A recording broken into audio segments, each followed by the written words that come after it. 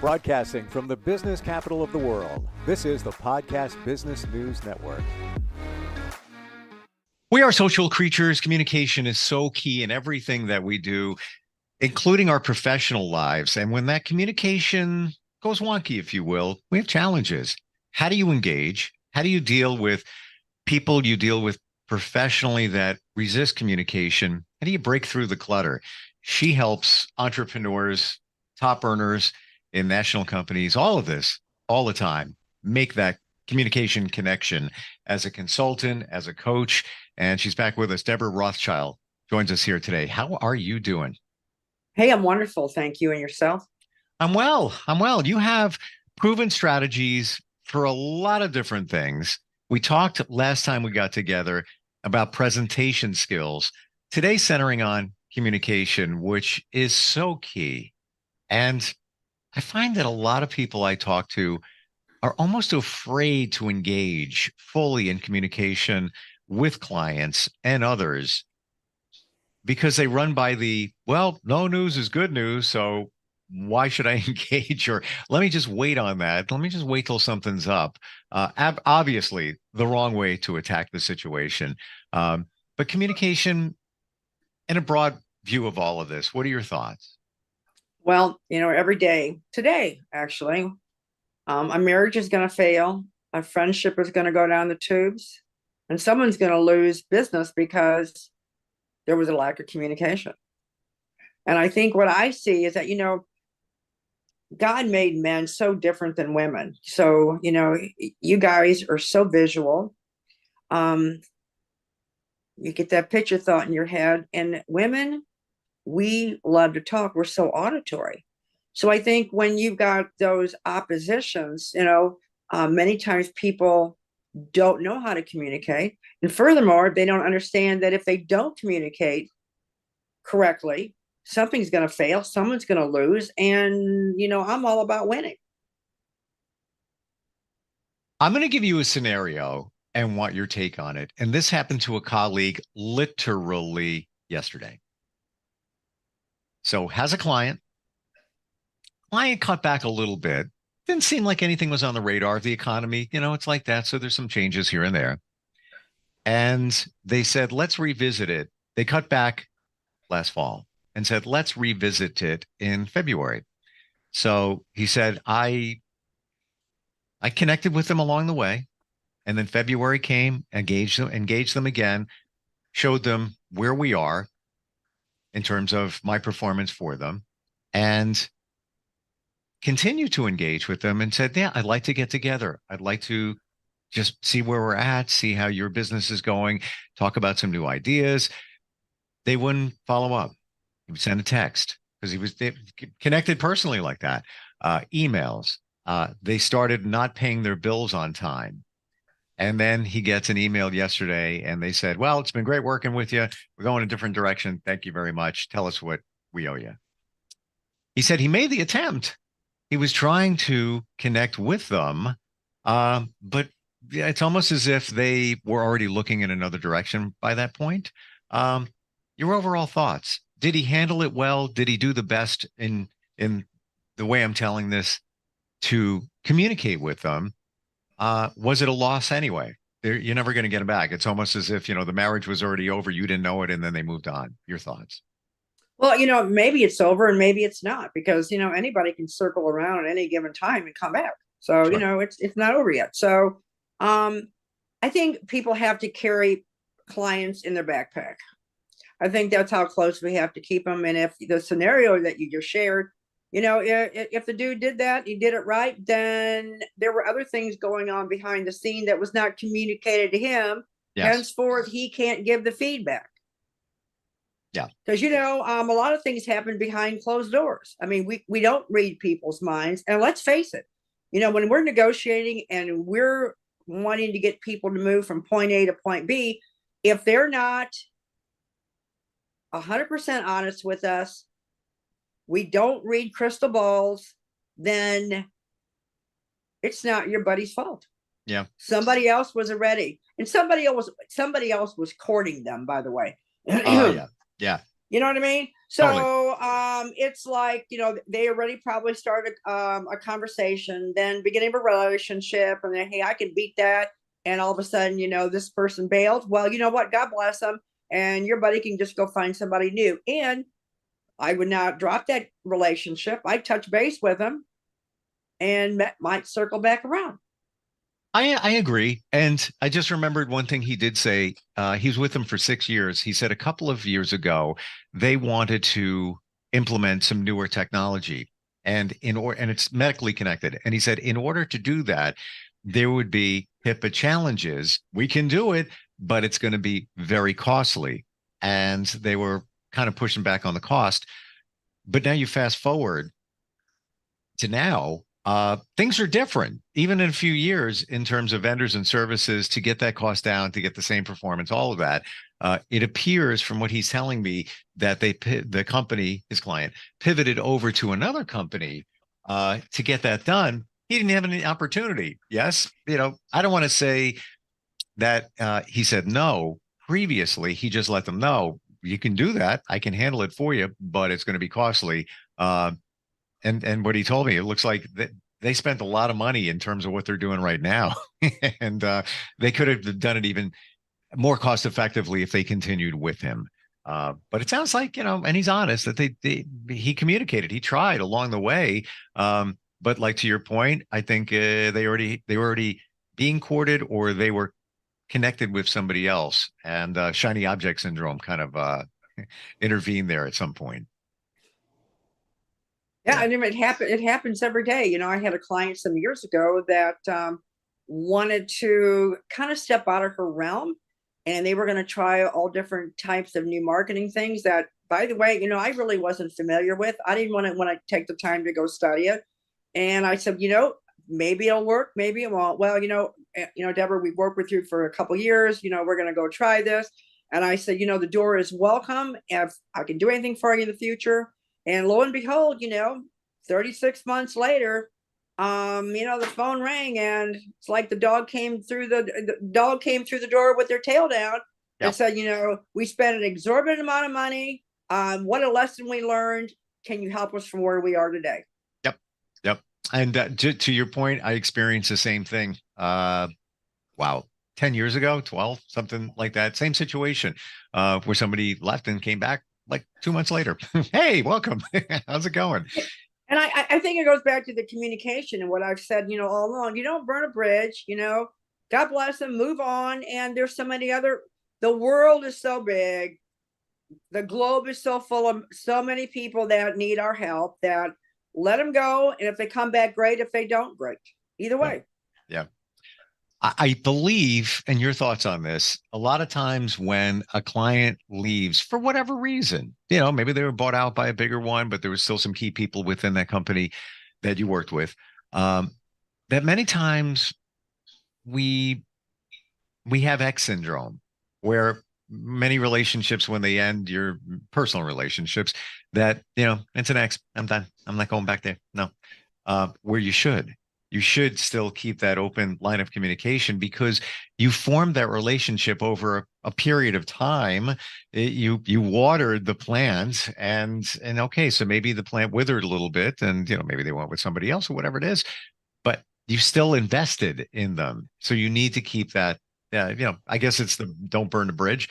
Continue it. Keep that bridge going there, because you never know what's going to happen. They may even refer you to somebody else. You never know.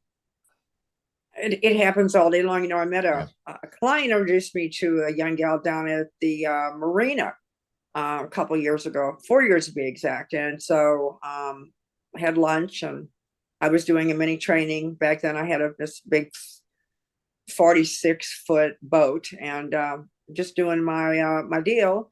And this gal was at the marina, introduced. And so who calls me? But 2 days ago, I don't even remember giving the woman my contact information. And she said, hey, I met you through so-and-so, and we discussed that this day. Do you have any availability to give me that 30-minute free comp that you can look at what I'm doing?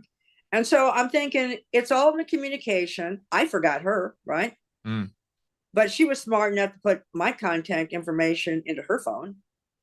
And, shame on me. I should have had it in mine. And so, we kind of picked up where we went off. And I think in today's world, in building organizations, people have to be on the same page. You've got that 20% rule where 20% are going to be with you. They're all on board. They're all excited. You're all on the same page.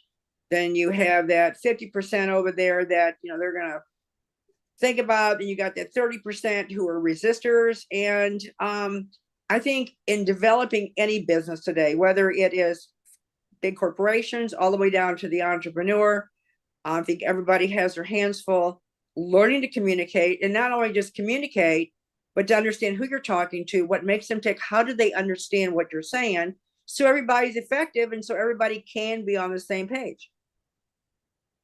Is there a rule of thumb in your mind how often you should engage with, call it I call them P1, primary one clients, the close ones, and you have some others floating out there, not that they should be ignored ever, but where to the point where you don't want to annoy them, but you want to show them some love and that you're on their radar. How often should you engage with them? My perspective on that is this, and I think this is one reason I've been successful. So you've got the smaller guy out there, a client. You do some things for them, but then you've got the big ones that pay the big money. Mm-hmm. I got news for everybody. I spend equal time with everybody. Yeah. Okay, so there's kind of a school of thought there. The itsy bitsy guy over there could decide to do more, or refer you. Oh yeah, or refer me, right? And then you got the big guy, because to me, it's not based on dollar amount what they're paying me, that everybody's valuable and it's an equal opportunity playing field. It's all opportunity is what it comes down to. There's an opportunity with the small person, because you never know. They could spend more. They could connect you. Let's go granular. When you're making those connections, those touches every once in a while, just to stay on the radar of your clients, and maybe not, maybe just people that you met, they're in your circle. You just want to make sure you're on their page, because you never know. They may hear of somebody that needs you. How often should you do it, and how should you do it? What do I mean by that? So let's say you had a client and they went away. Good relationship with them, but they went away, whatever. Wasn't a bad parting. Let's say they had a bigger company took them over. Now they're doing some other stuff. But things have changed. Is it reasonable just to reach out with a text every, month, couple of months, or whatever? Say, hey, how's it going? And just check in with them. Should it be an actual make the phone call, even though they didn't know you were calling? And now they look down. It's like, oh, I got a call from, Deborah. Or what should you do? How should you do it?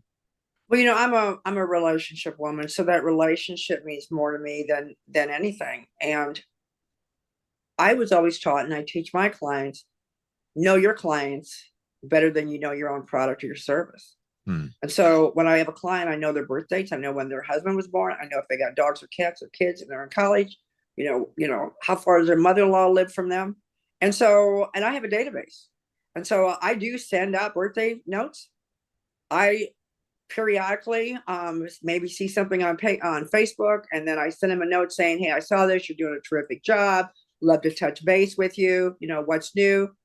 Drop in and visit with me sometime on the phone. And so we don't flood people, but in every businesswoman's, in everybody's day, everybody's got an extra 5, 6, 7 minutes to look at their database and see who you haven't talked to. I work off the old time, tickle file. Haven't talked to them in 3 months. I'm going to drop in and just say hi. How was the solar eclipse? Where were you guys? What's going on? How are you doing that? Is it just, it's a simple text in those instances? Okay. It's either a text, it's going to be an email, and depending on my time frame, because I love to hear their voice. I cannot discern anything from anybody if I don't hear their voice, because I'm so auditory. I love what you say all the time, but knowing your clients, obviously, if you can get to the point where you know their kids' names, who's going to school, the whole situation, but also knowing their MO. So let's say it's a surgeon, and him getting a phone call, even from his brother, would be like, oh God, I can't get this call now. I'm in surgery. Oh boy. But just to send the text, if you know them, then there's others that, have lots of free time. So if you have that time to pick up the phone, and maybe they won't answer, then follow up with a text. But to your point, it's knowing them. It's knowing what makes them tick. I have a client that is a surgeon. And he is new to practice. He's very good. He's located in St. Louis. And I've worked with, training his staff, what to say, what not to say. I come from a whole family of doctors. So that clinical thing and the PR, comes, second nature to me. So I've trained, one of his nurses to do his follow-up. Not only the follow-up from a clinical standpoint, you had your surgery 3 days ago, how you doing? But to reach out to other physicians and to do some of the conversation with, the drug reps, because we're creating that new thing there with him. We're creating that brand, and I want him he's top notch in his field. Now we want everything warm and friendly and so approachable for everybody else. And I think I shared with you, I have a marketing company as well, a lot of in the healthcare area. And I have to pass your name on, because I deal with this all day long, the office staff. We even monitor calls. Oh, Lord. We even monitor their calls. They're spending money on leads. They get the lead from whatever means, whatever channel. And listening to the calls, it's just like, you just let one die on the vine. Like, you need to, and that is the biggest challenge right now I'm seeing, is the office staff dealing with the public. It's just not good. Well, medicine has changed radically. Healthcare has changed radically. And we've gone into this, I don't know, this cookie cutter thing. Yeah. I detest, I was brought up by old school. Everything was done a little bit differently. And so I think in today's world, physicians, along with dentistry, they have to do things different inside the hub of their office that is unlike the corporate medicine going on over there. And they're going to attract more patients, they're going to keep more patients, and they're going to get referrals. Because the rest of it sucks. The rest of it sucks. Horrible. I got you. It's just frustrating. You just want a person on the phone when you call your doctor's office. The one plus I will say, and it's a simple one, where you get text reminders of your upcoming appointment. I like that. And, yeah, that's good. Yeah. And you can cancel if you want to. So you don't need to get them on the phone. You can just put a N. Will you be attending this appointment? Very convenient. I like that. Aside from that, we all want to talk to somebody. We're all unique. We have different situations. Well, I mean, today we're just, the United States we're just like a herd of cattle. We got a number, birth date, who's your insurance company. There is a lot of not necessarily a lack of empathy.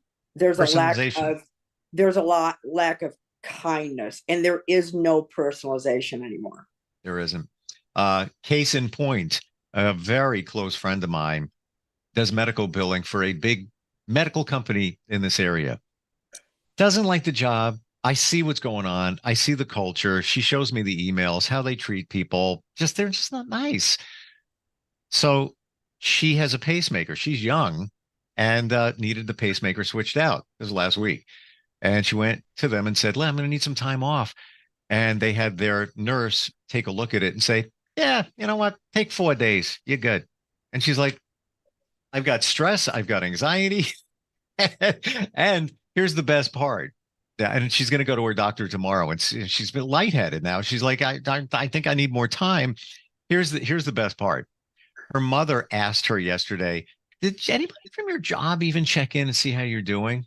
No, not a call. Nothing. Because just like you said, you're just a number, a herd of cattle. Horrible. Horrible. And guess what? And I'm just bringing this up to illustrate, if that's how a company's treating their staff and communicating with their staff, How are they communicating with their patients, their clients, all of that? Well, I mean, it's bupkis. I mean, it just doesn't work. And, Yeah. the outside can only grow as the core is. And if the core is rotten, Mm, not going to work. And people are going to go elsewhere. I love that. The core is rotten. That's a $50 Deborah term right there. Uh, Other suggestions for communication in general? Anything come to mind for you? Well, I think becoming effective, a lot of people have a lot of, I think they anticipate a bad outcome, so they don't communicate. Because it goes back to what's in the head, what's between the ears. And I think people have to get past themselves. People, I'm going to shoot straight. They need to grow up. They need to understand. And I'm not being mean. I'm just saying that in order to get it done, you have to be authentic. You got to be honest, and you have to communicate, or there is a space. And if that space is not filled, something ugly is going to come in there and it's going to inhabit it. And then nothing works right. And overcome your fear. And what you said goes back to what we started with, where there are a lot of account executives out there that don't reach back to their clients because they don't want to hear anything negative. They don't want to hear the client say, yeah, we're cutting back, or whatever the fear is. Have to have that faith and overcome that fear. And that's something you do in your tried and true strategies. I don't mean to interrupt you, but fear stands for false evidence appearing real. It's my favorite one. I got it. Yeah. 93% of the things we worry about never transpire. Check that research. I say that all the time, but it's real to us when we fear it. It is real. Yeah. And I think, people just have to learn, the learning curve. Say what I won't do that again. I should have asked, or I should not have said. But if they're not out there practicing talking and communicating consistently on a regular basis, they're not going to learn that skill set. They're not. What they are going to learn is a valuable lesson. They're going to lose clients. Yeah. Ouch. Yeah. And I just had a thought in terms of automation.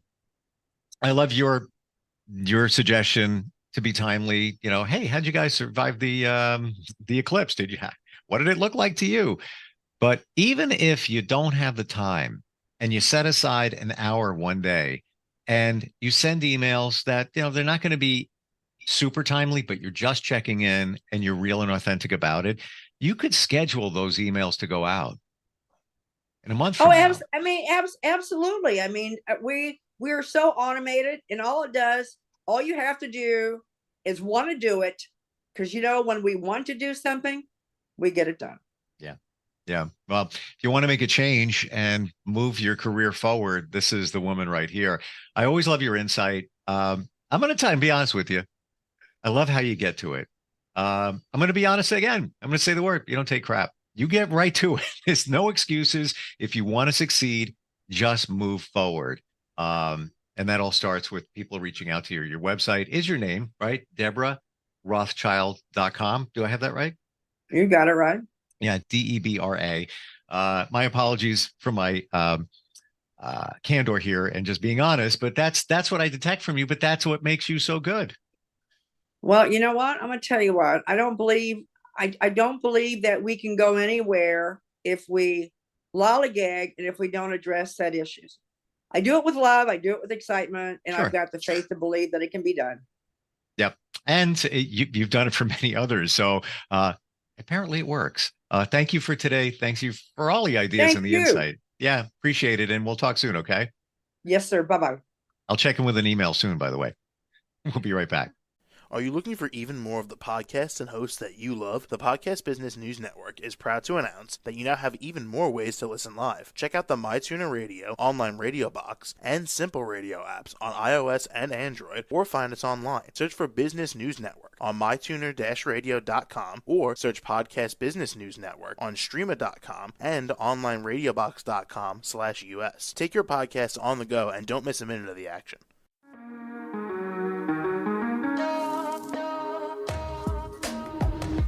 Broadcasting from the business capital of the world, this is the Podcast Business News Network.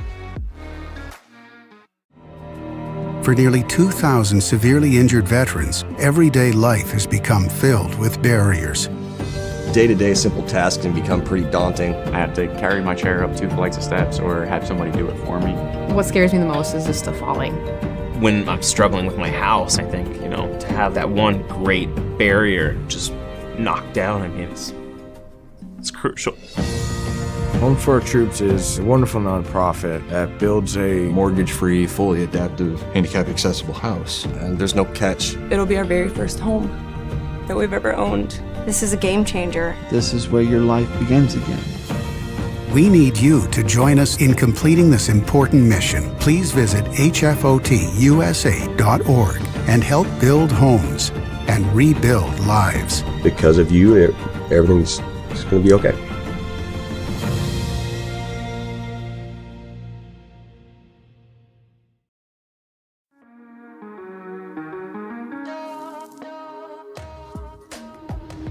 Broadcasting from the business capital of the world, this is the Podcast Business News Network. So excited to be back here with Lila Carpenito, and she's the founder and owner of Leaping Lotus Wellness Studio, based out of Elmwood Park, New Jersey. And we've known each other for quite a few years at this point, and just so excited to have her back here and excited for all her accomplishments and the new website and everything else. So excited to have you here today, Lina. Please, for new timers, tell us a little bit about what it is that you do with Leaping Lotus Wellness. Hi, everybody. Yes, thank you, Jill. Thanks for that awesome introduction. It's definitely been quite an overhaul for the last couple of years, and the studio is evolving into you know what? I have to say, Jill, as a solo entrepreneur, it's really like how you grow and evolve is how your business grows and evolves. And I think any solo entrepreneur would say that. So much has changed in my life, which has kind of been like a reflection of my business now. And I feel like it's definitely taking on a new form. I am moving into a more virtual platform. What that means is a bunch of things that are kind of on the horizon. It's been a really big undertaking on the back end. So that's why I've been a little quiet, because there's been a lot of like regrouping, recollecting, and like sometimes you just need to take a time out and, to kind of shift direction. But so what I've learned and what I'm hearing from everybody is, because one of the big things that I've been teaching is the showing up to yourself, is that Jill and I, we've talked about self-care so many times. Yeah. Conversation in a million different ways. And so one of the things that I'm putting together is a really easy routine for people to follow. So like 30 days, it will be like a monthly subscription, virtual, but it's not just going to be like a 10-minute little video that you get on YouTube. It's a full self-care plan that will change every 30 days. But I'm talking easy. I'm not talking like an hour or two, because nobody has time for that. So I'm talking about maybe a 10 or 15-minute yoga program, a breathing exercise, a daily affirmation, just all things that are very doable, really easy. And so that you pop it in, you listen to it, you follow along. But it's because it's the consistency, right? And it's like that showing up. So that's one idea that's going to be rolling out very, very soon. Got to tell everyone first and foremost, because the website, I don't think we did yet. It's leapinglotusfit.com. There's so much that you offer. I mean, so many different types of trainings, workshops. I just want to find out about your background. I mean, I know personally, but you doing the yoga and you're as a health coach and as a wellness coach, could you just share a little bit about that? I know you're a yoga therapist. I mean, there's many titles, and I'm excited to know that you mentioned, for today that it's like official, like it's all a virtual platform now. You said something happened with the Yoga Alliance and they've approved this, or could you share that?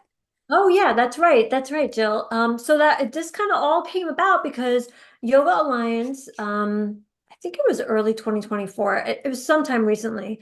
they approved 100% virtual teacher trainings going forward. So we were doing it operating in 2022 and 2023 as a temporary basis, but they didn't know.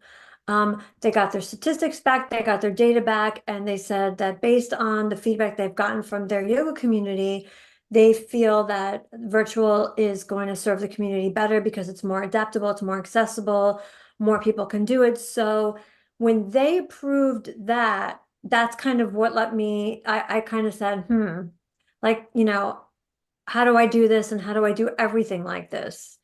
So that was really the beginning of the turning point. And I'll tell you, it's been working out great because people can be at home. They don't have to jump in their car. And you know what? That 20-minute commute or that 30-minute commute is a big difference for someone. It's just, it's saving people time. It's making things accessible. My teacher trainings are very manageable. Yes, there's tests. Everybody asks me that. Yes, all of that. But I am here to coach you through it. I am not leaving anybody high and dry. This is not like a lot of these typical programs that are like self-paced, like pop in a video, watch it, memorize it, take a test. No, this is very hands-on. Most of it is live virtual. And I think Yoga Alliance is their rule is 80-20. So that means 80% okay. well, 20% pre-recorded videos, which is fine because practice videos are helpful. And it's good for the repetition. And so that's kind of how I've broken that down. So I'm excited about that. Okay, what else? What else? Sorry. So then that kind of snowballed into people started asking. So well, I might as well just go down the list. So I was in India in the fall of 2023, finishing up my clinicals for my Ayurvedic practitioner diploma, it was a degree. So that was also where I was for the last couple of years. I was finishing all this up. And we had to see patients every day, and I had to submit 200 case studies, which was intense. But also from there, I went back to India in January, this past January 2024, took a group, we did a 2-part retreat. So the first part was really sort of, I'm going to call it was definitely spiritual immersion for sure, intense. And then we went to Kerala where we did an Ayurvedic detox for another 9 days. Amazing. It was amazing. The feedback we got from the group was off the charts. So as a result of that feedback, we're doing it again in 2025. I'm very excited about that. It's so cool. That is amazing. It is amazing. And we'll see. I don't know if this will be a yearly thing, but I'm taking it 1 year at a time and we'll see where that goes. So as a result of all of that, I kind of realized, because I was working while I was there, and this virtual thing is great because my clients can reach me at any time. It's just much more accessible. And then so I've also been writing, by the way, everybody should check out my blog because I've been doing lots of writing on my blog. Really more inspirations of what came to me was people really need to be inspired and they really need support. And so I put together a virtual program that I'm going to be rolling out very soon. And I hope everybody checks this out. 14 lessons on how to live an inspired life. So that's all I know. Doesn't that sound I want to cool? hear some. Yeah. So I'm going to read you. I'll read you every week because this is how I set it up. Every week we're going to meet once a week as a group. And so week 1 is the time is now. It's time to start living your life in a new way. Week 2, dream big and make a plan because a dream without a plan is just a wish. We all have wishes, but how many people turn their wishes into dreams? Not everyone. We need to start more of this. Yes. And then plant positivity. So we want to start every single day by tapping into your inner sunshine. And I'm telling you, the very first thing that you do in the morning really sets the tone for the day. And so it's really kind of dictating all of that. The choice is yours. You're always one decision away from living a completely different life. Mm-hmm. And we oftentimes keep ourselves stuck and we kind of get in a rut. And a lot of people, I hear this, I'm just in a rut, I'm in a rut, I'm in a rut. And sometimes it takes a little shakeup and a little bit of courage and someone to support you to kind of shake you out of that rut. Mm-hmm. Week 5 is trust yourself. Okay. This is a big one because I don't know how many people actually can say they do. So it's sort of like not only trusting yourself, but trusting the process, trusting that the bigger picture, whatever the bigger picture may be for you, has got your back and that everything does happen the way it's supposed to happen. Mm. Week 6 is don't stay stuck. Don't be on autopilot. Like we said, stuck in a rut on autopilot. And I say to people all the time, because also what inspired me was myself and going through my own changes. Yeah. And then hearing everybody else say the same thing, like, what am I doing with my life? Like, what's the point of all this? Why am I here? I'm going and I'm like, at the end of your life, what would you say? Or if you could look at your life starting from the end and then bringing it back, what would it look like? It's a different question. It's an interesting, yeah. If you start backwards, and that's kind of what got me thinking, start backwards, start with the end. And then think, because then you can really map out the plan in a different way. Because sometimes it's not to live life outside of the moment, but to, again, all of these weeks, all of these lessons combined, to think bigger picture and to start to live your life bigger picture. Mm-hmm. Because we get stuck and because we don't know and we don't have the tools and we haven't actually given ourselves the time or the space to sort of figure it out. Because let's face it, most of us roll out of bed, make breakfast, or drink a cup of coffee, get in the car, go to work, and our routine is the exact same routine every single day. Saturday morning, we slip in because we're tired from the week. Then we got to go to the grocery store. We got to do the laundry. We got to do all that stuff. And we start the same thing all over again on Monday. Mm-hmm. But what about you? Like, yes, that's a role that you play. Those are things that you have to do. But where does that leave you? Us as individuals? Because that's not our life. We make it our life, but that's not our life. You know what I mean? It's not. Right.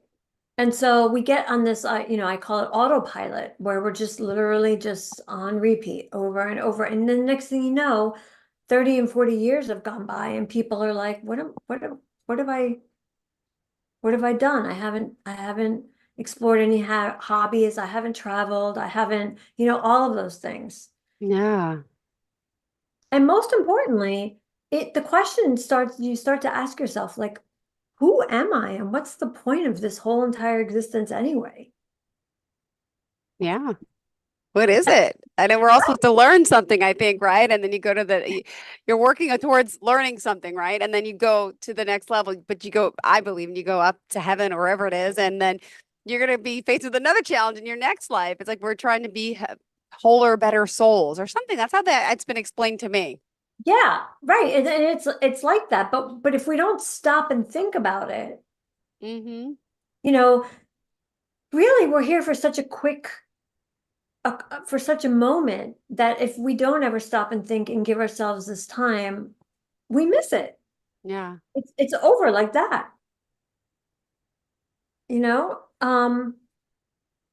So we are on week 7 now, which is be courageous. Adventure awaits you because you have to be courageous. You have to be courageous in this life. You have to be bold. You have to be scared is okay. But excited overrules fear. Yeah. It's okay to be scared. Change is scary for anybody. but we've got to look past that and look for something that's really exciting. And a lot of times that's also another place where we're just not sure because nothing excites us. Mm-hmm. Week 8 is conviction or convenience. How do you want to live?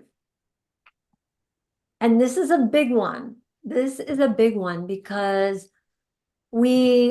and I'm generalizing statements, we very often choose convenience over conviction, meaning I don't want to give up my comfy little this. I don't want to change. I want all these things. I want my life to be different, but I'm not willing to go through a shakeup. Mm-hmm.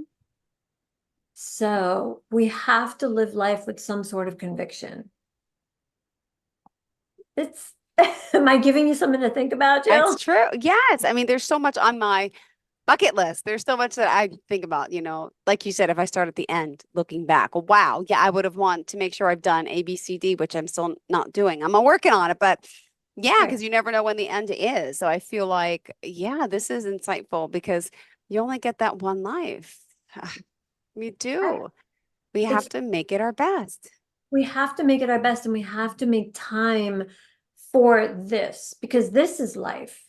The other stuff is just stuff, and we can't ignore it. We can't ignore our responsibilities. We all have them, but not to get hung up on them. And I know that that's easier said than done because a lot of times it's an overload for many people. So I'm not trying to downplay the level of importance, but it's how we perceive it. It's how we let it affect us. It's how we manage it. It's a blessing to have a job to go to. It's a blessing to have children to take care of, to have a home to clean, to have food to cook. They seem like burdens, but those are blessings. And so if we look at it from a different perspective, it sort of lightens the heaviness of the way we go through things. Because what if we didn't have a home to clean? Where would we be? What if we didn't have laundry to do? Oh, that's a good way. Yeah, the overwhelm of being in a house with the kids and thinking, you're right. I would miss not having that to do. I would want that to do. I could be in a different situation without a home, without a washer dryer. Right. Yeah. Right. And so it's just perception. Like when the things kind of shift, like there's people that don't have food to cook. There's people that don't have clothes to wash. There's people that don't have a home to clean. Yeah. I never thought of it that way. I'm not kidding. Wow. That is sad, but it's true. In a true type of inspirational way, if I could say. Yeah. Yeah, because it lightens the sometimes almost the resentment of it because it does get laborsome. But in those moments of laborsome, it's like stop and think about that. Because someone isn't eating dinner tonight. Someone doesn't have an extra t-shirt to put on when you spilled something that you cooked on yours and you change your shirt really quick because you got the other one dirty. The things that we feel are so disposable, other people don't have to dispose. We're living in such a disposable society. If we don't like it, we get rid of it. And that includes people too. Yeah. It's like that with everything. Oh, like she made me angry. I'm not calling her back. Or like we're very, very disposable. Oh, I could just go buy a new one. Everything is I'll go buy a new one. Right? Well, visit a country like India where I was unloading my luggage and left a lot of my clothes behind just because I couldn't fit it all. And you know what? I clothed some naked children. Yeah. It really puts things into perspective. Yeah. Because our overload is somebody else's like abundant fortune. That's all they have. My leftovers made a difference in somebody else's life.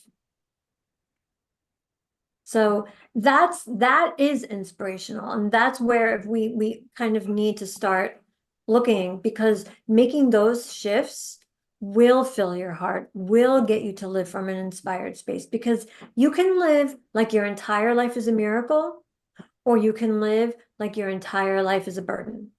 Mm-hmm. And the Yeah. choice is yours. It's your choice.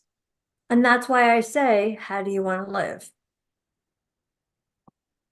Week 9 is laugh at yourself. Mm-hmm. Because we take ourselves way too seriously. Way too seriously. Week 10 is embrace devotion. And devotion needs to start within. So that's a tie-in to that subscription that I was telling you about, is like showing up to yourself. Keep it simple.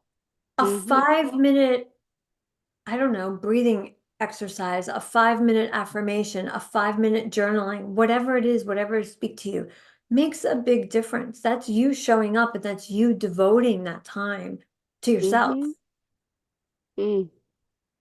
It's important, because if you don't have it to give yourself, you don't have it to give anybody. Yeah.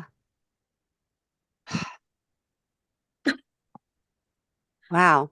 Very inspirational. Hold on. Remind us how we reach out to. It's been a while since we spoke. I forgot. I used to enjoy our conversations. You have a way about you. leapinglotusfit.com. My goodness. Wow. You got me thinking about my own health and wellness and, mental health. Thank you. Remind us how we can contact you. So I gave them the website. What else did you want to make sure we share? But we still have plenty of time. Awesome. So yeah, the website is leapinglotusfit.com. The email address is leapinglotusfit@gmail.com. The phone number is 201-903-5028. And I am also on social media, on Facebook, on LinkedIn, and on Instagram. So you can find me Leaping Lotus Wellness Studio on any of those. And you can also, that number is a textable number, so I'm really accessible. Thank you for that. And also, I know, just peeking through your notes, we've been talking a lot, but there's also, I don't know if you want to talk more about some of the other virtual classes coming up. And of course, India in the fall, I know that. Yeah. And what is the mind? You say how to understand it. It's the whole virtual program, but we still got 10 minutes. So whatever you got, bring it on. Great. So that was another thing too, because so through the yoga teacher training, people were always saying, the struggle is always every single time, the meditation, the breathing, the quiet, I don't know how. So I was like, okay, I see that, it's a tie-in to kind of what we just said. When our lives are going so fast, we're going 100 miles an hour.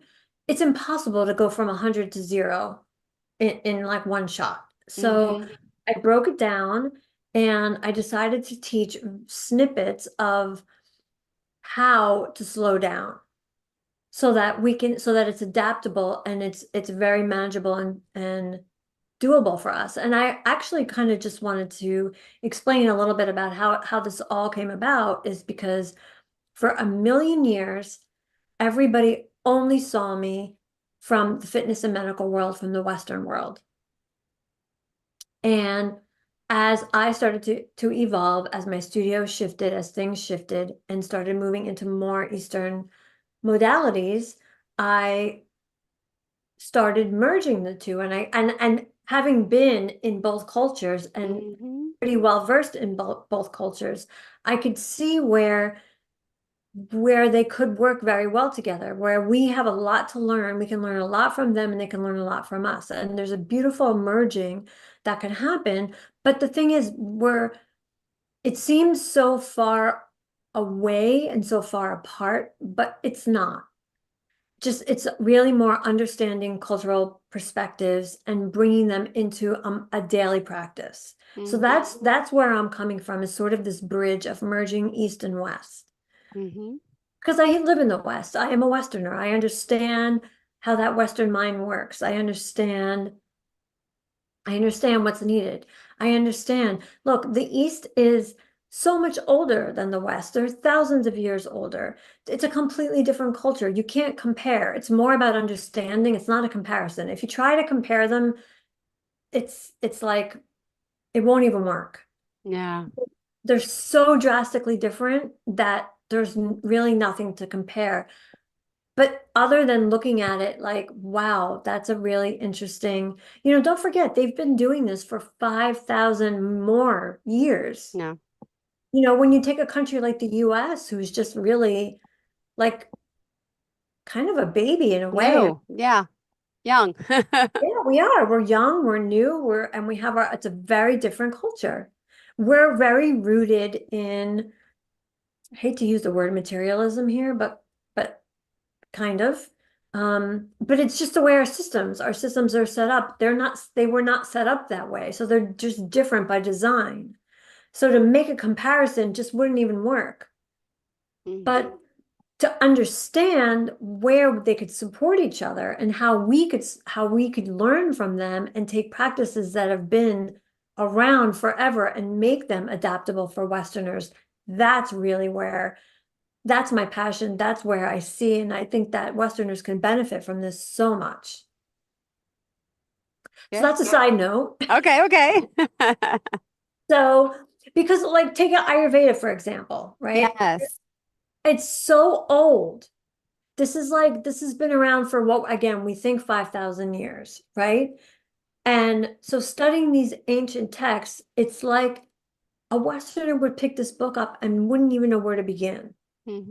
Right? I still feel that way after 3 years of studying this, and like I still feel like, oh my God, there's so much.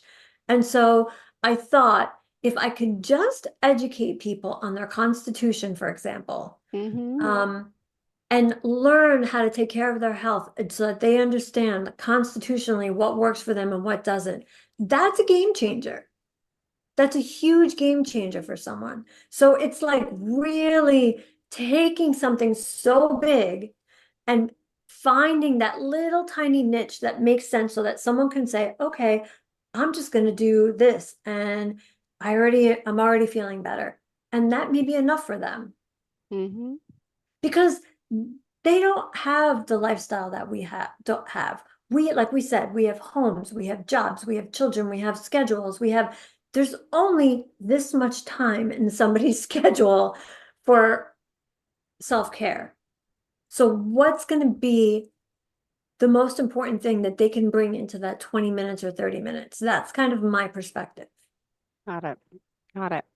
Well, I love you have so much to offer, your spirit, your energy, and you're always here doing so much to help others. I mean, you have to go to the website because Leaping Lotus Fit, check out some of her classes. I mean, I can't believe the trips you have coming up too.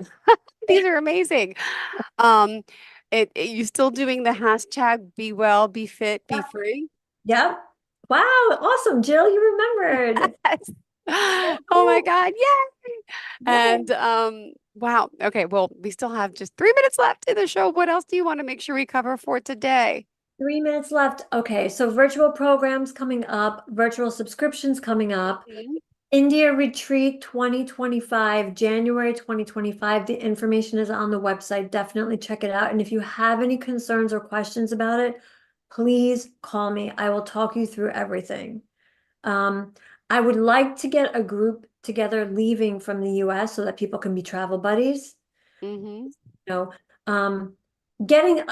there, if you're not a flyer, is probably the hardest part. Once you're there, everything is done for you. We have great partners there with everyone. We take care of everything. You are well fed, I promised, well housed. You're not in any place weird, creepy, or dangerous, I promise you. So don't even worry about any of that. You are completely held. My partner and I work really hard on taking care of everybody. So if you have any questions about that, do not hesitate. It is a life-changing experience. I promise you it is. It really is something. And also, and you can do the retreat in separate ways. You don't have to do the whole entire thing because it's 2 9-day retreats sort of put together with a day of travel in between. But if you can't take off of work for that long, we understand. We know we're asked, it's a lot of time. You can do one or the other. So you don't have to feel pressured to do both. We broke it down very, very simply. If you want to come and experience Ayurveda from the real authentic perspective, do that, because that's also a game changer. It's mind-blowing. All right. Well, thank you again. Remind us how we can contact you. leapinglotusfit@gmail.com is my email address. leapinglotusfit.com website address. 201-903-5028. Call or text. Perfect. We will. Thank you so much. And of course, the website, social media, you're everywhere. If you just Google your name, or Leaping Lotus Wellness, I mean, you'll pop up. Yep. Instagram, Facebook, and do you do TikTok? I don't do TikTok. I don't either. All right, good. No Or TikTok for Snapchat. me. I know. LinkedIn. I leave that for the little ones. All right. Thank you so much. Pleasure having you back, and have a fantastic weekend. And thank you for being here.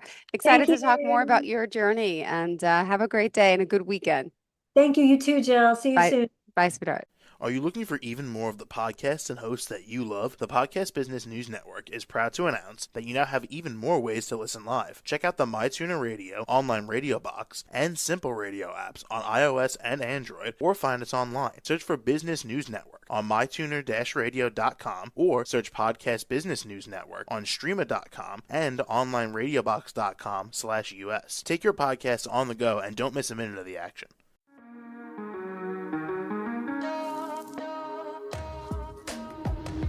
Broadcasting from the business capital of the world, this is the Podcast Business News Network. For nearly 2,000 severely injured veterans, everyday life has become filled with barriers. Day-to-day simple tasks can become pretty daunting. I have to carry my chair up 2 flights of steps or have somebody do it for me. What scares me the most is just the falling. When I'm struggling with my house, I think, to have that one great barrier just knocked down, I mean, it's crucial. Home for Our Troops is a wonderful nonprofit that builds a mortgage-free, fully adaptive, handicap-accessible house, and there's no catch. It'll be our very first home that we've ever owned. This is a game changer. This is where your life begins again. We need you to join us in completing this important mission. Please visit hfotusa.org and help build homes and rebuild lives. Because of you, everything's going to be okay.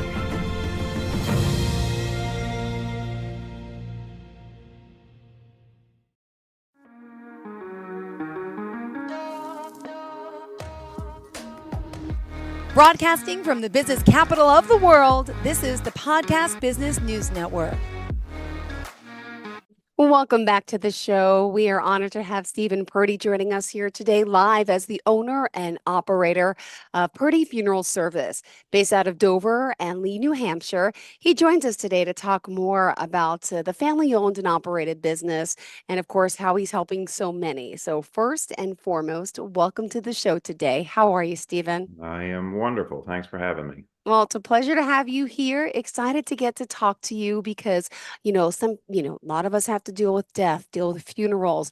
And as a person who has lost my mother, lost loved ones, I think we all can relate. This is a very big part of life, and it's something that needs to be discussed. And I wish more people were able to discuss this, earlier while they're alive, right? Because it's always good to know people's plans, because dying is part of life, and that's how I describe it. And I know it's a very sensitive subject to many, and I know you are also compassionate with 4 generations under your belt, with helping so many families with the grieving process. I commend you on that, because I know it's not an not an easy business to be in. Yeah, it's a demanding business, to say the least. You kind of hit the nail on the head right off the bat about planning for things. We know we're all going to pass away. Doesn't it make sense that we plan ahead for these things? We plan ahead for birthdays, anniversaries, weddings, because we know they're going to happen. So we plan ahead for them. So like death and taxes, we should plan for those as well, right? Yep, and the majority of the time, most people don't. Well, Right. I'm glad you're here helping people, and it's purdyfuneralservice.com. Is that correct? Yes, it is. That's PURDY funeralservice.com. So tell us a little bit about the company. Well, like you mentioned, we're four generations. So it started with my great grandfather. He bought our original location in Dover, I think during the Depression. He started working for another gentleman that was in town back in the 1800s. So it kind of really all started back in the 1800s with my great grandfather, working in the business, then eventually, purchasing his own. So that's a little brief history. My family's just, been in the community, for all those generations. So we're well known. And I think that's important, being well known in the community, being family owned and operated. There's a big shift in the industry now with a lot of, corporate entities coming into the game of funeral service and buying up a lot of privately owned funeral homes around us. So, I really like to boast the fact that we're still family owned and operated. So, when you want that mom and pop feel, someone in the community that and recognize, that's us. We're here for you for that. Beautiful. Well, let me go back to you growing up as a kid, right? I was reading, I know you were always scared of losing your father. We're all scared of that, right? And who in your family, decided to follow in the footsteps and go into the business? Obviously, you did. Yeah. Yeah, I was never really groomed to be in in the business. My parents never, forced me in this direction. Again, like you'd mentioned, as a kid growing up, going through elementary school, I had a lot of friends. I knew a lot of people that, came from, a single parent family, whether there was a death in the family or, it was through a divorce.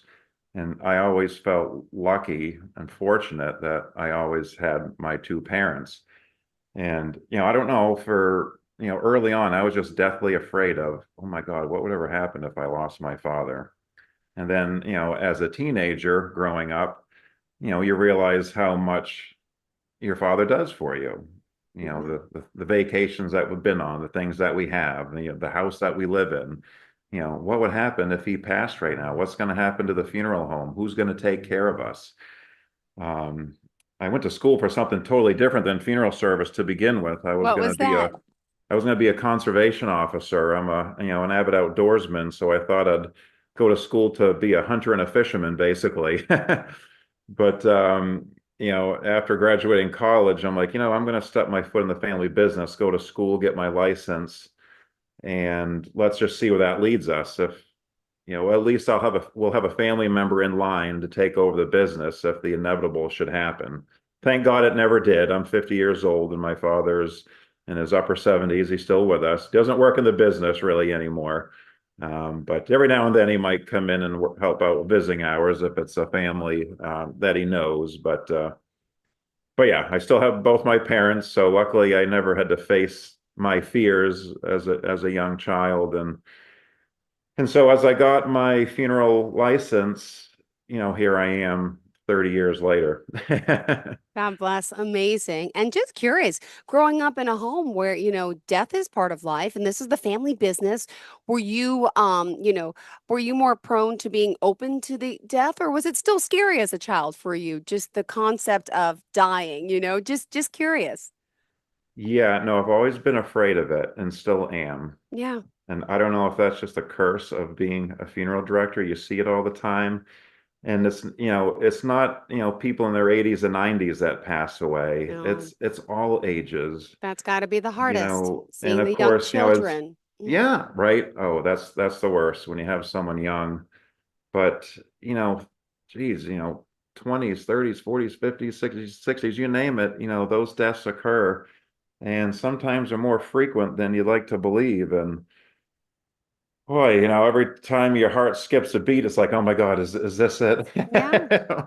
But Do it I have must, everything lined up in case I yeah, should die tonight? Do I have my life exactly. insurance? But it must have given you, and it gives you such compassion and empathy for these families that need someone who's been around this, who's understanding, who's, empathetic of the situation, because, that's when people are, lost, they come to you for direction. And I'll be honest, when my mom passed away 7 years ago, right before she passed, she had cancer. We started visiting some funeral homes. I live on Long Island in New York, and just, I got a bad vibe from one funeral director in general, just to be honest, a little pompous, a little Mhm. didn't seem like he cared. And I know it's mundane because it's everyone has a job, it's mundane, but didn't make us feel like it's going to be okay when mom passes. We're here. We're like, just, it was more like, yeah, it's okay. Yep. So let me just get to the numbers and this is how it's going to work when she goes. And it was just very, just very crude. And Yeah. I could just tell by talking to you within a few minutes that you have that compassion. And I think that's important to people like me and community members that are coming in those doors in the grieving process who are looking for someone's guidance, help, and empathy during this difficult time. Well, absolutely. I don't think, this job is cut out for everyone. I think we're all directed in a certain path, for who we are and what we can do. Um, yes, you have to be empathetic. Yeah. And I think a lot of that empathy not only comes from just my personality, but again, being family owned and operated, you're looking at the director that runs the show. So I have a vested interest Yeah. on what people think of me and my business. I'm not just collecting a paycheck working for someone else and, I'm just here clocking in and out 9 to 5. Maybe that's what you might get with a firm that's not family owned and operated. So, I always like to boast that, Yeah. you're dealing with someone who wants to be here and feels the need to be here for the community. Beautiful. And just to point out, you have two locations, correct? One 655 Central Avenue in Dover. This is New Hampshire. 2 Yep, Concord Road in Lee, New Hampshire. that's right. And also, um, you are 24/7 business. How does that part work, right? Because people are passing away in the middle of the night. What is Yeah. the process and the communication and your staff? I'm sure you have a very trusted, confident, well-respected staff that are helping families there all the time. Yes, I get good compliments from my group of guys that go out and make the transfers, when a death occurs. It's taken me a number of years to grow a network of individuals, employees, part-timers, that I can call on when those deaths come in, when I'm in bed sleeping, if I'm doing, on a family vacation or out to dinner with my wife. For many years I had to escape, dinner. Geez, I gotta go. I have a death Make that call. I gotta go make a sacrifice. removal. Yeah. So I've got, great staff that work for me, both in the office and part-timers that help out with those removals. Thank God for cell phones. This is my business, away from the office. I don't always have to be in the office. As long as people can reach me, I can appropriate, the staff to help out, these individuals. So yeah, it is 24/7. You never know, there is no holiday in funeral Yeah. service. There is no Hmm. weekends in funeral service. Yeah. Now in New Hampshire, is there any specific counties in particular that you're working in? And do you also do out-of-state transfers as well for those that need to bring their loved ones home or to, your state? Yeah, so we deal with quite a few out of state stuff. I mean, we're kind of we're very close to the border of Maine. We're Yep. close to the border of Massachusetts. So, there's big hospitals that are in Boston. So, we have quite a few families that experience a death out of state because they're in a specialty hospital and we're assisting with those transfers interstate. Not everyone dies here in New England. Yeah. We might have a death that occurred, down in Florida. I've handled handled a death years ago from Hong Kong. I was wondering how that was going to work Oh, out with the yeah. communication. I couldn't Well, recall much of the details of the communication. It was so long ago, but yeah, we dealt with some international transfers, Indonesia a couple times. Um, So yeah, it happens, but most of the intrastate stuff or interstate stuff, however you want to say it, is between our bordering states, Maine and Massachusetts. Beautiful. And then I also wanted to point out and talk a little bit about the cremation process, because I know you actually own your own crematory and not every funeral home does. Could you tell us a little bit about that? Yeah, so God, in the year 2000 is when we built our crematory. Okay. Back then, cremation was just kind of up and coming. This was all my father's taking at the time. He recognized that, Man of it. cremation. He That's was able right. to see it ahead Yeah. like that. That's great. So, he was seeing the Visionary, we trend in call him. cremation. Mm-hmm. And he decided, hey, we need to build our own crematory. I'm like, okay, well, Yeah. let's do it. At the time, there weren't many crematories in the state. I think we were one of 12 or 13 at the time. Wow. So, that really helped set us apart from other funeral service providers, because now with our own crematory, your loved one, think about this for a second. Your loved one stays in our care 100% of the time. We're not relying on a third party.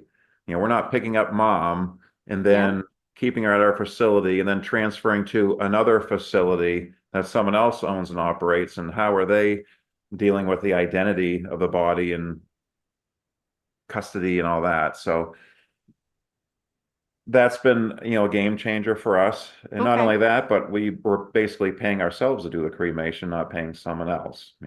Got it. Well, let me ask you, let's talk about the trend in cremation. I from what I know, family and friends, I'm finding out that there's a lot more cremations happening than burials. And you, as an expert in the field, help me out, because one thing that I always say is there really enough land to still bury our loved ones out there?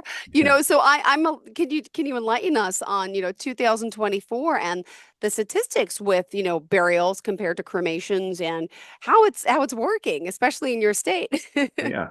So let me address one of the last things you mentioned about is there enough land? Everyone always says that to me.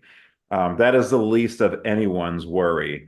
No one who's pre-planning their funeral ever says, geez, I don't think there's going to be enough land for me. I want to be cremated. So Okay, like I feel like funeral homes, they're running at least, yeah. well, at least I'm like, But in Long Island, but New York City area, they're all like they're sold out. Does that make sense? Oh, well, you're true Like there. I've they're I've full. been I've been to a cemetery down on Long Island, and they don't bury one next to each other. The grave was actually 4 graves deep. Wow. It was an enormous hole in the ground to do a burial there. It was incredible. So maybe that is I a don't concern in know. some bigger areas, bigger population areas like that. But I think the main thing for a lot of people, the trend towards cremation is number one, cost. Yeah. It's it's a lot less expensive to do, say, a simple cremation versus a full traditional burial where you have an open casket, visiting Yeah. hours. You've got, all those service fees, use of facilities and cemetery fees. You can do a basic cremation with no services, and you don't have to bury. If you don't have a cemetery lot, you're in no rush to go out and buy one. I think nowadays people don't plan ahead for these things like they did, 30, 40, 50 plus years ago.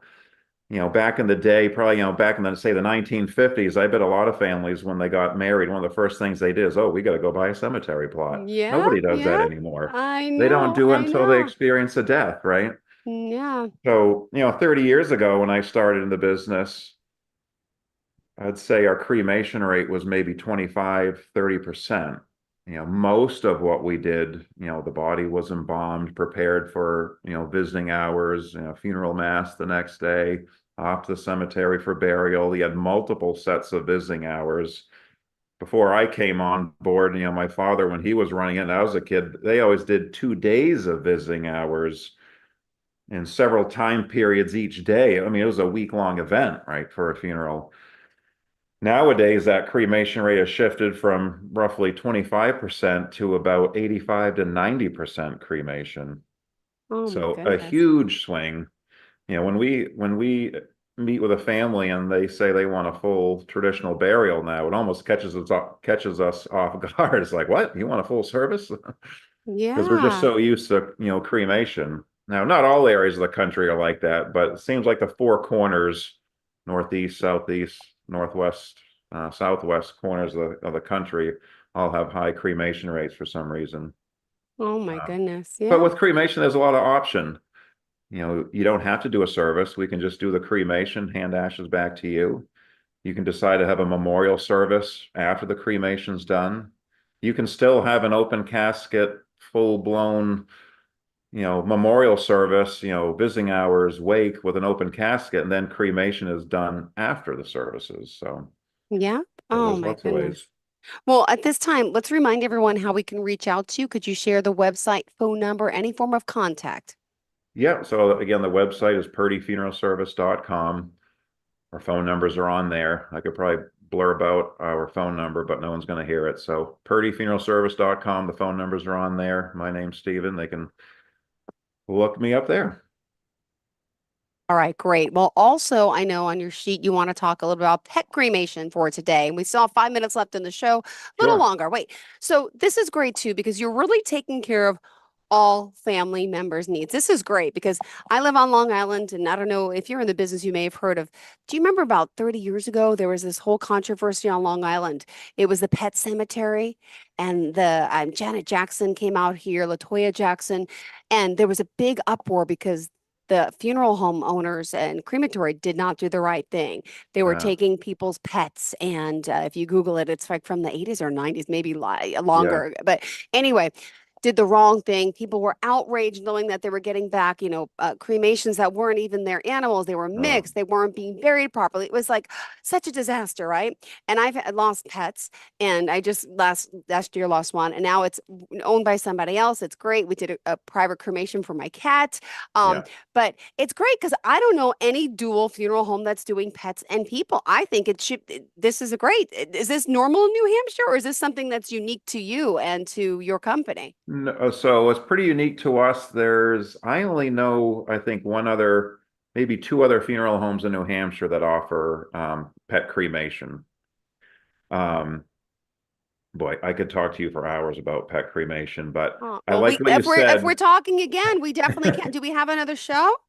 Well, not scheduled yet, but perhaps we will now. Okay, great. But I like what you said, that you scheduled the private cremation. So it sounds like you went directly to a pet crematory. Correct. The one that had all the controversy years ago, which is now run under, but it's strictly pets only now. So even if you go to your veterinarian, because they're going to handle the cremation for you, you should ask the veterinarian who's doing the cremation, where are they located? Have you seen their facility? Do you know how they operate? Do you know how they do things? These are questions veterinarians should know. If you lost your mom at the hospital, they're not shipping your mom to a crematory that you've never heard of. You're making the choice, right? So no one can tell you where your pet's going to go for a cremation. It is your choice. So I encourage everyone to do their due diligence and just Google pet cremation, pet crematory, see who's around you, and call those places and look at their websites, see what maybe has the best feel for them. Yeah. Because yes, there has been a lot of controversy over pet cremation, like you had mentioned. That is not the only case. There are many other cases you could search up, where they're doing group cremations, and then they're just divvying up ashes into urns, and okay, this is a cat. This is about much ashes that would probably be in that cat, and we're going to give that to that pet owner. And and people are getting scammed. It doesn't happen everywhere, but there are cases of it, and they are documented.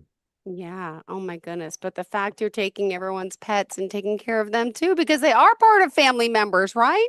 Absolutely. And the big thing for me, to boast about pet cremation with me is, funeral service, we're heavily regulated when it comes to human cremation. So we just took those same standards of rules and regulations and applied them to pets. There's no governing agency over pet cremation.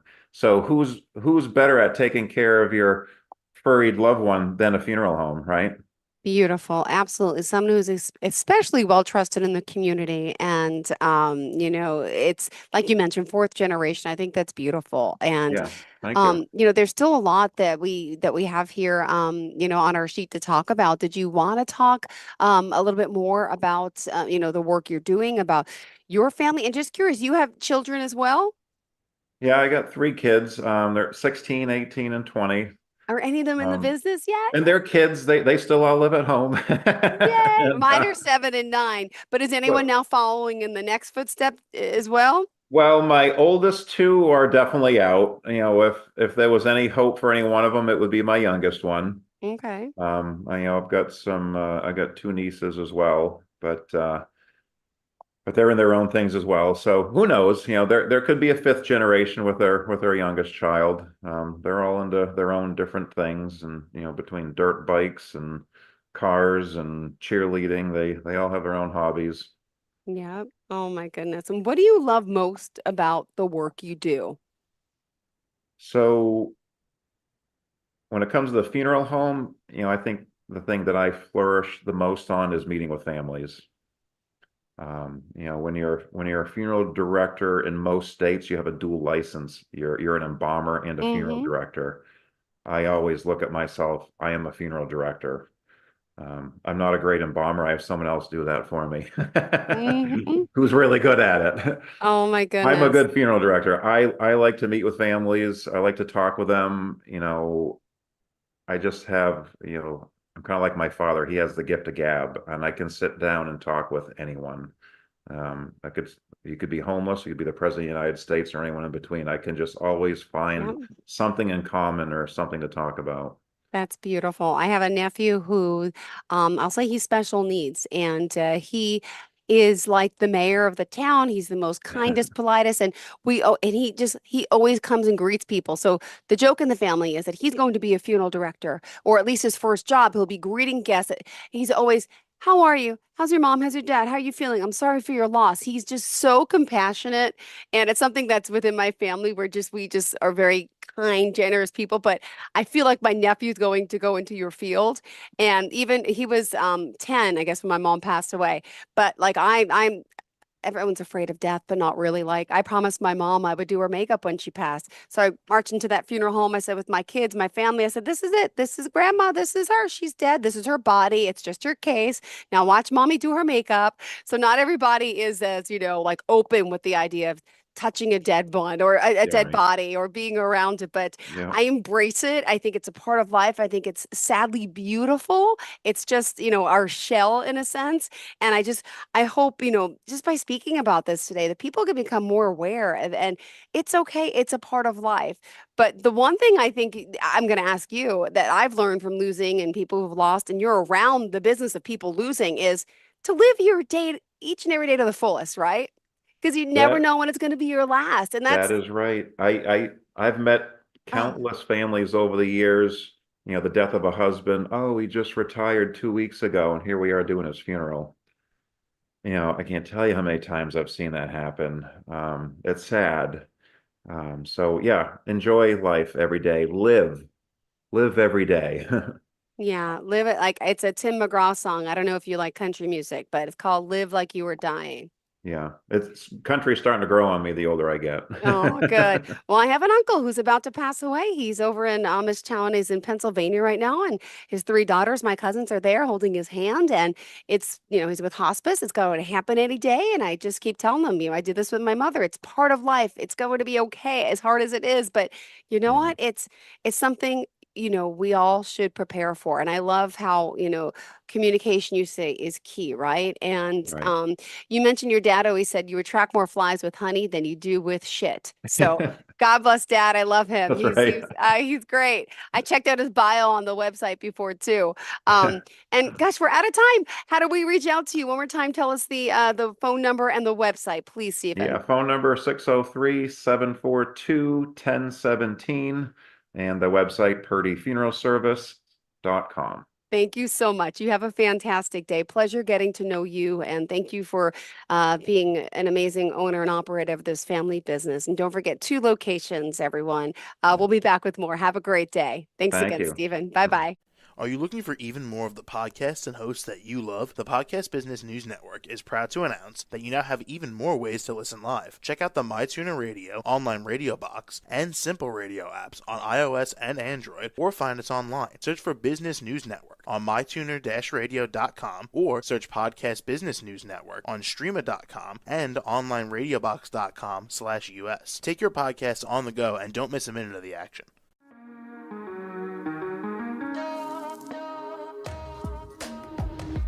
Broadcasting from the business capital of the world, this is the Podcast Business News Network. For nearly 2,000 severely injured veterans, everyday life has become filled with barriers. Day-to-day simple tasks can become pretty daunting. I have to carry my chair up 2 flights of steps or have somebody do it for me. What scares me the most is just the falling. When I'm struggling with my house, I think, to have that one great barrier just knocked down, it's crucial. Home for Our Troops is a wonderful nonprofit that builds a Mortgage-free, fully adaptive, handicap-accessible house. And there's no catch. It'll be our very first home that we've ever owned. This is a game changer. This is where your life begins again. We need you to join us in completing this important mission. Please visit hfotusa.org and help build homes and rebuild lives. Because of you, everything's just going to be okay.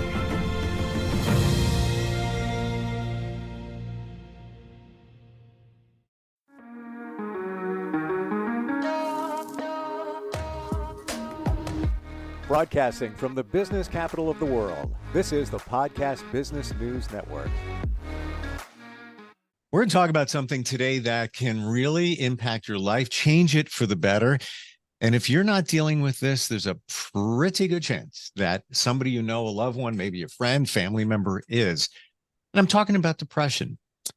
There are 4 essential ways, 4 steps to get you through depression. He helps people with that all the time on the coaching side. And we're going to dig into this a lot. I've talked about depression here on these podcasts before, anxiety as well. I believe we're going to get a lot of insight from Ken Lapp, and he's with us today. Great to have him here. Hey, Ken, how are you? Very good, Steve. Good to be here. It's great to have you here. Tell us about your practice, Global Life Skills, correct? Yes, globallifeskills.com is the name of my website, and the name of my business is simply Ken Lapp, Global Life Skills. So, sure. And you've been helping people with this, with depression for quite some time now. Yes, I have.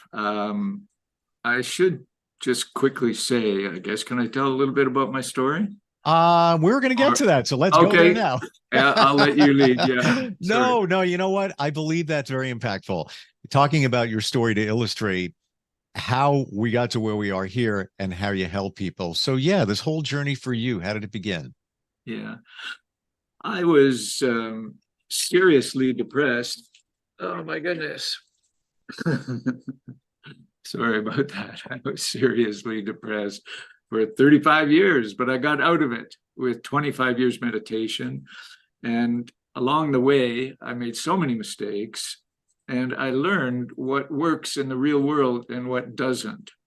So I decided that I would be a good guide for people to help them avoid the mistakes I made and to let them know the action steps that are required to get out of depression. Anybody, I seriously believe anybody can get out of depression if they're willing to take action and if they know what to do.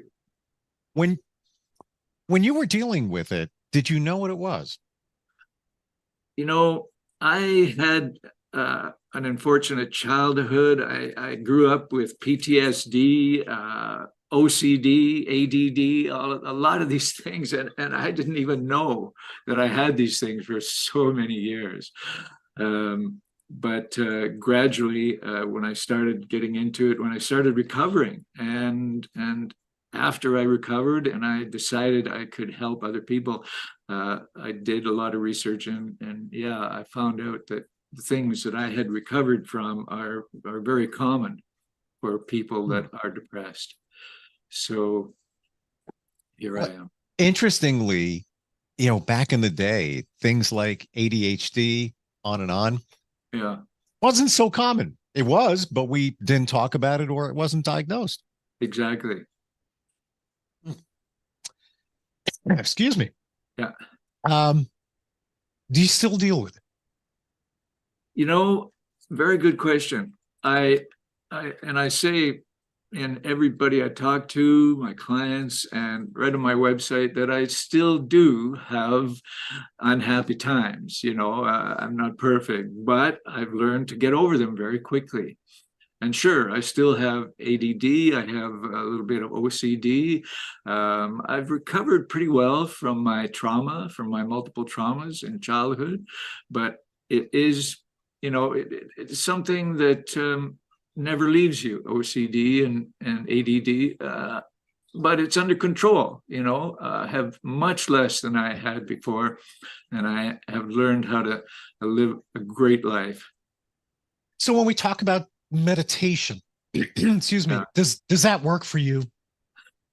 Meditation was the most influential factor in my recovery. Now, the reason, it took me so long to recover just because I did it alone. And the only way I recovered is with many years meditation.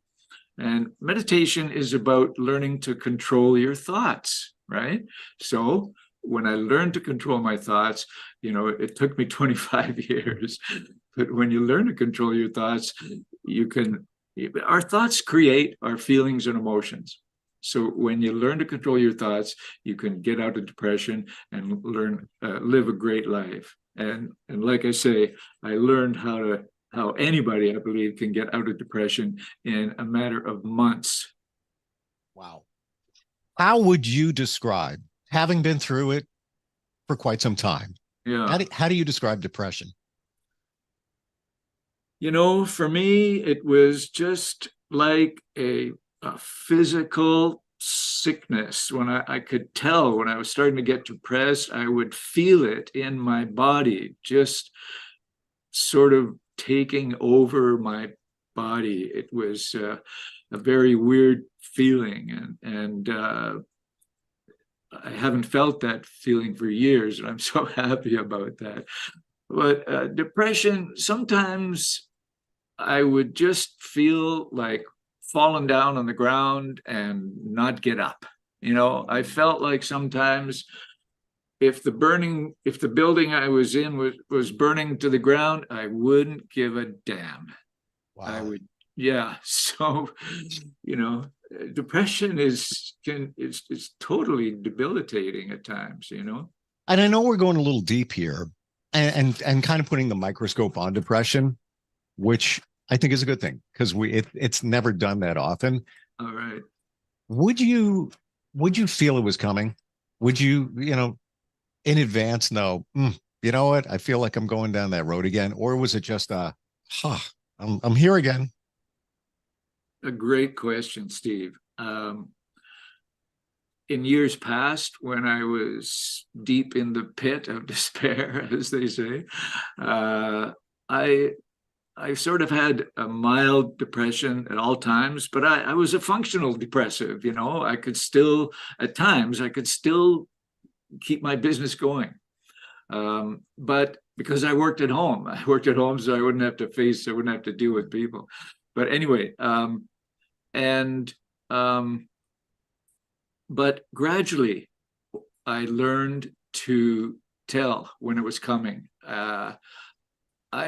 I guess not everybody hears their own thoughts in their heads like words, but I do.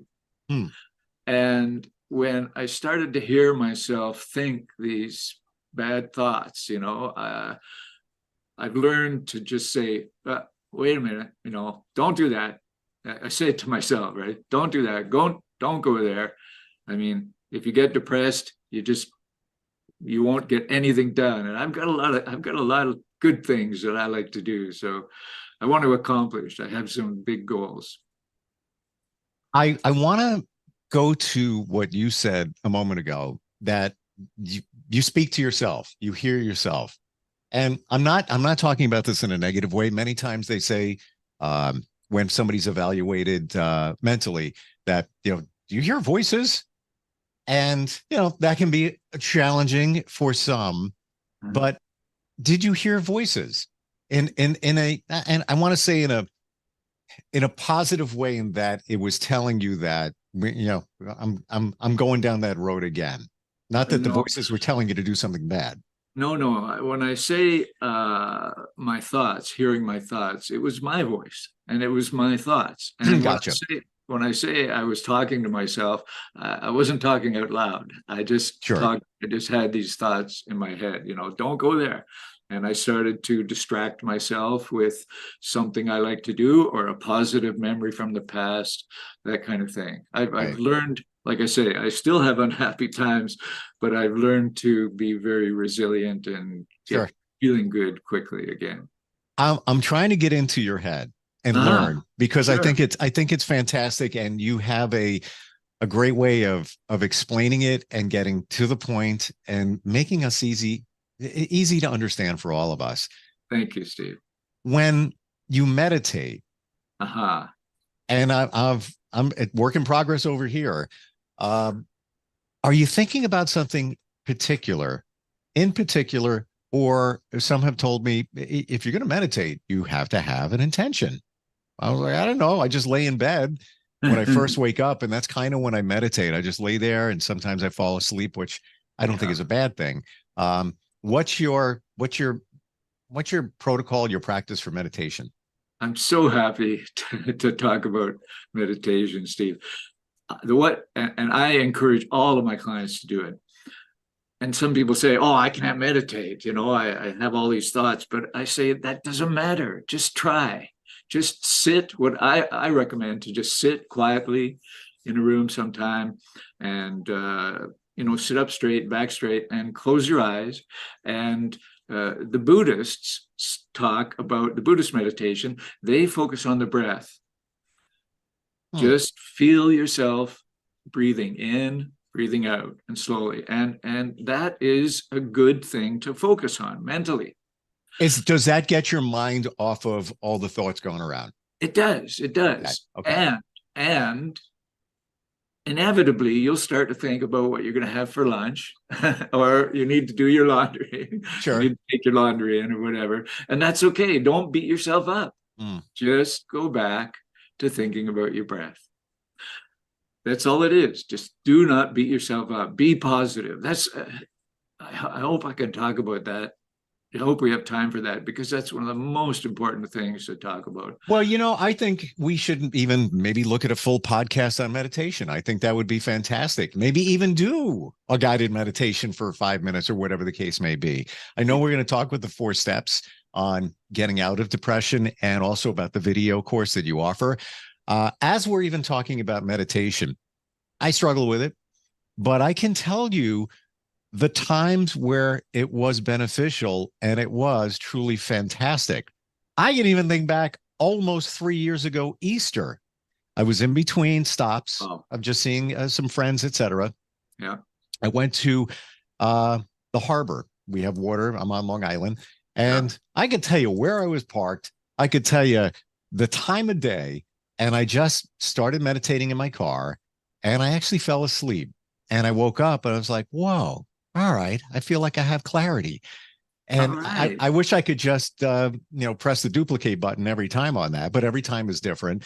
And even to your point that it's a skill, you need to practice at it. I talked with a Buddhist monk about a year ago, and I said to him, how long does it take you to get into a meditative, before I could even say state? He said 5 seconds, sometimes 2. I'm like, oh man, I wish. Well, he's done it for many years, right? Absolutely. So it's like playing the piano. The more you do it, the better you get. Yeah. One thing that I do is I focus on something. If I get tired of focusing on my breath, I focus on an image of a flower or something. And anytime I start to think of a negative thought, I just go back. I mean, even during my day, my regular day, I'm walking down the street or whatever, driving or something, So replace a negative thought with a positive thought or a positive image. That's one thing you can do. And I'm glad you just said while you're driving or whatever it might be, because many of us get hung up on having to be in a quiet spot, a certain pose, certain breathing techniques, all of that. Go take a walk with your dog and just kind of think. You're meditating. you are meditating. Anything can be meditation. I mean, doing the dishes, sweeping the floor. That's That's mindfulness. Mindfulness is just focusing on just what you're doing and thinking about what you're doing. And that's meditation. Yeah. So, yeah. So anything can be a meditation, and you will benefit. The more you do it, the more you'll be able to control your thoughts, and your life just opens up. You'll have happy emotional feelings, and life can be great. So we'll get back to that. Press the pause button on meditation. Yeah. 4 steps to getting out of depression. Great. Good. Where do we begin? So I have seen a lot of people talk about depression, and a lot of it is just vague generalities. So if you're looking for help getting out of depression, talk to somebody that gives you specific action steps. And these are the 4 action steps that I've found are universal. Every depression is different. I'm sure you understand that, Steve. Everybody has their own lives. But they all have 4 basic things in common. The first thing you need to do is take responsibility for everything in your life. Now, some people get overwhelmed by that when they hear that. But it's easier when you try it. It's easier than you think. And it's easier than it sounds. And it is tremendously liberating.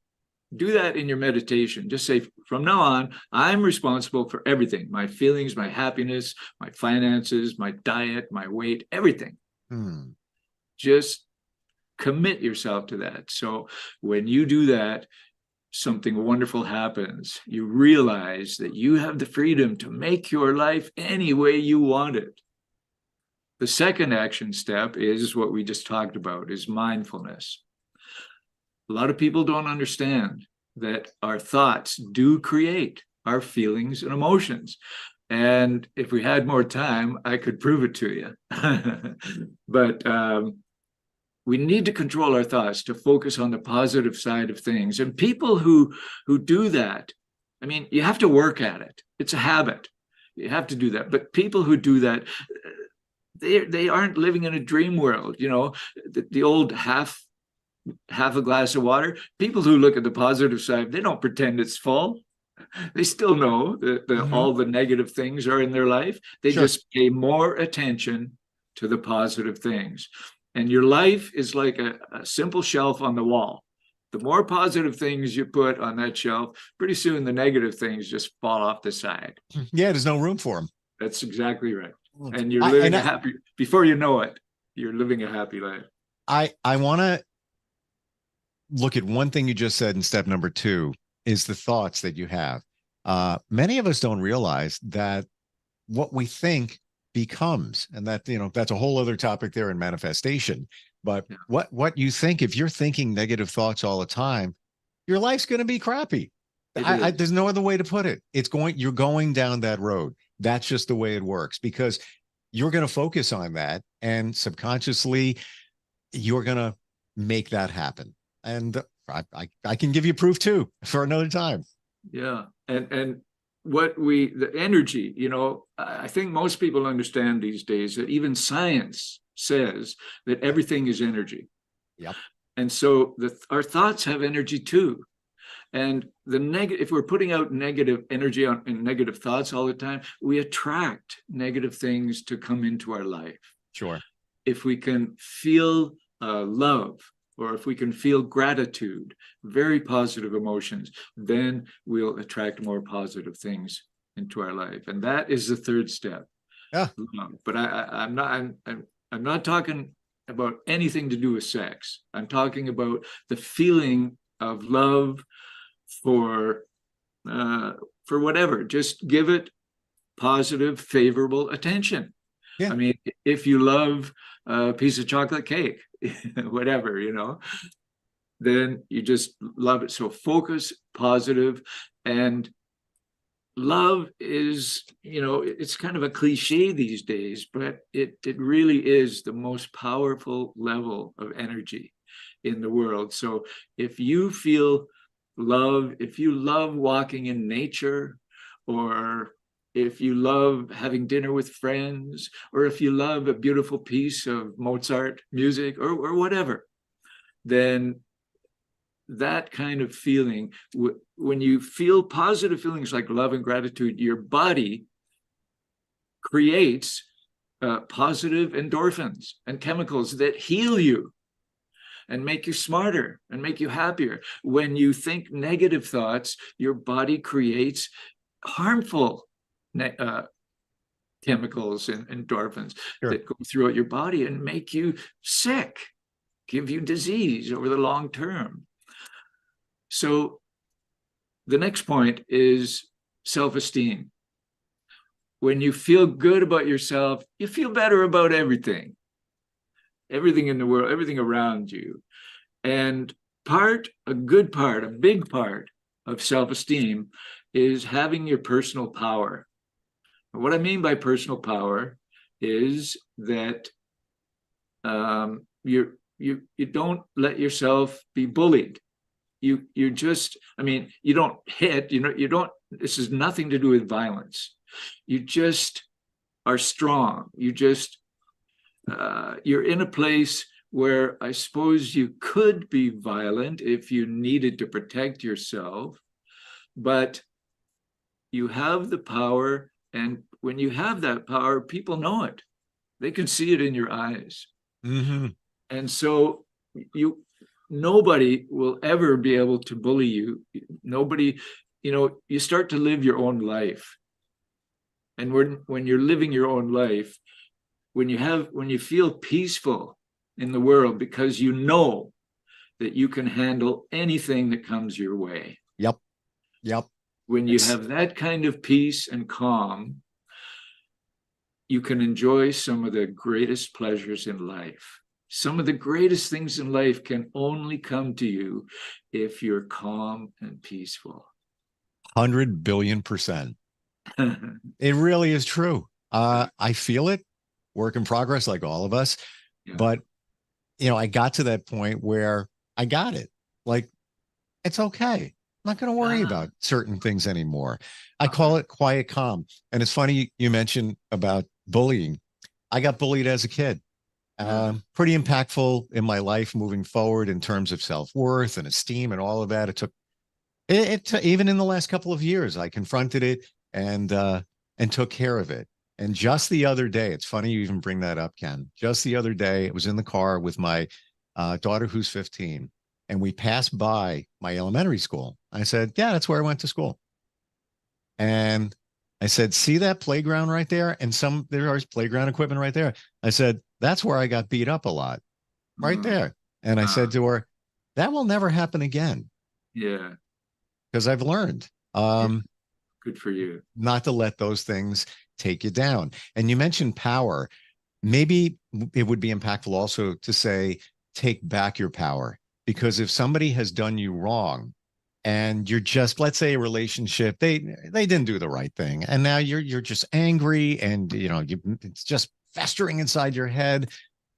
Don't let it, because you're giving them your power. They already moved on. They don't really care. They're done. But you're sitting there like, well, look what they did. Can't do anything about it. Can't control somebody else. You can control yourself. You're allowing them to take your power. So just, you got to let it go. Easy? No, but you got to, and that comes, I guess, your self-esteem. You got to work at it. Yeah. And that's part of responsibility. You're not responsible for all of the bad things in your life. We are. Nobody is. Sure. However, we are responsible for reacting to them, for dealing with them, and creating a good life anyway. Yeah, absolutely.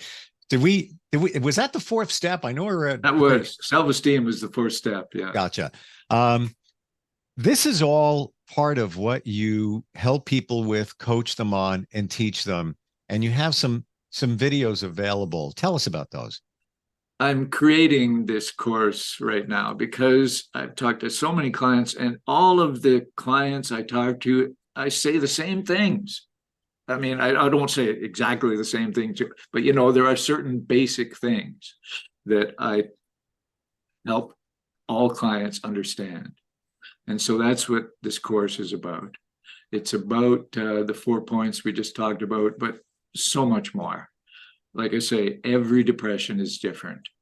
And whether you're dealing with depression because you're isolated, or because you have chronic pain, or you were abused as a child, or, you know, there are so many reasons. For every person who is depressed, there's a different reason to be depressed. And there's many different reasons that go together sometimes.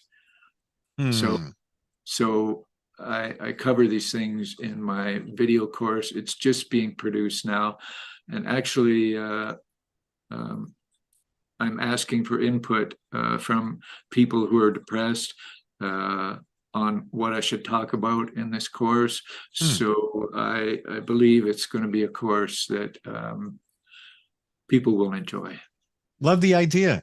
And again, I want to go back to something I said even before we were only like 10 minutes in to this podcast, but you get to the point and it's very clear.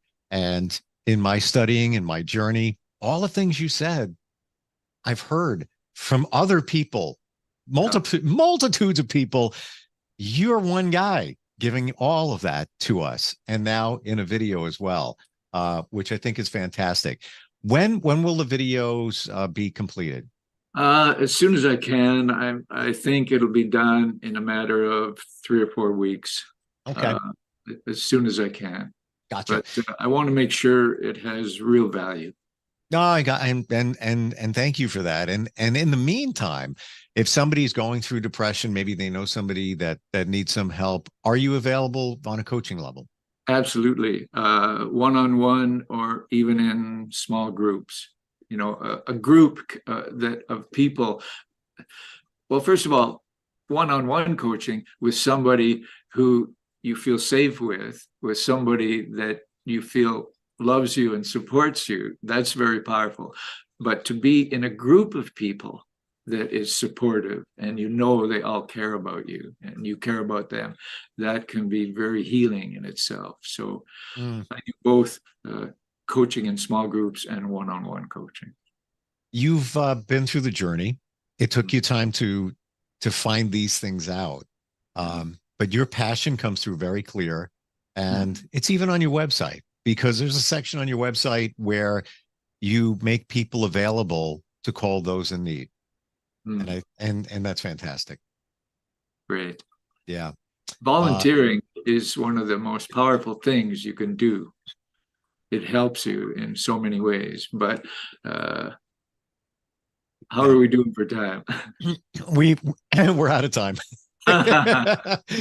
Again, for another day. But yes, volunteering, helping others, giving of yourself, and also gratitude, expressing gratitude.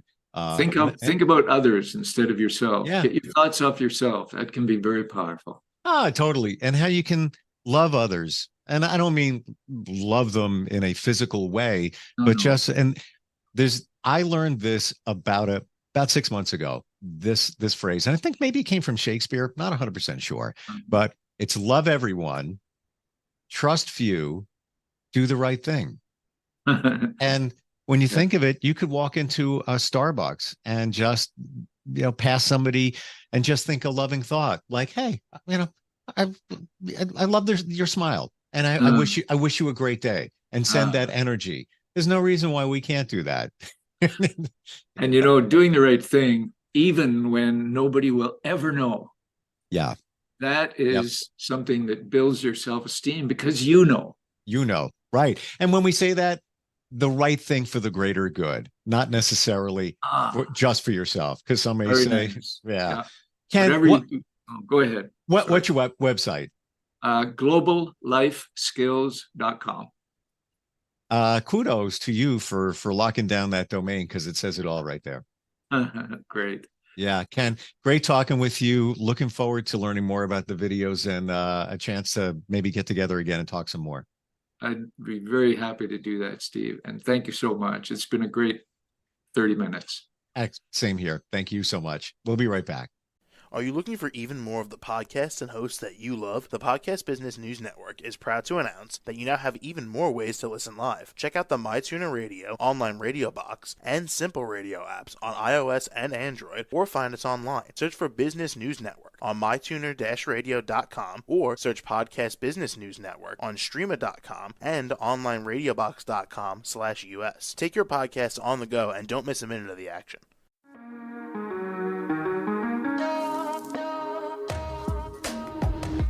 Broadcasting from the business capital of the world, this is the Podcast Business News Network. For nearly 2,000 severely injured veterans, everyday life has become filled with barriers.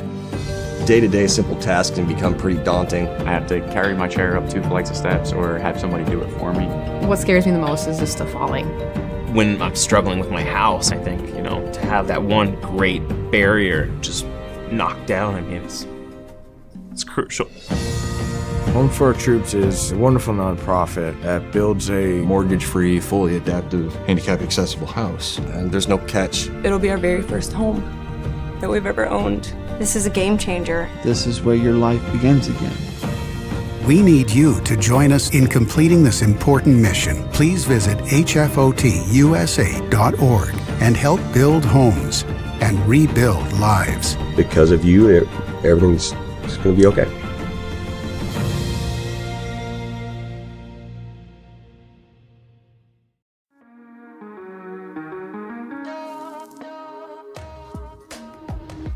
Broadcasting from the business capital of the world, this is the Podcast Business News Network.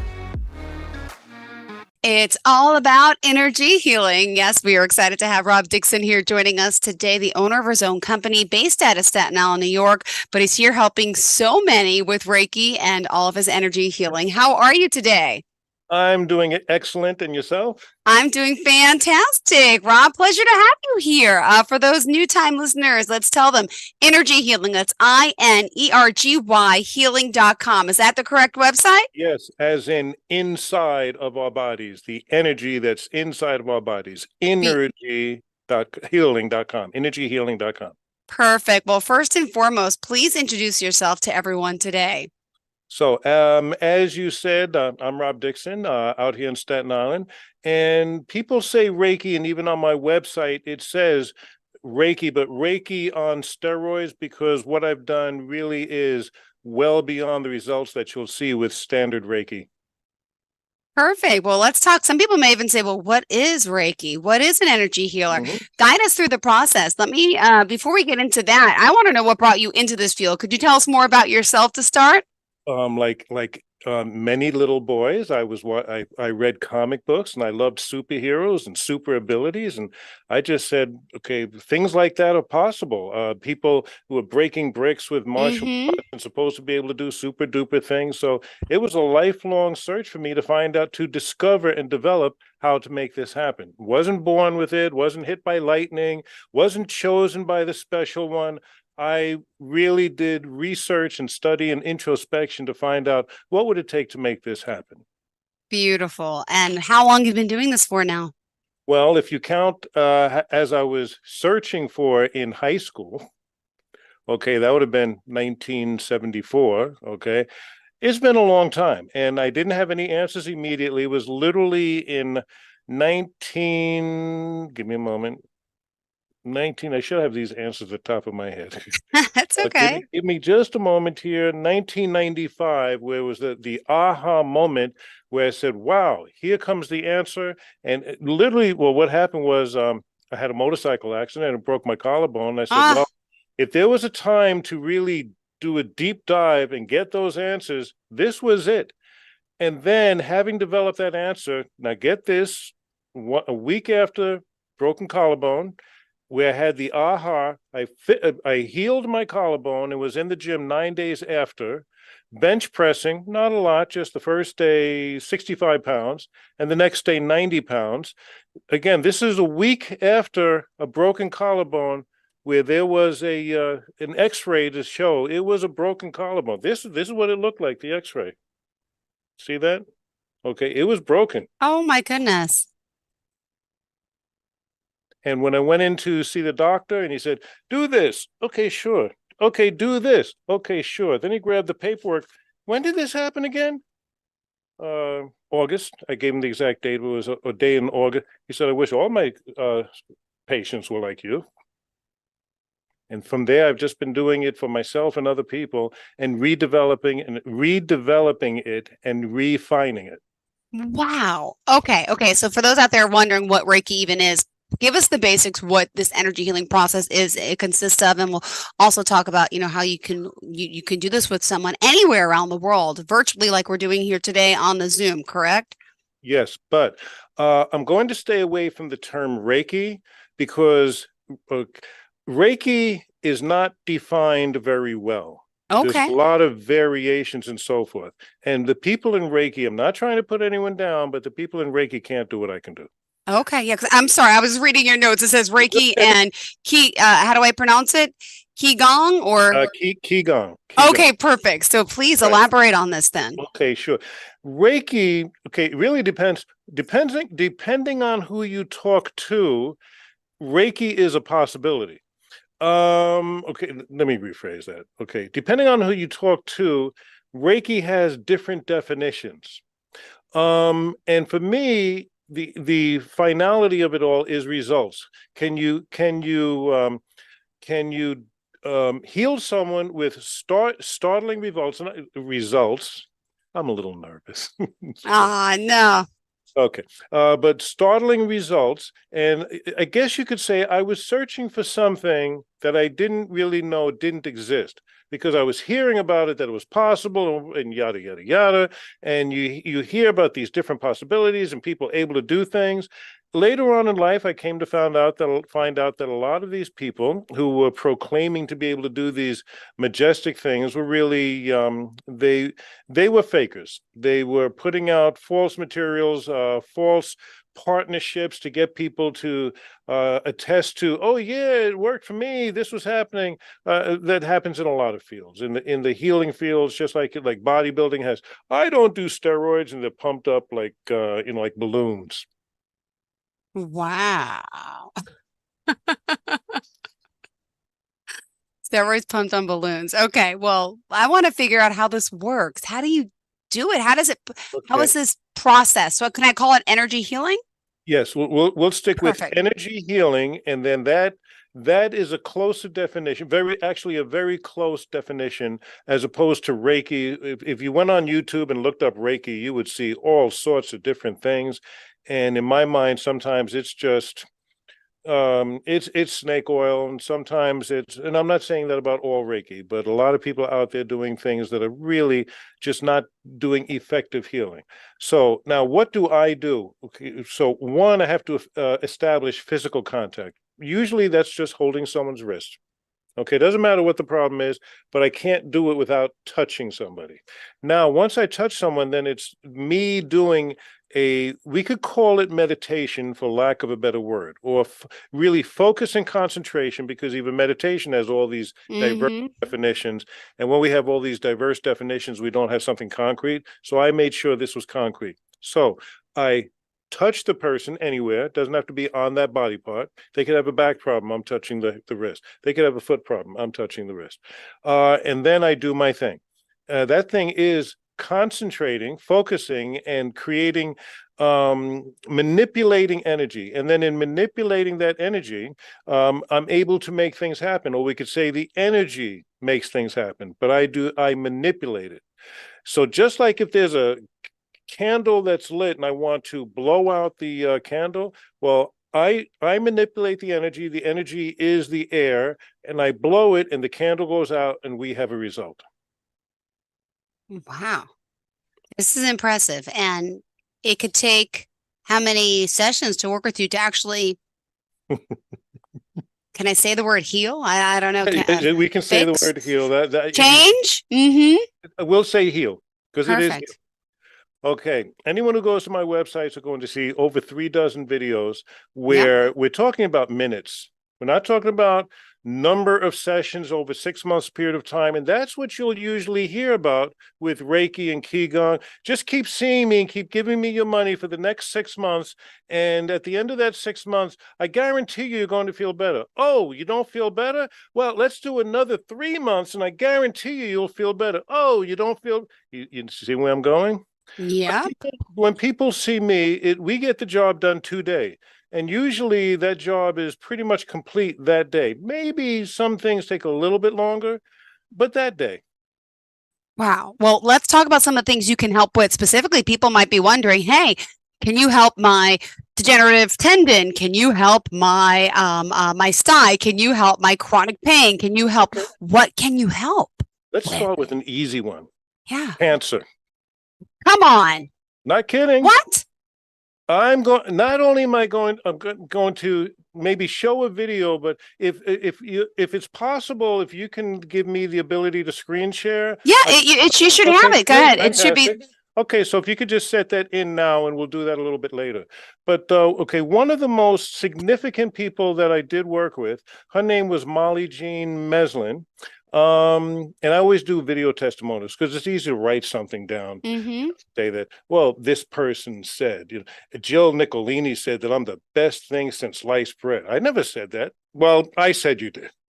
Okay, but anyway, Molly Jean Meslin, I was asked by a medical facility, the person who worked with a medical facility, she had tumors in the brain, I think 5. And I can pull up the video a little bit later, but I think it was 5 tumors, and her doctors could not work with her. They couldn't operate on her because they said you would bleed out on the table. She had nowhere to go. So unfortunately, since her condition was so severe, it did take longer than 5 minutes, which is my usual 5 to 10 minutes. It actually took 20. In that 20 minutes, you know what? This is the point where I'm going to pull in my cohort, because the person who was working that medical facility where she worked at that time. So give me a moment to screen share. Hold on. And I'll let her tell a little bit of the story. I was telling Jill about what I do, and I briefly mentioned you, and she asked about who I work with, what I work with. So through your facility, I met Molly Jean Meslin, I believe was the name. Oh, yes, indeed. She was a severe case. I remember that explicitly. Yes, yes.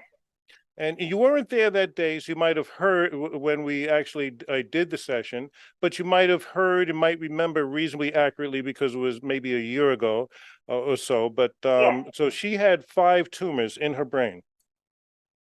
I remember that. Yes, I do remember that. Yes. Okay. And from what you heard, again, you weren't there, so what the people that told you, about how long did it take to relieve her of all of her issues? It didn't take long. In fact, if I remember from what I was told, she received immediate relief from the pain she was in. Yeah. And if I remember, I think did you see her twice, I believe. I thought you may have seen her twice. It was only once, but you weren't directly involved. But Exactly. But I remember, I do remember, I was told she received immediate relief.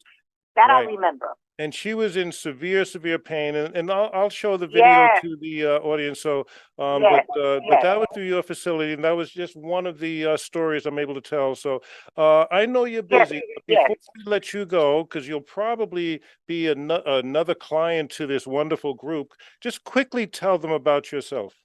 Yeah, please. Oh, well, I'm the founder, owner, and manager of a med spa by the name of Beyond Beautiful Aesthetics. We're a full-service med spa located at 35 East 35th Street, Suite 1M as in Mary in New York. We offer injectables, aesthetic services like, of course, like Rob offers.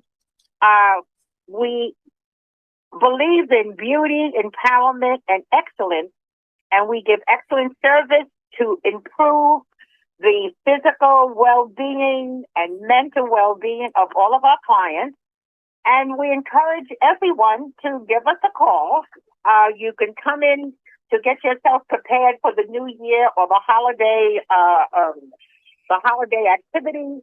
And we can be reached at 888-668-4618. The answering service will forward you to our direct line in our office, and we will schedule an appointment. All of our consultations are free. Oh, Joanne, Wow. thank you so much. you're welcome. Thank Rob. you. And I can't promote Rob and his healing empowerment more. He's excellent at what he does. Amazing. Because personally, he has helped me. So I can attest to his services. Yes. Wow, this is an amazing story. Thank you so much for sharing this. Wow. You're welcome, darling. You have a blessed day and an upcoming holiday as well. All right. Perfect. Thank you so much. Wow, Rod, this is amazing. Thank you so much for the call. Bye-bye, Joanne. Thank You're you so welcome. much. Bye. Yes, and Joanne Lehman's, hers is one of the videos, again, over 3 dozen testimonials, people who I helped, and I asked them to tell about how long it took. But I'm going to try to pull up Molly Jean Meslin's video so we can hear her own words. Please, yeah, we could definitely do that. Hello, audience. Today we have a very exciting story. So first, I will ask my guest to introduce themselves. Miss first. My name is Molly Jean Meslin, and this is my husband, Brian Meslin. Okay. And today's date, please? July 7th, 2021. Okay. So please tell me, okay, the reason we got together was because you had a medical issue, Molly Ann, correct? Yes. Okay. So could you tell us briefly about that medical issue? June 24th, I was diagnosed with brain cancer, terminal. And I remember you said something about, okay, was it operational or not operational? It was not operational. Okay, so if you can give me a little bit of background detail about your situation. They told us after an MRI that I had 5 brain tumors and that they are not operable. Otherwise, just even trying to extract them, I would bleed out, stroke out, or seize out on the table and die that day. So it was a bad deal. It's a bad deal. Okay, and what was your sensations? What was it causing you? Your issues, pain-wise, and so forth. A lot of pressure. I could feel the swelling from my tumors on my brain. I was having trouble seeing, very dizzy, disoriented. I even at one day forgot my name. Wow. And the things that you could or couldn't do, I remember you saying something about your husband couldn't kiss you on the head without pain? Yes. Can you do it now? Yes. Let me prove it. No pain? Nothing. Fantastic. And you were telling me something about sleeping and special pillows? Yes. I almost have to, I have to have very, very soft pillows, like foam ones. Like I jokingly tell Brian I need to create like a foam egg carton for my melon. Wow, okay. So as the session went on, we did about a half hour, maybe 40 minutes. Yes. As the session went on, what happened? And so basically you kind of sat down on this thing here. Yeah. Okay, and I just held your wrist. Mm-hmm. Okay. Did I do any special chants or dances or anything like that? No. Nothing like that. Drink chicken blood. Not even no chicken blood, anything like that. No mantras, No, anything. nothing. No. Was there even any touched my special music? No. Nothing like that. Okay. And after holding your wrist for a while, what happened? I started to feel the pressure and the pain relieve off of my brain. Mm-hmm. I had a lot of pressure and pain at the base of my skull, which is where I had 5 of the tumors.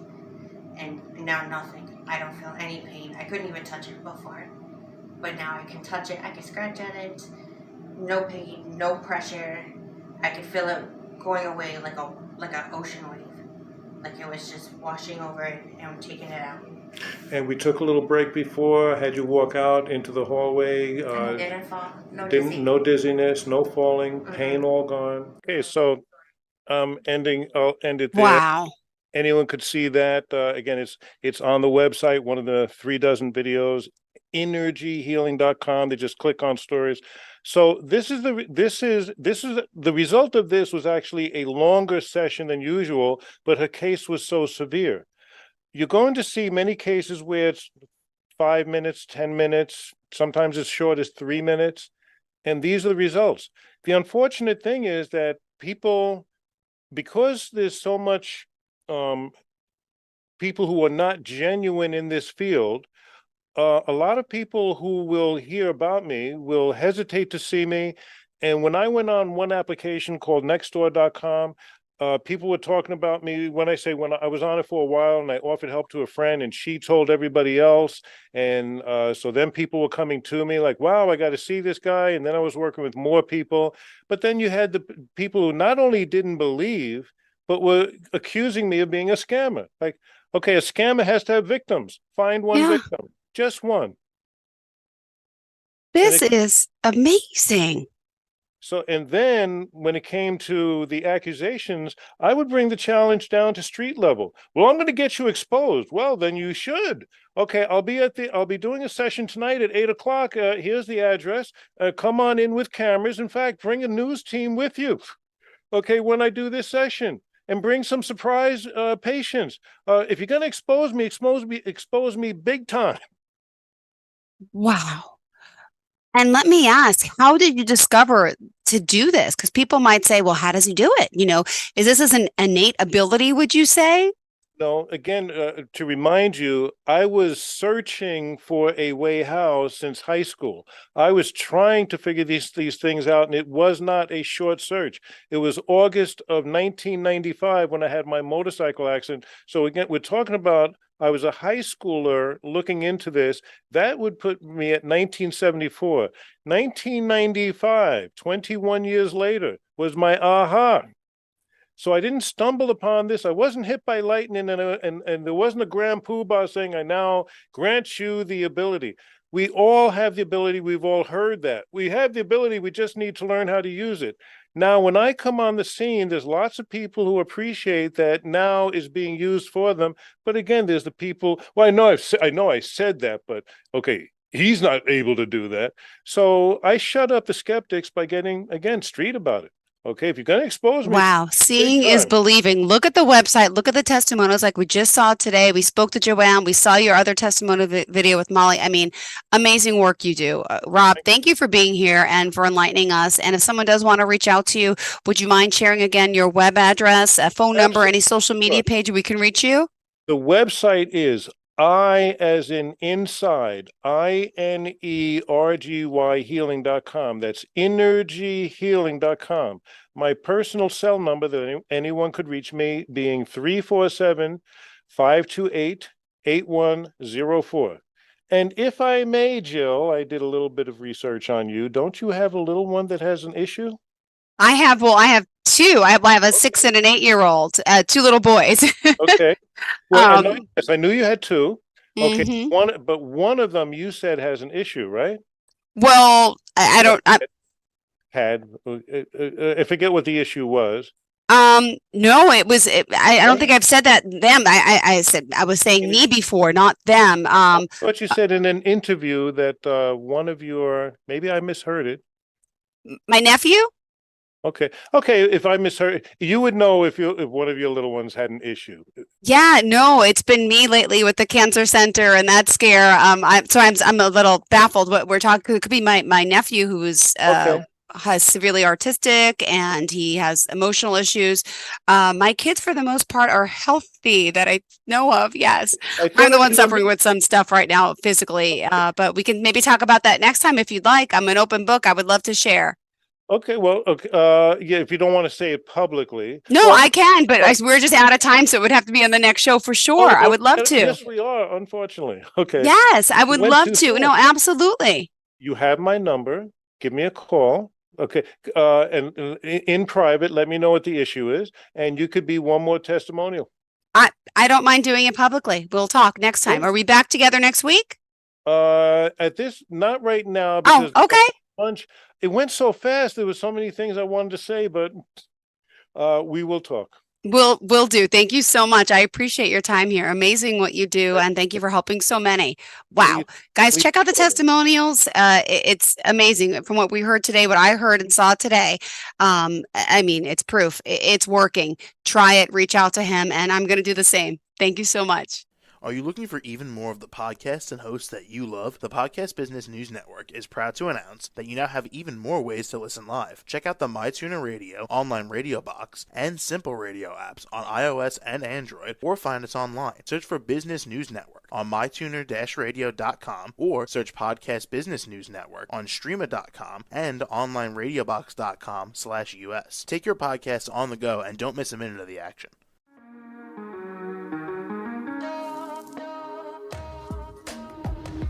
Broadcasting from the business capital of the world, this is the Podcast Business News Network.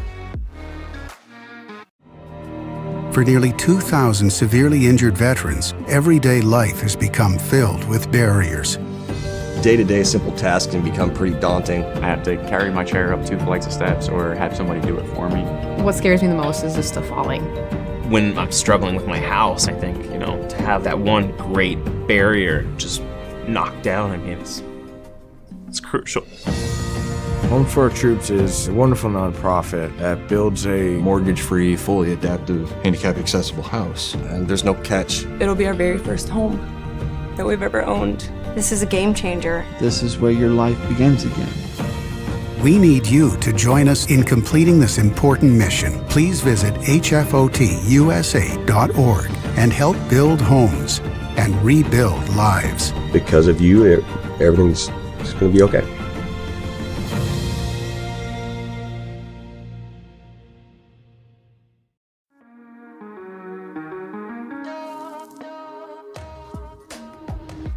Broadcasting from the business capital of the world, this is the Podcast Business News Network. We are joined live by Samantha Finke. Excited to have her here from beautiful Covington, Kentucky. She's the founder of her own company. It's Samantha Finke Life Coaching, and she's here helping so many with postpartum anxiety, depression, stress management, and so much, as well as career coaching. So we have a lot to get to know about you, and we're excited to have you here. Welcome to the show. Thank you. I'm excited to be here too. Well, thank you. For starters, how do we reach you? Could you share your website off the top? Yes, it is www.samanthafinke, Finke, lifecoaching.com. Perfect. And before we get to talk about all the different services that you offer, could help people with, I always find it's important to get to know you as a person first. Would you mind sharing a little bit about yourself and kind of what brought you here? I know as a child, you always wanted to be a social worker, right? Yes, I wanted to be a social worker or a lawyer when I was a kid. I always had a passion for helping others, and I kind of just got lost doing that because I had my daughter when I was young. I'm not too young, but I was 22 when I had her. So I was a single mom, and I just was struggling. And so I was just trying to get a career, and I kind of got lost trying to figure out what I wanted to do. And then from there, tell me the steps how you got here to life coaching. So by the way, amazing. You're so lucky to have a beautiful girl. How old is she now?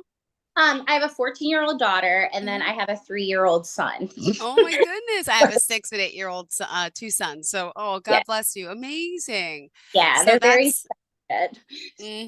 But that's got to be hard. I get it. I understand the single parent. And then how did you end up discovering life coaching? Could you share a little about your own struggles and what brought you here? Yes. So my own struggles, at the end of March, beginning of April, started having insane intrusive thoughts about wanting to hurt myself and hurting my son. And I didn't realize they were intrusive at the time. I thought they were real. So I was struggling for about a month.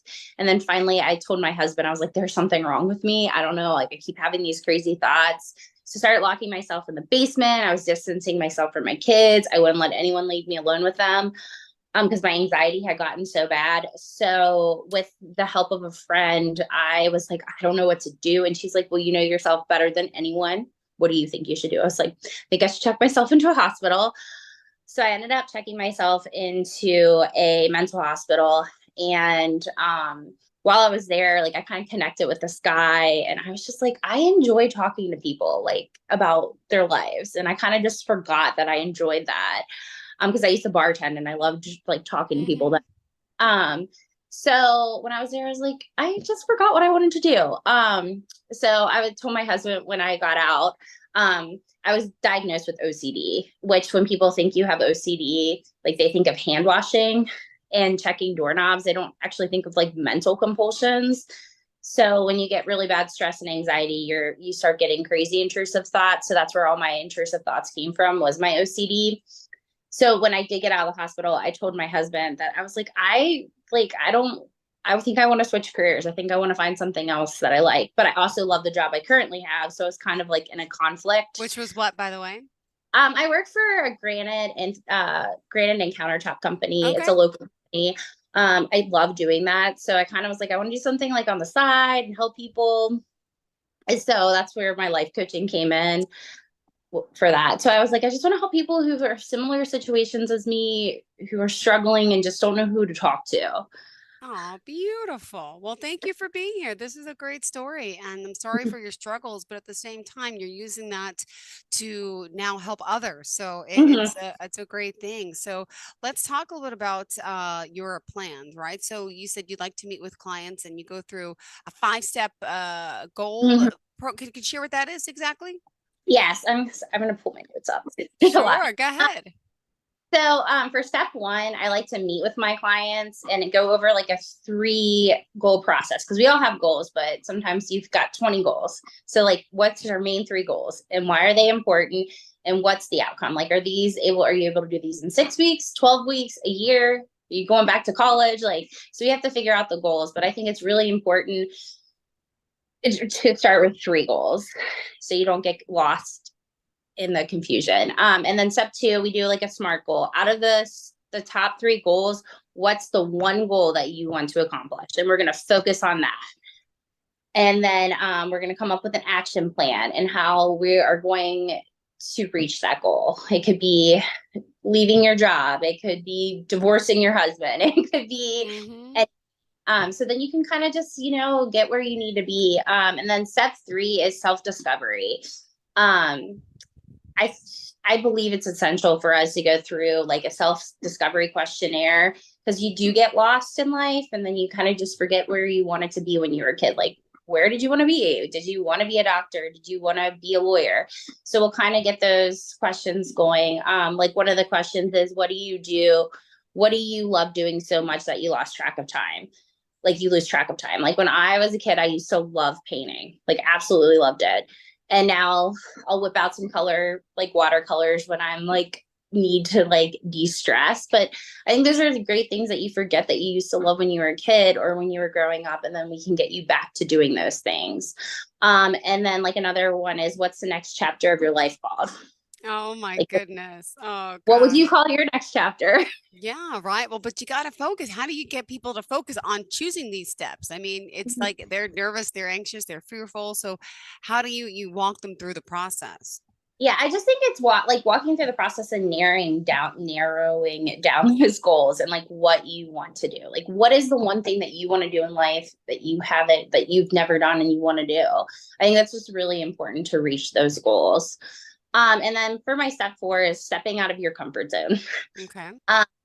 So I struggled really bad with anxiety, and I would never step out of my comfort zone ever in my life. I can't go to the grocery store. Like, I was not able to go to the grocery store. Like, that's where like how bad my anxiety was.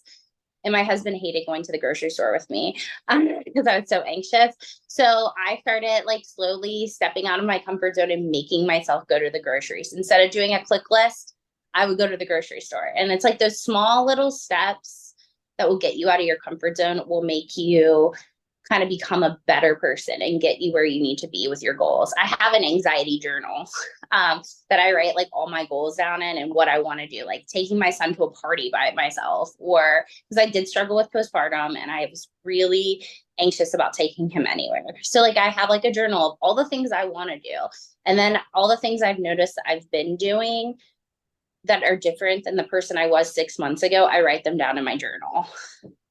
So I think just stepping out of your comfort zone is so important. And then for my step 5 is values. Our values change over the years. My values are not the same that they were when I was 15 or 20 or 25. Now I'm 37. My values are completely different. So I think it's good to like take a value test and go over your values and what are your top 10 values and what do you want to add to those values and what do you want to take off that list. There might be something on that list that you don't want on there. Yeah. So we can work and get your goals there. Okay. You also mentioned, just want to bring up postpartum, and I know that's an issue for a lot of women out there. Could you just identify some of the signs or symptoms that may be helpful to people out there? Yes.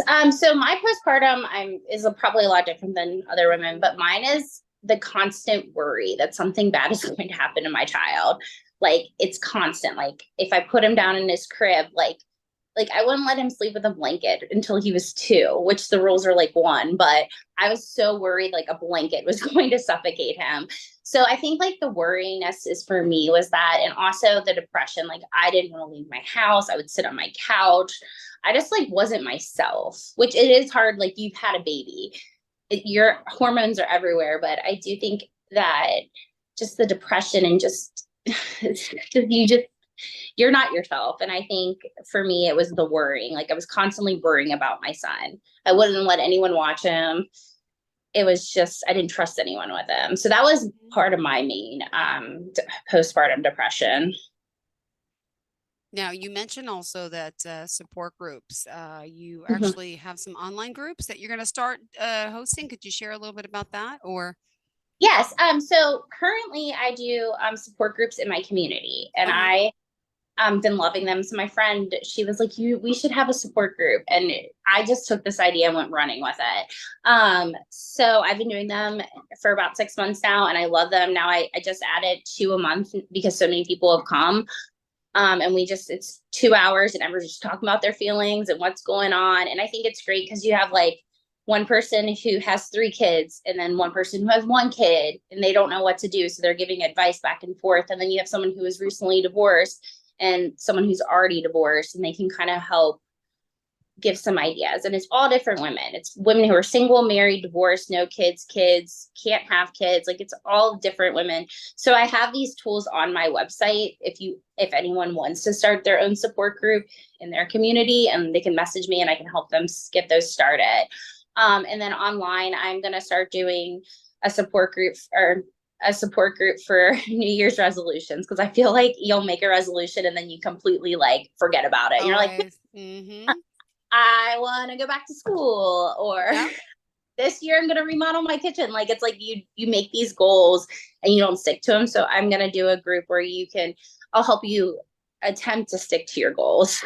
Beautiful. And also was looking at your website earlier, which by the way, Samantha Finke Life Coaching, that's spelled SAMANTHAFINKE lifecoaching.com. You also do relationship coaching as well. So we talked about postpartum coaching. What about relationships? Oh, relationships. I think the problem with relationships is communication. And I kind of find it like outside perspectives are always great. My husband and I, terrible at communication, terrible. Now we're really good at it because we went through counseling, and they were like, oh, you need to do this. You need to express this instead of hiding your emotions. I think it's very important to express them, even if it's going to hurt someone else's feelings. So I think sometimes it's helpful if you sit in the room with someone else and you get an outside perspective of if the husband's saying one thing and the wife's saying the other, and then they can come together and collaborate a plan to create a good goal and good communication. Got it. All right. To relationships. Another thing I was reading about self-care coaching. Mhm. First and foremost, what is self-care? I think that's an important topic to address for people. I think self-care can kind of it can vary. Like it can be mental self-care or it can be physical self-care. I was listening to a podcast recently, and I can't remember the podcast I was listening to, but they were just saying like, if you have a friend who's down, just bring them a thing of paper plates, and that will like get them one step closer to helping with self-care. Because if they don't have to worry about the dishes or about doing the dishes, then they'll have more time on focusing on themselves. And I think self-care is journaling, it can be your appearance, it can be taking time for yourself. But I do with self-care, I think it's this idea of going to the spa for the day and getting a massage and getting nails done, which is all great. I mean, I love doing that, but sometimes you can't do that. So at home, like taking 15 minutes to yourself. Like we have a swing in our backyard, and sometimes it's like one of those big circle swings. I'll go out there for 15 minutes and just swing by myself. And I think that's self-care for me. Like just finding 15 minutes to yourself. I was going to say, well, some people call self-care selfish. What do you say to those naysayers out there? It's not selfish. It makes you sane. It makes you, it makes you not want to lose your mind. It's okay to take, your kids will be fine if you take 15 minutes. They will be fine. All right. TV, you can give them a toy. They will be totally fine if you leave for 15 minutes with supervision, of course, but they'll be fine. I don't, self-care is very important to your mental health. Got it. All right. Well, we got to remind everyone how we can reach out to you. Would you mind again sharing your phone number, email address, website, all the above? Yes. My email address is samanthalife.coaching.com@gmail.com. And then my website is www.samanthalife.coaching.com. And then you can always text me or call me on my cell phone at 859-750-3593. Beautiful. I was also reading about some other types of coaching. Let's get to the mindset coaching. Maybe can we talk a little bit about that next? Yes, absolutely. So I'm certified in NLP, which helps you change your mindset. It's all, for me, it's all about changing your mindset. If you want to, changing from a negative to a positive mindset, I think is very helpful. If you're saying I can't do this, well, you can't do it yet. You can learn how to do something. I think it's all about changing that mindset and being more positive and taking a positive outlook on stuff. So when I first found out, for instance, on mindset, when I first found out I had OCD, which finding out you had OCD at 37, you're looking back your whole life and you're like, wow, I had OCD my whole life and didn't even realize it. But I took all the negative parts of OCD. I didn't take the positive parts of it. Like there are so many positive traits of having OCD. You just don't realize them. And then I think just taking something that looks negative and changing it to a positive is extremely important. Got it. All right. And then also there's other forms of coaching on your site. I think with stress management. Yes. I used to be a stress ball. So this is going to be a very terrible mom moment. Okay. All been there, Samantha. So my daughter, I had a really big no TikTok rule, no TikTok. So now she's 14. It's different, but she was younger, and I took her cell phone and I launched it across the kitchen. Like I was so mad. I was so mad at her for being on TikTok because I just was like, it's not good for you to be on here. So I was like, I never want my child to ever see me do anything like that. I do not want anyone to see me throw a cell phone or yell or anything like that. So I've learned through my own self, like breathing, walking away from a situation, taking a moment to yourself to realize taking a moment to help with yourself and get your stress out. So I think breathing's very, very important. And I think walking away from a situation in some cases can be extremely helpful and coming back to it. Got it. All right. Good to know. That crazy stress ball, like get my kids in the car, I'd be almost in tears crying. Sounds right. And it's okay to be 5 minutes late to a party. But I just used to get so stressed out and it's not even worth it. Yeah. And what about those that maybe, or, with the pandemic, I think a lot of us had to reinvent ourselves to the wheel, career change. I think a lot of us done that. And that's something that you can also help people with. Oh, yes, for sure. So career change, I think everyone thinks like if you're stuck in, not everyone, but a lot of people do believe like if you're stuck in a career, like you have to be in that career forever. It is not the case. Just because you have a degree in psychology does not mean that you have to do psychology forever. You can switch to marketing. I mean, it might be a lateral move or it may be not exactly the pay scale that you're used to, but I think that it's okay to change your career. So I'll work with you. We'll get the resume going. Figure out what you want to do. You might not know what you want to do, but you do know that you don't want to do what you're doing now. So we can work together to come up with some ideas on how to get you there. Beautiful. Well, what else did you want to share about you and your services, Samantha? There's so much to you and the work you're doing. No, just that if anyone wants, if anyone does want to do the women's support groups, I do want to mention that I can help you set them up. If you just want to text me, I can help you set them up and get you all the content that you need. So you can start your own free women's support group in your community. Beautiful. All right. And then I also saw you're on social media too. Where are you? I'm on Instagram and Facebook and LinkedIn, and I have a TikTok account with maybe 3 videos on it. All right. Well, let's talk a little bit about some of the people that you've helped or are helping, if you don't mind. Obviously, you don't need to share their names. Tell me some of the things you're working on with people. So today I'm meeting with someone who she's definitely struggling with depression. She has moved up here from the South, and she doesn't know anyone here. She's living in an assistant living home, and she's just in a different spot in her life. So I'm going to meet with her. We're going to kind of go through some steps on she wants to get out of her depression. So she's like, how can we, so we're going to meet today. We're going to come up with some steps to get her out of her depression. Beautiful. Wow. Which I think will start with what I heard on a podcast about the paper plates. Start with paper plates. Good one. So we're about dishes. It's not good for the environment. I understand that, but I think if it's helping someone get out of their depression, it's a need. And what is the difference with, for example, you did mention if someone has depression with a mental health counselor compared to a life coach, what are the differences and what do you do compared to, a licensed mental health professional?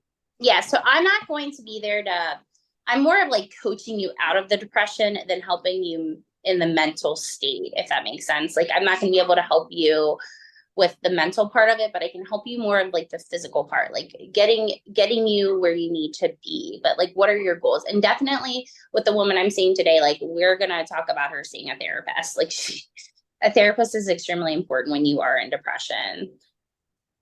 Got it. Well, also, what would you say your coaching philosophy is? Oh, I just think, I don't know if I have one really. I guess I should have one. I just think it's never too late to change anything in your life. There you go. You got it. See, I knew you had it. See, I just had to remind you. And did you have a mentor in your life or anyone that you'd say that's, you look up to? So for me, I think it's my family. So definitely my dad, he's my number one. But my family owns a bar and a grocery store in our community, and my uncles and my grandparents, like I've never seen anyone work harder in my life.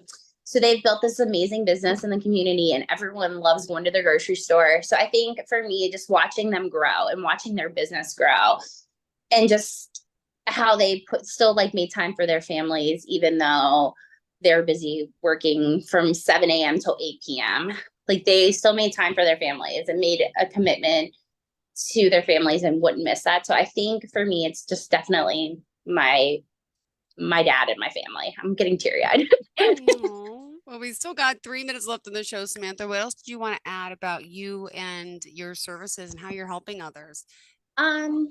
With my services, I do just want to say it's never too late, which I did already say, but it's never too late to do what you want to do in life. I graduated college when I was 34 years old. I didn't realize what I wanted to do until I was 37. So you can start following your dreams and your passion at any age. It's never too late.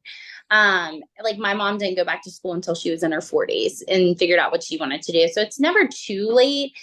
And also, if you are struggling with any type of mental health, it's okay to talk about it.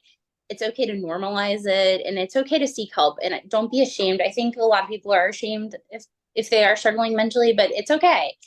You can seek help. You can talk to people about it. I think most people will be supportive of you talking to them about it and seeking help.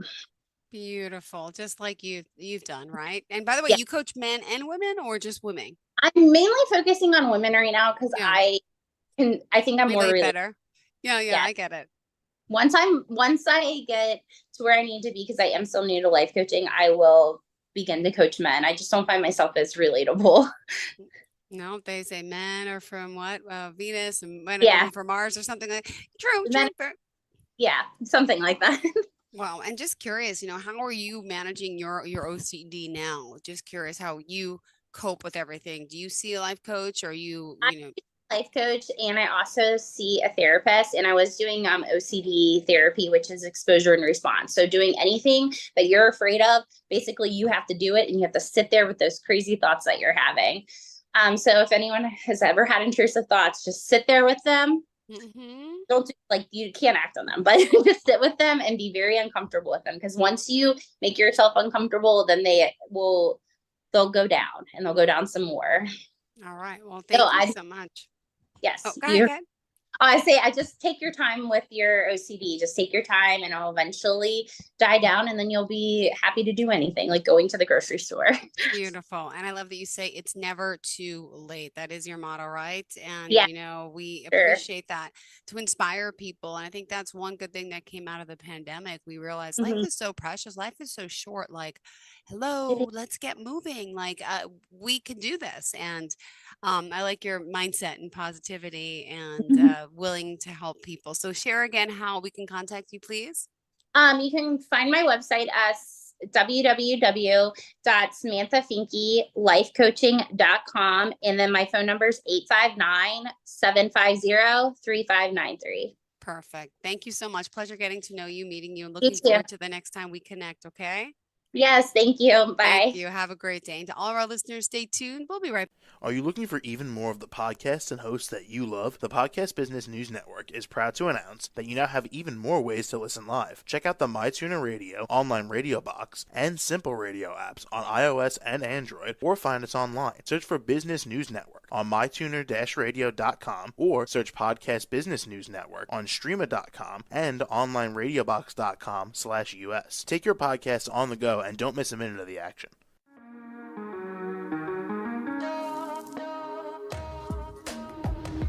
Broadcasting from the business capital of the world, this is the Podcast Business News Network. For nearly 2,000 severely injured veterans, everyday life has become filled with barriers. Day-to-day simple tasks can become pretty daunting. I have to carry my chair up 2 flights of steps or have somebody do it for me. What scares me the most is just the falling.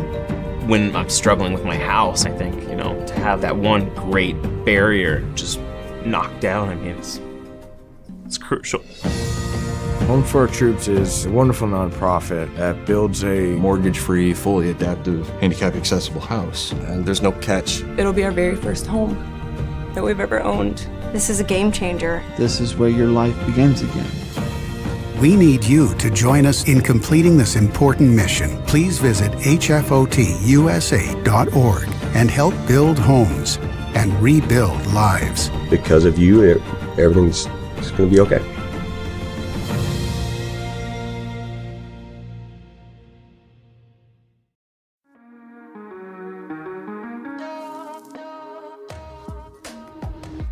Broadcasting from the business capital of the world, this is the Podcast Business News Network. Welcome back to the show. We are so excited to have Carla McGowan joining us here once again and have a very special guest today as well. Carla, Allison Jeffries joining us. Ladies, welcome both to the show today. How are we? Thank you. It's great to be back. Great to see you. So happy to have Allison here today. Yay! All right, Carla, tell us a little bit about yourself first, what you do, and then we'll also introduce Allison into the mix as well, of course. Of course. Well, I am a faith-based counselor and also a life coach, and I have Radiant Coaching and Counseling, and I work quite a bit with couples, married couples, a lot in crisis, and we're going to focus a lot today on that. I actually met Allison at a networking group, and I immediately liked her, and I thought, I know this woman is she's got so much knowledge and wisdom and experience. So I really am happy to have her here today. Welcome, Allison. Hi, Allison. Tell us a little bit about yourself, please, and what you do. Okay. I am what I consider a life recreation coach, kind of an intuitive life coach specifically for women. I love working with women because as women, we know we're exponential. We learn something good, we turn around and we share it with all the other women that we know. And so what I do is I help women break free from the fear and the judgment and the opinions of others and learn how to live their own lives based on their hearts and their desires and become as happy as we were all intended to be. Excellent. And I also want to read a little bit of your bio, that you have authored an Amazon best-selling book, A Woman's Guide to Surviving Divorce, and that you are a life and relationship coach. And you also earned your degree in psychology, and that you have a 30+ year corporate career, working in multiple Fortune 100 companies in the financial industry. So you've had a lot of experience. And I know that you are a really, really effective coach, and I'm just really glad that you're here, part of this conversation today. And so I wanted to jump in because, Jill, the last time I saw you, we had a podcast on the 5th of January, I believe. And I was kind of going through what I encounter when I work with couples, sort of the issues that recur and that I see all the time. And we finally got to infidelity and we ran out of time. So it's a loaded subject, and I thought that we would just dive in and start talking about this because it is a huge problem. And I have personally been encountering a lot of my clients recently with this issue. So I wanted to talk about really why does infidelity happen? 3 things, really. Why does it happen? How can it be avoided? What can you do to safeguard your relationship so that it doesn't happen? And then what do you do when it does actually happen? So 60% of marriages actually do end in divorce because of infidelity. And so it's not the number one reason. My latest research said was 73% is a lack of commitment. But I do think that plays into it, because if you're not committed to your relationship and you're not willing to work through your issues, just to sort of my experience, what I see is why this happens in a relationship is because they don't take care of it and they don't nurture it. It's like they think the intensity of the emotions when they first fall in love are just going to automatically stay there. But why were those emotions so intense at the beginning? Well, first of all, it was new, but also you're falling in love with someone, right? You're spending all this time with them. You're talking to them. You're sharing your heart, your experiences. You're talking about your family, your dreams. You're talking. How do you get to know someone? You talk to them. You spend a lot of time doing that. And you date. You go out on dates. You have experiences. You get to know each other. You bond. You have fun. And you pursue the relationship, right? The men love to pursue. Women love to be pursued. So there's a lot of energy being put into the relationship when it starts. Then people progress. They get married. And sometimes what happens is they put the marriage on the back burner. We're married now, we check that box. But life happens. We've got careers, we've got jobs, we've got bills, we've got kids. And if you're not taking care of your relationship, you're not meeting each other's needs, it's not the priority, you stop talking, you stop dating, you stop pursuing, and then you wonder why your marriage isn't good. So I do think that these are some of the basic reasons why people lose their connection. And maybe they find a connection somewhere else, and instead of working on the relationship, because ultimately I believe infidelity is a symptom of a problem, either in the relationship or with the person. So I know, Allison, you and I've had some dialogue about it. What do you want to add to that? If you were to ask me what the number one cause of divorce is, from all the women that I've coached and talked to over the years, the number one reason for divorce is you married the wrong person. Because when we date, we go into dating, we find somebody, we feel that spark. To me, that's what God puts in our hearts. We can recognize that potential mate out there. We feel that spark and we start dating. And the first thing we commit ourselves to is making this relationship work. And unfortunately, that is the wrong thing to do. Because you've met somebody, you've got a fledgling relationship, and you do everything you can to overlook the things that aren't going to work for you and be okay with this relationship so that you have one and you make it work. And that goes on. And then we get married before we really dig into, is this person compatible with me? Are we on the same life journey? Will we be compatible 20, 30, 40 years, in the future? I kind of believe when you're dating, you should start with the end in mind. if I marry this person, will I still love them when we get old and gray and things start shifting? And people don't consider that. And when you do the work up front in your relationship, you can create a relationship that lasts the test of time. But because we get into these relationships trying to make it work, and now we're married, and you add all the things into it that you talked about, kids and jobs and family expectations and financial needs, and you're in a strained relationship, married maybe to the wrong person, and you're looking for that love and that faith and that fulfillment that you hope to get out of your marriage. And so people are going outside of the marriage to find what they need. Right. And to me, that is the symptom that marriage is just not working. People say, oh, I got divorced because he cheated. No, you got divorced because your marriage wasn't working. He cheated because the marriage wasn't working. You cheated because the marriage wasn't working. They're almost the same thing. Does it mean after cheating, you can't recover your relationship? Oh, heck no. At any point in a relationship, you can always do a reset. Right. But you have to do it from the place of asking, is this the right person and the right relationship for me? That's the only way you can make it work. Right. You bring up a great point. And obviously, I work with engaged couples, and we go deep. We ask those hard questions because you really want to make sure that you are sharing the same core values, that you do want the same things out of life, that you share the same worldview, the same belief system, maybe even the same political affiliation. I mean, you are on the same page and you're going in the same direction, and you want the same things. So yes, square one, be sure that you do, and you take your time to get to know that person. I mean, I ask couples all the time, well, how long did you date before you got engaged? Or how long were you engaged before you got married? And I'm always like, where's the fire? Why are you guys in such a hurry? I mean, it really takes a good 2 years to really get to know someone. However, even people can put up fronts for 2 years. So you really do want to see them in all kinds of walks of life, situations with different relationships with their family. How does, if it's a man, how does he treat his mom? What's his relationship like with his parents? How does he treat his friends, his colleagues? How does he treat the waiter at the restaurant? Who is this person? You fall in love with their character. So yes, I do agree with that. And I do think that sometimes people, obviously, they just marry for the wrong reasons to the wrong person. And then you really do have a problem, because then you have to work through and go, is this something that we can sustain? But I do want to talk about, how can you avoid it? Like we just talked about, meeting each other's needs.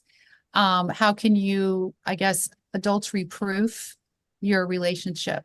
And again, it has to do with making sure that you are dealing with the issues in your marriage. And if you aren't able to do it on your own, go get some help. The average couple will wait 6 years before they get help. The average first marriage lasts 8 years. So if you're in trouble and things aren't going well and you're miserable, don't stay in that. Go out and get some help. There's plenty of people out there who have skills and tools, and it's really a heart issue, right? You have to make a decision. Sometimes love is just a decision and a choice to stick to it and to be committed. So I don't know. I mean, obviously you don't necessarily work with couples. Is that right, Allison? You're working with single women. Well, just with the woman.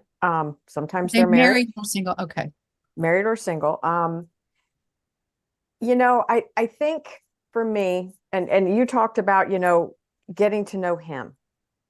We have a much bigger problem in society today for women when we get into relationships. And that problem, I call it the good girl problem. Because when we're growing up, we're taught to be a good girl. We're taught to be obedient. We're taught not to talk too much. We're taught to be respectful. We're taught to, follow direction, right? This is what we're taught as little girls. And when we grow up and we're vibrant young women and we're passionate and we're full of fire, and then we meet a man and we think it's love. And we start thinking future and potential and lifetimes. We start thinking, how can I be, if I want to be this guy's wife, how can I be the best wife I can be to him? So we get married I'm trying to be the best wife. The only role I know is the good girl role. So I transitioned into the good girl role. Well, now we have a problem. Everybody always agrees that sounds like what I was raised to be, a good girl. So I went online and I Googled good girl. And what I'll tell you is don't do it, because somebody's hijacked it and it all X-rated sites. And I was like, well, this is wrong. That doesn't tell you what's wrong in the world today. And so I needed a good definition that I could use for this conversation. So you know what I Googled? Characteristics of a well-behaved dog. Okay. Yeah. So now you get in the picture. We are these vibrant, wonderful, amazing, interesting women. We meet a man. We start morphing into the good girl because that's what we need to do to keep him. We get married, and now we're the family pet. And he's bored. We're not the woman he thought he married. We sold him a bill of goods. I'm not saying it's always the wife's fault. I'm just saying that the only person we can heal is ourselves. And as a woman, if you're in a relationship and you're like, something isn't right, quit pointing the finger out there until you've done the inventory in here. True. Am I being myself? Because if I'm not, I can do all the work in the world. I can go to all the counseling in the world. And in the end, he still may not be the right person for me because I'm not being myself.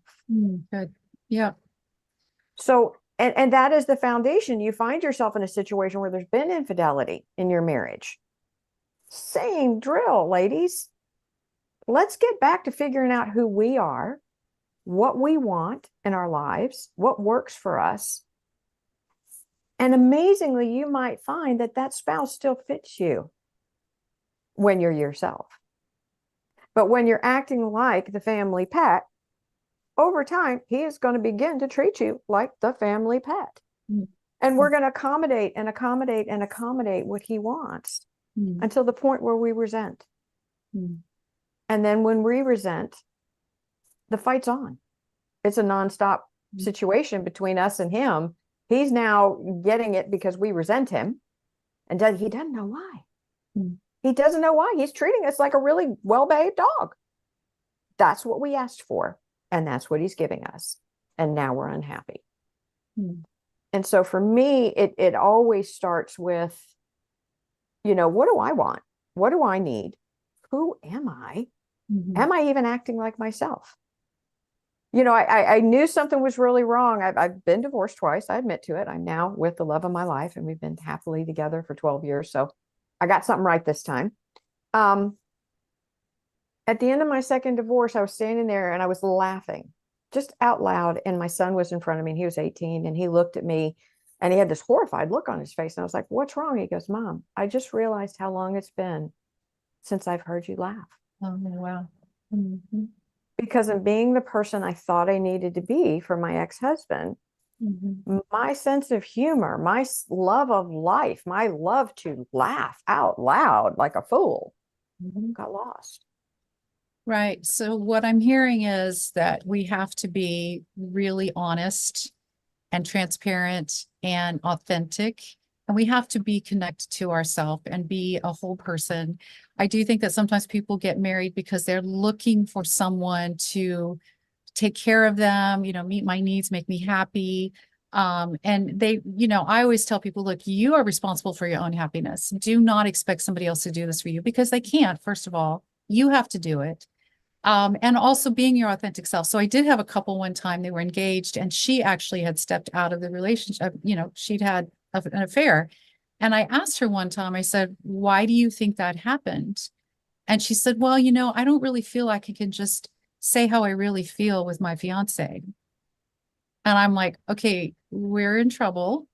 If you cannot say how you really feel, if you're afraid of his reaction, then yes, you are playing a part, right? You are portraying yourself in a way that is not who you truly are, and you can't keep that up. At some point, the facade falls, you know, and you find out who you really are. I know my husband, when he first got married to his first wife, I think I've shared this before, he dated her for 2 years in college. They got married really young, right out of college. And he said she turned into a different person.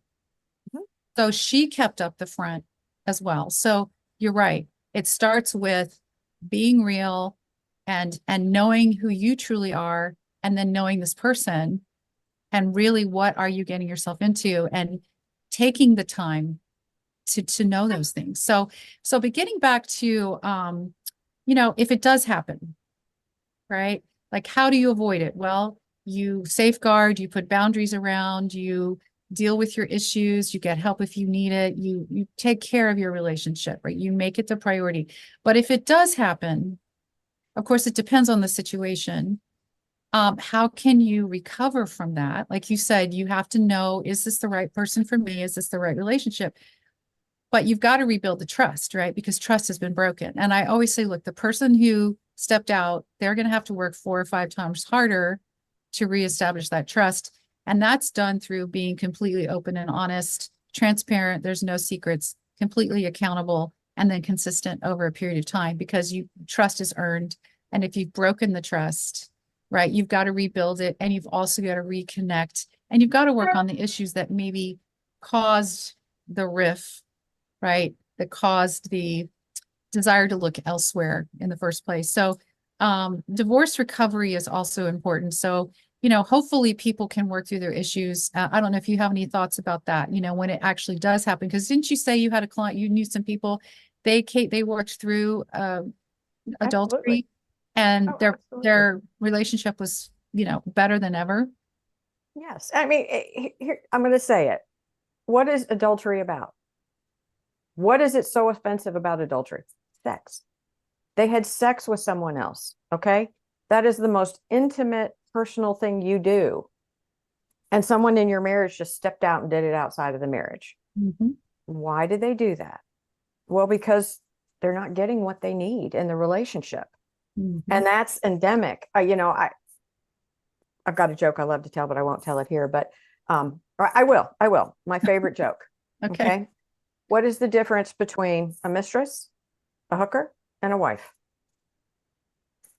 The hooker asks, was that good for you? The mistress says, oh, that was wonderful. And the wife says, beige. I think I'll paint the ceilings beige. And unfortunately, that joke is funny because we've all done it. And here's the thing. If you look at love, which should be the base component of marriage, there's 4 parts: heart, mind, body, and soul. Okay. Starts in your heart, that little spark we talked about. It's there so you can recognize a potential partner. It's also the place where we build trust. We trust from our heart. Okay. That's why love feels like it comes from our heart, because you have to have trust before you can have love. It takes time to build. You said 2 years to get to know somebody. It takes a while to build trust in somebody. Everybody's different, but people skim over that trust part. They go right on into the other parts. And a lot of times in today's world, they go right into the body part. Okay. And the body is sex. And this is the biggest gift that we've been given in life. It's the balm that heals all wounds in a relationship.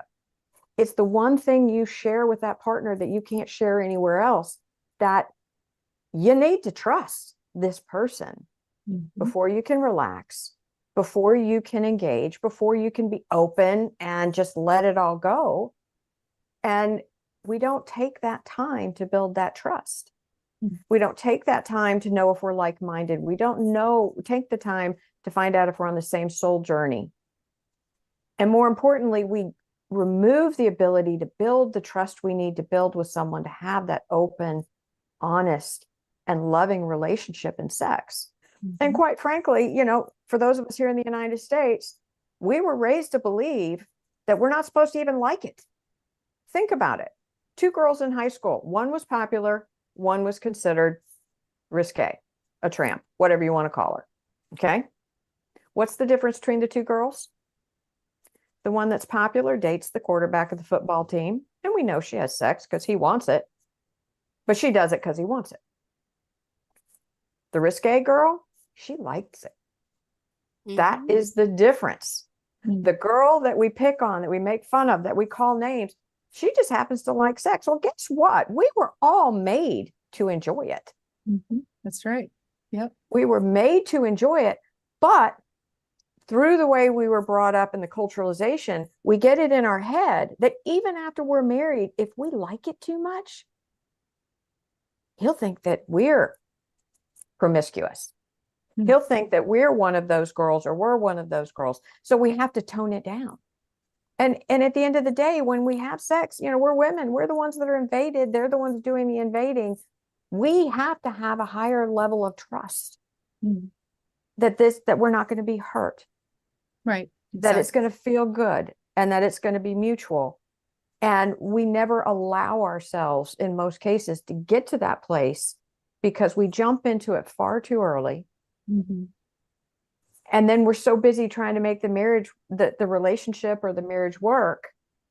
We think our job is just to lay there and paint the ceiling beige and everything should be fine. And I can promise you, the more beige your ceiling becomes, the worse and more rocky your relationship will become.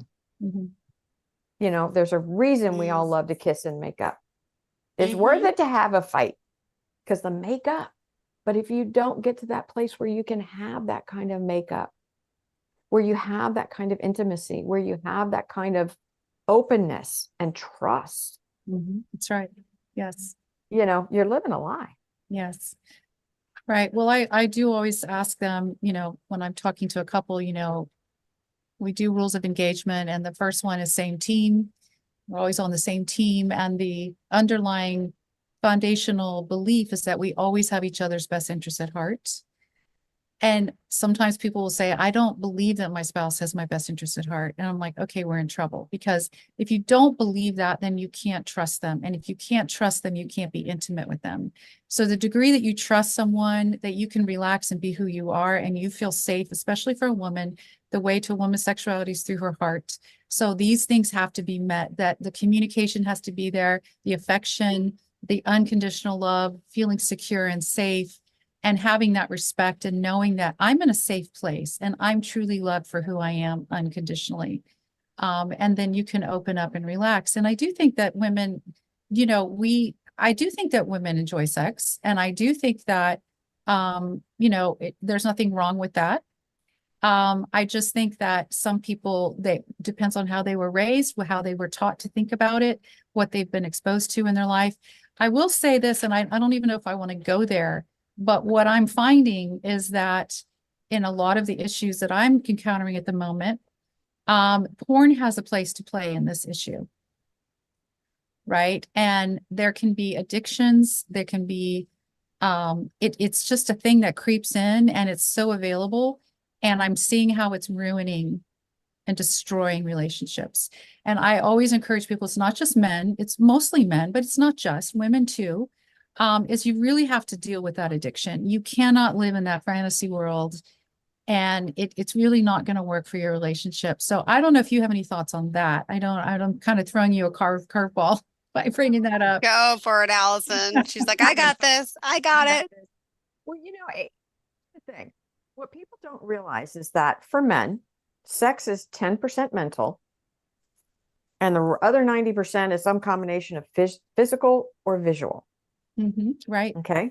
Right. I mean, it just is what it is.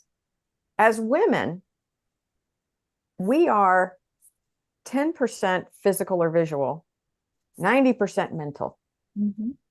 The stars, our mind has to be in the right place to have sex. And also emotional, right? You say mental and emotional. Yeah. Yes. Right. Yeah. Oh, yeah. I mean, our mind has to be in the right place. Our emotions have to be in the right place. How many women have sex with a man and then think they must be in love? It happens all the time. So for us, it's a much different connection. Right. And that is something that people need to understand. And that if he's not getting what he needs, or you're not getting what you need, whether it's the mental stimulation or the emotional stimulation we need, or the visual or the physical that he needs, sooner or later, somebody's going to go elsewhere. But like you said, with porn, it makes everything more accessible. It makes things that, are not normal for some people seem like they must be normal. Right. Exactly. When they're not. And when you're not both on that same page, where you don't break down the barriers between you by developing that trust, so that you can talk about, what is it you like? What is it you want to do? Would I be willing to try that? Nope, that's something I won't try, but I would try this. And be willing to work with each other. You have to be in the right headspace as a woman to say, I love this man enough. I'm not doing this because I'm just trying to save my marriage. I'm doing it because I love this person.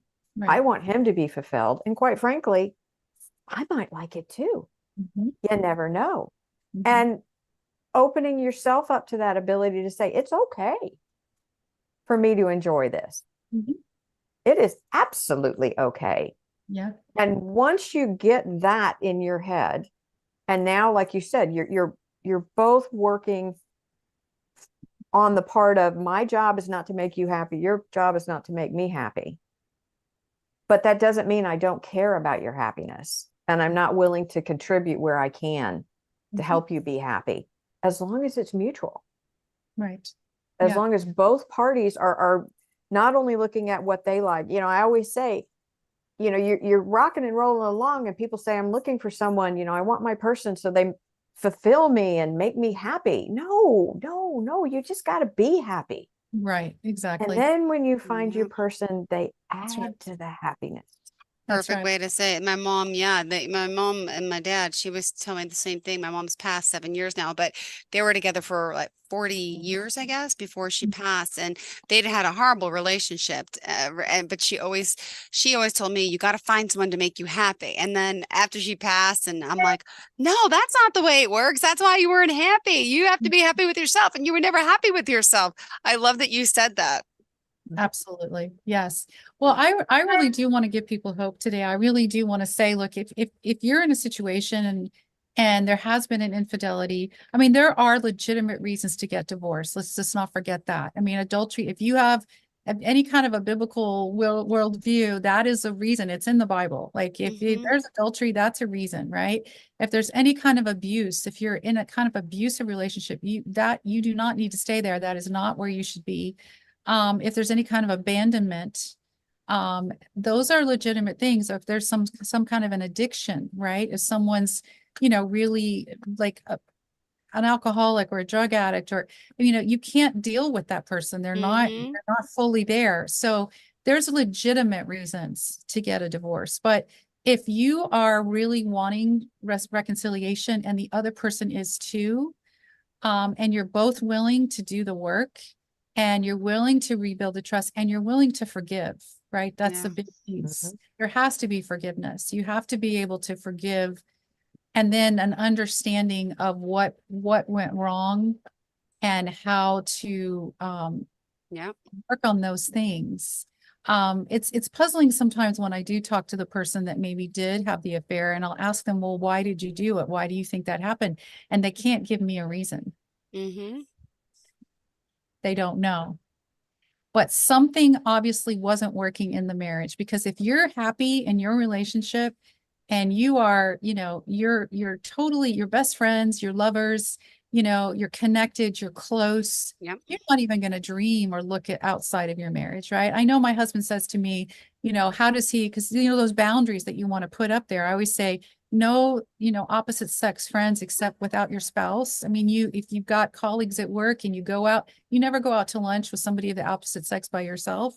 I mean, you put some boundaries around. Some people think that's extreme, but you don't open the door. You don't allow that. And my husband says, he's got his own business. He works with a lot of women clients. But he says, I never hold a woman's gaze for very long.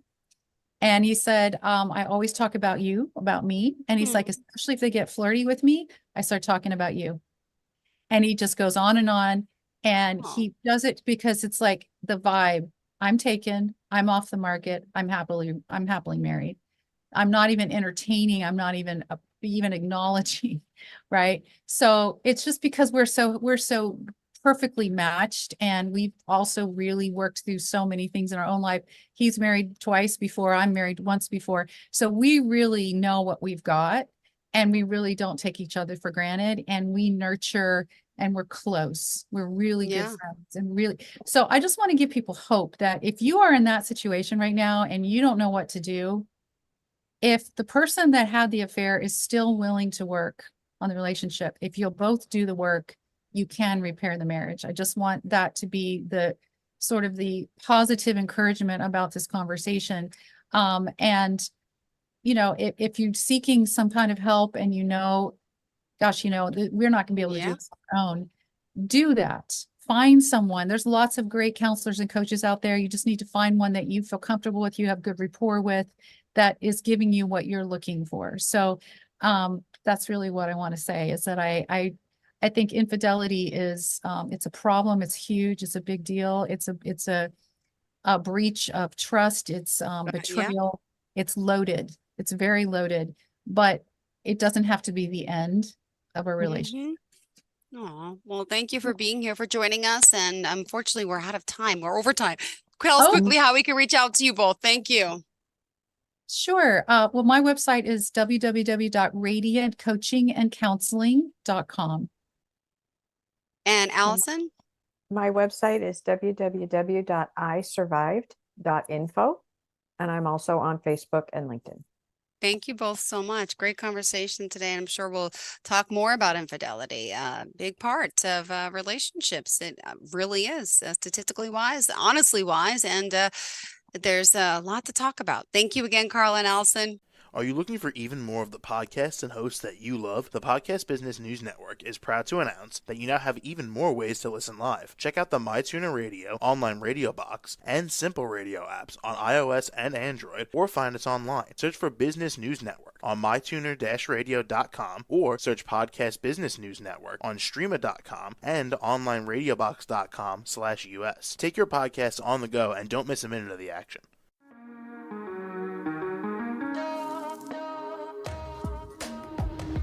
Broadcasting from the business capital of the world, this is the Podcast Business News Network. For nearly 2,000 severely injured veterans, everyday life has become filled with barriers. Day-to-day simple tasks can become pretty daunting. I have to carry my chair up 2 flights of steps or have somebody do it for me. What scares me the most is just the falling. When I'm struggling with my house, I think, to have that one great barrier just knocked down, I mean, it's crucial.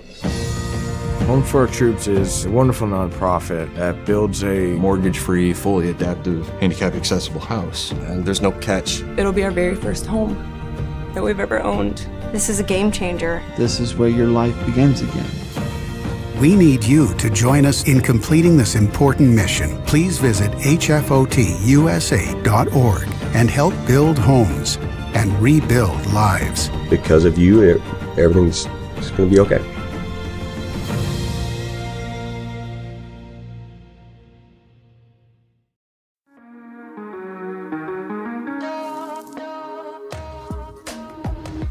Broadcasting from the business capital of the world, this is the Podcast Business News Network.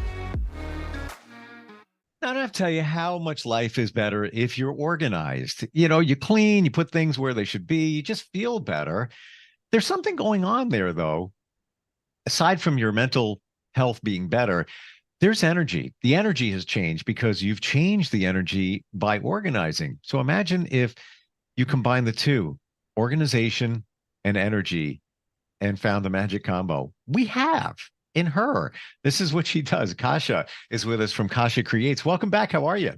Good. Well, thank you for having me back. Nice to see you face to face. Same. And in case somebody missed us last time, I just ran into Kasha. I haven't seen you in a while. What have you been up to? What would you tell them?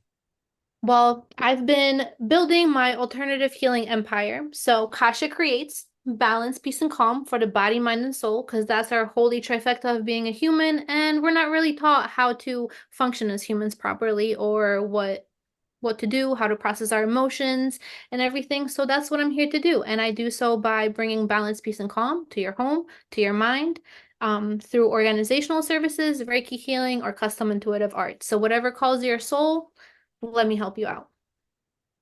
Radically different from anything I've ever heard or experienced. I've I've met people who are professional organizers. I've met people who are energy healers, intuitives. Never all that in one. You're the one, which is extremely unique. Tell us how the energy thing helps the organizational thing.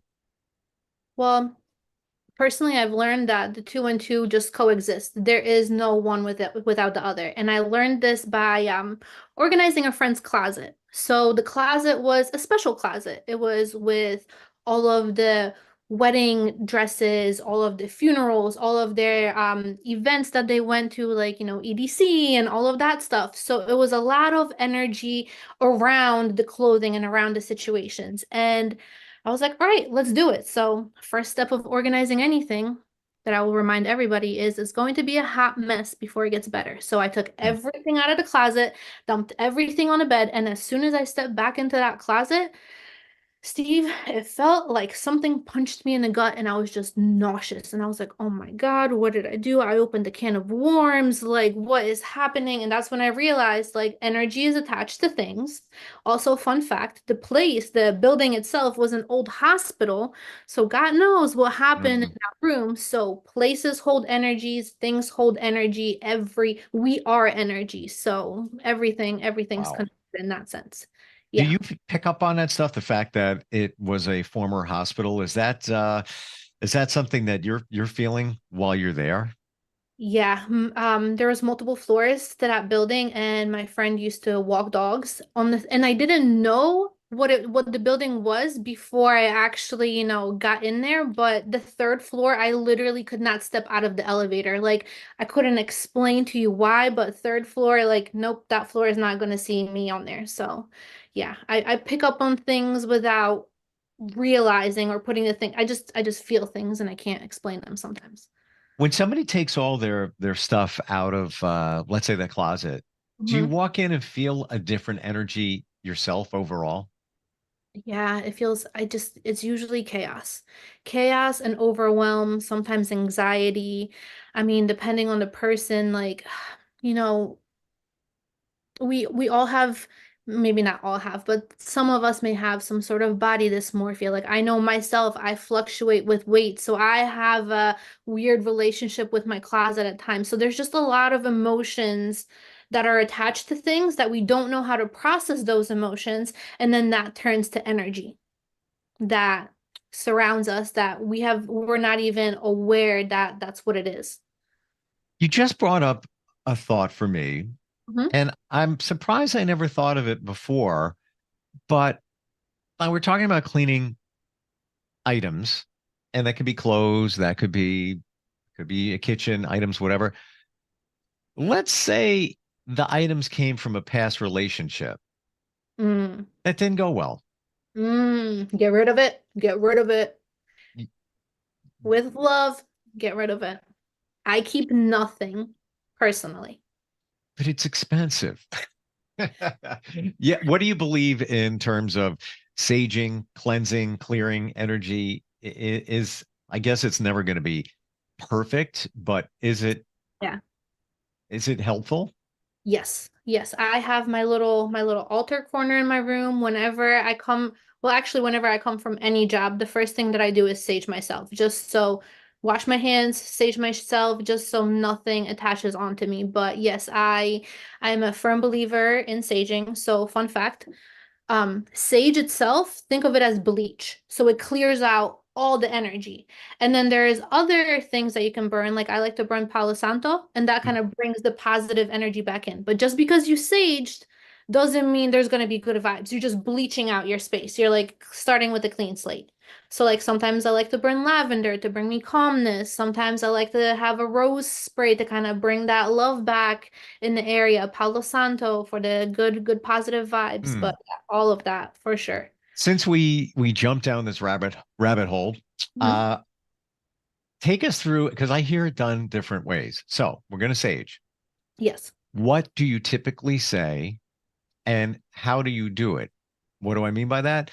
Counterclockwise, clockwise around the room. I've been told you got to go through even the closets. You got to go through those as you know, with let's say you have a stick of sage. I do it both ways. I have that. I also have sage spray, but it's real. It's organic, real deal. What if in this office space, there's no windows? There are. I can't open them. So I can't I have a door. It leads to a hallway. So I've often heard you got to open a window or a door that leads the outside to get it out. Help. What do we do here? That was literally the first thing I was going to say. Well, first of all, let's start off with opening a window, opening a door, because that's and only one. I like to do it with just one. So that way you set a clear intention. Whatever negative energy is out, you leave out that door. Like you're not welcome here. So I kind of do it. I personally have a little chant when I do it. I also don't really think there's a right or wrong way of doing it. I kind of go clockwise, I guess, and I'll go in the room and I'll do I'll do my like little chant of a dance, like positive energy in, negative energy out, positive energy in, and I do like a little wiggle with it, and I go around the room and I try to do it at least 3 times in a room and just kind of walk around the circumference of it. So that's my little OCD touch, I guess, but. Yeah, and then also with doorways specifically, like I'm in my parents' house right now, so like whenever they're not home and I do a little saging, I always go through the main, like the back door and the front door and the garage door, and I always make sure to go and kind of run around this circumference of the door and say that no negative energies allowed in, only cleanse positive energies allowed in this house. Any negative energy out the window. So like it's like I literally command and like I talked to the energy. I know that sounds crazy, but yes, like Nothing wrong with that. Yeah. Wow, so cool. And counterclockwise around the room, doesn't matter which way you go. I don't think so. Maybe to me, I've never heard anything in regards of that. Like as long as it gets done and you sage, I think that's good. Final thought on all of this. So I have some items that were involved in a previous relationship that didn't really go that well. They're expensive. So if I really sage the blank out of them, and maybe on a regular basis, because I don't do it enough, would that be enough to get rid of negative energy? I guess that to that point, it goes to a personal connection to it. Like, do you have a soul tie to that thing? My longest relationship was 5 years, and I kept one item from that relationship, and it was this little Buddha statue, and I have my little like Buddha collection, and that was like the only thing I kept. But I don't know. This is me of a Scorpio and like the cutthroat. Like we're done, out of mind, out of sight. I get rid of it. The two things with my superstitious mother that I would not keep are shoes and watches. And those are also the two things I would not ever gift in a relationship and I would not want to receive. And shoes, because if you gift somebody shoes, they're gonna walk away from you. And because if you give somebody a watch, it's like counting down the time of being together. And I did not want to believe that, but it's proven in all of my relationships, whenever I got a watch or shoes, they ended. So I'm seeing where you're going with this, and the items that I'm referring to, I'm not connected. They're just items. And I could be connected. I don't even think of them from the other relationship. They're not in the same living space, so that does make it different. I could see, let's say it's a dresser, bed, or whatever, and it's in the same room that you shared with somebody else in another relation. This is all in a new space. To me, they're familiar items, but I don't connect them. So I think maybe that is a game changer for me in that regard. And it's funny you say the watch. Can I share something kind of weird? yes, I love weird. What? I feel like weird's my middle name. Going to keep it really short. Uh-huh. But I get signs from my mom all the time, very specific. Mhm. And actually, today is the 5th anniversary of her funeral. It's funny this is coming up. So I got a sign from her a couple of months ago, and it was a password for my router. And I had asked, Mom, send me a sign, send me a signal. The password, 4 digits dash Rose dash 2 digits. Rose is their name. Then when you take so for me, this is just one of many signs I get from her. But here comes the watch. So the numbers that she gave in this password or I received always, if you add them, subtract them, move them around, do whatever you're going to do, they come up to 7 or 11. I don't get it. I don't know what's going on here. And I was talking to my daughter who's 15 about it. And she goes, you ever think about maybe that's connected to your dad? And he passed away. My parents got divorced. He passed away when I was 21. He passed on 7/11. You can't make this shit up. I love it. But wait, it just the layers. He was born on 3/4/7. New Year's Eve, I'm going out. And I'm dressed and I'm like, let me grab a watch. This is why I'm bringing up. You said watch.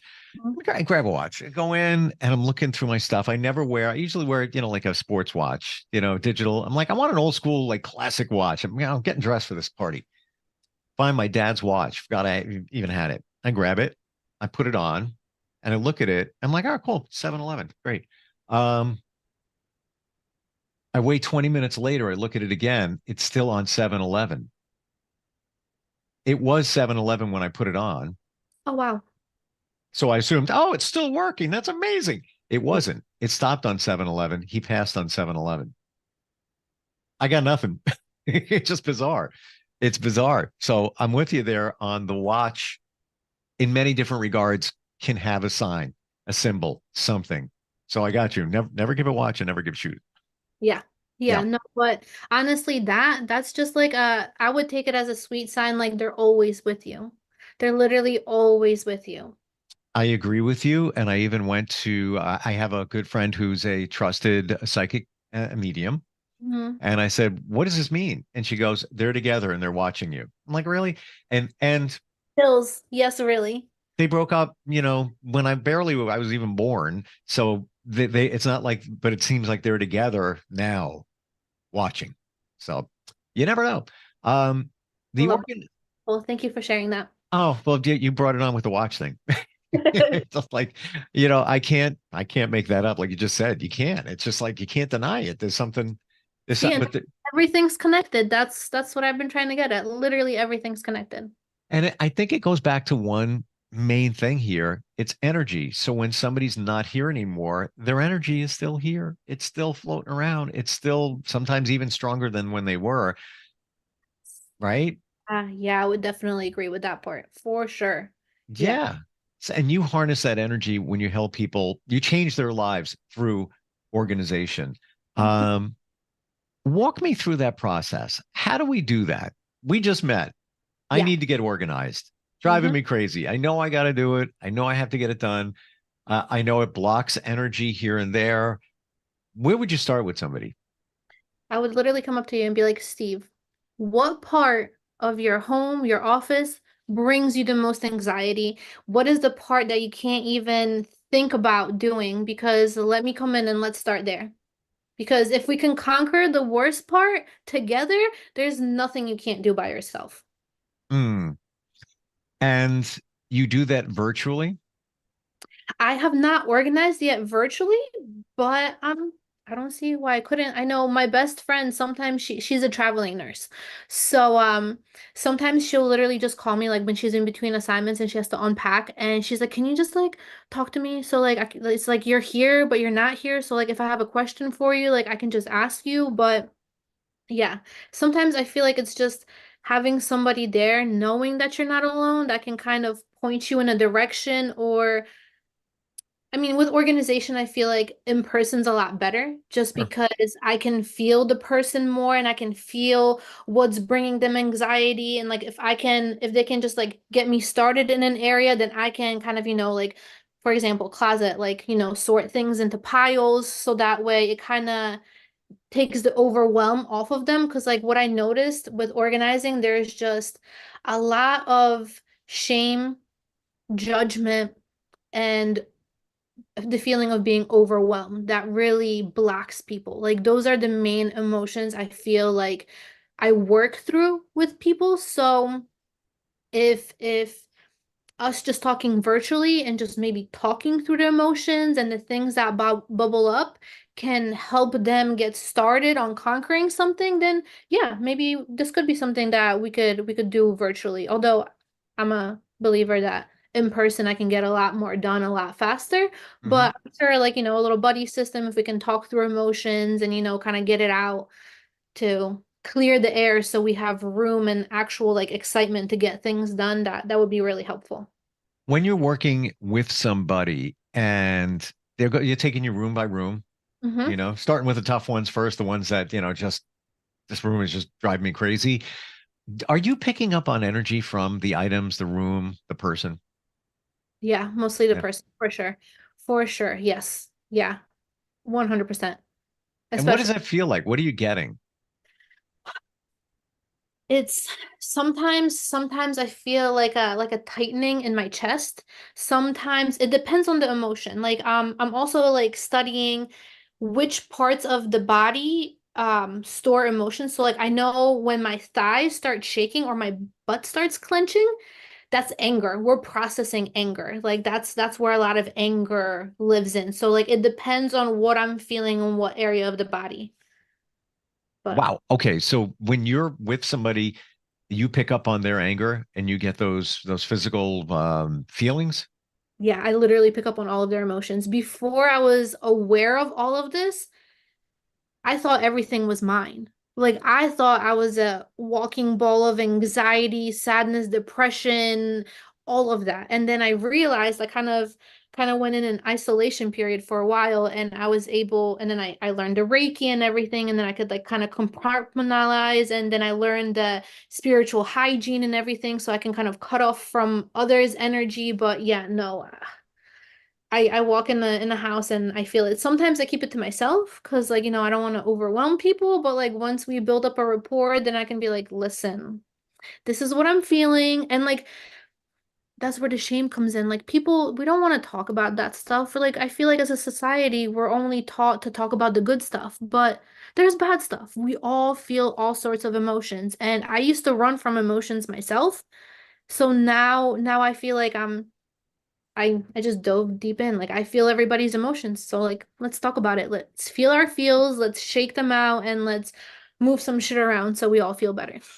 You bring up a really, really interesting point, Kasha, in that stuff that we're feeling, we're a good chance we're taking on somebody else's energy or their situation, and then we're trying to process it. Because I'm looking this past weekend, it was kind of a wonky weekend for me. It was still a great weekend, but I was a little off. And other people have told me the same thing. I don't know astrologically if there's something going on this past weekend or what.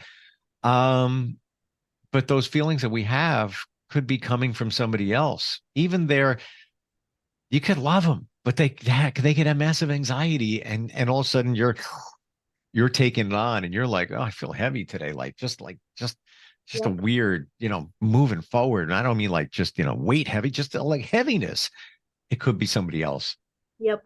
Especially like family is our hardest lesson. I'm learning this with myself. Like I lived by myself, I moved back with my parents, and it's hard. Like I'm not gonna lie, it's hard. I love them to death. I'm so grateful, but like I feel their stuff. So it's yeah, it's definitely especially if you're not aware of the fact that it's a thing that like energy and emotions are connected and the fact that like even if you just give somebody a hug it's like an invisible cord is already connecting you. You know what I mean? So like whenever you think about somebody, you're connected. Like you really you are feeling them. So yeah, most definitely if we don't know how to differentiate and we don't have that discernment within our own energy and we don't have our energetic hygiene practices that we do, 100% other people's energies will influence you, especially in workplaces. Like I worked in corporate for 7 years and my soul was rapidly dying. Like I love the people I work with and it's not nothing against them. The company was great, but like it was stress. It was a lot of stress and I kind of felt everybody's angst and sadness and depression and actually funny thing, I just went back to my old place because my old boss called me and asked me if I can come in and organize. And it's been months that I've been there, and I came in there and I was like, whew, I was doing the boardroom and I was like, man, like, where's all this anxiety coming from? Like, I feel anxious as no other. Brought up my sage, started spraying it. I was like, okay, this isn't me. This is this room. Like, this might be this building, but yeah, no, it's real. It's real. I'm glad we're talking about it because I guarantee you tonight I'll be saging. Mm-hmm. Yeah. So let me teach you something a little, since I'm talking about energetic hygiene so much. Please. So a little thing that I do to disconnect myself, like if I had an interaction with somebody and I'm feeling like a little down, that I might have been interacting with like an energy vampire and I just want to cut that off, right? So what I do is a breathing kind of wiping exercise. So you start from your right shoulder, so you go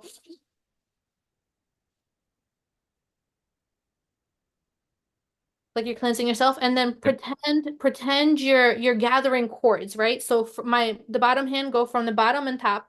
You gather all the cords, you have the cords, and then you cut them 3 times and you send them to the universe, cleanse with love.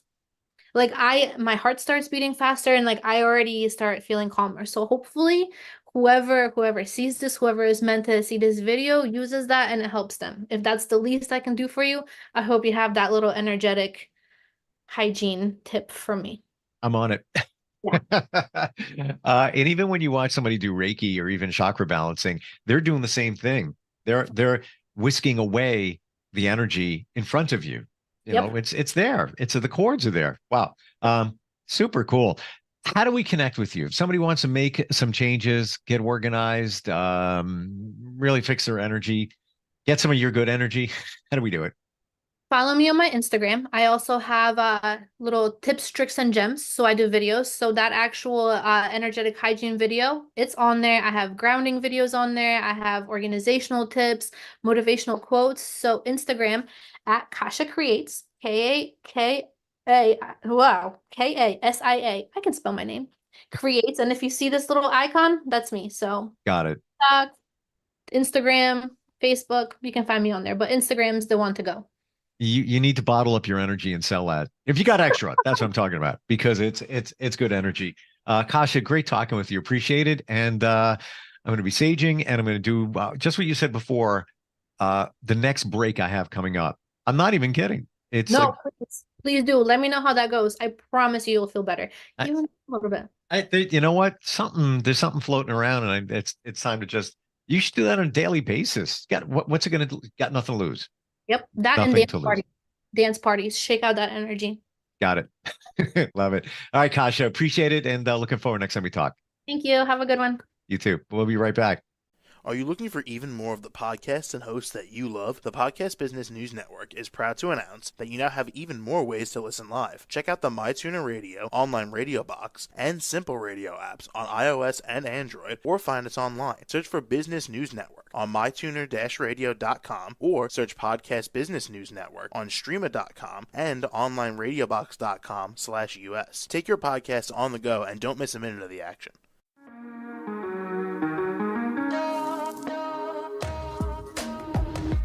Broadcasting from the business capital of the world, this is the Podcast Business News Network.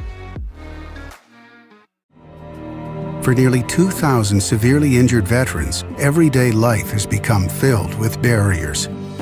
Day-to-day simple tasks can become pretty daunting. I have to carry my chair up 2 flights of steps or have somebody do it for me. What scares me the most is just the falling. When I'm struggling with my house, I think, to have that one great barrier just knocked down, it's crucial. Home for Our Troops is a wonderful nonprofit that builds a mortgage-free, fully adaptive, handicap-accessible house. And there's no catch. It'll be our very first home that we've ever owned. This is a game changer. This is where your life begins again. We need you to join us in completing this important mission. Please visit hfotusa.org and help build homes and rebuild lives. Because of you, everything's going to be okay.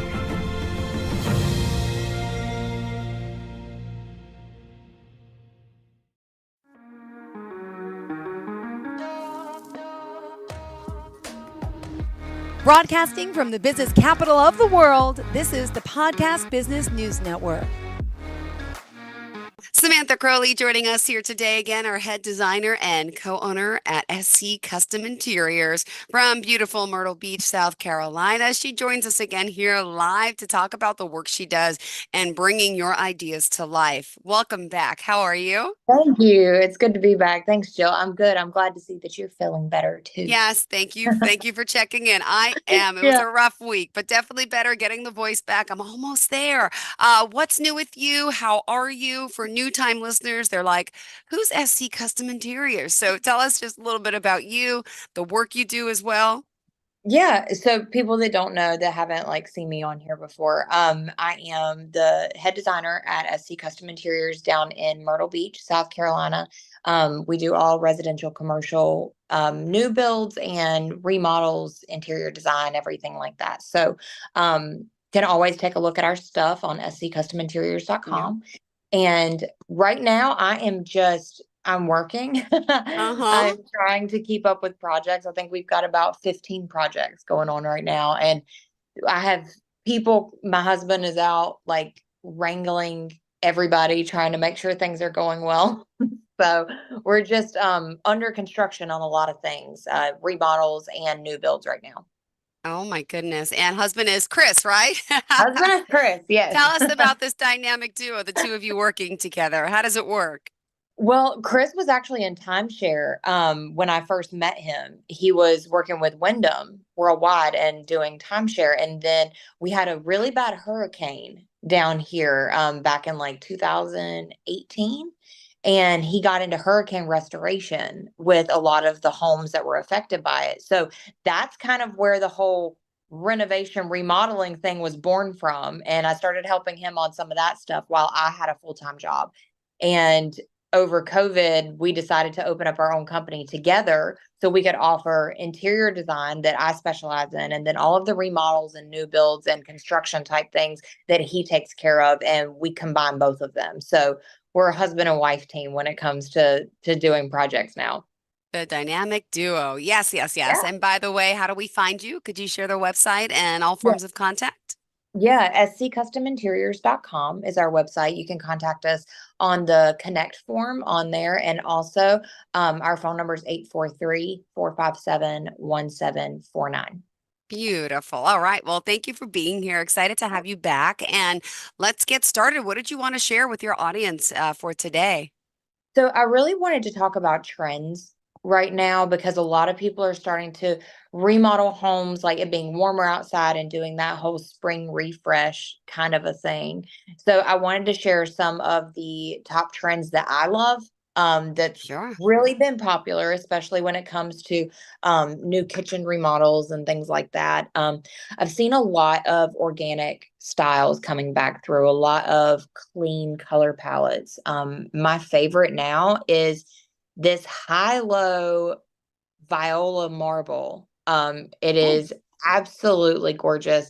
More of a white ivory background with this deep black purple veining all the way through it. Sourced out of Italy. It's a Carrara marble, and it is super popular out in California along the West Coast, but I've seen it trickle in more towards the East Coast because a lot of people want to get away from the beach vibes and they want to have more of a modern aesthetic in their home, and they want to do a lot of this natural palette. So we've seen a lot of neutral colors come back like we saw in the early 2000s, but now also they're bringing in all of this texture and all of this movement from the outside and bringing the outside in, which is super cool to do and super awesome to like see the transition between a lot of these beach homes that I'm used to seeing with a lot of more modern and transitional vibes down here. So that's one thing that's been amazing just to work with, and this different type of stone and these palettes that everybody's kind of pulling in. I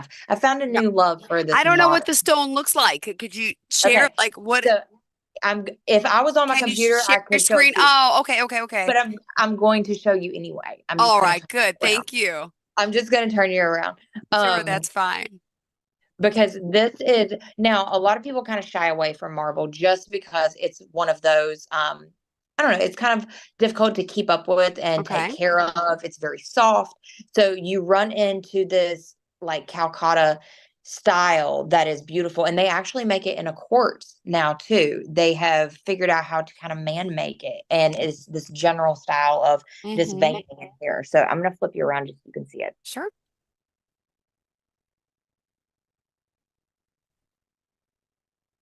So you'll see a lot of the high-low in here with the lighter background, this deep onyx color veining all the way through. And this has been extremely popular. Wow. Is that like a navy blue or that's black? I can't really tell. It's actually a couple different variations. So you can is it see, violet? Yeah, it's actually all three. Because in certain spots it's black, certain spots it's navy blue, and then it kind of filters out and it does turn into this like purple violet color. It is quarried out of Italy. So the veining in here shows different shapes and everything is going to be different, but it does add this modern extravagance to the design when you put it in a kitchen or a bathroom. And what's cool about this is you can book match the stone, which means you can do one on one side and then another slab and it be on the other side and kind of mirror each other. Awesome. Now, just curious, I don't know much about stone and the prices. Is marble one of the more expensive types? Is that one that we need a sealant for? Is it more high maintenance? Is it less maintenance? Yeah, I get confused between that and granite, to be honest. All of the above. Okay. So marble is a higher price point. You're going to see that on the higher end of things, especially the Calcutta marble. You're going to see that a little higher than you would a granite or a quartz. Granite is going to be like your lowest, and then you're going to get upwards towards the quartz and the quartzite, and then you're going to get into the specialty stones, as I like to call them, and marble is one of those. Okay, interesting. When it comes to taking care of that, you do have to seal it. You have to seal it with a special type of sealer, and you have to clean it with certain types of solvents. It can't be anything harsh, otherwise it'll mess it up. So this is also one of those stones that's hard to do in a kitchen because of the heat. You can't put something directly from the stove or the oven directly onto it. It'll mess it up. So you have to have a holder. So when you're looking at doing a certain stone, I always visit with people and find out how they actually live. Like, what is their day-to-day in the kitchen? The kitchen is the heart of the home, but if you're going to be cooking and you're going to be doing a lot of things like that, you don't want to mess up your countertops. So if people say, I really want marble, and they cook a lot and they're always in there cleaning and everything, it's probably not the best idea. So that way we can figure out what they like and switch over to a more hardy stone, like a quartz or a granite, and we can search for things that do have this similar style to it. Got it. All right. Thank you for sharing that. Yeah. Now, also, what other trends are we seeing happening in with countertops in particular?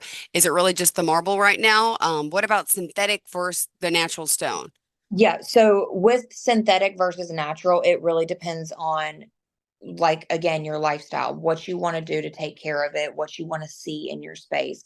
So I do like a lot of synthetic stones. It's just easier to take care of. I was going to say, like for myself with kids, the mess, the slop right now during this ages, would you recommend that? I'm trying to think what I have downstairs in my house. I moved into a home that was maybe 20 years old, but it was redone, briefly by a contractor. So I think it's granite. I think it's granite, but it seems okay. It's dark, so I don't see the mess, to be honest with you. Yeah. The granite is the most hardy of the stones, honestly. You can really do whatever with it. It doesn't give itself to a lot of the fun patterns and the types of veining that you see in quartz and quartzite and salastone and things like that, but it's more spotted, if you will, and that's harder to keep clean, I think, because you can't see anything on the countertop because everything is kind of camouflage, We are still seeing a lot of quartz everywhere. The white quartz with the large gray veining, the more natural colors that people can use in their homes and just put different colors around. It makes it a lot easier. And one of the biggest trends that I'm seeing still is the waterfall island in a lot of homes. They want to see their countertop go from the top down to the sides. That's what I was going to say. See, I don't have that. I have the wood that or fake wood that's all chipped on the sides from people kicking it and stuff falling on the sides. That's called a waterfall. So you do It's the called a whole stone waterfall. over it. That Yes. that I think it makes more sense to a lot of people with a lot of company, a lot of children in the house. It does. And I absolutely love the look of it because it does give you a more elevated and a high-end look with having a waterfall edge. It Yeah. does take more material and pricing is going to be higher just because of how they have to cut the slab and the installation process with that. But doing that with an Yeah. overhang on your island makes you have a more custom look. And to spend a little more money on having that Yeah. waterfall edge, the resale value on the home is going to automatically go up just because of custom features like that.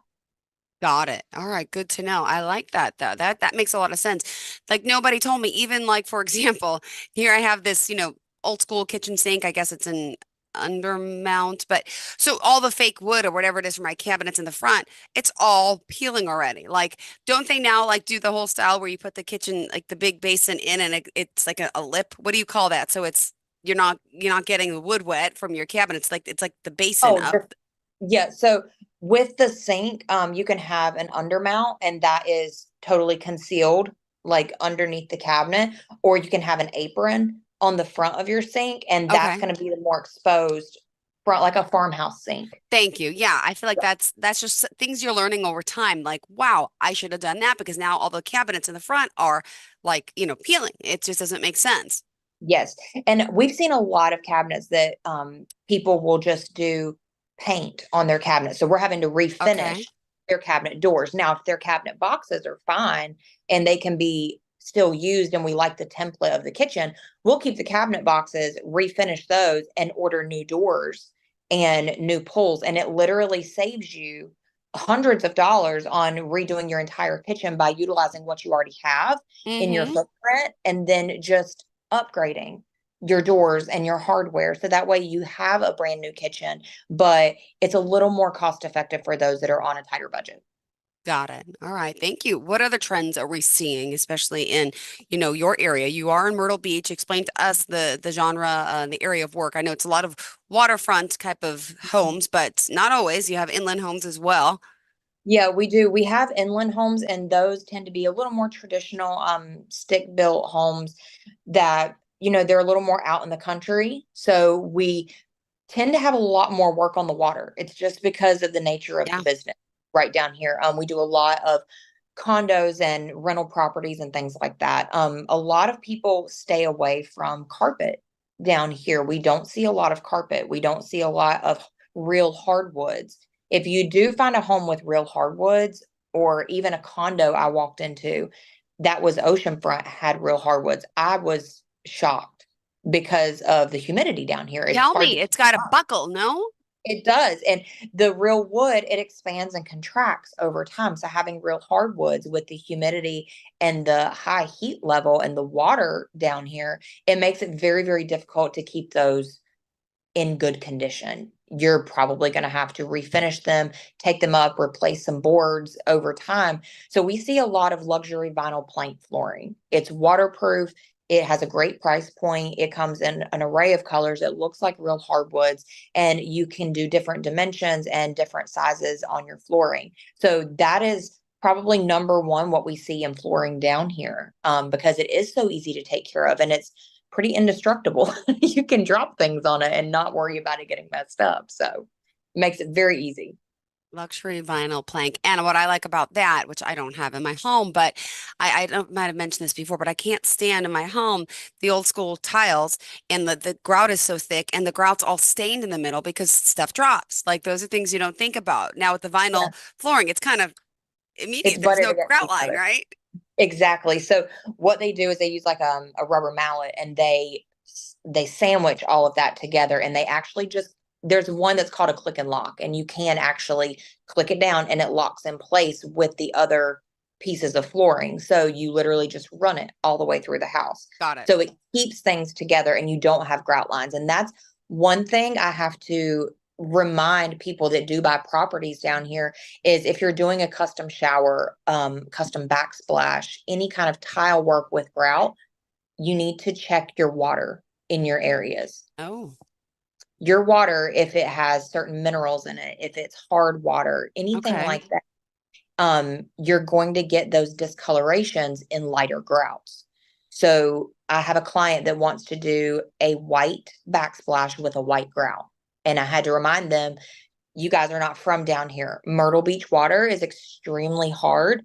And we have a lot of, lime and rust buildup over time on grout. It's very hard to keep clean. Yeah. So to keep that into consideration when you're selecting your grout color, you may want to go with a darker one just so it's easier to take care of and it doesn't stain. Oh my goodness. Yeah, I did that downstairs this time when I did the basement with the porcelain floors. I said, I'm doing dark gray grout because it was the basement. And they said, don't do the vinyl, don't do, even though it's waterproof. God forbid you have a flood in a basement. At least in New York, they would advise me to make sure you do the tile down there. Yes. It makes it so much easier to take care of because if you do have a flood, the only thing you're really replacing, as long as, the tile and everything is good and the weight hasn't cracked anything of the water, if you do flood down there, you're really just replacing your baseboard, your quarter round, and maybe some sheetrock, depending on the rise. Exactly. Exactly. All right. Let's remind everyone how we can contact you, please. Yeah, absolutely. Either phone, I love phone, 843-457-1749, or email is sccustominteriors@gmail.com. And you can also request the contact card on our website at sccustominteriors.com. Perfect. All right. What else did you have in mind for your listeners today? We only I have, think, oh my gosh, 5 I minutes know, left because we started a late start. Oh, I know we had a late start because of technology. We it should just happens. go back to like old school and video everything and just sit in a Right? tape. I think one of the biggest things I wanted to touch on with summer like coming around and everybody kind of doing those spring refreshes is taking care of the interiors that you already have in your home. I Okay. like to tell people if they want to refresh, shop within your home. I do it all the time. If you have a chair in one room and you want to change some stuff around, switch your furniture, pull a chair out from another room, pop it in the room that you're working on, do new paint. You can always order like new draperies and clean those. Everything that you can do within your own home will save money just on a budget. And then if you're looking for newer things, always go to Amazon, like Bed Bath and Beyond. Like you don't have to spend a ton of money just to do a spring refresh, just to make it feel like, something's a little bit different in here. Got it. And I love that. I just went to like there's a Home Goods. Do you have Home Goods near you or the home Love store? Home Goods. It's so tempting. It's as you walk in, there's so many nice things, and it's like, I want to refresh, I want to redo. And one thing I've learned though, my problem is if I bring in, I should take out, and I never do. So then it ends up a cluttered space, and you don't like cluttered spaces. I hate clutter, honestly, I do. One thing, since we were talking about Home Goods, I always like to remind people, if you do go to Home Goods, it's overwhelming. Yes. So go in there with a purpose, first of all. Second Okay. of all, things to stay away from are anything with text on it. If it says kitchen or farm fresh eggs or anything that labels your space in word form, stay away from it. It's a lower interior thing and it makes things look cheap, for lack of a better term. Thank you for that. All right, that's it. There's a lot of those type of things out there. Yes. Exactly. And when you're in there, the small little tchotchkes that you put on shelves and like plants and things, stick to the number 3 rule when you try and style your shelving. Large piece, medium piece, stacked pieces, stacked smaller things. It helps keep things very streamlined and clean, and it doesn't get cluttered. So grouping of 3s on your shelving will tend to help. One large thing and then skip down a couple things. Also, when you're in there and you're looking at pillows, anything with a poly insert, don't get it. Stick with the down inserts, the pillows that you can chop in the middle and make it have like little ears on the top. Mm-hmm. You want to stick with those down-filled pillows instead of the poly pillows. It gives your home a more high-end luxury interior designer look, and it's not so thrown together, and it looks like there's structure to everything. Got it. Well, thank you for the tips today. And let's remind everyone how we can reach out to you and what's the process like? Do you offer initial consult? How does that part work? Yeah, 100%. Whenever you're on our website, sccustominteriors.com, there is a fill out form that you can get in touch with one of us. And within 24 hours, we'll reach back out to you and set up either an email or a phone call consultation. And that just kind of goes over what it is that you're looking for, what you want to do. And from there, we work on budget and price point and things like that. So really, it's just to get to know you on the phone consultation and then see how we can help you the best. And we do that through the link on our website or an email, sccustominteriors@gmail.com or 843-457-1749. Awesome. Thank you so much. Pleasure having you here again. Great to Thank see you. you. Good to see Enjoy you. the rest of the week. Happy hump day. And thank you for the insight today. I appreciate it. Thanks, Jill. I'll talk to you later. Sounds good. Have a great day. Are you looking for even more of the podcasts and hosts that you love? The Podcast Business News Network is proud to announce that you now have even more ways to listen live. Check out the MyTuner Radio, online radio box, and Simple Radio apps on iOS and Android, or find us online. Search for Business News Network on mytuner-radio.com or search Podcast Business News Network on streama.com and onlineradiobox.com/US. Take your podcast on the go and don't miss a minute of the action.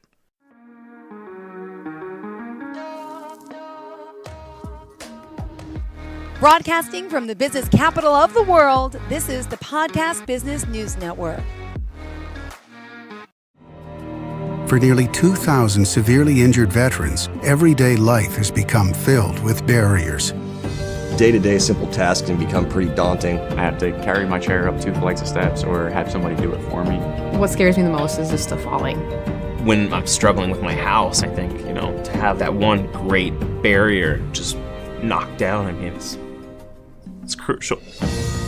Home for Our Troops is a wonderful nonprofit that builds a mortgage-free, fully adaptive, handicap-accessible house. And there's no catch. It'll be our very first home that we've ever owned. This is a game changer. This is where your life begins again. We need you to join us in completing this important mission. Please visit hfotusa.org and help build homes and rebuild lives. Because of you, everything's going to be okay.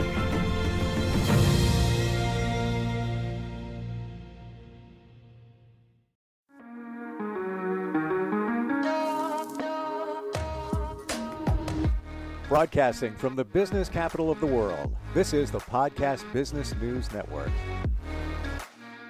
And welcome back, everyone. If you are feeling yourself stuck, life is just not moving for you. You know that there is more for you out there, but it's just not happening now. You've got that feeling inside.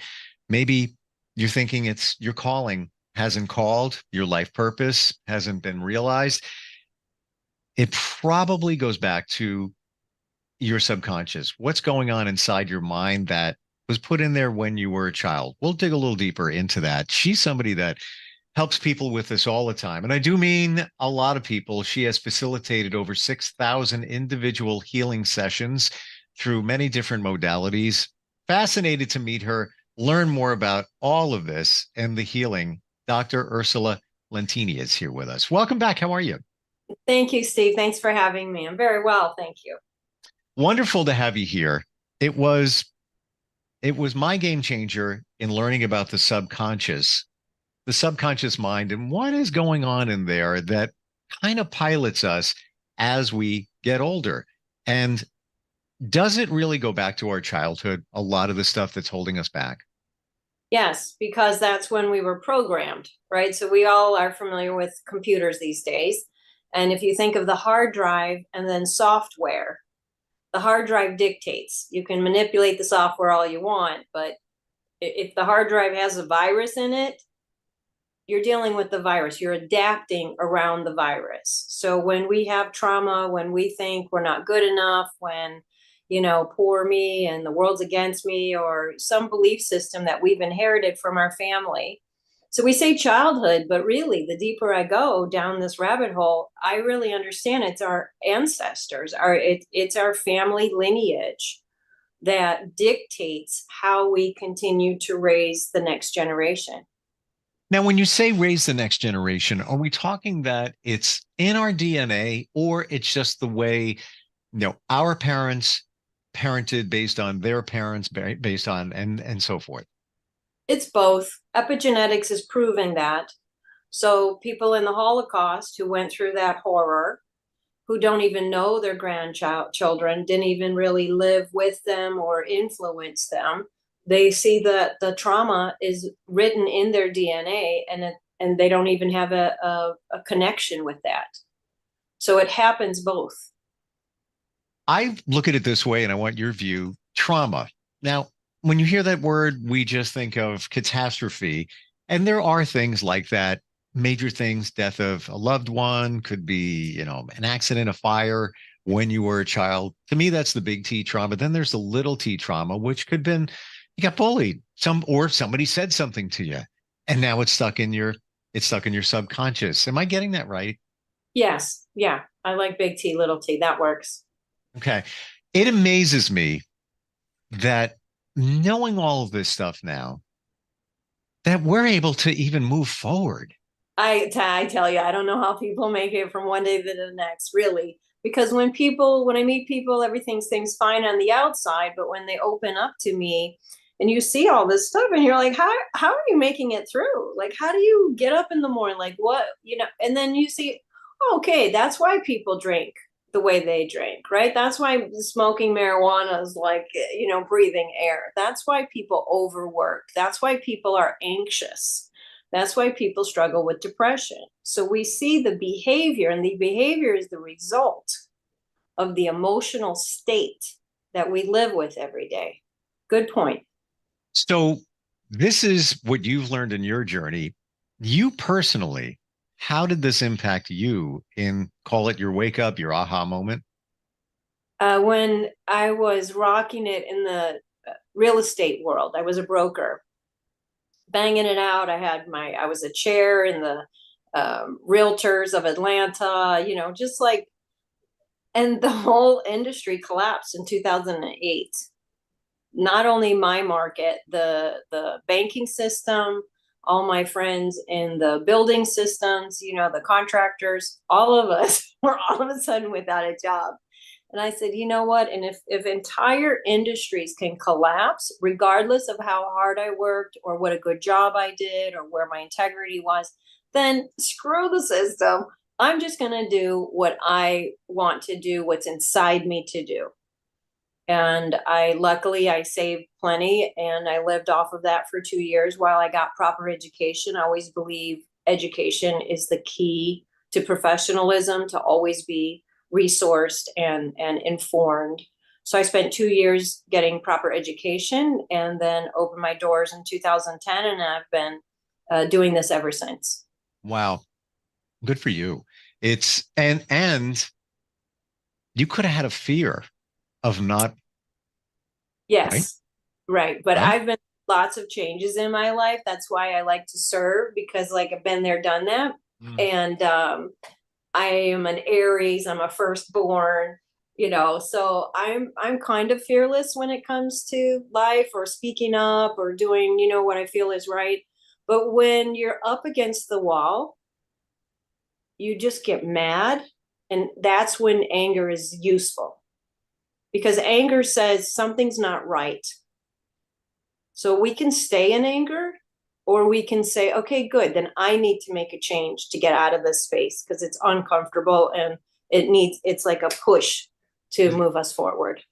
So I had a debate with some friends recently on the word anger. Now, anger often is driven by something else. It could be sadness. It could be frustration. And those are, valid emotions. The more I look at it, anger is not one in itself. It's got to be connected to something else. And there are some that are on the fence on that, and some that, your thoughts. It's absolutely emotion, right? Energy and motion. So for me, we're all spiritual beings having a human experience. Big part of the human experience is navigating these emotions. Emotions are meant to kind of come through us, have an experience, and keep moving on. Anger specifically is one of that. What happens is people feel the power of anger, and they enjoy the power, so they stay in that angry state. People who run anger as a regular coffee that they drink every day, it also can be very addicting because of the power aspect of anger. The purpose of anger, the highest purpose that we can say, okay, look, I'm angry. Look at our country, right? Like, what the heck is going on? I personally think the American citizens need to rise up and start speaking their truth and saying, that's not okay, that's not okay, that's not okay. My kids need a better education. We need better health system. We need more honesty in the media. We need. But until we start speaking up, we're just going to sit here and be angry. And that's helpless. So anger is like a hub to other emotions. When we do the subconscious work and we get down to the bottom of the barrel, after we release anger, there's a heap of sadness. Interesting. Do we know that? And are we afraid to release the anger because we don't want to deal with that? Yes. That's why we get mad in the first place, because the other stuff is unbearable. Anger sometimes keeps people alive.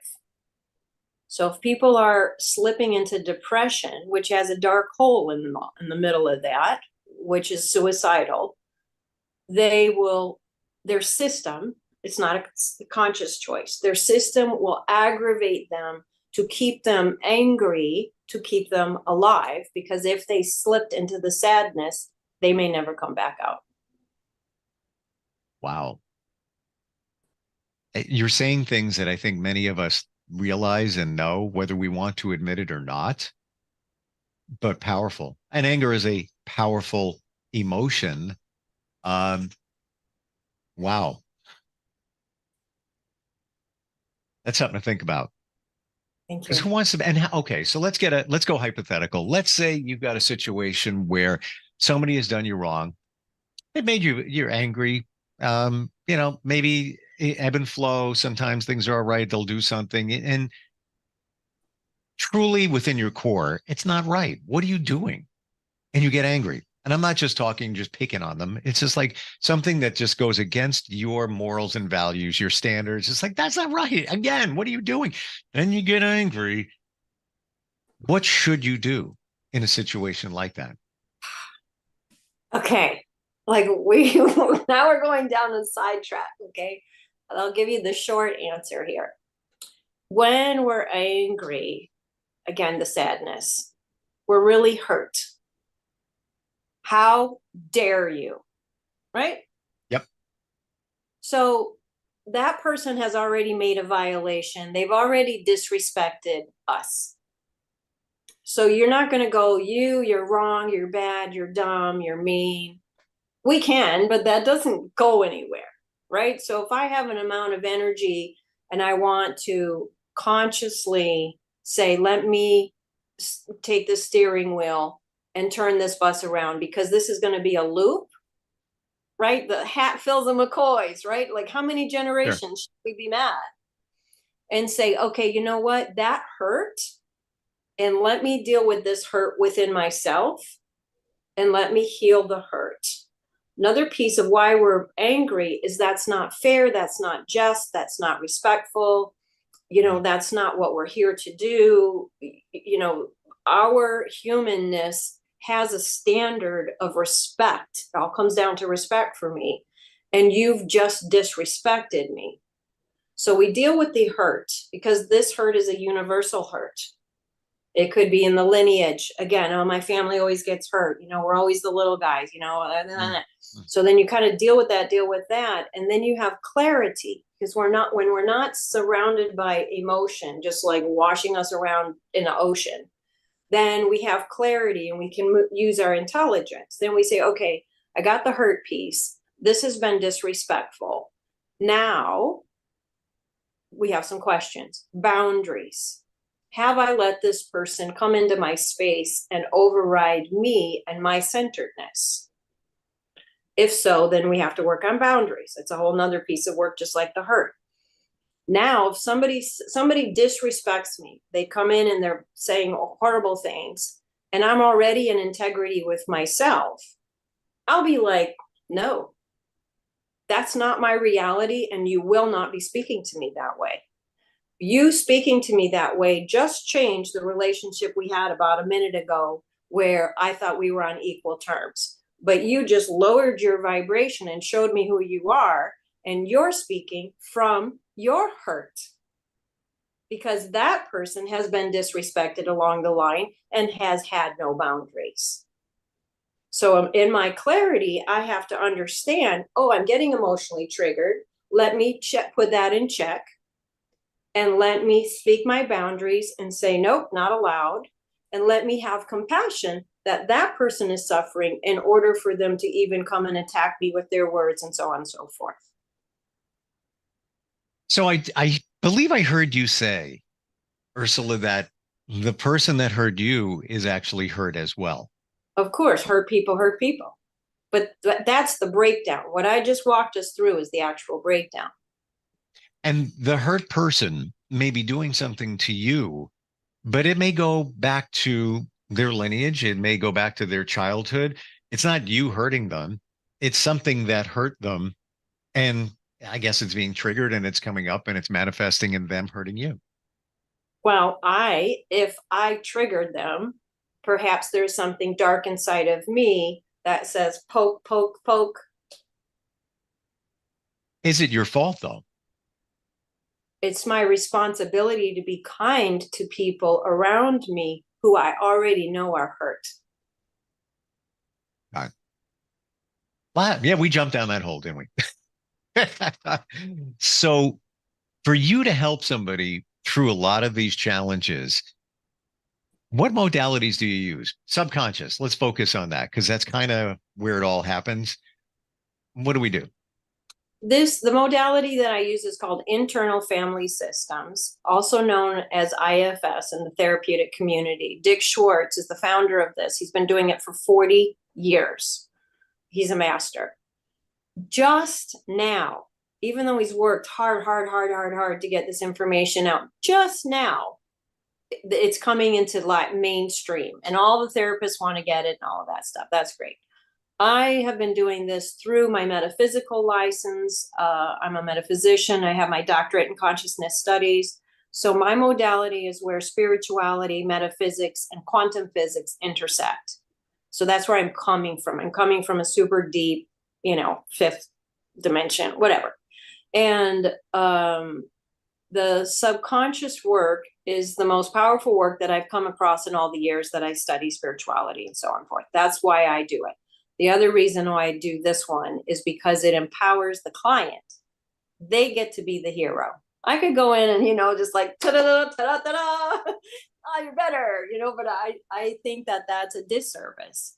I want the client to win and to own that healing that just happened. It's very empowering for them to know that they were the ones who solved the issue that has been going on for how many generations.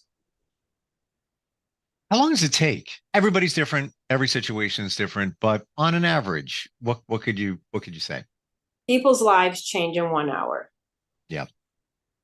So what I do is work with them for 12 sessions so we can clean house, so they can make better choices in their life, because we make choices from our subconscious. In your experience, your journey, your learning, give me 3 sentences that navigate you now. They can be unrelated. That's perfectly fine. Yeah, but 3, call them mantras, whatever it is. What do I live by? Exactly. We suffer to the degree that we resist. That's a Buddhist concept there. So anything that we resist causing suffering. So for instance, I have a friend now, his father's dying, and he's like in and out of the hospital. And I said, he's afraid of dying, but his fear is causing him the suffering. That's an extreme example, but there you go. Yep. The other one is do more listening, inner listening, right? Just letting this download than talking.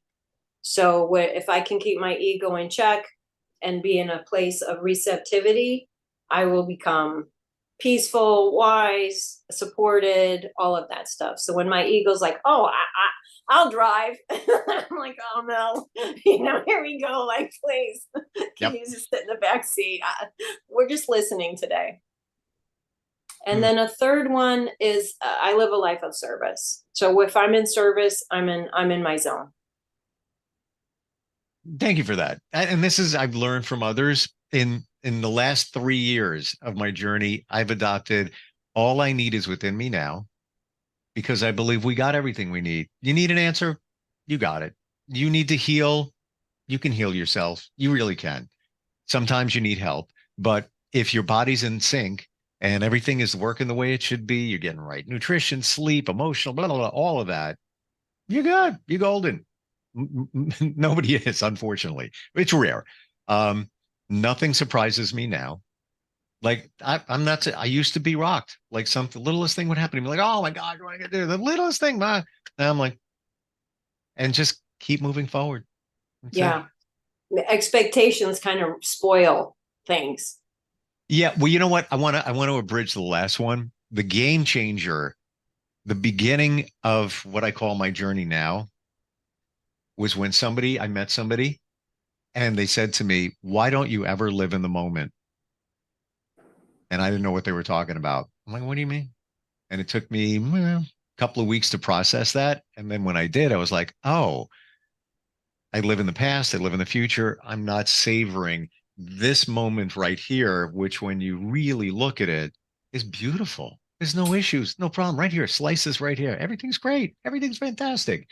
But we don't. And what does the past and the future bring you? Depression and anxiety, typically. Not that I was depressed or maybe had a little anxiety, but that's what's going on there. But it took time to figure out. Right. But we have to clear, right? Because the past is like an avalanche. We just wake up and we're on autopilot. The same thoughts are running, the same emotions are running, the same patterns are running, the same beliefs are running. So, yeah, Steve, okay, go away, everything. Right? It's not like that. So for us to be fully in the moment means we're like, holding everything like, wait, not now. But if we can heal that stuff out, that's where the capacity to choose to live in the moment. And then it's just like, quiet over there, right? Instead of all this default system. So that's why people meditate. That's why people do the healing. That's why people are on their path. That's why people run and exercise and, get in the gym and really, sweat their body out to move the energy. There's many ways to move the energy. Meditation, we have a couple of minutes left. Why is it so important? And how do you practice it? A great question. Again, we could do a whole show on meditation. I know. I lead the Twin Hearts meditation. This is a pranic healing modality. It's called Planetary Peace. And Master Choa Kok Sui put this meditation together. Science has researched it. I forgot the doctor's name, but he did research all the meditations. And it was like, okay, this is the most effective one. And the more you do it, the more effective it becomes. I lead it at 7 p.m. online every Tuesday Eastern time online. And it's a 21-minute meditation. It is fantastic. It's guided. When people think of meditation, they think of sitting there quietly. That's the hardest one. Okay? Don't start there. You end there. Okay, guided meditation, swimming, running. Meditation is actually absence of thought. So you could be standing in a grocery store line, not thinking, just being, and now you're in meditation. You could be driving home, the road, whatever, radio's off, quiet. That's meditation. Falling asleep, waking up, that's meditation. If you can cut this off, then that's meditation. So people can start understanding, meditation is no thought. But a guided meditation is the easiest way to start getting into a place of centeredness. Thank you for making that clear. In a very short amount of time, absence of thought. And I think we overthink what meditation is because of media. You see on TV, the Buddhist monk, like, I can't do that. Go for a walk. It's meditative. It's as simple as that. Just don't put on headphones. Just go, just walk, just be. And you're already probably halfway there. But we we don't realize it, and it could even just that going for a walk. Why do people, I never got it when people say, oh, going back to nature, until I realized what an impact just going outside, walking in the woods, touching a tree. Don't laugh. So I'm laughing because that's what I tell every client after our session. They'll be already, people are like, oh, I want to see you in person. I'm like, no, you won't be able to drive after our session. You have to do this at home laying down because you're going to need a nap afterward. And I tell every single one, even if they've worked for me forever,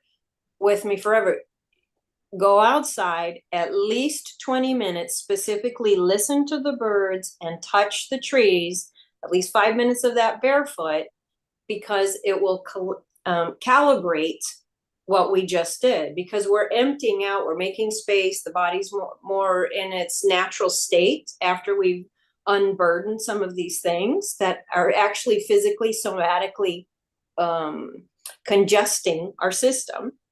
Then when we get into nature, we harmonize with nature and we heal much quicker. So yeah, that's why I'm laughing when you say touch the trees. That's exactly what I tell my clients to do. Well, I now have an addiction. I'm going to admit to it right here. And it's going outside. I go for a walk every day. And if I don't, I feel like I'm going through withdrawal. So that's my alcohol. That's my weed. That's it. Just going for a walk. And sometimes I mix in exercise. I'll jog, I'll walk, I'll jog. Today, I had a friend pass away yesterday. Just learned of it. Very close. Worked together for years. I need to go for a walk. I needed it. It's so impactful. It really is. Yeah. Ursula, how do we connect with you? How do we find you? I'm sorry for your loss. That's, Thank you. It hurts, and just, allow the hurt and take it for a walk. Take your hurt part for a walk. Yep. Love is very precious, and that's also why we hurt. So when we love somebody, of course, we're going to hurt when they go away. So just be with that emotional process, and the love will still be there if you move through the process. If you don't move through the process, the separation stays. Yep. So, and like you said, the energy gets stuck, and it's like a pressure cooker. It's like you gotta let it out. What's the best way to find you? Yeah. My website is my first and last name. It's got the link to a call with me. Just call and we'll set up a 20-minute, hello, what's going on with you and how can I help? The meditation link is there, UrsulaLentini.com, URSULALENTINE. You have an amazing way of taking things that are perceived to be woo-woo, can be complicated, and making them very clear, understandable, and apply it to our lives. And that's, I believe, your gift and your purpose. One of them. Thank you for acknowledging. It's true. When I said, can you tell me about meditation in 2 minutes? You did. And it was lasered. I'm in a men's group, side note, digression here, and love one man in the group, and we're all close to him. And when he's got a great voice, but when he starts talking, he just goes on, and we just look at him, laser. You just instinctively do it. Appreciate everything today. Thanks for being here. Thank you, Steve. Thank you. All right, we're coming right back. Are you looking for even more of the podcasts and hosts that you love? The Podcast Business News Network is proud to announce that you now have even more ways to listen live. Check out the MyTuner Radio, online radio box, and Simple Radio apps on iOS and Android, or find us online. Search for Business News Network on mytuner-radio.com, or search Podcast Business News Network on streama.com and onlineradiobox.com/US. Take your podcast on the go and don't miss a minute of the action.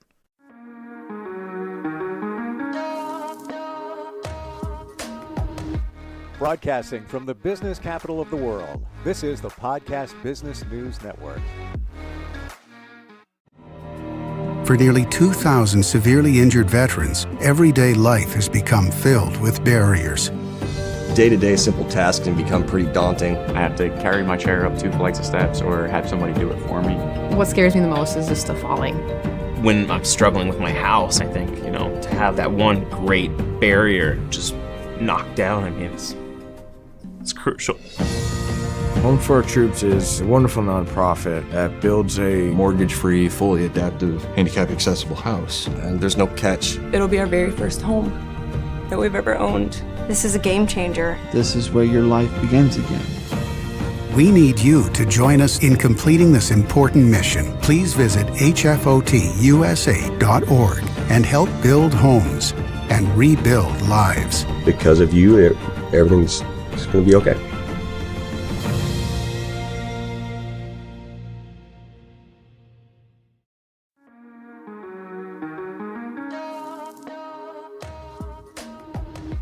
Broadcasting from the business capital of the world, this is the Podcast Business News Network.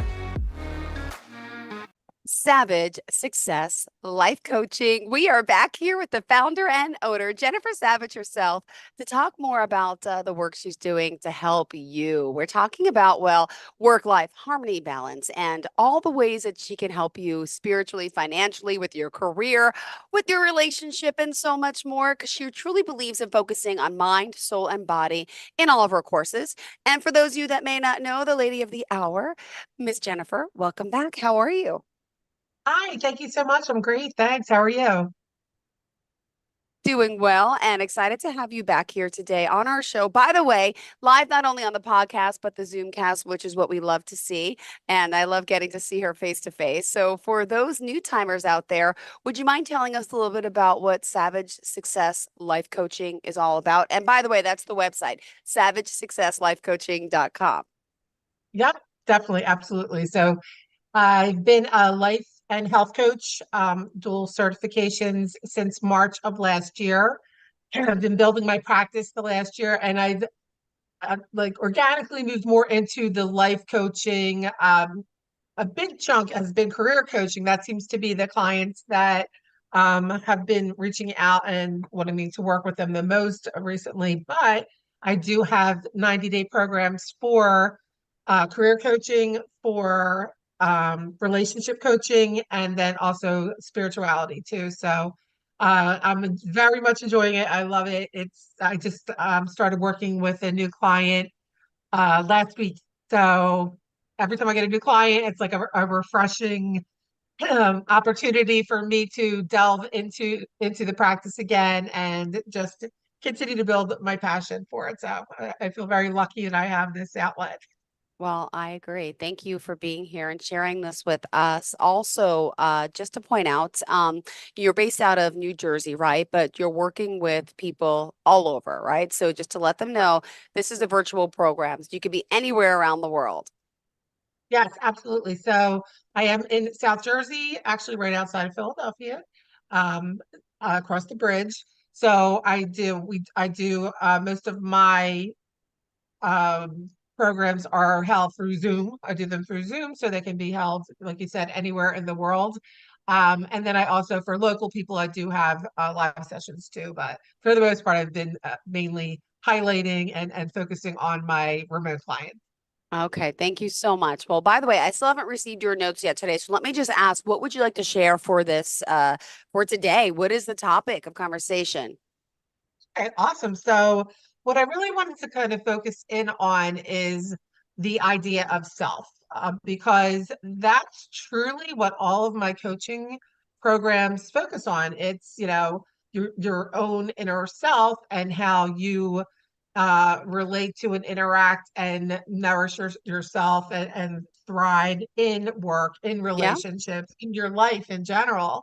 So it's such an important concept, and it is thread through every program, but mainly in the beginning. We really sit down and look at the difference between people having grown up thinking that thinking about self meant you were being selfish, and that's just not true.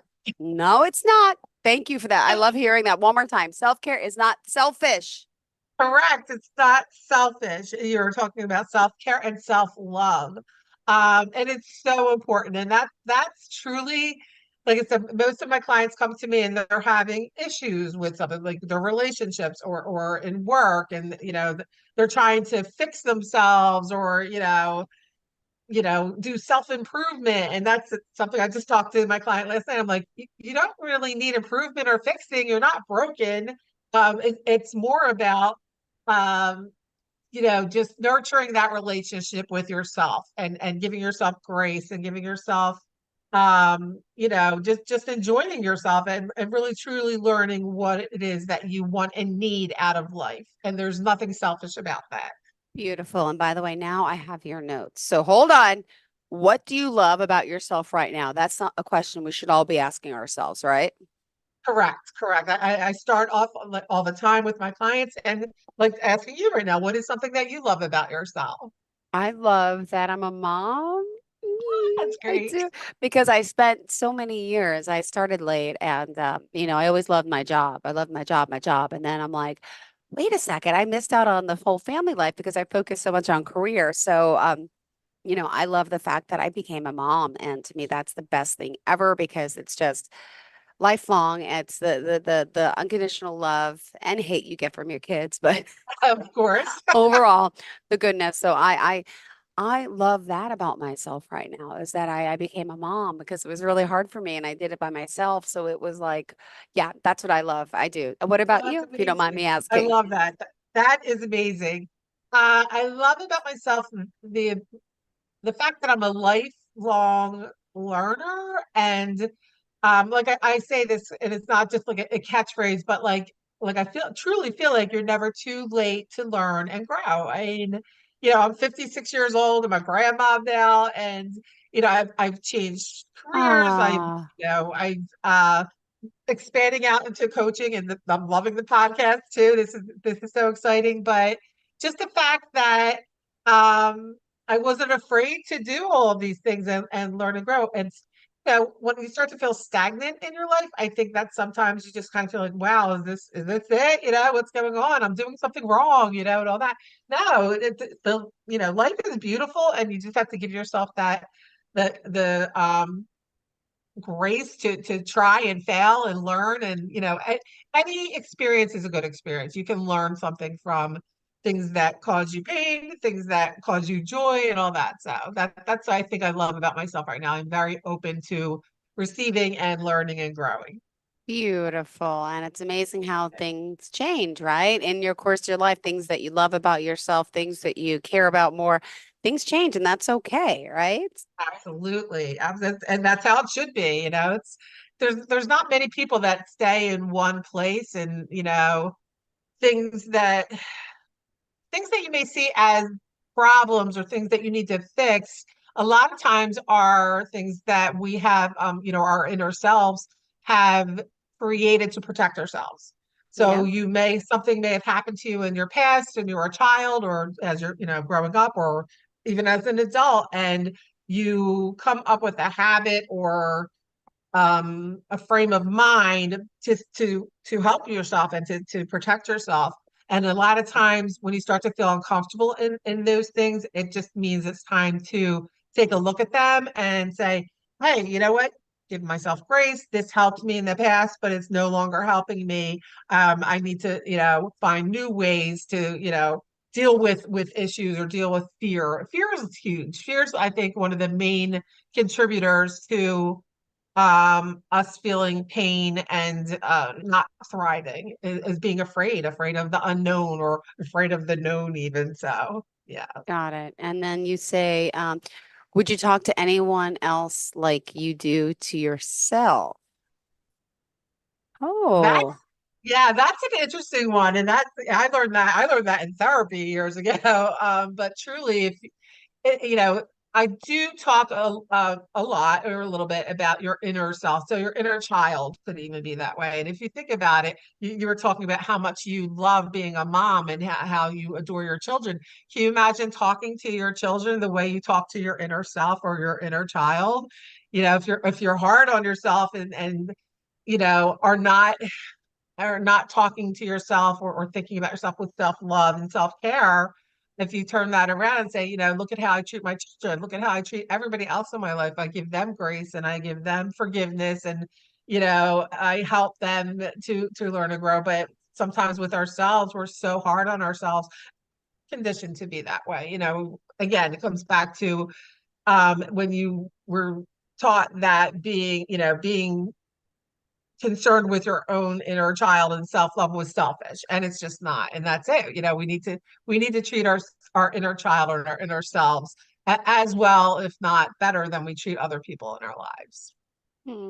Thank you. I totally understand that. And you know what? There's a lot of sometimes with ourselves, let's be honest, a lot of self-doubt, a lot of fear, I feel like, we're not as confident as we can be or loving of ourselves. So yeah. And the things you say to like your friends and your family and my children, like, hey, you're amazing. Look in the mirror. You're beautiful. You got this, all that positive energy that I give. And I push to my kids to say and do, hey, what about to me? I don't talk like that to myself. Maybe I should Absolutely. start. I know. I hope so. Definitely. It really is kind of just a game changer when you start to think of it's just really kind of refocusing and turning the lens inward rather than always outward. You're always going to be a good mom. You're always going to be a good person to other people and all that. We just want to make sure that we are starting with ourselves too. Oh my Definitely. goodness. All right. At this time, just remind us how we can contact you.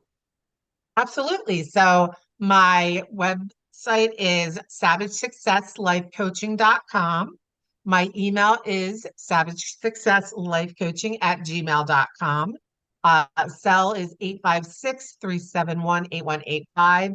And most of all of my contact is on my webpage. So if you go there, please explore it. I'm getting started. I started adding my podcast, so I'm excited. I'm starting to build up my website a little bit more. But absolutely, very hopeful more people get on there and can kind of see what it is that I do, and hopefully set up a consultation, a breakthrough session with me. Oh my goodness. Well, thank you for sharing that. Let's also talk. You mentioned, did you want to elaborate on anything else before we talk about being your own advocate? I think so. I think that was pretty good. Like I said, most of these concepts are interrelated, and they will definitely thread throughout my programs. Be it, like I said, career coaching versus relationship coaching versus spirituality. These are some of the tenets that truly are my practice is built on. So I love the fact that um, we may be struggling maybe or just need a little more help in certain areas, say career this year or next year. It might be relationships, but these tenants, like I said, are, definitely are in each of my programs. So and again, it comes down to self-love and self-care is what it really comes down to. All right. So when you say being your own advocate, can you share and elaborate a little bit about that? Absolutely. So, like I said, a lot of my clients tend to focus at this point in time on career. And that is a big thing that I work with my clients. And then also at my job now, a big piece of what we're focusing in on my job, my day job, is advocating and sponsorship and mentorship, these type of things. So it's very important to build out these relationships with other people. But I think it's super important. Step number one is to be your own advocate. And again, relating to your job, a lot of times we are there for other people and we will advocate for other people. But we all, I think, have encountered situations where you don't feel like anybody's there for you. They're not advocating for you. You may feel unseen, unheard, or just that things are not going well. But you can sit down and really look at yourself and say, hey, you know what? Since I've started this job, I've done X, Y, and Z. I've grown this much. I've helped, other people, whatever it is. I've done these particular projects and how they help the company and they helped your coworkers. So it's important that we don't wait for somebody else to speak up for us and to advocate for us. If we are feeling that anxiety, or if we're feeling, unseen, unheard, it's important, I think, to really kind of, and that's part of what we do in my career coaching, my life coaching, is to sit down, like we said, hey, what do you love about yourself right now? Same thing. What are you doing well? What are you doing well in your career? per se, what is going well, what have you accomplished, and really look at that and say, hey, you know what, I have accomplished so much. And then, don't be afraid to speak up. And again, it turns back into, it's not selfish, it's not self-serving in any way. You need to be able to um, teach others how to treat you, teach others, that you are valuable, that you are an asset to whatever situation it is, career, other relationships too, but, advocate for yourself, but that number one step is you have to know yourself. So that's what we do in the life coaching Got and it. the career Got it. coaching. Thank you. Did you want to share some of the other stories, some of the clients you're working with? What else did you have in mind for us today? Sure. So, like I said, a lot of my clients, it's funny, they just tend to be at a point in their lives where career seems to be the area that they need the most help with. They're feeling the most stress in that, and we usually figure that out by doing that initial breakthrough session. We'll do the wheel of life exercise and have them sit down and really kind of look at all the different areas in their lives. So it'll have like, your job and, your family and, all different areas of your life. And it's a big circle. And then you kind of rate what is going really well for you or what you feel good about at that particular time, and things that are really, really stressing you out at that particular time. And when we get done with that, it's usually, it's so funny too. It's usually, you'll see it's all in one, clumped in one area. And then the other side of the wheel seems to be much better. If you're stressed over here, say in job, maybe, your spirituality is good, but your career is really, giving you a lot of trouble, and your family's going great, but your career is not, and all that. So a lot of my clients, it's been great because we'll sit down and they'll look at that and it's like, oh, okay. First of all, it's not everything. The whole world's not, collapsing on me. There are some things that are going well, but being able to kind of hone in on, a particular area or two. And then within that, we say, okay, so what is it that we want to get out of this 90-day program? What are two or three things that you really want to focus on and feel better about, attainable goals? So it's not like, I want to become president of the United States in 90 days. I would never want to do that. But anyway, it's not like that. You want an attainable goal. But so help them to focus on their attainable goals. And I've had clients that came in and they're just like, oh, my career, I'm just so upset. I feel like I've made a horrible choice being in this job or this career and all that. And moving through the process, they were really able to kind of, first of all, say, hey, it's not all bad. I've learned so much. And it's more about them focusing in on, what is it that I really want? Okay, I'm in this job right now. It's not going great. But what is it that I want to focus on, moving forward? And how am I going to feel good about myself at the end of the day? And that's what it's all about. And if you're not feeling good about yourself at the end of the day, which I think a lot of people don't, what do you advise? What's that type of tips, or give us some insight to the little things we could start doing to better ourselves, to, be more positive, to be better people, and to not be so hard on ourselves? Yes, definitely. So throughout each session that we have, we'll have like an experiential exercise that we'll do together, and then I'll usually give them some kind of takeaway. So in the very beginning, we'll even just start with things like,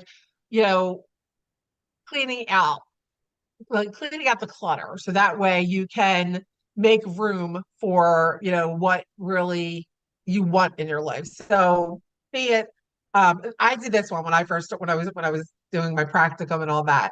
My email. So I was focusing on career at that point. My email is just horrendous, and I might have shared this before, but like that was my first thing. I'm like, I want to clean it up so I don't have all the spam in here. I don't have a million unread messages, because if I'm applying for a job, I want to see that email come in, Well, Exactly. So, it's just, one step in identifying areas in your life that you're feeling like there's clutter or, you don't have control over.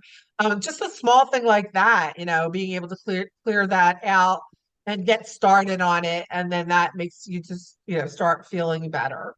One thing I worked with on a client last night, we were talking about she's having a very stressful week this week. She has she's looking at things in her job and looking for a new job. She's, transitioning right now, interviewing, doing things like that. So what things that she is engaging in right now that are draining her energy? And what things, give her energy? So that's a huge thing, energy. And, you may be good at something. Say I worked in like data administration, and I ran a student information system, and I was very good at it. Business and technology is my bachelor's degree, so I'm good at that stuff. But I would be exhausted. It drained my energy because it wasn't like my passion. Yeah. Whereas being it teaching or training or podcasts or, my coaching, I might be tired because I'm busy, busy, busy. But then at the end of the day, I'm not feeling drained and just like wiped out. So being able to identify for yourself what drains you and what, gives you energy doesn't mean you're going to just stop doing what drains you. You probably can't do that in many times. But the exercise that we were working on this week was, okay, you look at your calendar for this week and look at, even if you do it a day at a time, or if you do it for the whole week and say, my Monday and Wednesday are like brutal. Like I can tell you right now, I'm going to walk out at the end of the day and I'm Yep. going to be stacked. I hear you. I get it. I get it. So on those days or during that week, just look at the small things that you can do that will treat yourself and nourish yourself. So be it like having a cup of Self-care for tea at the end of ourselves, the as you day. mentioned. Yes. Self-care for ourselves. Absolutely. Okay. Take a Okay. bath at the end of the day, or maybe a cup of tea, or taking a walk out in nature. Sometimes if, so Yes. try to balance it out. So it's not all just you're wiped out and you're just completely worn out, and then you go home and eat a pizza, and then go Yeah, to like sleep. you say, you have to have that maintain that work, that life, that harmony in a sense, right? Yes. Yes, correct. So And just curious, at Savage Success Life Coaching, could you share the types of programs you offer? Like, how long does it take to work with someone? I think you offer a 90-day, but there's some other programs as well. How do absolutely. could you just share a little bit about how the whole process works and how you know what somebody needs? Yes, definitely. So I do have a few quick start programs. Okay. The one is ready, and it's actually it ties in with the health coaching, but it ties in with my holistic approach of mind, soul, body. So it's getting started with a 2-week cleanse. And it's not a cleanse where you can't eat and you're like, you have you have the nourishment and you're collapsing. It's more about eliminating any foods from, processed foods and all that, but also things that may cause inflammation, like anything that might cause your body to react a certain way. And you cleanse yourself of them. And then it's also some suggestions of things you might want to do, like dry brushing before you get your shower or bath, taking baths, doing different things, meditating, things that will help you nourish yourself while you're doing the cleanse. Yeah. And then the second week you build back in foods again to see how you react to them and how you feel. So it's really taking a step back, eliminating a lot of toxins or inflammatory foods, or just junk, just the junk that we do that we tend to ingest into our lives, and just to kind of eliminate that, get back to where you are mindfully eating and you are mindfully seeing how foods react to your body, like how you react to those foods, so that way. So that's something that we have. It's a 2-week thing. It's not, it's not you have to do this to do, my other coaching and all that, but I just think it's a nice kickstart before you get involved in any kind of program. If you get your body to feel more balanced and whole, a lot of times it's easier for you then to work on your mind or your soul and all that. I'm working on building out another quick start for meditation. I'm still in the process of that. So I know I didn't know how to meditate. I didn't know how, this sounds bad. I kept being told I don't breathe right from different people.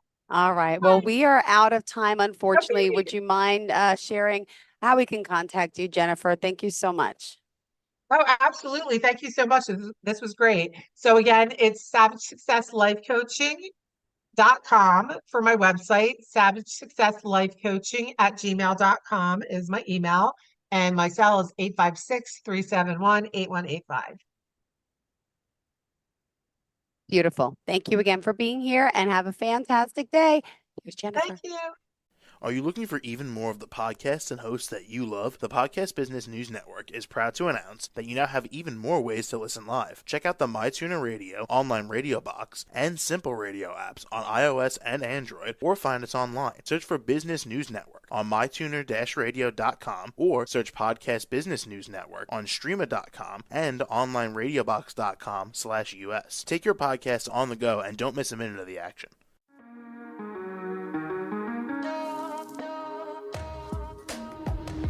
Broadcasting from the business capital of the world, this is the Podcast Business News Network. For nearly 2,000 severely injured veterans, everyday life has become filled with barriers. Day-to-day simple tasks can become pretty daunting. I have to carry my chair up 2 flights of steps or have somebody do it for me. What scares me the most is just the falling. When I'm struggling with my house, I think, to have that one great barrier just knocked down, it's crucial. Home for Our Troops is a wonderful nonprofit that builds a Mortgage-free, fully adaptive, handicap-accessible house, and there's no catch. It'll be our very first home that we've ever owned. This is a game changer. This is where your life begins again. We need you to join us in completing this important mission. Please visit hfotusa.org and help build homes and rebuild lives. Because of you, everything's going to be okay.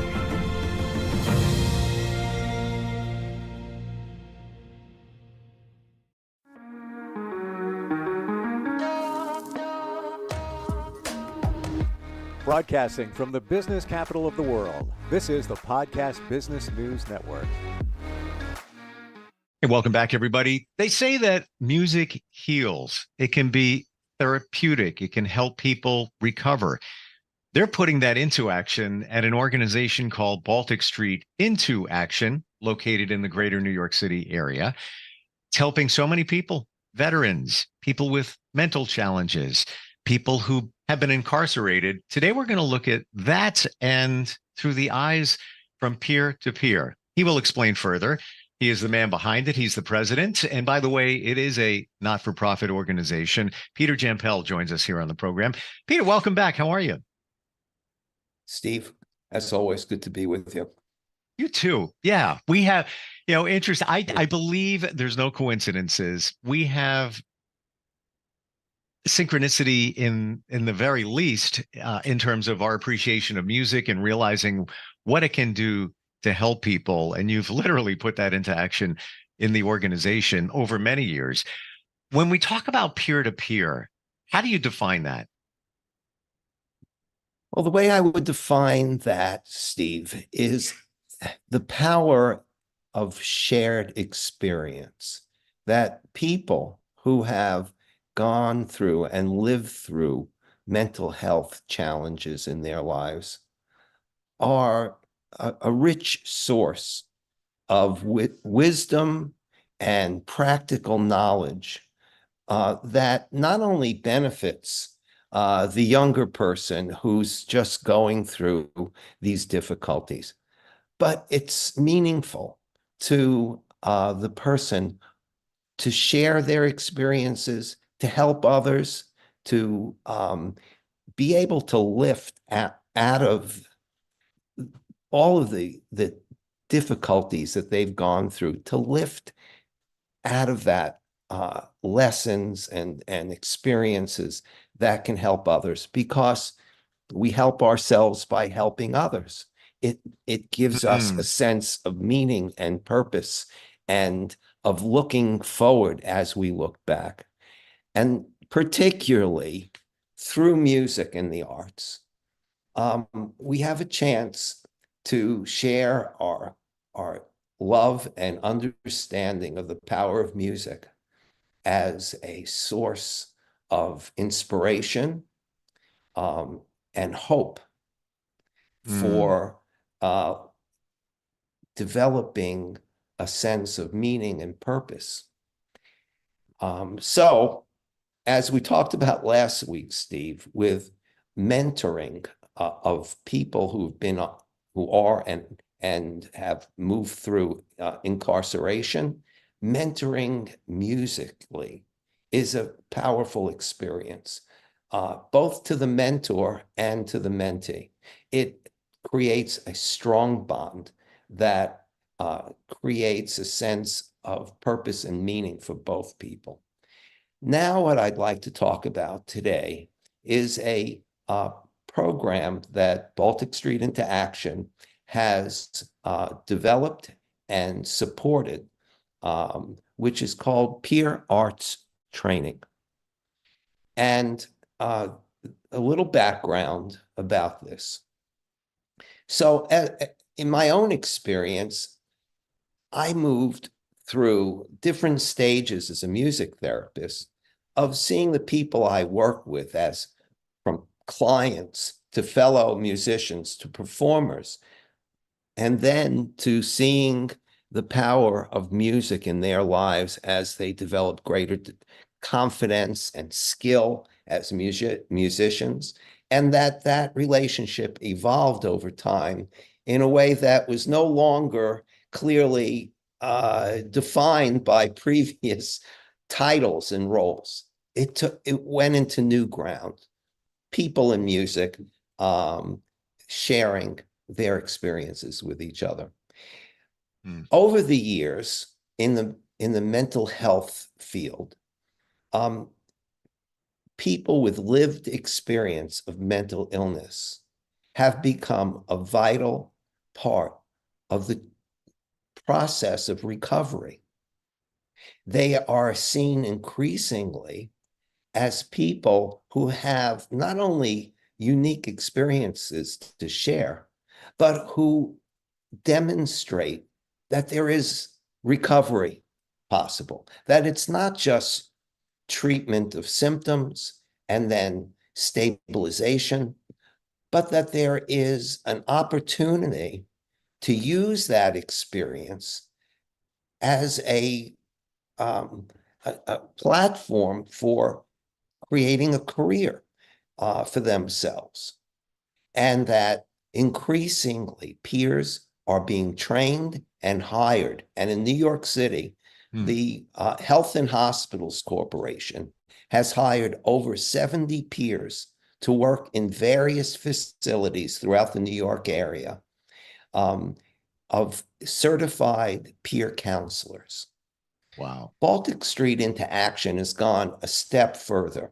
We believe that peer counselors are extremely valuable as members of the health and hospital treatment services, but the arts and music create an additional area of specialization that can enhance their capacity to increase their own skill level, their employability, and the value that music and the arts has as an area of specialization in working with other peers. Now, this has actually been going on for many years, that peer-to-peer arts activities are part of what are called psychosocial clubs, which are run by the New York City Department of Health and Hospitals Corporation, and that those services have been going on.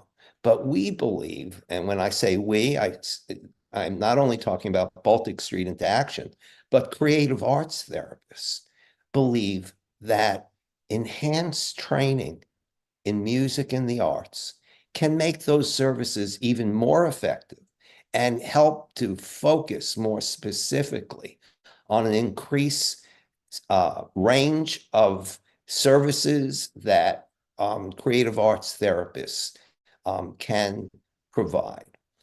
So what I'd like to talk about today is the history of Baltic Street into Action's peer arts training, how it's worked, and then I'm going to talk about a person that I worked with who I think exemplifies a lot of the issues of what it means to an individual who's gone through a life of suffering, really, and now has a chance he was a wonderful singer, a great R&B artist, and what it meant to him to be able to share his music with other people and to feel the lift he got from being able to experience the joy he was able to bring into other people's lives.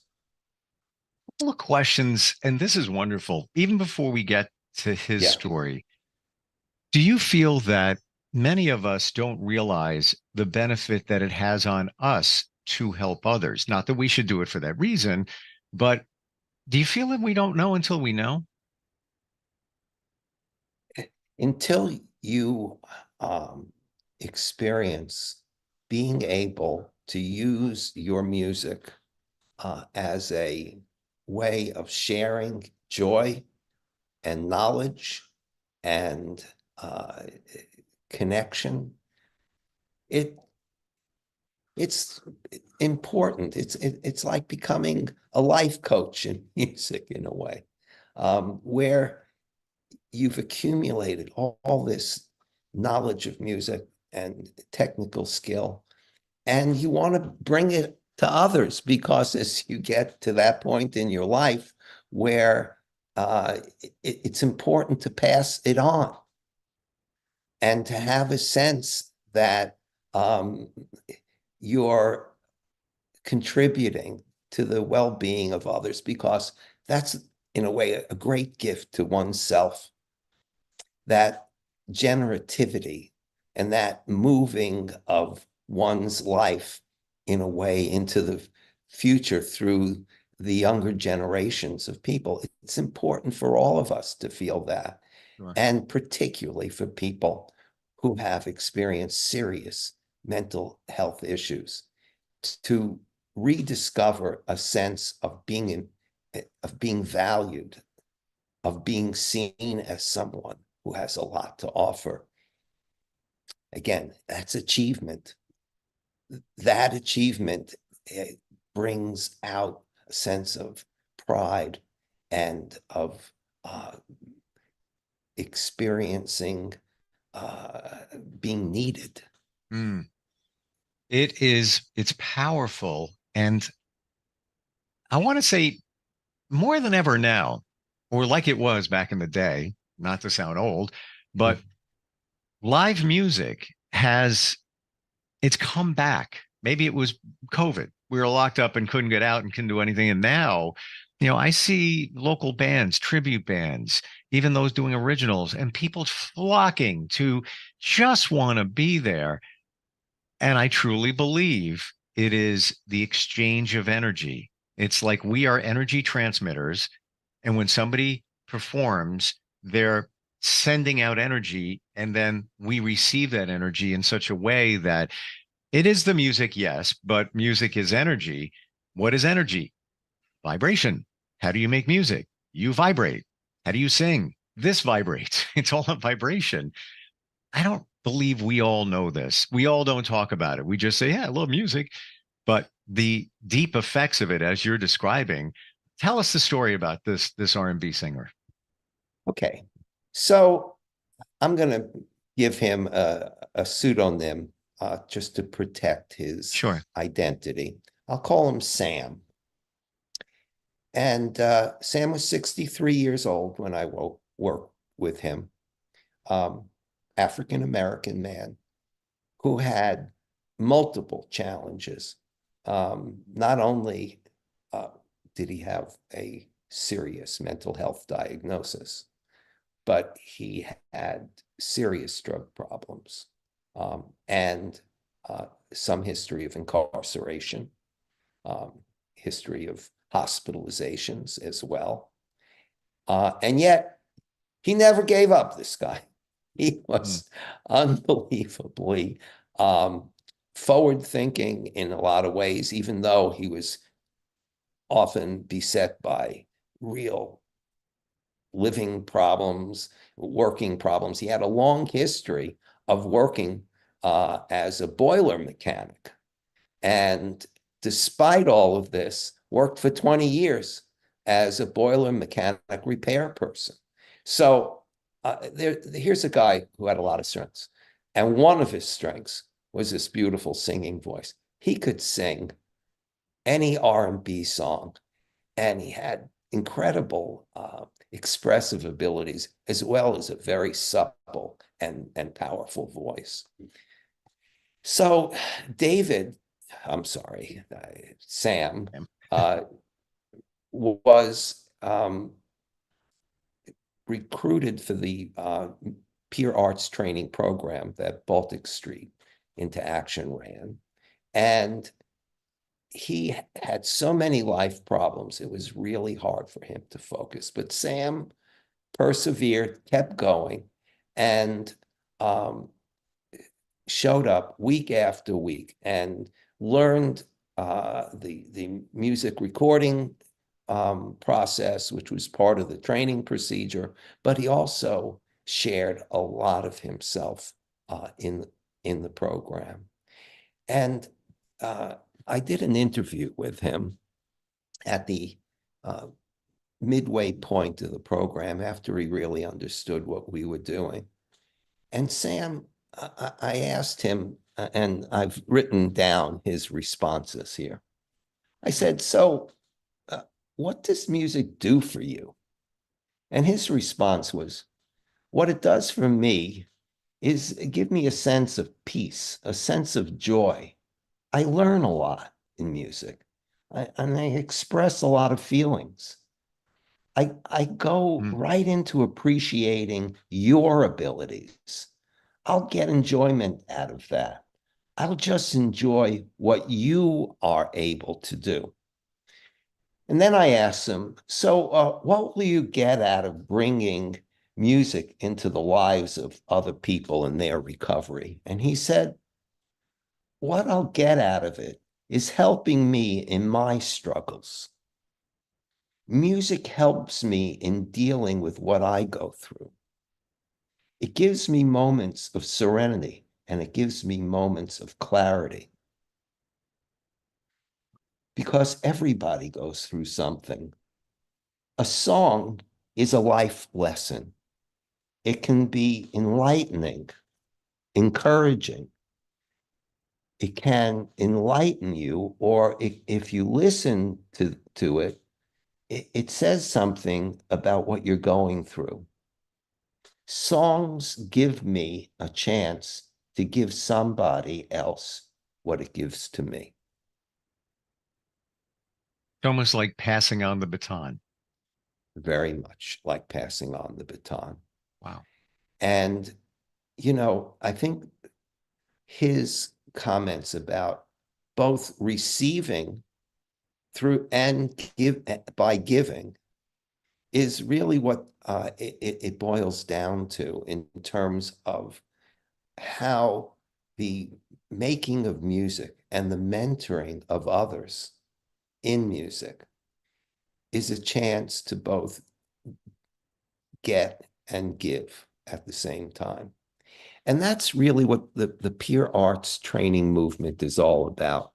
After we did this program, we ran it for a year, we were looking for a permanent house to pick it up.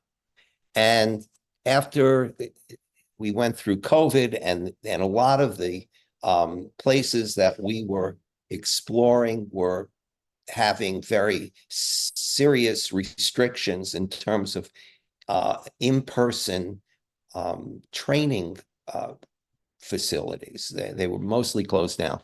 But finally, in 2023, we negotiated with a peer training program called Howie the Harp, which is a division of a not-for-profit called Community Access.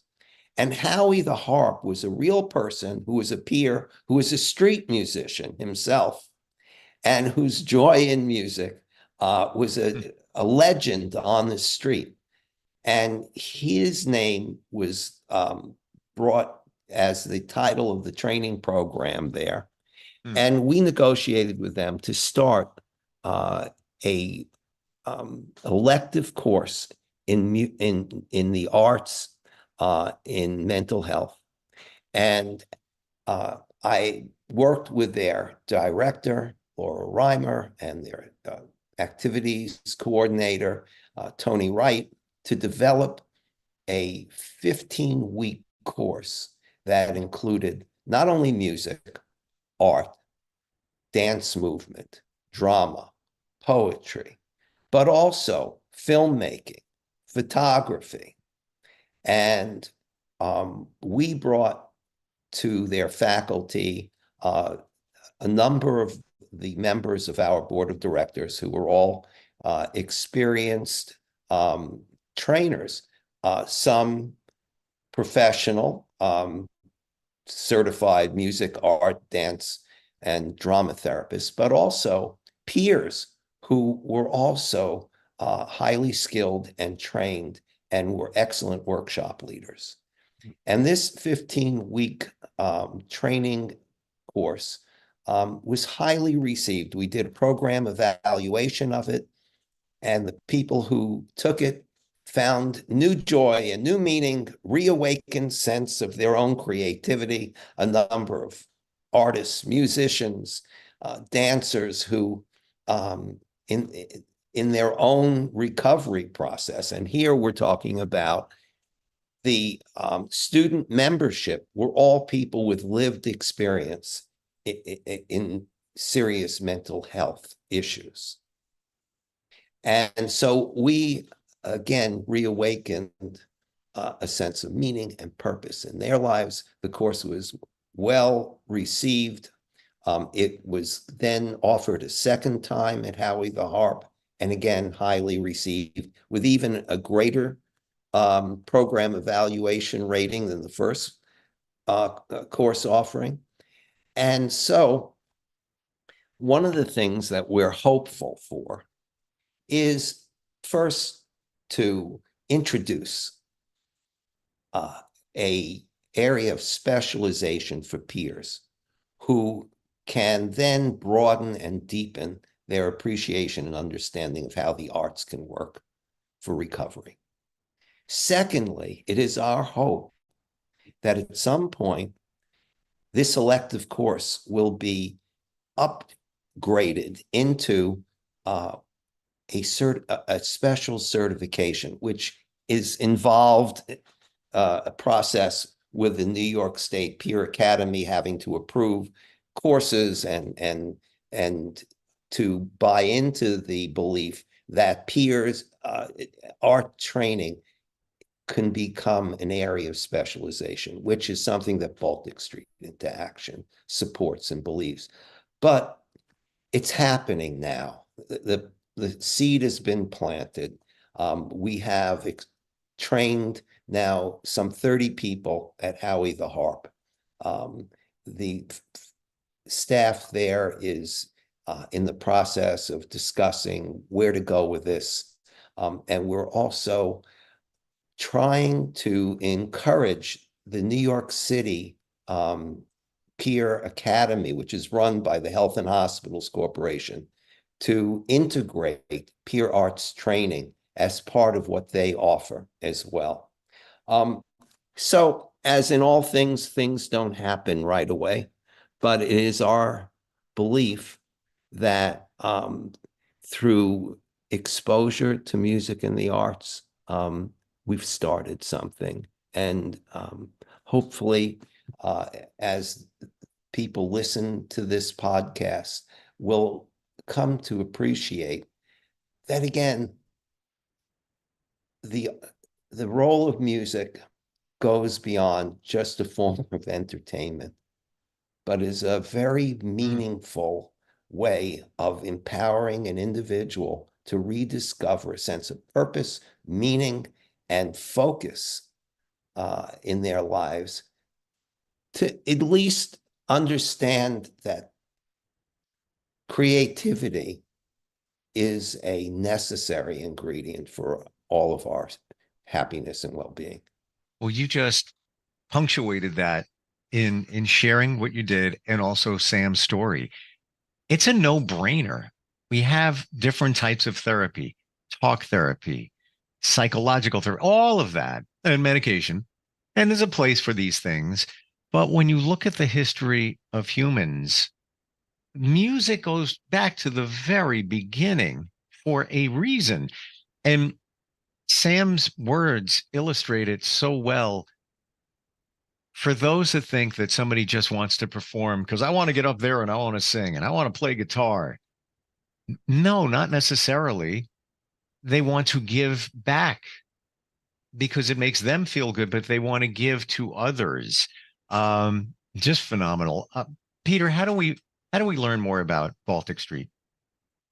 So our website, balticstreetintooaction.com, is online. We encourage you to visit our website, learn more about us. As I've said, we're a 501c3 and we are a tax-deductible not-for-profit. We're putting these podcasts up on our website, and we encourage you to come and visit and learn more about it. Thank you for sharing everything today. I feel like I know Sam. I feel like he was speaking to us through you, not just words. I think it's the energy, felt his energy, which is what he sends when he sings and performs. Thanks, Peter, for being here today. Looking forward next time we learn more about Baltic Street. Good. Take care, Steve. You too. Appreciate it. We'll be right back. Are you looking for even more of the podcasts and hosts that you love? The Podcast Business News Network is proud to announce that you now have even more ways to listen live. Check out the MyTuner Radio, online radio box, and Simple Radio apps on iOS and Android, or find us online. Search for Business News Network on mytuner-radio.com, or search Podcast Business News Network on streama.com and onlineradiobox.com/US. Take your podcast on the go and don't miss a minute of the action.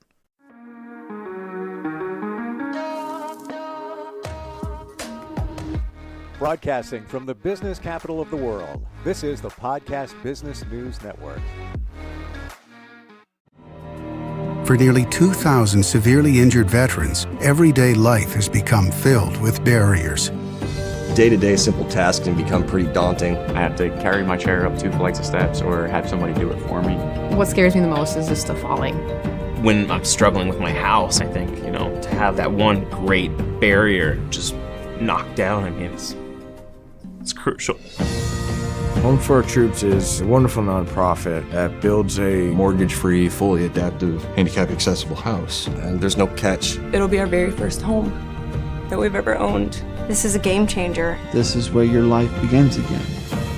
We need you to join us in completing this important mission. Please visit hfotusa.org and help build homes and rebuild lives. Because of you, everything's going to be okay.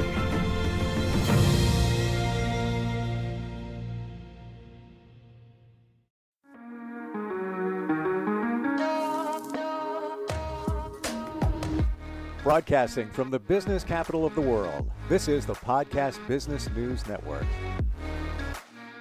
This is for any company, anybody who has a team, employer, all of this that provides benefits and health insurance. And it's staggering every time I talk with this gentleman, how much fraud there is going around, how many companies are paying so much money, sometimes in the millions, for claims that they didn't need to get paid. Sometimes there's double billing. Sometimes there's certain ways that things are processed where these companies, maybe yours, is on the hook for that. He's got a healthcare expense reduction company. They are the experts in figuring all this stuff out. And amazingly, they don't charge unless they find something, and they take a percentage of that. So we're going to talk with this guy today. Scott Hedesheimer is back with us. Hey, Scott, welcome. How are you? Doing great, Steve. How are you today? I'm well. And I never knew that this existed, even your niche of going in there, looking at what a company is doing in terms of their insurance, what they're paying in terms of the claims, and then potentially finding challenges or issues with that. When you, and we'll go over how you do this and what you do for companies, but on a scale from 1 to 10, 10 being you typically always find expenses that didn't need to be there, that the companies that didn't need to pay. Scale of 1 to 10, 10 being, yeah, I find it all the time. Where do you sit? What do you think on average? Steve, I don't recall an employers group that we have researched that hasn't had overcharging, fraud, money being stolen from their benefits plan. I'm not going to say 100% of the time. We haven't looked at 100% of the companies, but I don't recall any company that we've looked at over the last, say, 3 years that didn't have at least 3% of their paid claims,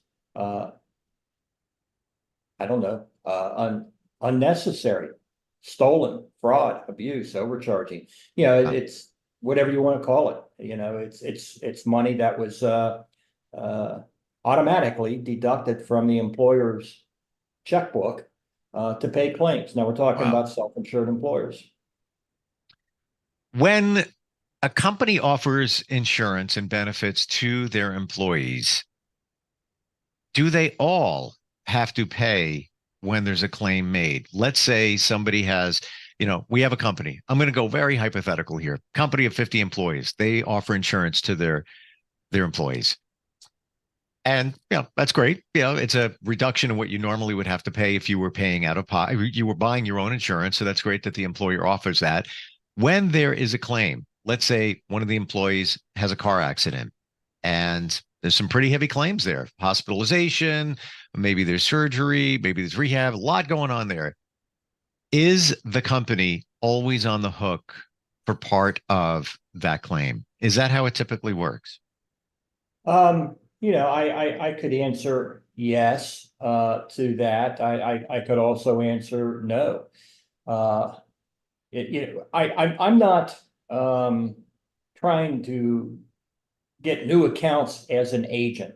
Okay, I'm a consultant, and we can work with your agent. Okay, and it's a different relationship that employers typically haven't been introduced to.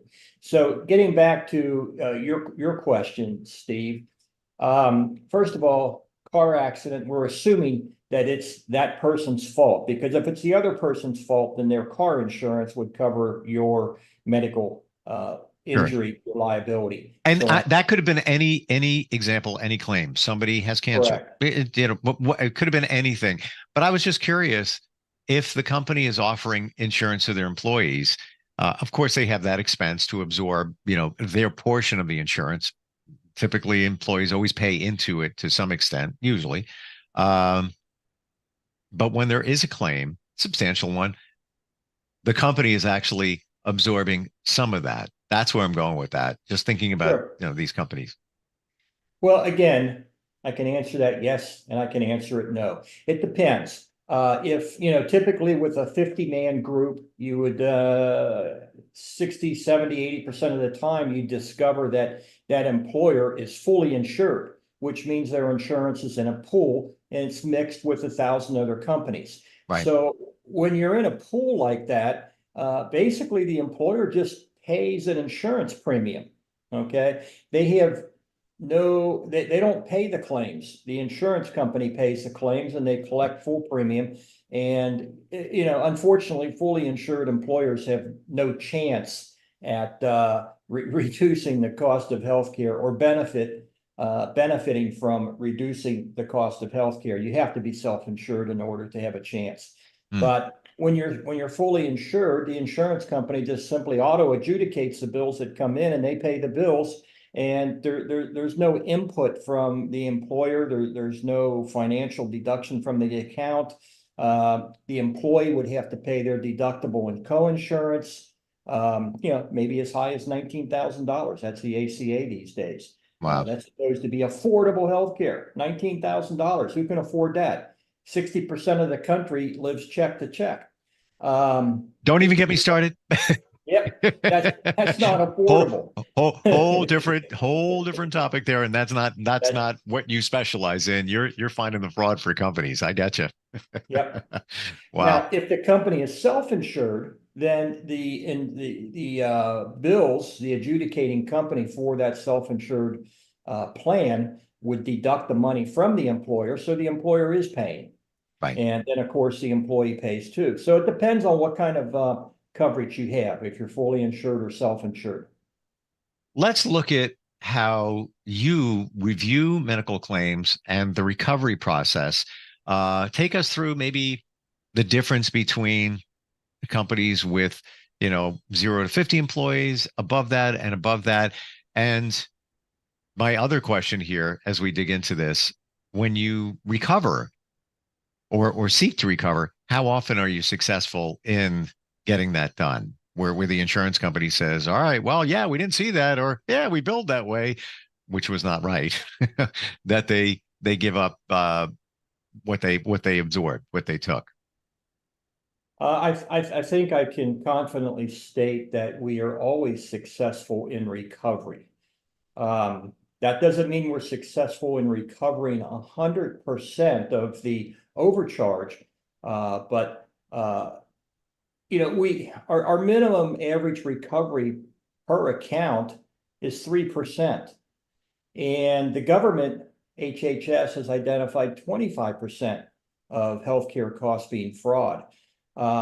Typically, well, we don't find or recover 25%. I mean, if we did, you'd get it. But we see as high as 14-15% recovery.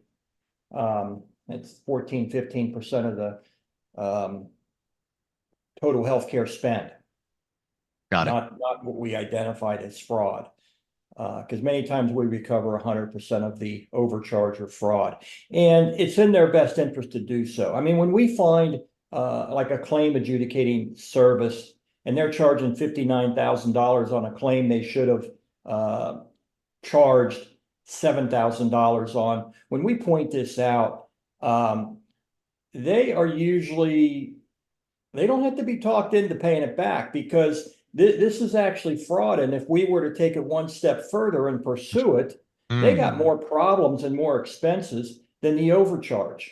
Wow. So, understanding the situation that they're in when we find overcharging and fraud, they want to correct that. Interesting. Yeah. I guess it's a good position to be in. And I got to ask this question. Is this mostly done intentionally? Some things slip through the cracks. We didn't know that we charged for that. Oh, sorry about that. Or is it mostly done intentionally by the healthcare organizations offering care or the hospitals, whatever? Understand, I've said this before, I'm disruptive in the marketplace. And my answer to your question is my opinion, and I would say absolutely. Okay, that's it. It's absolutely intentional. I'm not surprised. I was just curious. It's by design. There's software companies sell to administrators and so on and so forth to bundle claims, because with 80,000+ codes, procedure codes, when you go in for a surgery, there's usually 5, 6, 7, 10 different procedures that are done, and they're all billed under different codes. So these codes are bundled for discount. Well, guess what? The same company that sells these bundling software programs, they also sell to the other party debundling software programs. These programs are written specifically to pull the claim apart so that they can bill individually for each procedure. So that is absolutely intentional. I mean, there's no possible discussion on that topic. It is intentional in that example. Wow. let's take a look at some of the programs that you offer and what you do when you take that deep dive into a company's insurance situation. How does that go? Sure. My company, Advanced Benefit Design Institute, yes, we're focused on groups with 500 plus employees, self-insured groups. And we've talked, using the entire 30-minute podcast just on what's going on there, recovery, so on and so forth. So sure. I'll skip that part of our service. That's our main service, still is. But we have services for companies that are self-insured. And a company could be self-insured. There's plans out there with 10 employees on the plan.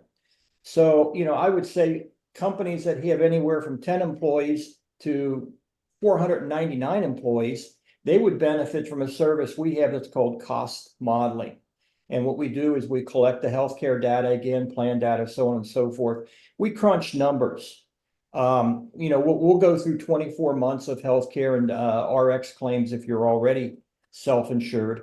If you're not, we have another software program for fully insured companies. But if you're self-insured, we collect this data, we reprice all of your claims. And again, we're not charging an employer to do these services. When we reprice the claims, we can identify which component of your self-insured plan, which vendor. I mean, there's a vendor for claim adjudication. There's a vendor for network. There's a vendor for stop loss. I mean, there's several vendors. Even if you're under a legacy carrier plan where everything is under one name and you don't have these individual components, all of these individual components still exist in every self-insured plan. We look at the PBN, that's your pharmacy benefit manager. We look at that too. Typically, I'll get into that as the next service. But we go through and do a cost modeling service for the employer, and we'll identify vendors by category that are overcharging, not treating you right. And then we recommend replacement of these vendors. We would typically work with your agent and point this out to them and help them to replace these vendors in that solution. Sometimes it may take replacing the entire plan because legacy carriers do not let you replace their vendors. It's it's their way or the highway. So I guess it's a good transition into the pharmacy, what we do with pharmacy benefit managers. We audit these claims. Typically the pharmacy portion of an employer's cost, healthcare cost, 5-10 years ago was 18-22% of the total medical spend. Today we're seeing it be maybe higher than 35%. And when you have monthly prescription costs, certain drugs that are $12,000-$15,000 a month, we never had these 5-10 years ago. Prescriptions that are $500 or $600 a month. Again, we didn't have those. Those were rare prescriptions 5-10 years ago. Today, it's norm. So that's why pharmacy spending is now maybe 35+% of an employer's spend. Actually, I've seen it as high as 60%. So this pharmacy component is very important. And, we vet PBMs, and that's why we say you want a PBM that is doing business to a fiduciary standard, and they're 100% transparent, so you can see what's going on, what they're charging. There are very few PBMs that are doing business to a fiduciary standard. They all claim that they're doing business 100% transparent, but there's no definition of transparency. They all have their own. And by our work, our definitions, no, they aren't transparent. But that's another one of our services is we go in, we audit just the pharmacy side of things. And, if we find 40-50% overcharging in pharmacy, which we do, we would recommend changing to a different pharmacy benefit manager. And again, we're not an agent. It's not insurance, so, when we change pharmacy benefit managers, we're not an insurance agent. I think one of the major benefits that I see here is that they do the deep dive. And again, all of this is without cost until there's a collection. But not only do you peel back many, many layers in this whole insurance situation, but you also contact the providers to collect the overpayment. So it's not like you're going to the company that you're working for or brought you in to take a look at everything, and you're saying to them, yeah, this is what we found. Here it is. Well, good luck to you. You're contacting those who overcharged, which I have that right. Am I correct in saying all of this? Yes, you are. And that's an interesting point that you bring up, because our competitors in this market space under the name claim auditing, that's like everything's a Kleenex, it's a generic name. Our competitors, that's all they do is claim auditing. And they aren't doing it the same way we do it. We don't have any network limitations. We don't have any contractual agreements with any of these vendors where, certain types of audits or, it's just taboo. We don't have those restrictions. But most importantly, our service includes recovery. 100% of the time includes recovery. And, it has to, because that's the only way we get paid. We don't get paid unless we recover. It's one thing to find $3 million of overcharging in a 500-man group. But yeah, just turning that data over, you're not going to collect any of that as a self-insured employer. You're not going to get it. You need somebody that knows how to do it. And, that's us. That's where we come into play. And that's how we can do our pricing the way we do it. We don't charge for all the investigation and deep dive and all that. We charge only upon recovery. And Steve, if we weren't recovering or finding, 100%, we'd be out of business. Yeah, because you don't charge, don't charge a consultation fee, a retainer, or any of that stuff. We only get paid on performance. Now, I will mention also, we're also unique in recovery, whereas we not only recover money lost or taken from the employer, but the employees many times pay part of this because they were the patient and they had patient billing. And we find money that the patients have overpaid, so they get checks issued to them directly from us, not through the employer, issued directly from us when we recover money that includes money that they paid. Okay. So, our service is very unique. So let me go back to that for a moment. When you work to collect the overpayment, the whoever overcharged connects with you, they send the payment to you, and then you take care of it. I would assume you take a small percentage, your percentage from the payment, and then it goes to the person that you worked with, the company. Yeah, we're basically on a average of a 50-50 split on recovery. Gotcha. With the plan sponsor. Plan sponsor would be the employer. So yeah, we're basically a 50-50 split. When you think about the numbers, and you've shared some of them before, actually, let's do that. We have a moment here. Let's look at, every company's different. Every situation is different. That's my disclaimer. However, a company with, say, 100 employees on average, and this is very ballparkish, if you will. I'm going to make that a word today, ballparkish. What, when you do a deep dive of 3 years, how much overpayment do you sometimes usually find? And then let's go for a company that's, 500 plus employees. Sure. Well, let's go ahead and do the 500 employees because that's where we're doing the retrospective audit and recovery. When we're doing 100 employees and we find this, we're basically recommending the changing of vendors because we are not going after and recovering the overcharging in a 100-man group. We do that for a 500 plus man group. Gotcha.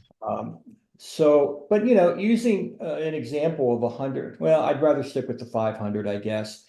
I see an average for a 500-man group. I'd say the average is about $6 or $7 million in medical claims in a year. If they had a bad year, it could be 2 or 3 times that. I mean, I have a 150-man group that we just worked on, and they incurred over $12 million in medical bills in 1 year. Now, that was the retail charges. By the time it was discounted and everything else, their expenditure was about 1.4 million. Now, Wow. we helped them get down to that 1.4 million by picking out vendors that were more competitive and worked more honestly in the marketplace. Because the same vendors that do the 500-man group, they will, all of them will do a 100-man group. It's just that we can't do the recovery for them.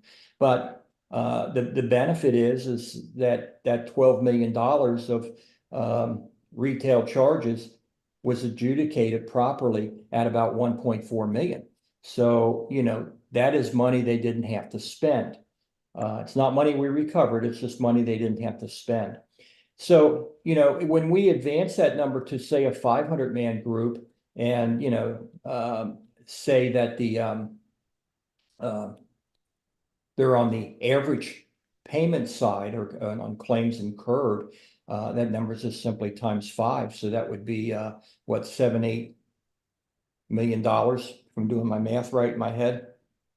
We would identify out of that, let's say $8 million times 3 years, making it $24 million. And let's say we come up with I don't want to use a real number because I don't have a calculator in front of me. Let's just say it's 10%, even though it's probably going to be more like 13 or 14%.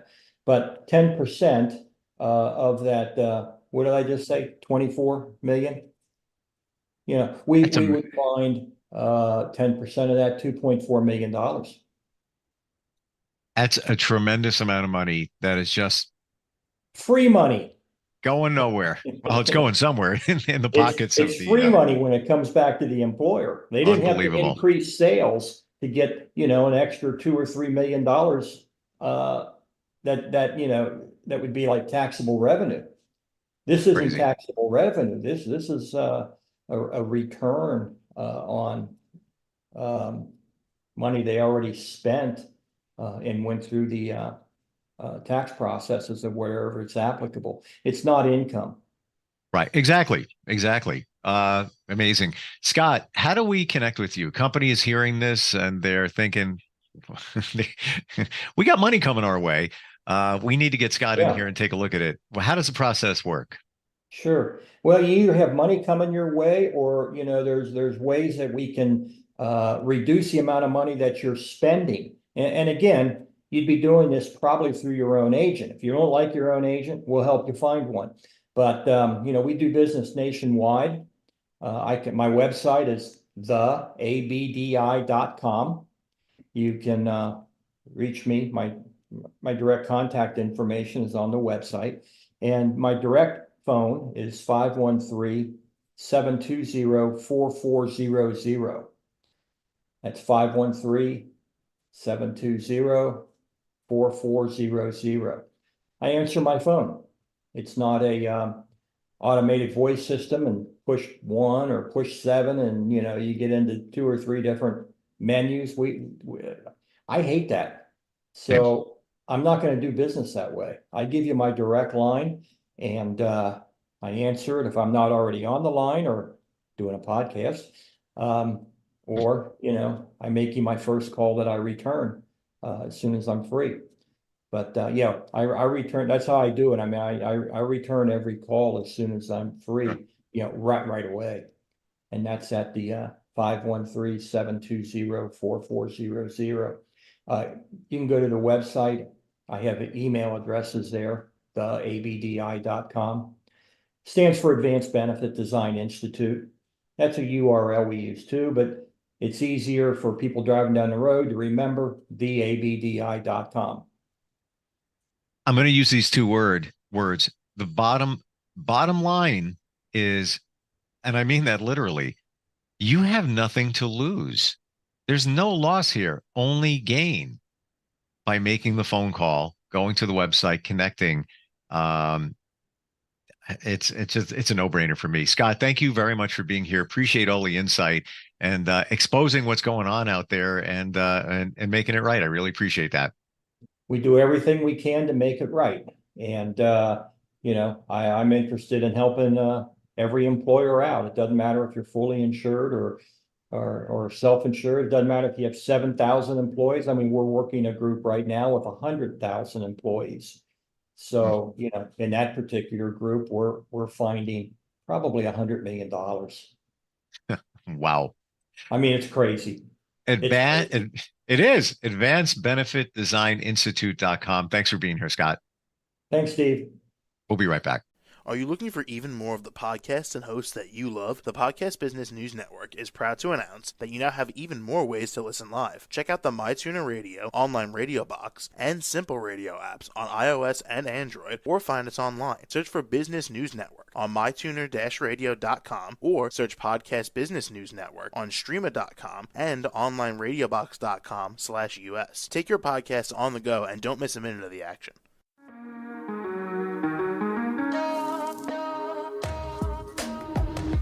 Broadcasting from the business capital of the world, this is the Podcast Business News Network. For nearly 2,000 severely injured veterans, everyday life has become filled with barriers. Day-to-day simple tasks can become pretty daunting. I have to carry my chair up 2 flights of steps or have somebody do it for me. What scares me the most is just the falling. When I'm struggling with my house, I think, to have that one great barrier just knocked down, I mean, it's crucial. Home for Our Troops is a wonderful nonprofit that builds a mortgage-free, fully adaptive, handicap-accessible house. And there's no catch. It'll be our very first home that we've ever owned. This is a game changer. This is where your life begins again. We need you to join us in completing this important mission. Please visit hfotusa.org and help build homes and rebuild lives. Because of you, everything's going to be okay.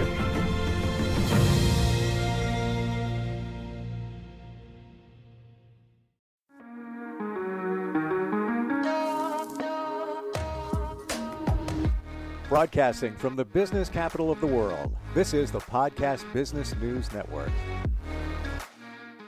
Welcome back, everybody. CBD, helping people every single day. I'm talking about millions of people that are dealing with anxiety, depression, physical issues. It's amazing what it can do.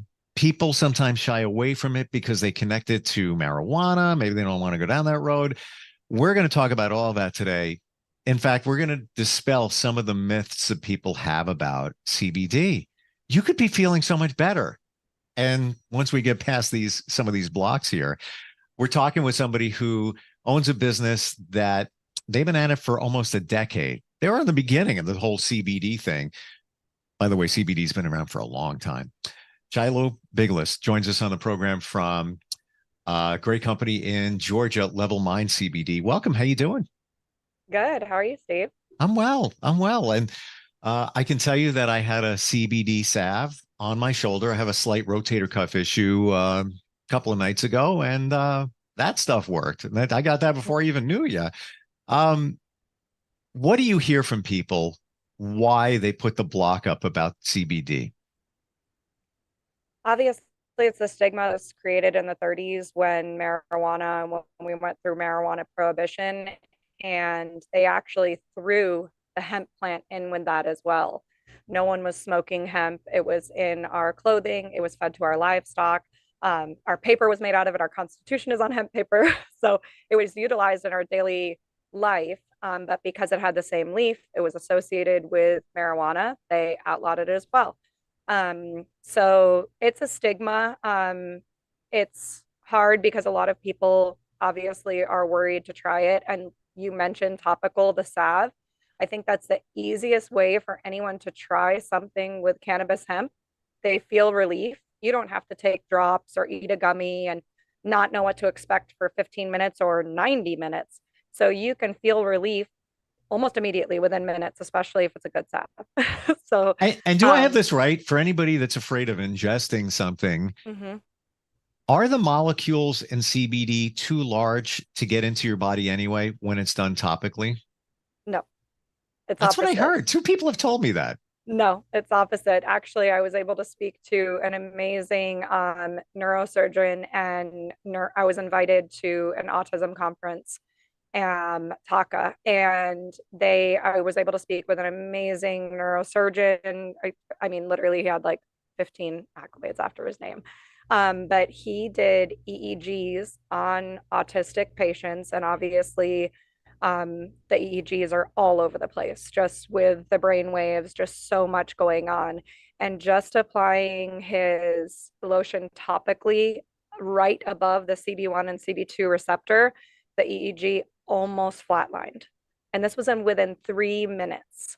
Wow. So no, it definitely, and I think it depends on the salve too, or whatever you're using, because there is some stuff that's more oily. You're going to stay kind of like greasy a little bit.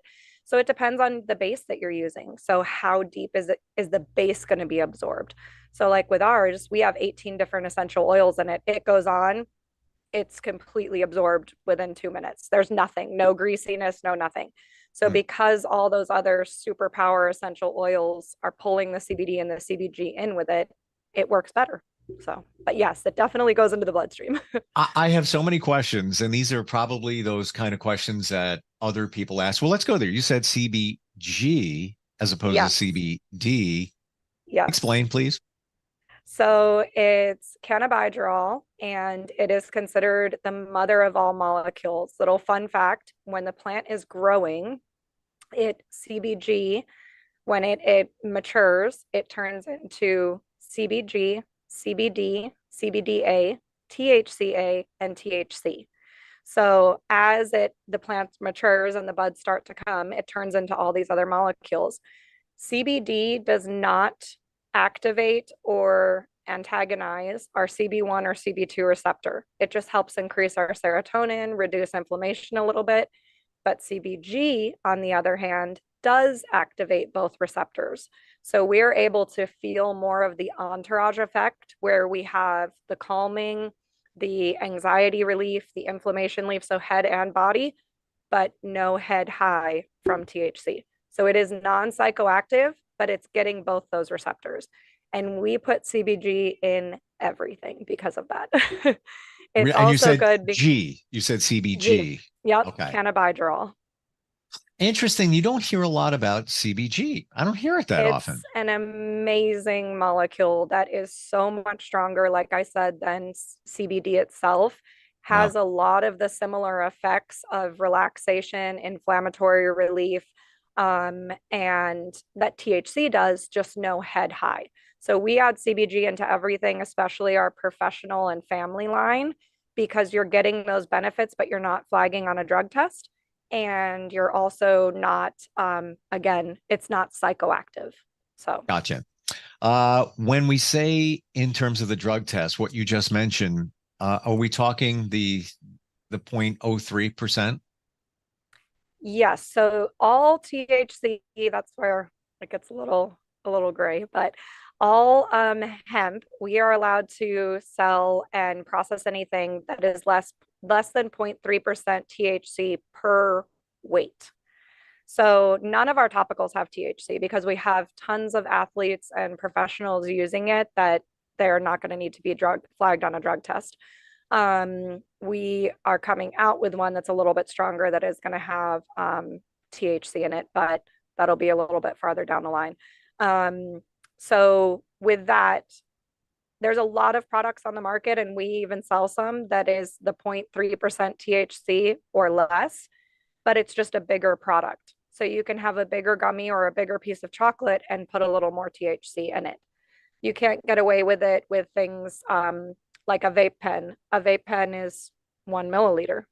0.3% of 1 milliliter is only 0.3%. But in something like an edible where you can make a big chocolate square or a big gummy, you can add a little more THC. You're still at the 0.3% per weight, but you can increase your milligrams.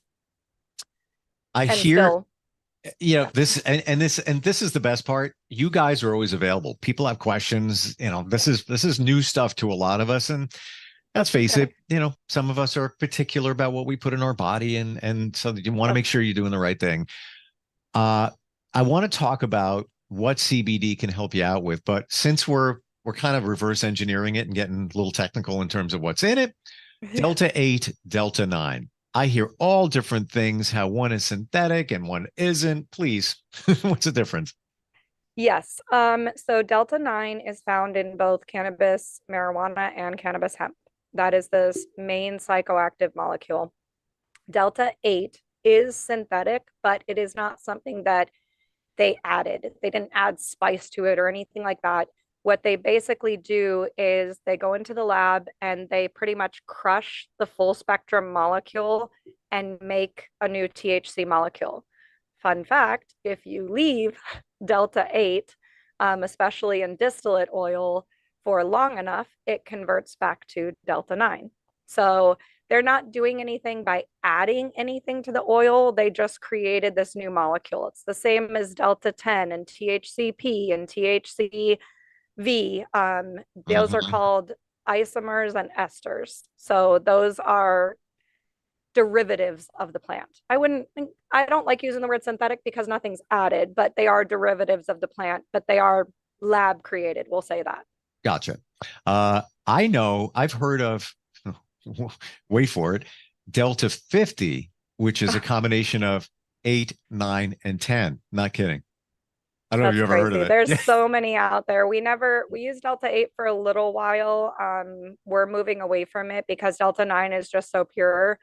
Delta 8 is also about 75% the strength of Delta 9. So if you needed someone who was having massive insomnia and sleep trouble, or really, really bad pain after surgery or anything like that, and wanted to try THC, it's kind of, the baby brother of it. So it was a good introduction to THC for a lot of people, but we'd rather just keep it with the Delta 9 that's naturally occurring in the plant. So out of the two, Delta 9, you feel would be the better choice? Yes. Okay. You mentioned sleep. Let's go there now. So many people have sleep issues. I'm very connected with somebody. We don't even talk about it anymore. And I always say, hope you sleep well. Hope you sleep well. And she's tried everything and she still wakes. She can go to sleep, wakes up in the middle of the night, has nightmares. She had somebody pass in her life a few years ago, and that's all part of it. But then she'll wake up, she'll go back to sleep. I've bought her stuff. I've tried this, try that. Nothing has really worked. Still searching. So what do you got for that?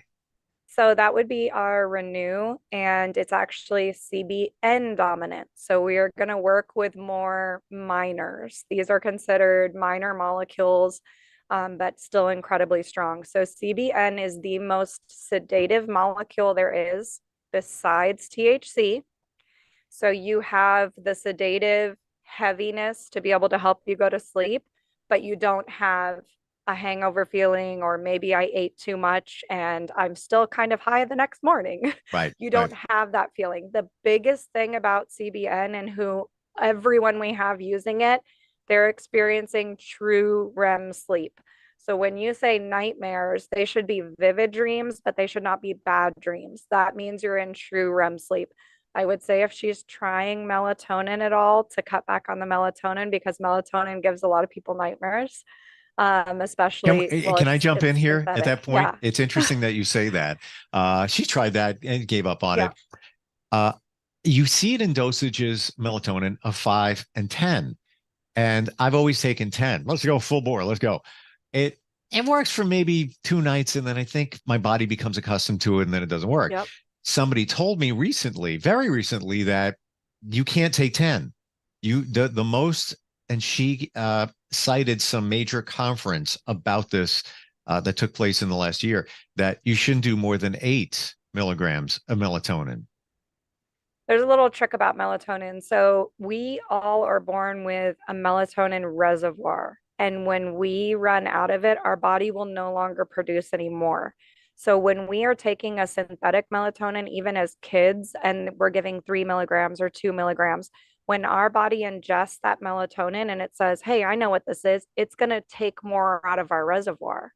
So yes and no, the 10 milligrams. And that's also the reason why it only works for a little while for you. You may already be at your capacity for your reservoir. So you aren't producing any more melatonin naturally. So with that, it's hard. I think 10 milligrams is too much. I think if anything, it's the less is better if you're going to try it at all, like 2 milligrams. Because again, if you have anything left in your reservoir, your body absorbs it and it says, hey, I know what that is. Let me make some more. So less is more when it comes to melatonin. And so just use a little bit and let your body do the rest. Wow. Because it'll start producing more. Let me make sure I understand this right. So if you take 10, you're telling your body to make 10 or you're telling your amount? you're telling your body to make melatonin, period. I don't know if it's 1-to-1. But it's make just more. You're telling exactly make more.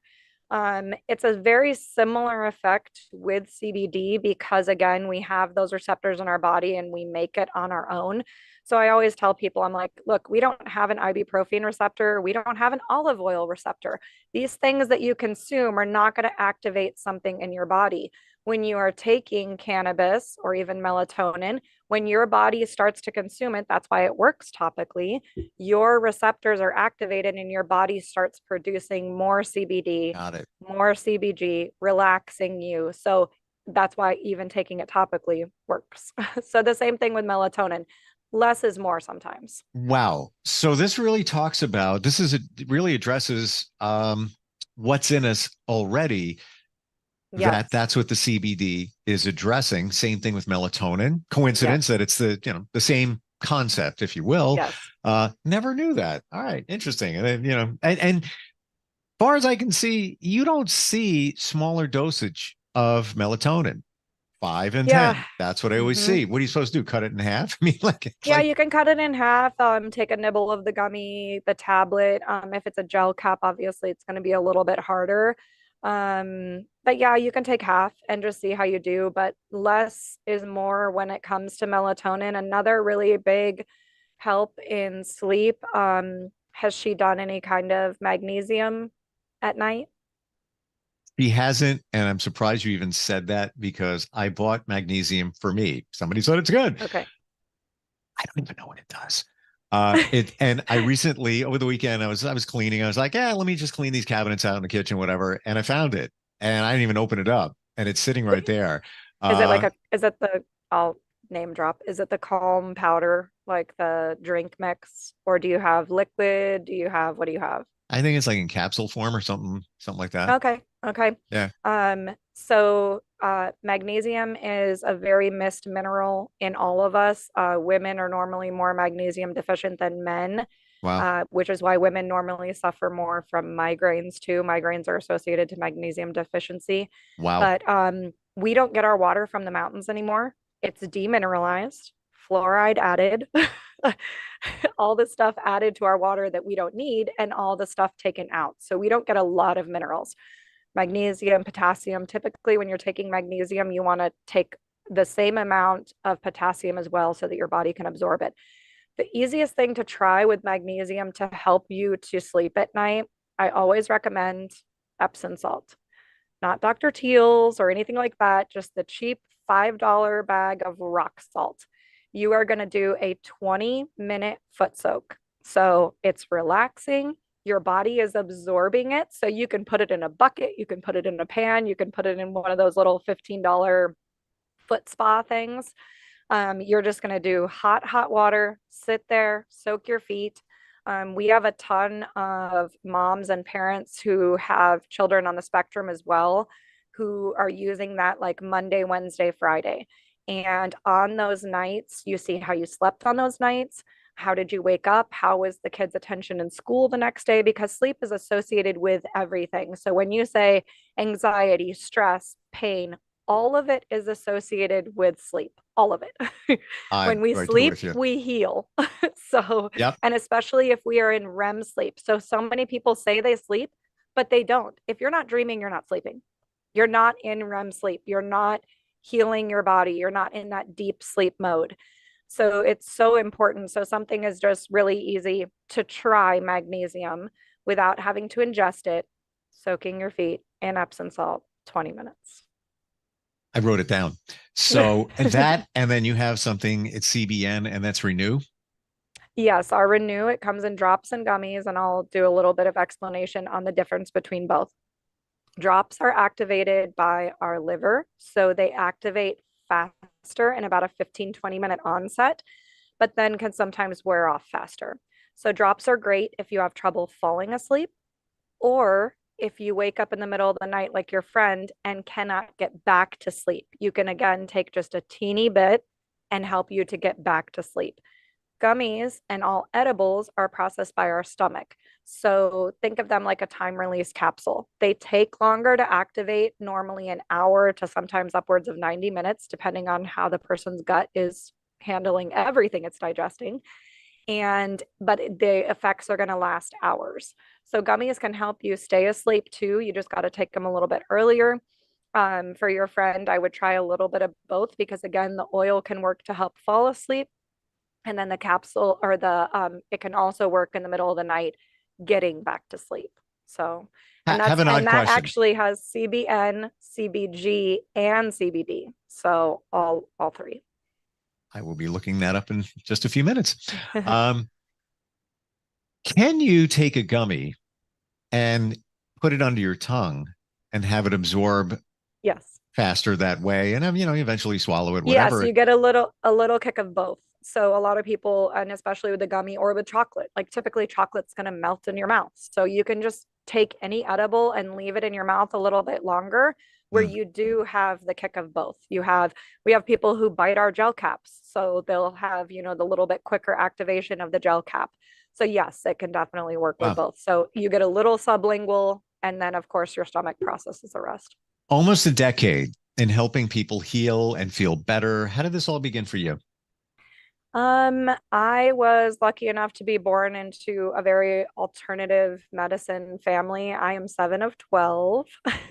My parents did a lot of I was like, wow. My parents are still married. There's 6 boys and 6 girls. I'm right in the middle, but I grew up, not taking antibiotics or running to the doctor with a fever or anything like that. We consumed garlic all the time and all this stuff. So I'm like very, very, very, very rarely sick. So I have a great immune system. But for us, I was always in the alternative health realm. We had a weight loss and pain therapy and smoke cessation spa before. And when hemp came around, my husband actually met our first trade partner, who was he was issued one of the first licenses to start growing hemp in the United States. And he's like, okay, I know everyone knows the benefit of cannabis. This cannabis was already becoming legal in multiple states, tons of studies done. And he's like, what's hemp? And so he brought back some just broad spectrum CBD capsules. And one of our employees at the time had terrible, debilitating Crohn's disease. Couldn't have anything, couldn't have a soda, couldn't have red meat, couldn't have any red sauce, anything acidic.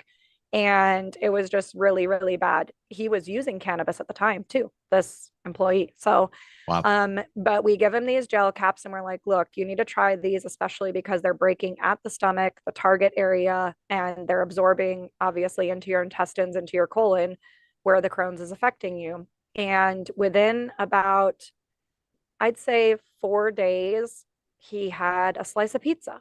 He had a soda, stuff like this. And he's like, you know what? Like, I feel so much better. And again, this person was already using cannabis marijuana. which typically is just more higher in the THC side. So you're not getting as many of these other minors that are super important for inflammation, for processing, for digestion, all of this stuff. So when he added that to the use of his smoke, he's like, oh my gosh, I just feel incredible. And especially coming from a holistic family, I'm like, look, how do we bring this to the market? And what we saw then, 9 years ago, we were like, okay, everything is either really, really, really low dose, mixed in not good tasting oil, or mixed not even in oil. And all the gummies had coloring, artificial flavor, artificial sugar, all this. We're a really healthy family. I wouldn't consume any of that. I'm not giving it to my kids. I'm not giving it to my parents, my in-laws. So we're like, okay, we're just going to have to create it. So since the beginning, we've kept our dosages very professional, medical strength, but not too high. Like I still have people who come in and they're like, I'm taking 100 milligrams a dropper or 300 milligrams a dropper. And I was like, well, your body is really only processing about 50 milligrams of that, and you're eliminating the rest. Mm-hmm. So you're kind of wasting it. So again, sometimes less is more, and let your body do what it's supposed to. So a little bit less can sometimes be a much bigger help. So for us, just being able to start that and just seeing these people. So one of our first customers found us, her grandson is severely autistic and actually had pandas as well. So it was a really, really rough time for her. She's one of our longest running customers. Her reviews are all over my wall. Her son just came in and took pictures with Santa, grandson. But we love them. Now her whole family uses our products. Her son is a major league ball player, had an insane, terrible, terrible sprained ankle, used our topical, literally went from the size of almost like a cantaloupe, a small cantaloupe, down to softball size, and then down to baseball size on his ankle, all within probably 5 hours. So Wow. it's just something that we love, especially me, and being in the front. And anyone can tell you, I mean, I have people come in and they'll start, going down the line. I'm taking this, I'm using this, I just got diagnosed with this. And they'll sit on my couch between customers 2, 3, 4 hours, no joke, where we're crying together. We just met for the first time, but telling me their story. And I'm like, okay. And just like I recommended to you with the magnesium and the melatonin, I'm not always going to recommend hemp or CBD for everything. There's so many other things that are out there. I'll actually be graduating in February with my functional nutrition license. So healing your body with all forms of plant food. Food is medicine. And you can heal yourself with pretty much anything out there. I could keep going. We are way out of time. Okay. Amazing. How do we find out more? How do we connect with you? I'm sure, people, like we said, people have questions. This gets a little technical and sometimes people can be a little afraid. I don't want to take too much and all of that. How do we find you? How do we connect with Level Mind CBD? So our website is levelmindcbd.com. Super easy. That's our handle on all of our social media. If you're on Facebook, Instagram, any of those, you can always message and ask me any questions. You can always message levelmindcbd@gmail. That's the one that's easiest. It comes to my phone, so I can answer any questions. You can always call our store. We do have a retail store here in Georgia, in Swanee. So it's 678-765-2228 is the phone number. If I'm here, I will talk to you. If I'm not here, somebody will take a message and I'll get back to you. So if you have any questions, and if I don't know the answer right then and there, I'll find something to help. Because for me, it's about healing and having people heal on a more permanent basis and not just temporary. And it shows. No, it really does. Your passion, Thanks. everything. I could just keep going. I'm serious. Thank you Well, so we'll much. have to talk again for sure. Yeah. Thank you so much for being here, Shiloh. Your passion, your energy is amazing. And I really appreciate it. Thanks. It was good talking. You too. We'll be right back.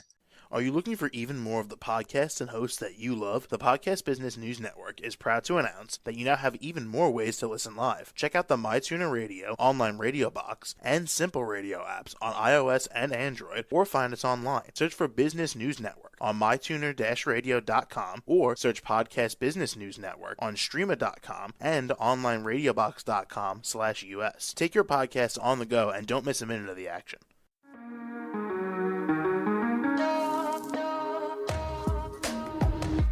Broadcasting from the business capital of the world, this is the Podcast Business News Network.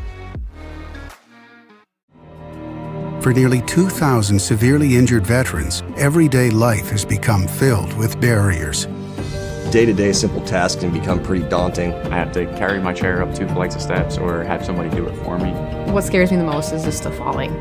When I'm struggling with my house, I think, to have that one great barrier just knocked down, it's crucial. Home for Our Troops is a wonderful nonprofit that builds a mortgage-free, fully adaptive, handicap-accessible house. And there's no catch. It'll be our very first home that we've ever owned. This is a game changer. This is where your life begins again. We need you to join us in completing this important mission. Please visit hfotusa.org and help build homes and rebuild lives. Because of you, everything's going to be okay.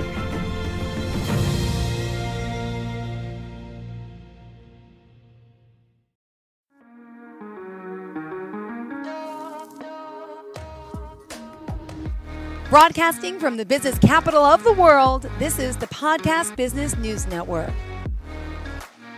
Welcome back to the show. We are excited to have Wendy Bjork joining us here, the founder of Hearts of Wellness. Welcome to the show today. How are you? Thank you for having me. I'm great. How are you? I'm doing fantastic. Excited to have you here. You hail from, is it Phillips, Wisconsin? Yes, it is. Perfect. As an international speaker and mentor, she's here to talk more about the work she does in person and online to help a variety of teams and groups. We're going to talk more about this work she does. But first and foremost, give us a quick overview of the work you're doing as a coach. I think just from navigating my own life with a chronic illness, I realized, after it's been 30 years with it, that there's so many people that don't realize how strong they are. And I just want to show them that they have this inner strength inside and, not to give up. So many people just don't have hope. Yeah. Well, you're here to help people get through a lot. Tell us the website and phone number before we begin. Sure. The website is hearts, which is plural, of wellness.com. And then my email for any support, is just media@heartsofwellness.com. Perfect. And I know we're going to talk about one of the co-author books that you've done that's a bestseller on Amazon. And of course, get into specifics of what you provide. But first, I think it's wise to kind of go back a little. Tell us a little bit about where you're from, if you don't mind sharing a little bit of your family life as well. And tell us, about your life story, your life journey, and how you got here to start Hearts of Wellness.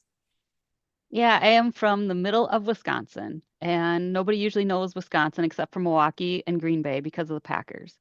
But that's okay because where we live, it's just in the forest, so it's great. If you need to go take a walk quick or just be in nature, it's shown me that you don't need a million trees around you to be in nature. You could have birds around you, and you're in nature.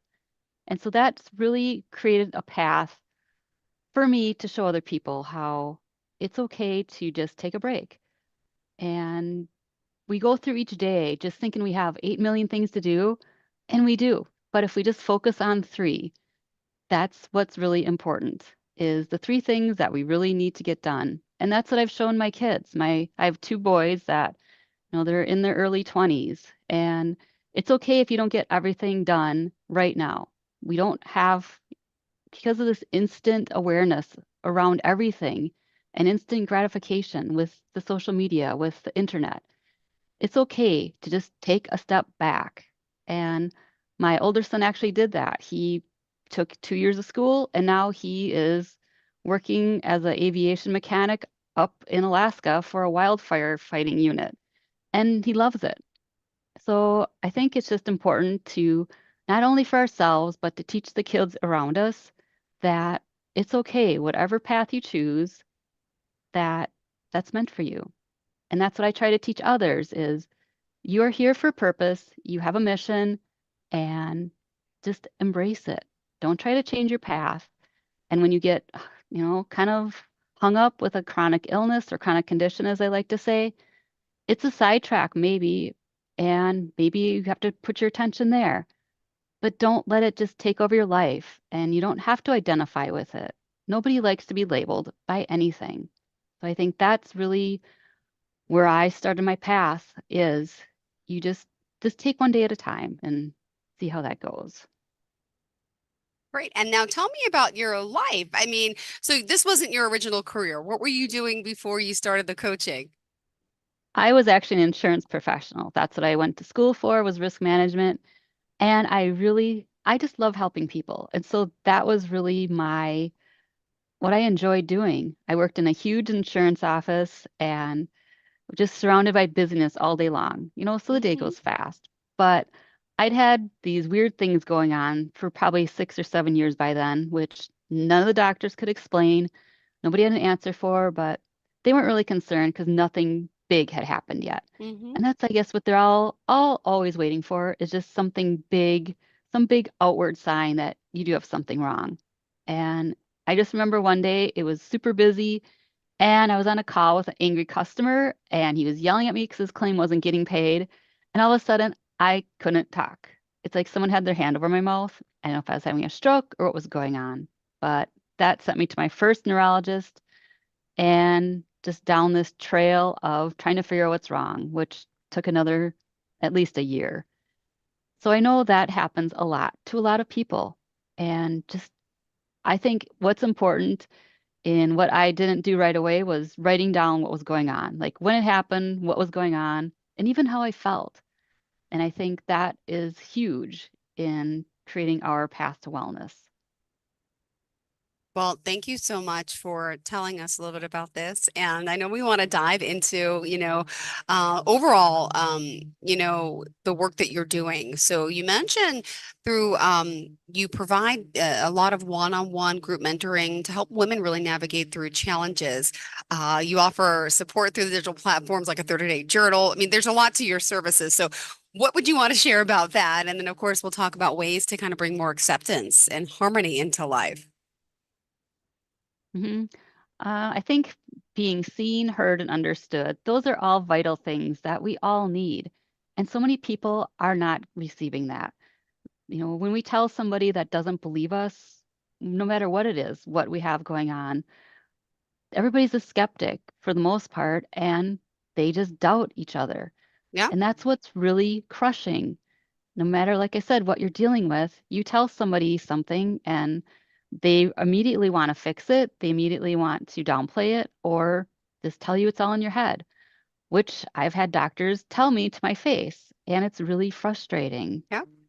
So part of the work is with my journal, especially, is there's space for all of this. There's space to write this all down. And having a support circle is so very important. Even if it's 5 people around you that you can rely on and be authentic with, just to know they have your back without judging you or trying to fix you or trying to tell you about someone that they know did this and then that was their instant cure, because there aren't any quick fixes. And that's what we've been conditioned to believe, is that there's so many quick fixes and ways to mask symptoms. I think we need to get to the base of this in our country. Thank you for that. And also reading and perusing through your notes. I know you want to talk more about holistic lifestyle and the environment that plays a role in our physical, mental health. I think, like I said, not only just having a support circle is important, in which I create with our Hearts and Wellness Collective. We have a support circle of like-minded women that are maybe dealing with different things, but it's all about being seen and heard.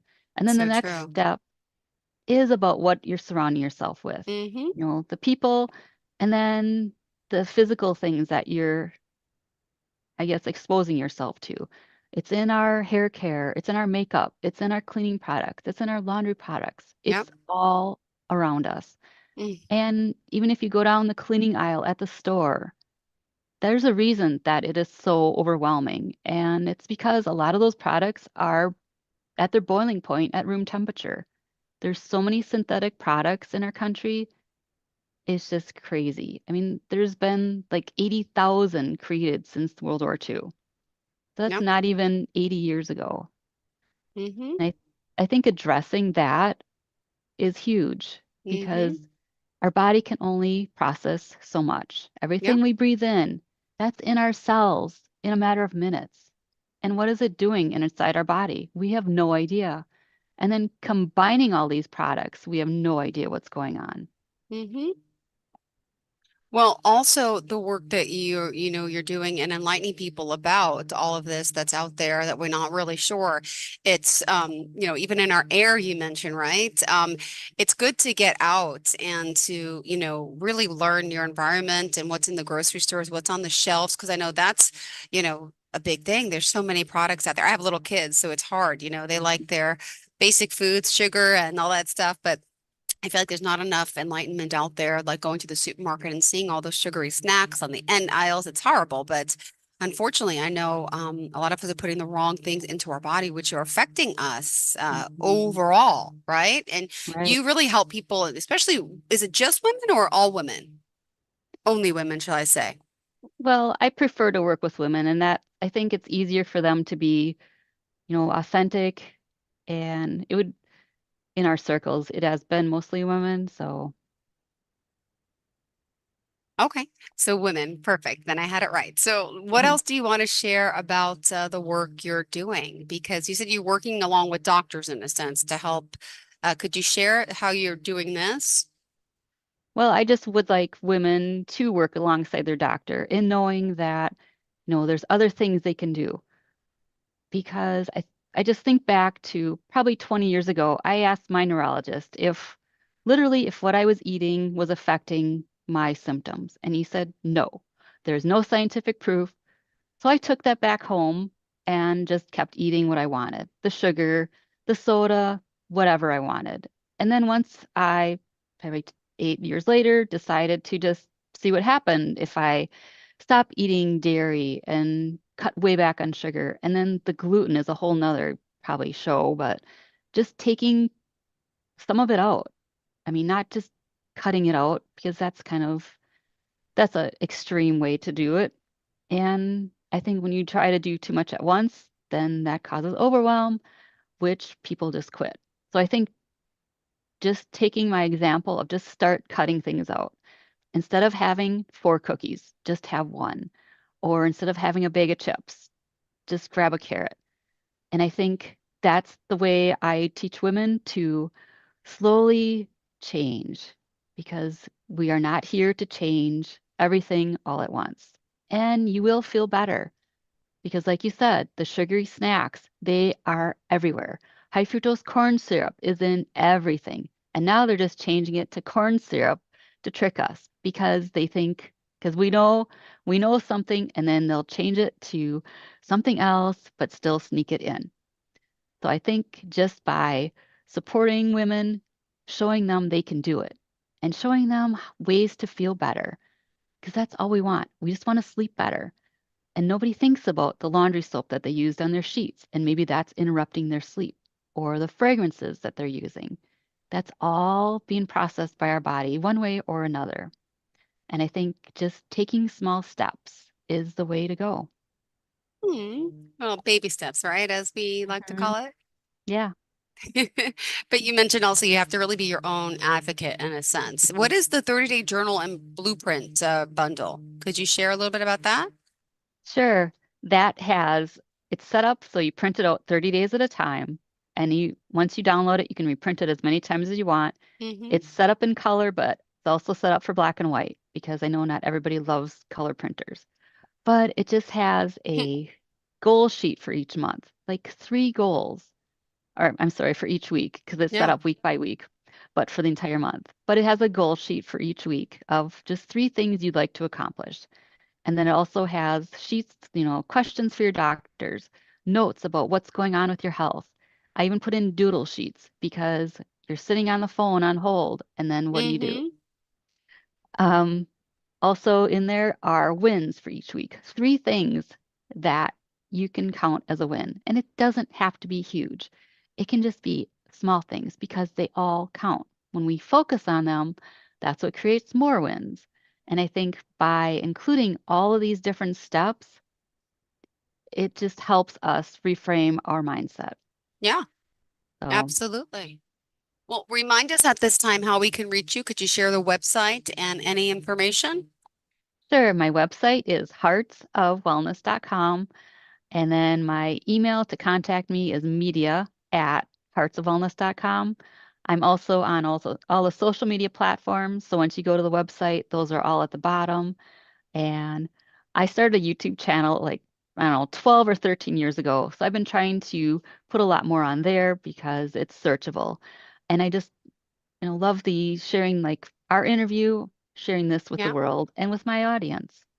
Perfect. Well, thank you for sharing that. Now, do you have any social media pages you want to share?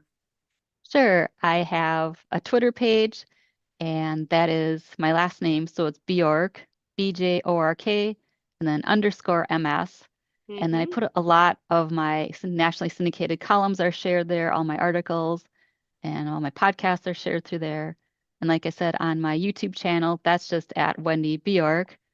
I'm also on Facebook and Instagram. And Facebook is just my name, Wendy Bjork.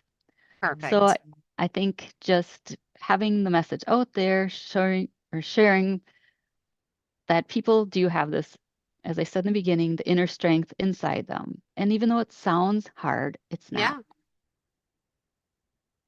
Well, also, I know for today you wanted to discuss a little bit more about well, I guess your background, some obstacles you've overcome, and who would you say inspired you to get into this field, and who is your mentor? Yeah. Well, my friend Rachel actually inspired me. Okay. She actually lives in Manchester in the UK. Oh, wow. And we met in a speaking group, or in I guess a personal development group, I should say, probably 5 or 6 years ago.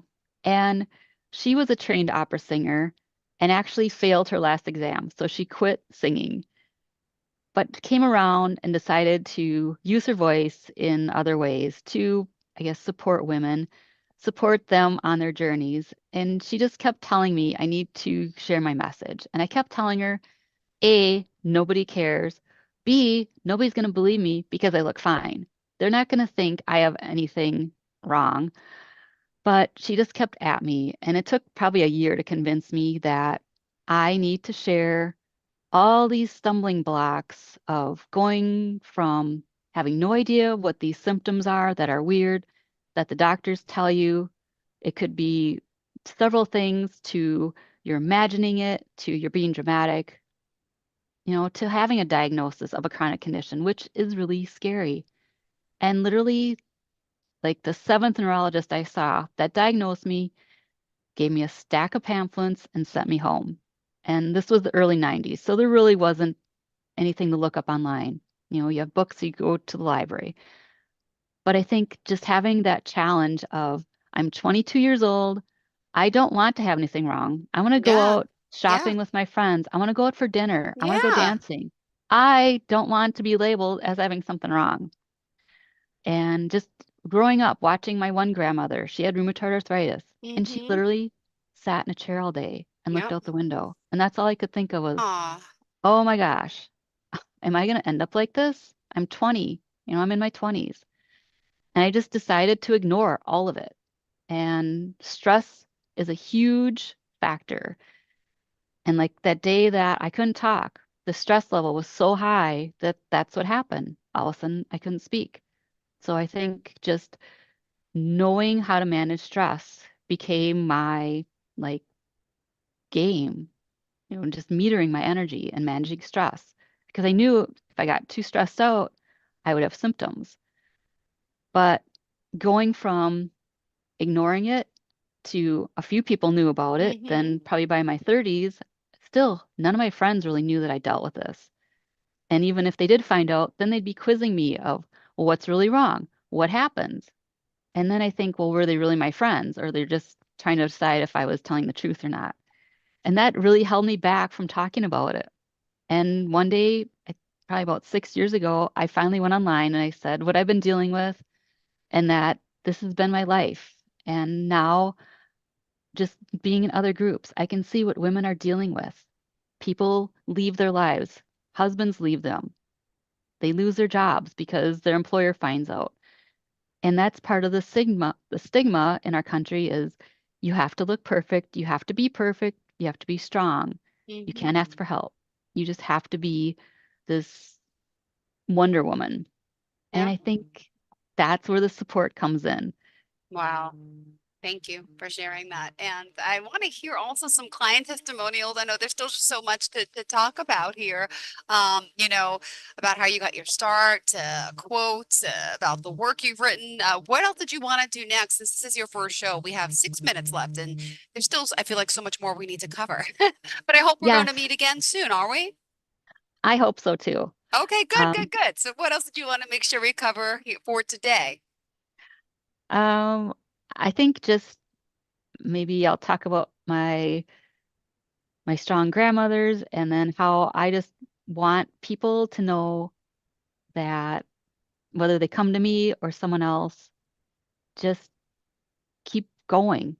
Don't stop. Whatever you're doing to help yourself get healthier, just to keep on down your path. And I just feel like watching my grandmother, and she actually, I think, must have passed away. She was probably in her early 60s. But my other grandmother lived to be almost 90. So combining those two, along with my great aunt, who was, strong. She was the leader of her family. She was a co-owner of an insurance agency in the 1960s, which was unheard of. Women didn't own businesses. You couldn't even have a checkbook in your own name if you weren't married or had a husband to sign for you. So we have come a long way, but we have a long way to go yet. And I feel like we are on the rise. We need to balance all this masculine energy out. And finding that balance is key. Perfect. Well, thank you for that.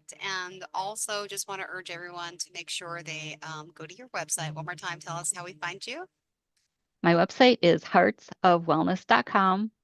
And then to go directly to the blueprint bundle, it's heartsofwellness.com/you, which is YOU. And that way you can download your copy and start working with it. There's a intro video on how to get going with it, so you don't feel lost. Just because you have this document, now what do you do with it? Well, I also like to hear reviews, and I want to hear if you can share a story or two, but also just some testimonials. Someone here says, a happy client. By working with Wendy, I now feel more educated and that I'm on the right path to living a clearer, cleaner life with her help. I've stepped away, stopped taking my prescription blood pressure medication. I've opted for more natural ways to get healthy. After a conversation with my doctor, I will continue to weed out the chemicals in my home for the sake of my family's own health. This other person, Rena, says she's excited to implement changes immediately and finally use some new tricks with essential oils. I love learning in a safe, no judgment zone. Wendy did that research and saved me loads of time. Did you want to share a client experience or two with us today? My dear friend Vanessa had ovarian cancer for probably 7 years and went through 5 rounds of treatments. She would be the only person in her cancer unit that was still coming back and forth. And well, it was 2 winters ago, we were speaking at a conference together, and her doctor told her not to go because of everything else going on in our country with the virus, and she didn't go. And instead, she got another round of radiation, and by July, she was gone. But what she told me was her doctor told her her cancer was environmental. If I would have gotten to her earlier, I think she'd still be here.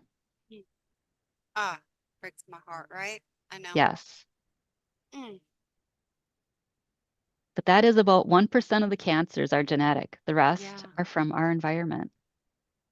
That is crazy. I lost my mom to lung cancer 7 years ago. Yeah, my goodness, I just feel like, since the pandemic, I think a lot of us have trying to change our mindset, change our behavior. It's like we got to live our best life as best we can. I mean, do you notice an uptick in people really on this health kick, mental health and wellness since that?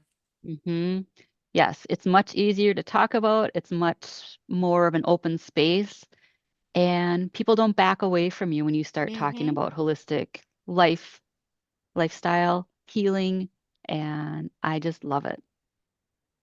Got it. Well, thank you. Remind us one more time how we could reach you. Yes, my website is heartsofwellness.com/YOU, which is because it's all about you. We need to be our own best friend, our own best cheerleader, because we are the only ones who can make ourselves happy. We should not be looking outward for any of that affirmation. Well, thank you so much. And if we want to reach out, do you offer like an initial consult discovery call? Yes, there is a link on my website, and I don't remember what page it's on, but there is a Working with Wendy section. And what we do is we take a half an hour and we just get you a win, because that's what's important, is get you your first win. So I welcome you to check out my website, and just don't give up. Don't give up before the miracle happens. We're always so close, and we just think something isn't working and we give up. So we just need to really dive deep, look inside ourselves. And you can do that in just a few minutes a day. Just do that, get outside, just breathe. If you can just listen to the birds, that's what it's about. Well, thank you so much. I appreciate you being here. Great getting to know you. I hope we can connect again. Yes, I plan on it, and I appreciate it. So thank you as well. Thank you. Have a fantastic day. And to all of our listeners, stay tuned. More of the show's coming up right after the break. Please stay with us. Thanks again. Bye-bye. Are you looking for even more of the podcasts and hosts that you love? The Podcast Business News Network is proud to announce that you now have even more ways to listen live. Check out the MyTuner Radio, online radio box, and Simple Radio apps on iOS and Android, or find us online. Search for Business News Network on mytuner-radio.com, or search Podcast Business News Network on streama.com and onlineradiobox.com/US. Take your podcast on the go and don't miss a minute of the action.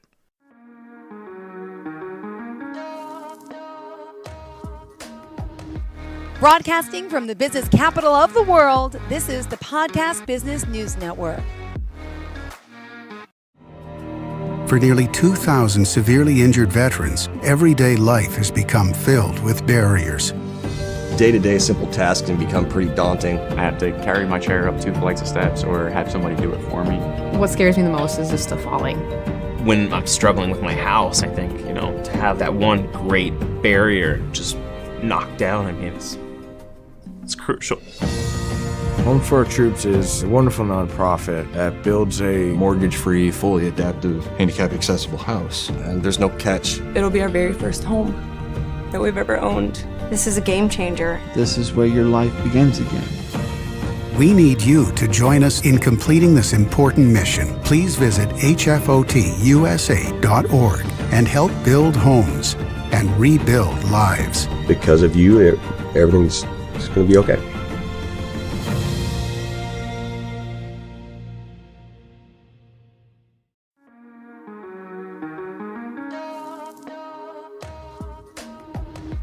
Broadcasting from the business capital of the world, this is the Podcast Business News Network. It's all about Platt Wellness, and we are so excited to have our next guest here joining us, and also want to congratulate him and welcoming him to the Hall of Fame. Michael Platt here live from California. Welcome to the show. How are you today? I'm fine, thanks. Well, pleasure to have you here, and congratulations on this feat and all that you've done and all you continue to do. Let me first start off by getting to know you, and for our listeners as well. How many years have you been in the health and wellness business for? Oh, probably about 30 to 40 years, long time. Oh, well, tell us a little bit about yourself and what you do. Well, I was born and raised in New York City. Went to medical school in New York. And when I finished my internship and residency, I headed out to California. So I've been out here quite a while, I guess, since about 1965 or so. Anyway, I've been board certified in internal medicine. Amazing. And my mother, she died at the age of 61 of breast cancer. And right after she died, I realized that I had inherited her hormones. Most people don't realize that men and women have the identical hormones, different levels, but the same hormones. And I realized that she was low in progesterone, which is why she had breast cancer. And I, at that time, I used to have to slap my face when I was driving, trying to keep my eyes open. And the reason for that, I was producing too much insulin. Wow. And I knew that my mother had a lot of insulin because she had a belly on her. Anyway, I started using progesterone cream. And ever since I started doing that, I've never gotten sleepy in a car anymore.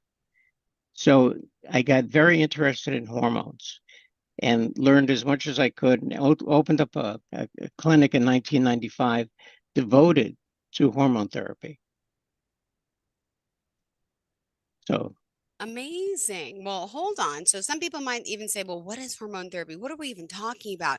How could this help me and benefit me? Well, as a doctor and all you've done, I mean, there's so much to it. So let me also start off by saying to go back a little bit. Let's find out what started in, your career path. Obviously, you were interested in medicine, and walk us through that. Where did you go to school? And then as a doctor, tell me where you were practicing and how you moved over to the wellness side as well. okay. Well, I went to New York Medical College,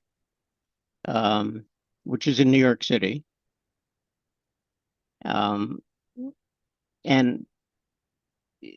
initially, I had wanted to be a surgeon. And during my residency, when I was rotating through all the different specialties, I had a hard time with that 10-minute scrub that doctors had to do before surgery. And I couldn't understand why you would have to wash your hands for 10 minutes and then put on a pair of gloves. So I switched over to medicine. By the way, it's now a 2-minute scrub. But anyway, but I've always been interested in medicine. And it's interesting. You've heard of ADHD? Of course, yeah. My nephew's been diagnosed with that attention deficit hyper disorder. Well, I've written a book called Adrenaline Dominance. And it's the only book that I'm aware of that talks about adrenaline and all the conditions that are associated with it. And one of these conditions is ADHD. This is not known generally to the American public. But anyway, it's not a learning disorder, it's an interest disorder. In other words, your nephew will concentrate on things he's interested in, but if he's not interested, he will not focus. But once you lower adrenaline, then you can focus. Well, I had ADHD. I used to get up and walk out of class, but and I never opened a book until the night before an exam. But it wasn't until I got into medical school that I started studying. And the reason for that, I was interested in medicine, but in high school and college, I had a real hard time being interested in anything. So, anyway, things all started coming together after I started getting involved with hormones, because hormones control everything in the body, and doctors get very little training in hormones. Even though they're really important, just like doctors are not trained to treat the cause of illness. They're trained to give out Band-Aids, drugs.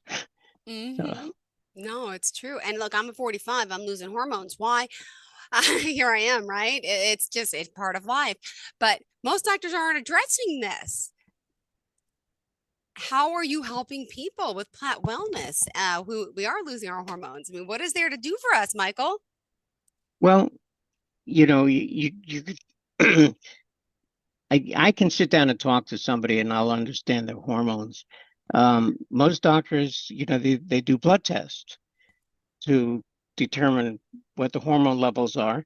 A lot of doctors do saliva tests, which I never approve of because, and we can talk about this. I specialize in problems related to adrenaline.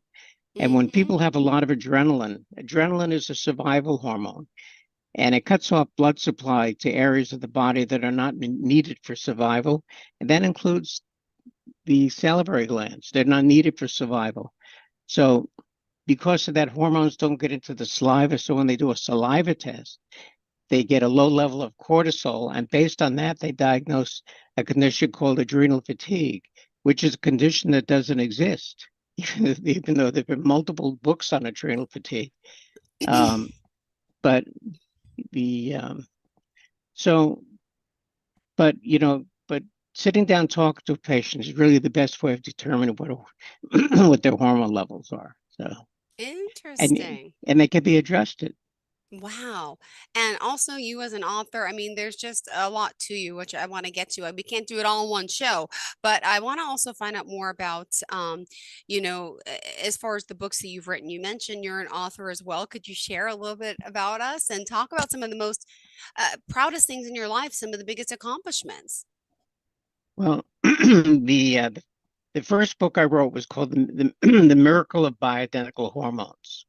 And it was self-published. And that book literally brought thousands of patients to my office from all over the country and all over the world came in because of that book. It's a different type of hormone book because what it does, it teaches people what hormones do and goes to the reason why people are not well and how adjusting hormones can get people well again. And so then my next book was the adrenaline dominance book. And then I wrote a manual called the Platt Protocol for Hormone Balancing for doctors to teach them how to do hormones. Wow. And now where can we find the book? Tell us the titles of the book. Oh, I'm sorry. People can find all those books on my website called plattwellness.com. Perfect. That's the only place to find the manual. Amazon, they can get the books on Amazon, but not the manual. Okay. All right. And then also on plattwellness.com, there's some pretty amazing products out there. There's progesterone cream, there's bioidentical cream. You have all these amazing products. Do you want to talk about the benefits of progesterone a little bit? I read some of the testimonials and people are raving over it. Well, yeah. Progesterone is my favorite hormone. Tell us why. And what is progesterone for the basics people out there? We may not even know that. I get confused too. Most people, including doctors, think that progesterone is a woman's hormone. And it is a woman's hormone, but they're not aware that men also produce progesterone. Men stop producing progesterone around the age of 50. They stop making it. And the thing about progesterone that, it's sort of mostly as a hormone that blocks estrogen. What's not known is that progesterone also blocks insulin and adrenaline. And so, and it starts at, when people have a lot of adrenaline, it's always genetic. And it starts when people have excess adrenaline. You've heard of babies that have colic? Yeah, of course. I have a 6 and 8-year-old. One did. Yeah. Well, colic is caused by adrenaline. And you can actually take progestin cream and put it on the baby's belly. And in about 5 minutes, the colic will be gone. Really? And then later on, you've heard of bedwetting in children? Yep. I did that till I was 14. Okay, you only see bedwetting in creative type people, by the way. Thank you. I'm proud of it. My mother was a late one too. Thank you. Well, the thing about creative people, they're the ones that have the most adrenaline. Okay. I just want and the only thing that causes bedwetting is adrenaline. And you can actually get rid of bedwetting in children in about 24 hours just by lowering adrenaline. And then the next thing that shows up is ADHD. And you could actually eliminate ADHD in about 24 hours, again, by controlling adrenaline. And basically, this is all unknown. The only place that people can read about this is in my book called Adrenaline Dominance. I cannot explain to you why the American medical system has ignored adrenaline all these years, but eventually they'll catch on. Yeah. Well, also, let me ask you this. I mean, clearly, as a doctor, as a professional, you've had a lot of experience, a lot of accomplishments in what you do. And is there one in particular that it's most proud of? Is it the career? Is it the family? What would you say is one of some of the biggest accomplishments in your life? Is there anything you want to share with us? Well, medicine has always been a passion for me. Mm-hmm. And getting people well is very rewarding. It really is. I had a patient come in at one time. He's about 47 years old, and the reason he came to see me is that every morning he would wake up and vomit. And what makes it easy is that there's only one thing that'll cause this, this kind of vomiting, and that's adrenaline. Yeah. Have you ever heard of women that vomit throughout their entire pregnancy? Mm-hmm. Yeah. They call it hyperemesis gravidarum, but again, that's adrenaline. And they have a condition called cyclical vomiting syndrome. In children, they wind up being hospitalized because they can't stop vomiting. This is also adrenaline. And again, this is unknown to the medical system. But so he came in because he was waking up every morning and vomiting. And and he had severe fibromyalgia, which is another condition caused by excess adrenaline. So I put some progesterone cream on his arm. He rubbed his arms together. And we started talking again. And after about 5 minutes, he sat back in his chair and he looked at me and he said, "Doc, my entire life, I've never felt this good." That's only after 5 minutes. And since he left my office, he never had another episode of vomiting. Wow. That is pretty impressive. My goodness. And also, reading up on you further, I wanted to ask, is there, someone out there that you credit your success to and someone that you want to honor? Is it someone in your past, your current situation, family member, friend? Who inspired you to get into this field? Well, other than my wife. Oh, yes. What's her name? Oh, Victoria. Wonderful. How long you been together for? About 27 years. Oh my goodness. Beautiful. Anyway, but I can't really attribute any particular person as a mentor or whatever. I'd like to be able to give credit to somebody, but I can't figure out who.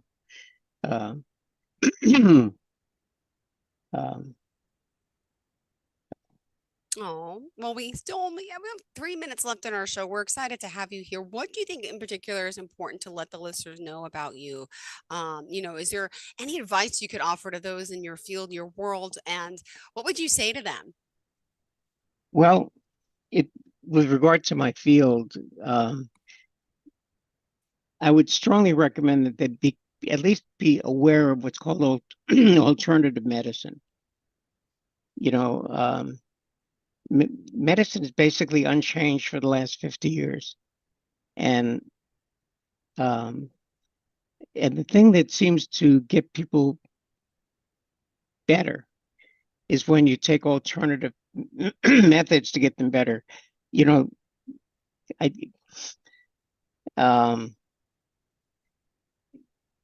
Just that's all I would say is just be aware of alternative medicine. Got it.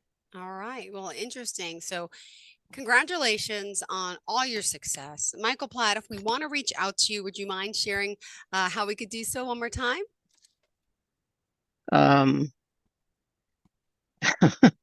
Okay, well, again, my website is plattwellness.com. And my email is meplatt meplatt2@gmail.com. Perfect. Do you need more? Whatever you have. No, we're excited to have you here and really want to congratulate you again on being a professional of the year and all the accomplishments you had, and looking forward to the next time we get to connect here on the podcast. And it's been a pleasure having you today. And I'm hoping you, Victoria, enjoy the rest of your beautiful day. But, I mentioned that you're a creative type person. They have a lot of adrenaline. So this is why you'll have trouble sleeping. You'll have some anger issues. I'm just saying. Guilty. But you'll be very intuitive about people. You'll find that animals will be very attracted to you, by the way. And children. And children. The creative type children will be attracted to you. And this is all related to adrenaline. And you could just figure that out by talking to me? Well, you told me you're a bedwetter. That's just from the bedwetter alone. But no, I think I've never been diagnosed with ADHD, but I assume it runs in my family. My father's that type. My nephew's that type. I'm an overdoer, achiever, talker, and I embrace it. So I've never been diagnosed, and I feel like it's just me, and that's okay. Remember in high school, you never got into algebra? What do you mean? I got a year of college credits ahead of time. I did up to calculus 1. I was good in school. Usually for, a lot of people have trouble with algebra. Oh, wow. I did algebra. I did calculus. I wanted to be a doctor originally and then switched careers, but I did struggle. Math was not my strong point, but I got through it. It was more of I'm smart enough to do the memorization process to learn than to really learn and absorb. I think that's another. But did you find that you waited till the night before an exam before you started studying? No, I was a geek. I studied all day and night, but I would stay up late and all night just to make sure I got like a perfect score. But ask me to do algebra now, and I'm like, what? My kids are 6 and 8. I have trouble doing their math homework, Michael. Yeah. Well, can't wait to talk again, but unfortunately we're out of time, and we are excited that you're here again, and want to remind everyone to go to see Michael Platt, plattwellness.com, and we'll talk soon. Thank you so much. Okay. Are you looking for even more of the podcasts and hosts that you love? The Podcast Business News Network is proud to announce that you now have even more ways to listen live. Check out the MyTuner Radio, online radio box, and Simple Radio apps on iOS and Android, or find us online. Search for Business News Network on mytuner-radio.com, or search Podcast Business News Network on streama.com and onlineradiobox.com/US. Take your podcast on the go and don't miss a minute of the action.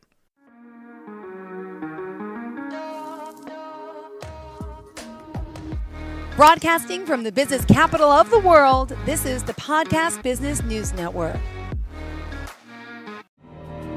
For nearly 2,000 severely injured veterans, everyday life has become filled with barriers. Day-to-day simple tasks can become pretty daunting. I have to carry my chair up 2 flights of steps or have somebody do it for me. What scares me the most is just the falling. When I'm struggling with my house, I think, to have that one great barrier just knocked down, it's crucial. Home for Our Troops is a wonderful nonprofit that builds a mortgage-free, fully adaptive, handicap-accessible house. And there's no catch. It'll be our very first home that we've ever owned. This is a game changer. This is where your life begins again. We need you to join us in completing this important mission. Please visit hfotusa.org and help build homes and rebuild lives. Because of you, everything's going to be okay.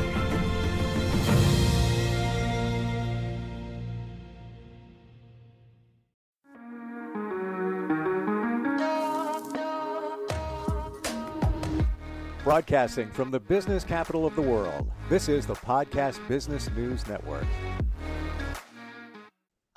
To surprise you by saying there's a lot of fear in our world now A lot of things on our radar, from conflicts overseas to the economy, election year, all of that going on. How do we deal with that within our minds? We're going to talk about that. And she is also going to reveal something called the 4 Ls, which is going to help pilot you around a lot of this stuff. She's got a PhD in philosophy, therapeutic counseling. She's also a spiritual healer, a speaker, and she's very musically talented. She just gets it. She gets energy. She gets helping people. Dr. Janine Ambrose is back with us. How you doing today? Hi, Steve. Wonderful. Thanks for having me. Always great to get together with you. I'm going to say it. I shared before we got on here that every time I hear your name, when I was growing up, there was a lighthouse near where I am and where I grew up.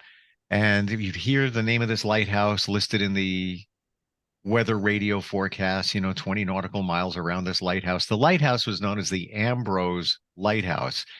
So every time I see your name, every time you're going to be on with us, I just think of the lighthouse. And that's kind of the Ambrose Lighthouse. It's kind of what you are. You're like a beacon that provides us insight or light, shedding light on different things that we're dealing with. And today, how sweet are you? That's neat. I am it up.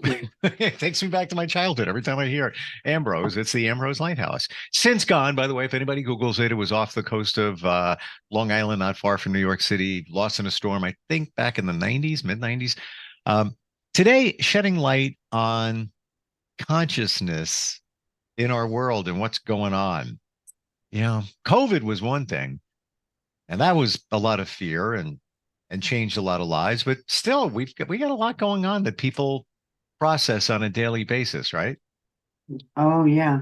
Well, and the most important thing we can do is keep our happiness, because we are a part of the collective of everything. So our thoughts, our reactions, our behaviors, everything reflects out into the universe. So if we can stay happy and stay in harmony and balance with ourselves, it actually affects the consciousness of the world. It's so funny. My daughter watches all these shows that are going on about Russia and everything, and she tells me about it. And she tells me about it. I said, well, that's your part in this. My part in this is when I do my meditation, I put protection around the United States, around the planet. I send healing and love to Putin and Korea. And so my consciousness is about love and healing rather than fear. And that's the most important thing, because when we fall into fear, we feed it. And with people that have come to me with cancer, first thing I say is, cut meat out of your diet, fast for a couple days.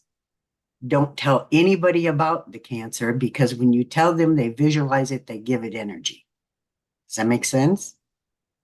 So I had a woman come to me, and I didn't even know she had had cancer before. And she did that, and she came back, and I did some healing work on her. She came back and it was gone.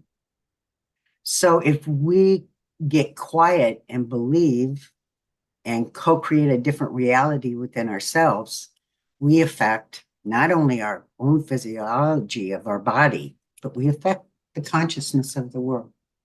I believe it. What we think becomes our reality. So if you're dealing with a medical situation, let's look at that for a moment. Okay. What should your mentality be? Now, I believe that we can heal ourselves with the right mindset. And of course, the rest of us being in balance, maybe talk about cutting back meat. Because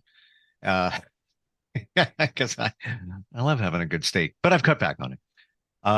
What should your mindset be? Should you focus on the medical issue? Should you focus the visualization of it being gone? How does that go? Well, I find that everybody's at a different consciousness level, so we all have different paths. So, for example, my mother had breast cancer, and I took her to an herbalist. She got it in her 50s, and she ended up lasting till she was 75 years old, because she didn't feed into it. She didn't accept it. But at the same time, sometimes people have cancer to relieve karma from the family. They go through pain and suffering for the whole family. Does that make sense? It does. In our lives, we go through so much to release karma from our generations. It's a pretty interesting scenario. There's no one way to everything. It's like taking one for the team. That's what it sounds like. Yeah. In a way. It's a better way to put it. Years ago, long story short, had an injury to a foot, fell out of a ceiling. It could have been, thankfully, it wasn't bad, but the impact caused me to get a wart on my foot. And it was a pretty big one. Never had one. What is this? Podiatrist, go there. And he does whatever he does, doesn't go away. Go back again. Doctor, it's still here. Like, what can we do? Does whatever he does, doesn't go away. Go back again. I'm like, what are we going to do? It's hasn't gone away. He says, will it to go away? Will it to go away? The doctor said that. That's awesome. Yeah, well, at that moment, I didn't think that. I thought, how am I doing? I'm paying him a copay. What a wacko. But I did it. I was like, focused on it. You will leave. You're not welcome. I don't need you. Things like that. Forget exactly what I said in my mind. 2 days later, it was gone. And now we are magical. We really are. That's my point. And now, decades later, like literally decades later, I think the same thing, when things crop up into, medically, whatever it might be. And I believe it works because the stuff that we're dealing with also comes from other things. Like you're talking, on a karmic level, stress, you internalize, oh my gosh, it is like the worst. It can wreak so much havoc in our bodies. Back to what we were talking about, fear and our consciousness of what's going on today. Yeah, there's stress for you right there. Do you believe that we can do that though? If we, like you said, somebody had cancer, what should your mindset be to eradicate it in your body or whatever the challenge is? And the body can heal itself as long as you allow it. Okay, so like with her, I didn't even know she had cancer before, but she quit eating so that the body didn't have to work to digest food. It could focus on the problem in the body because the body is conscious and knows when something's not right. And so by doing that and by not telling people so they would visualize it and give it energy, she created it. It's awesome. How long did it take for it to go away? That was within 2 weeks. Wow. But, like I said, everybody's at a different consciousness. You have to believe it and you have to focus on it because I realize focus is really important because whatever you focus on, you create. So if you focus on being happy, that's why I watch those Asian movies. My kids make fun of me all the time. And so my son came to my house and he went to get on my Netflix and he goes, Mom, all there are on your Asian series. And I go, I know, because they make me laugh. And there's a lot of good information. They're very well written. But do what makes you laugh. Like I get up in the morning and dance to Unstoppable and Bon Jovi, It's My Life. Because it empowers me, it gets me going for the day. Gets me in the right frame of mind. I'm unstoppable. You're hearing words to a song and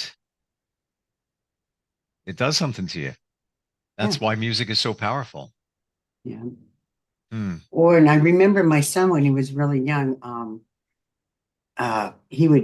he said, Mom, I don't feel good. And he was sick. And I go, well, go play the piano. So he sat down and played the piano. And when he got done, he goes, okay, I'm okay. Just by him sitting and playing the piano and listening to those different frequencies, it affected his body. Isn't it interesting that our bodies tell us what we need? Or if you keep have a reoccurring thought, there's a reason it's coming up again. It's telling you, your body is telling you something. Like this is going to sound weird. You're saying that to me? All right, point taken. Like I could do different things this evening. I could be hey, let's text some friends. Let's do you guys want to meet up? Blah blah blah. Something is screaming to me. You need to power down, shut it down, and you need to take your dog and go for a walk, potentially go into the town and just go walk with your dog. I never do it. Ever do it. I'm doing that. Something is screaming at me. I need to do that today. I don't know why. That's one of the things on my list is it's very important to connect with nature. Get your shoes off, get your feet in the dirt. I've been setting up this patio out here for animals, and I'm feeding the rabbits, and I have ground squirrels and hummingbirds. And it's so neat because if I forget to go feed them, I'll go out my other patio and they'll start screaming at me, literally. And I'll go, gosh, I forgot, I'm sorry. So run out and I feed them. It's really wonderful when you connect with nature. I've started doing it. I go every day now. It's warmer. I go for a walk in the morning and I'll stare at leaves and trees. I'll just stop and I'll go into almost like a fantasy. I love the Caribbean. Need to get away sometime soon. I don't care who it's with or just me. I don't care. But I'll look at a shaded area and I'll visualize that I'm there just by looking at the leaves and the trees because it reminds me of that. And I'm not going to lie, was walking my dog today and I felt I need to get grounded and I walked up to a tree and I actually touched it and I was next to it and it just felt good. It felt good. Yeah. And whatever you believe becomes reality. So like with my grandsons, my grandchildren, when I take them, I have them go hug trees with me because they're young enough yet that they won't go, oh, that's weird, Nanny, Yeah. And then we just have so much fun when we're out in nature. And look at the trees at night and just stare at them and you'll be able to see their auras. Because right now their auras are really big because they're growing and they're sending out all this oxygen and energy because they're not dormant. Have you seen that? No, but I will tonight. And somebody told me this recently. Have you ever heard this? That yes, trees are there for grounding and comfort, but at the same time, a tree can take from you negative energy and things that are negative. I've never heard that. Have you heard that? Yeah, they will actually absorb negative energy off of you. That's what I'm saying. I never heard that. Absolutely. That's what they do. That's why when we're happy, we give energy, but when we're low, everything has to give us energy or we take it from other people. That's when we get and pick at people or we get, in that mood where you're just not happy and nothing you do or anybody around you can be happy either. Wow. I had no idea that they can take from you. Oh, yeah. If you what do I want to say? Combat with them. Remember I told you how when people are angry, they'll pick at you and what they're doing is attaching to your energy field. So what you do is you take your arm and you cut it and you turn your body and it completely throws them off because you've detached. But if you start fighting back and forth with them, it sucks your energy, it sucks their energy. They're really not getting any because you're sucking it back and it's just futile. It's very futile.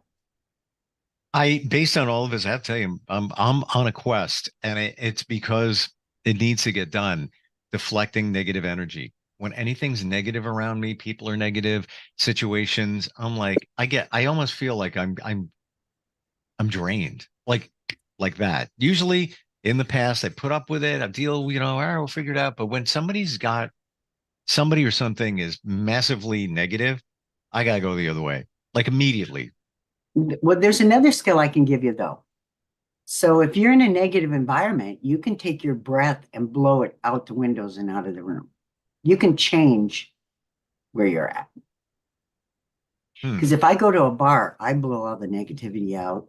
I visualize a big sweeper above the bar, sucking out all the energies or entities or whatever, so that the energy is peaceful when I go listen to a band or a rock and roll Hall of Famer play the guitars. Sure. I co-create the reality I want while I'm there and help other people. Even at the gym, I do that. When I go to the gym. I've done that walking into the gym before I get there. I will say positive energy, positive energy. Elevate your energy in my mind. Elevate. But you know what happens? What? People are nicer. They will smile. People I see every day don't even know who they are. They'll pass by me and hey, how you doing? Oh, pretty good. How you doing? Before I do that, it would just be like, and there's no interaction whatsoever. So that's proof for me, maybe all of us, that it does work. Like if you just elevate your energy. So I'll share something with you, and this is why we need to be careful in what we think. I go to Taco Bell the other day. My daughter loves Taco Bell. Waiting behind a vehicle. It's taking forever. I'm hearing, give me 12 chalupas. I'll take another 14 of this. And I'm like, oh man, like really? There's like, it's not even that busy. I'm waiting. I look, I can just barely see the board. It's like, $100 worth of food. I'm like, all right. So she pulls around. I get up to place my order. Sir, can you wait a moment? Sure, no problem. No doubt they're making her order and they can't handle it, of the 5,000 items. Finally place my order, get in back of her. I'm sitting there and now they're, handing the bags out to her. I'm like, look at my daughter. I'm like, taking forever. Like, yeah, I'm getting frustrated. I normally don't, but it's like, really? I just want to just get in, get out. Like, what? She pulls away. I pull up to the window. They hand me my bag of 2 gorditas. That was it. And they say, the woman in front of you just paid for your order. Pay it forward. And I was like, oh. And I look at my daughter. I'm like, oh, okay. So I was creating this negativity. And I don't know if she saw me in a rear view or whatever it was. I don't know. I don't know. But it was like, I felt like a jerk. Oh, you're frustrated. Well, but look at you got it. You figured it out. Those are all awakenings. Yeah, it wasn't worth the negativity. It really wasn't. Just another couple of minutes, whatever. Yeah, I wanted to go over a couple affirmations for people. Please. And another thing about changing the consciousness of the world, don't interfere with other people's lives. Does that make sense? How do you mean? What context? Well, at a certain point, some people are takers, some people are givers, and some people haven't figured out or haven't awakened to who they are and to love themselves. And a lot of times we want to fix people, but our journey on this planet is to work on ourselves. Because as we become more enlightened, it affects everything around us. So that doesn't mean don't be caring to people or don't have empathy or compassion. But sympathy is not a good thing because it feeds the energy. Does that make sense? Yeah. Yeah. And so here's one of them. I enjoy the successes and pleasures of life and share. Because everything we do, we have to share because the universe is moving all the time. So we enjoy it, the successes and pleasures, but we also share so that it keeps everything moving in the circle, the spiral. Everything is happening for a reason, and there is a divine plan. On the planet right now, I want people to know everything's happening because it's supposed to be happening. Do we have a part in helping with this? Absolutely. That's why I do my meditations. That's why I send healing to the people out there, to the countries. But it is happening for a reason. Agreed. And that's why I want to bring this up too. I want to build my Loving Arts Center, which is on my website. And when you go on my front page, if you scroll down, you can see my Loving Arts Center, because it'll give people a place to go to connect with nature, to learn about healing modalities, to learn about sound frequency. It's a place where they can have parties and weddings and gatherings, and musicians can come play. So anybody that's interested that would like to be a part of that, you can go on my website, which is www.docja.pro. And let me know. I just wanted to throw that in there because I want it. I'm visualizing it. I've been doing it for 30 years. Wow. Wow. So this is a center that encompasses essentially positive energy and Healing. the arts. Healing, fun, happiness, I've asked people before, well, what are your passions in life? And they go, well, what do you mean? I go, well, what's your passions? And they go, well, I'll have to think about that. And I was dumbfounded. I have a list this long of passions I want to achieve and create in life, enjoy and share. It does make you think. It does make you think for a moment about those passions. Like here's the thing. Do you feel that when you were younger, the passions were more obvious, or you spent way more time at them? No, we didn't have as much responsibility. Yeah. That's it. We could be more childlike, but I laugh so much now that it's driving the kids crazy. Mom, why do you just keep laughing? Yeah. And I go, I can't help it. Why not?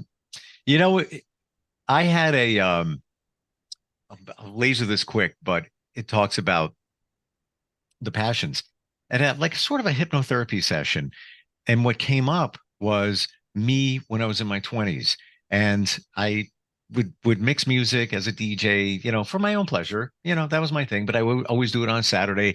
I was already working in radio, but I had the time to play, if you will.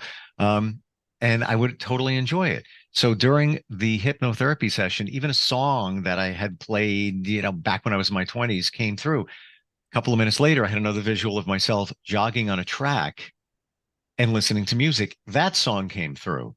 And it was my wake-up call to, those were my passions. And like you said, laughing and having fun. I would jog backwards sometimes around a quarter-mile track, just like, yeah, have a great time, just by myself. I went on the other way. I'm listening to these songs I haven't heard in a while. And it was my wake-up that we need maybe to go back to those things when we were younger. It was calling me to go back to my 20s for the fun stuff that would make you laugh and make you feel good. Simplicity, and that when my house burned down a year and a half ago, it took 100 pounds off of me. All this stuff I had was gone. And all of a sudden, even though it was devastating at the time and I had to work through it, it was like, why do we carry all this around? Let's delete in our life. Let's simplify. Let's travel. Let's go to plays. Let's go to rock bands. Let's have fun. We're on the same page. And it's exactly 2 years. I moved and I downsized for a number of reasons, but purged a lot of stuff. But I still held on to, I had a pool table. I don't even play pool, but in my other house, the owner had one. He worked for Brunswick. It was, great table. So I inherited that. I made that into a fun, like swaggy bar, sports bar in that room. It looked great. It looked great. It looked like you were in a sports bar. And I put that in storage. I'm like, I'll do it again. I'll do it again. I'll do it again. And then I realized time's not right. I'm wasting money on a storage facility. So I sold the stuff, made a couple of bucks off of it. But like, to your point, we don't need this stuff. We need very little. Like you said, simplistic. We need very little to sustain and make ourselves happy. All this other stuff, we hang on to it. We have attachments to it. I don't think it's good in a way. We don't need it. We need land. We need animals. We need trees. We need a place to sleep, you Right. know? And maybe a greenhouse for good food and organic foods. Yeah. That's really big right now. They're Mm. finding out how all these pesticides and Oh. GMOs are affecting the physiology of the body. Yeah. So I pretty much go organic myself. I try to all the time. Same. But if you eat out, you don't know if you're eating organically. Right. You know? Right. And looking back, 100 years, 150 years, so much less disease and illness because we basically lived off the land even then. Where now we don't even know what we're eating. It's essentially we're being poisoned, but we allow it because of convenience. I know. Well, and everybody's so busy. And why are we so busy? We have more conveniences than we've ever had in our life. And we're more busier. It's crazy. I don't do that. I'm at a different place now and I love it. Well, I'm working on getting there. I'm cleaning. We're out of time and I have to take my dog for a walk through the town. Good. Something is calling that I need to do that. I got nothing for you. I don't know what it is. Can I go over the 4 L's real quick? Oh, please do. And we can talk about them another time. So this came to me in a meditation. It's live, love, learn, and laugh. So live fearlessly. Love yourself and others unconditionally. Learn to observe and not to react. And laugh. Find the humor in living and life. I thought, oh, I love that. 4 L's. We're over time here, but okay, sorry. I'm writing it down and I'm going to share this with others. Live,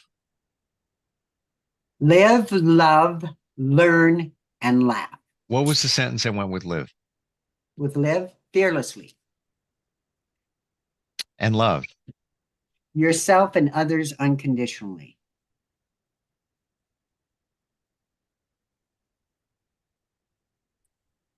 Learn. To observe and not react. And laugh. Find the humor in living and life.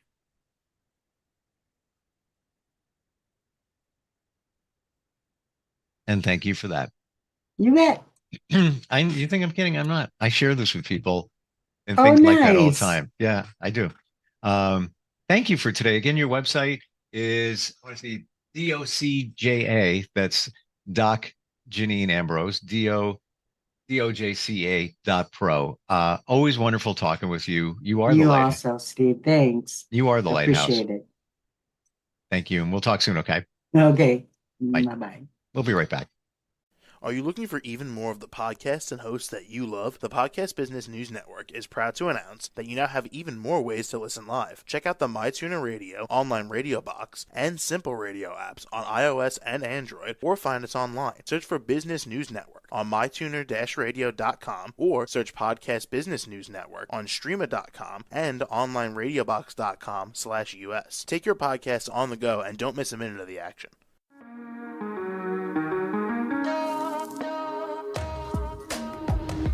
Broadcasting from the business capital of the world, this is the Podcast Business News Network. For nearly 2,000 severely injured veterans, everyday life has become filled with barriers. Day-to-day simple tasks can become pretty daunting. I have to carry my chair up 2 flights of steps or have somebody do it for me. What scares me the most is just the falling.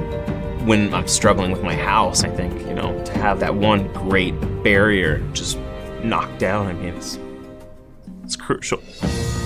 Home for Our Troops is a wonderful nonprofit that builds a mortgage-free, fully adaptive, handicap-accessible house. And there's no catch. It'll be our very first home that we've ever owned. This is a game changer. This is where your life begins again. We need you to join us in completing this important mission. Please visit hfotusa.org and help build homes and rebuild lives. Because of you, everything's going to be okay.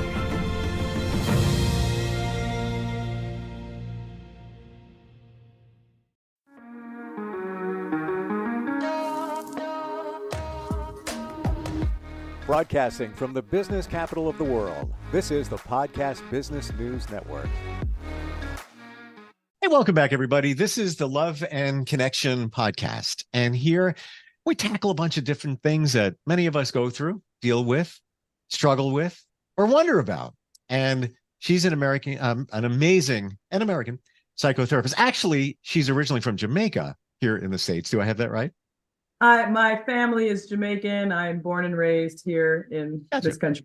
Yep. Well, I knew you were, but I was talking about, I love Jamaica. I can't wait to go back.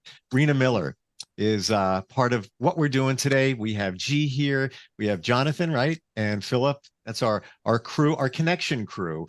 Creativity is what we're going to talk about today. Yeah. What does that mean in our lives?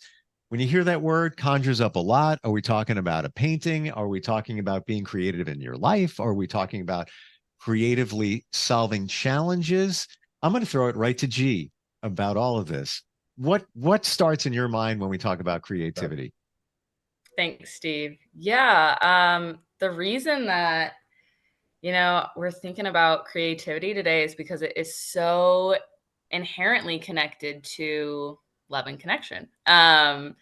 I grew up really thinking that I wasn't creative. I wasn't good at art. I had so many friends. My little sister is an incredible artist. My art just wasn't at that level. So I was like, well, I'm just not good at it, so I shouldn't do it.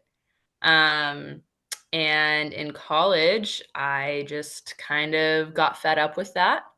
I decided I wanted to start painting. So I bought myself an acrylic paint set and some tiny little 1-inch by 1-inch canvases because I didn't want to get overwhelmed by anything larger. And I just started painting on my dorm floor in college and really just gave myself permission to be creative in ways that were new, in ways that I felt like I wasn't good at first. And I feel like that was a really important shift in my life to just be more creative in all kinds of ways and to invite that kind of creativity, which has fostered so much love and connection for me. I've been able to do some amazing activist art, especially here in Portland with my colleague, Serena Saturn.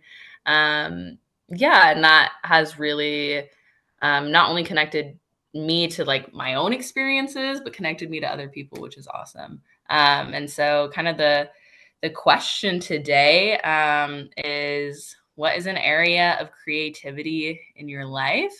And how do you feel like that fosters or invites love and connection in your life? So that's kind of what we've been thinking about here. I have lots of thoughts, but I'm not going second. Let's go to Rena. Okay, well, I took a class in 2000, expressive arts therapy class, and I had seen a flyer that said, "Do you think you're creative?" No. How creativity and spirituality can come together. And yep. And I didn't know I was creative. I didn't know yet that I was going to be writing poetry. I didn't know I would one day getting on stage and making fun of myself, doing improv, somehow getting some people to laugh. And anyway, I will say dancing, I think, is the place where I really feel free and connected to human beings. And I will start dancing. And I used to say, Phil used to enjoy this. I used to say one of my goals in life were to get white people on the dance floor and Black folks out into nature. And anyway, what I have a blast doing is starting to dance, and then I just turn around. I might spot somebody who looks like they want to come, and I'll point to them, and next thing they join me, and next thing a bunch of us are on the floor, and we are really connecting, and it feels like heaven. And yep, I mean, and when it's a live band, there's one instrument starts taking over, and I just feel like I am there dancing with that instrument. And anyway, it's lovely. I feel kind of at one there. Oh my gosh. I will go to see anything live. If it's a DJ, I was out Saturday night with a bunch of friends, actually a bunch of new friends. This was the greatest time I happen to know the DJ. So I didn't even know he was going to be there. But there's like a electrical vibe in the air when there's live music, or even just, a DJ playing music where everybody's appreciating it at the same time. You pick the genre, I'll go to see it. I don't care. I just love just being around people that are enjoying that live kind of music. Philip, how about creativity with you? How does that look? I'm always amazed when I hear people talk about how they don't feel creative. We seem to have decided that you are creative if you're a renowned artist of some kind, that you're going to be creative with paint, that you're going to be creative with music. But I think what you were just talking about is really, the creativity that binds us, the act of creation, of having live music where somebody is creating sounds out of thin air and we all get together and move with that and appreciate that is the important part of creativity. This idea of sort of virtuosic creativity is so it inhibits so many other people. I can't play music because I'm not Beethoven, and I think that there's so much creativity in our daily lives, in what we do, everything from raising children to cooking dinner. And being able to appreciate that is, I think, a really valuable thing. And once you appreciate it, once you understand that you're creating something, that you're building something, then it's much easier to share it with others and you can connect with them. And that brings us together. It's that act of connection that is shared that is, I think, the important part of creativity, not, some painting in a museum. I think that's like exactly the point you were talking about earlier before we started, the artistic framework in life. And it's not necessarily about what you're creating. It's being creative. And I think that's such a important distinction. It's so true. In many IT type jobs or in the technical field, you'll always need a creative problem solver. It's that word, which means so much because you come up with solutions to things and you're creative about doing it. Jonathan, how does creativity look to you? I fall into the same boat as everyone else in that growing up, I was told artistic means creative. If you're not artistic, you probably won't be creative. That was just the messaging I got from a kid. Even being an engineering major in college, all the creative engineers were the innovators. They were the ones coming up with new ideas, disrupting the markets. And I never came up with any ideas. So I thought, well, I'm just not a creative person. I'm going to have someone else tell me what I need to do. The lines are clear. That's just my personality. But it wasn't until I said that sentence, I'm not creative, out loud to Rena, that she pushed back very hard and said, no, you are. You have to know that everybody is. You need to okay, we need to think about this right now. How are you creative? And we spent, I don't know how long, 30 minutes just trying to dig up where the creativity was from my past. And it's funny how if you don't think about it, it never comes to the top of your brain. And my favorite example that I thought of was, as a kid, we had limited screen time. We loved our video games. We loved our turn-based strategy games. We loved our Super Mario, but we only had an hour a day. And then they kicked us outside to go play with our friends. And so what did we do? Well, we used paper, pencils, and markers, and we created game boards to play our games without the computers. And we created board games to come together and continue to play and work around our parents' rules. But that was creative. And I don't think I ever made that connection of, oh, people don't just create board games. That takes creativity. Yeah. So my main takeaway was, if you ever thought of yourself as not creative, just sit and think about it. Maybe try and find someone to talk through it with you. You'd be surprised what you find. Even driving in traffic, you could be creative. You think, oh, wait, I can't go that way. But wait, if I do this and then turn around and navigate through it. I I've always wanted to be creative. I always thought I was creative. I wanted to be a syndicated cartoonist. And when I was a kid, I would draw cartoons. And I always wanted to be on the radio as well. And I drew the cartoons for the school newspaper. Into high school, I got to 10th or 11th grade. I made this huge painting. I mean, huge. It was a barn in the fall with your eyes leading through the tall grass up to the door of the barn. And I just couldn't do the sky. It just wasn't coming out right. And I'll never forget, the art teacher was Ms. Meyer.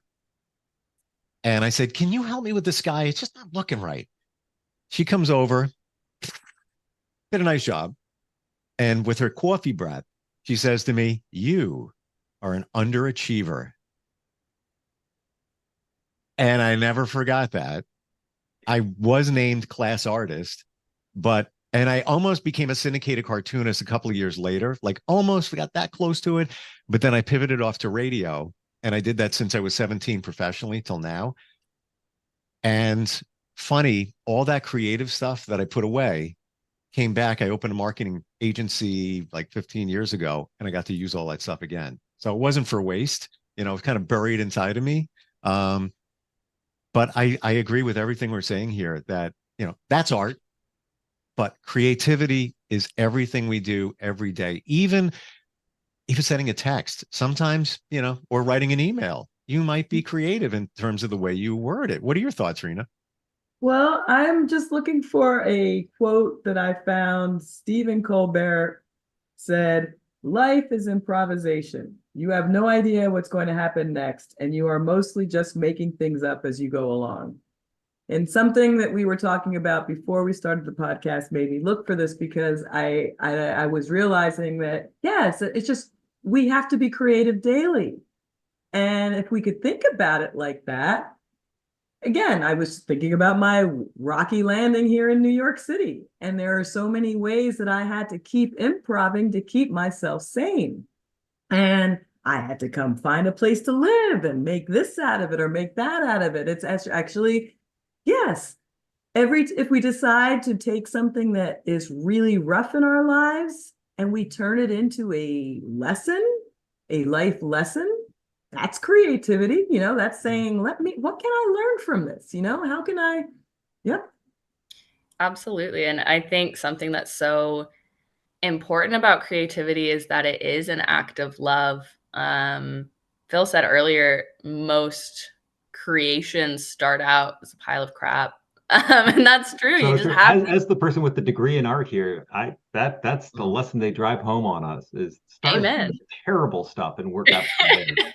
and through this act of love, this act of creativity, slowly but surely things come together. And sometimes they don't, but it's still an act of love to try.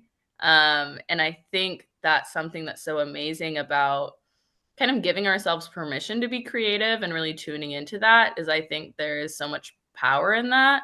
I think I absolutely sought out and continue to seek out creative outlets when I'm struggling in my life, because it is an act of love. It's an act of connection to other people, to myself, to the environment that I'm in. And I think that's such a beautiful thing, connected to what you were saying, Rena, that life is creativity, and to kind of get into that creative framework, that artistic framework almost, of making things, doing things, really being, is an act of creativity, which is an act of love. And I think that is just such a nice way to frame things, especially when, like, it doesn't matter what you create. It doesn't matter if it turns out or not. It doesn't, sometimes I'll start a painting. I'm like, I know this isn't going to be good, mostly because I just kind of want to put some colors together on this page. It doesn't always have to be for someone else. It can be for just you. Mm-hmm. I learned something today. Every time we get together, creativity is always an act of love. Let's think about it for a second. When you're being creative, you're giving of yourself. It's something to inspire others. So therefore, it comes from a place of positivity, comes from your heart, comes from maybe a place of love.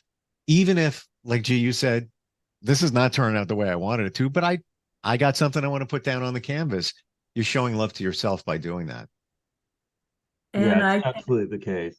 I cannot help. Sorry, I cannot help as you keep talking about this act of love, G. I keep thinking about my arrival here on May 8th, where I got scammed, and what an act of love every day that I kept pursuing was. You know, it's just like, I am not going to go back to Portland. I'm going to make New York work for me. And that's it. And the humans around me helped that happen. I kept connecting with people, and I kept going out dancing and hearing music, and all of that fed me the entire time. And Phil, what were you gonna say? I just that it's when we create art, when we create and we build art, and we build art in a lot of different ways.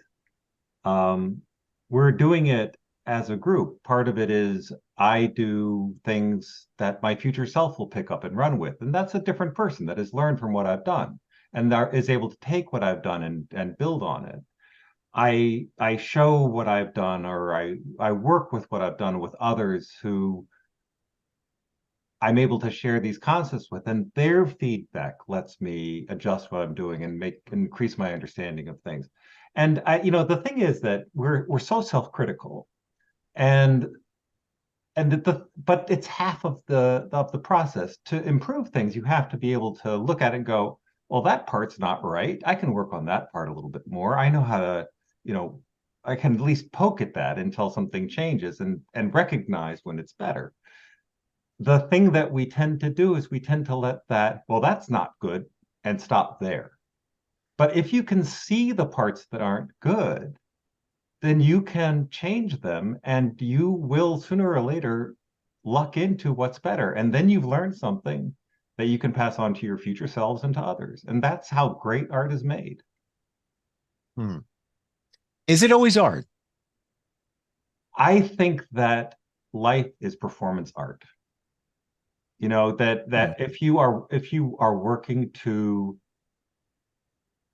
improve, right? So you can continue, you can just exist, right? You can be a cog, and you can sort of cease to be, you can vanish.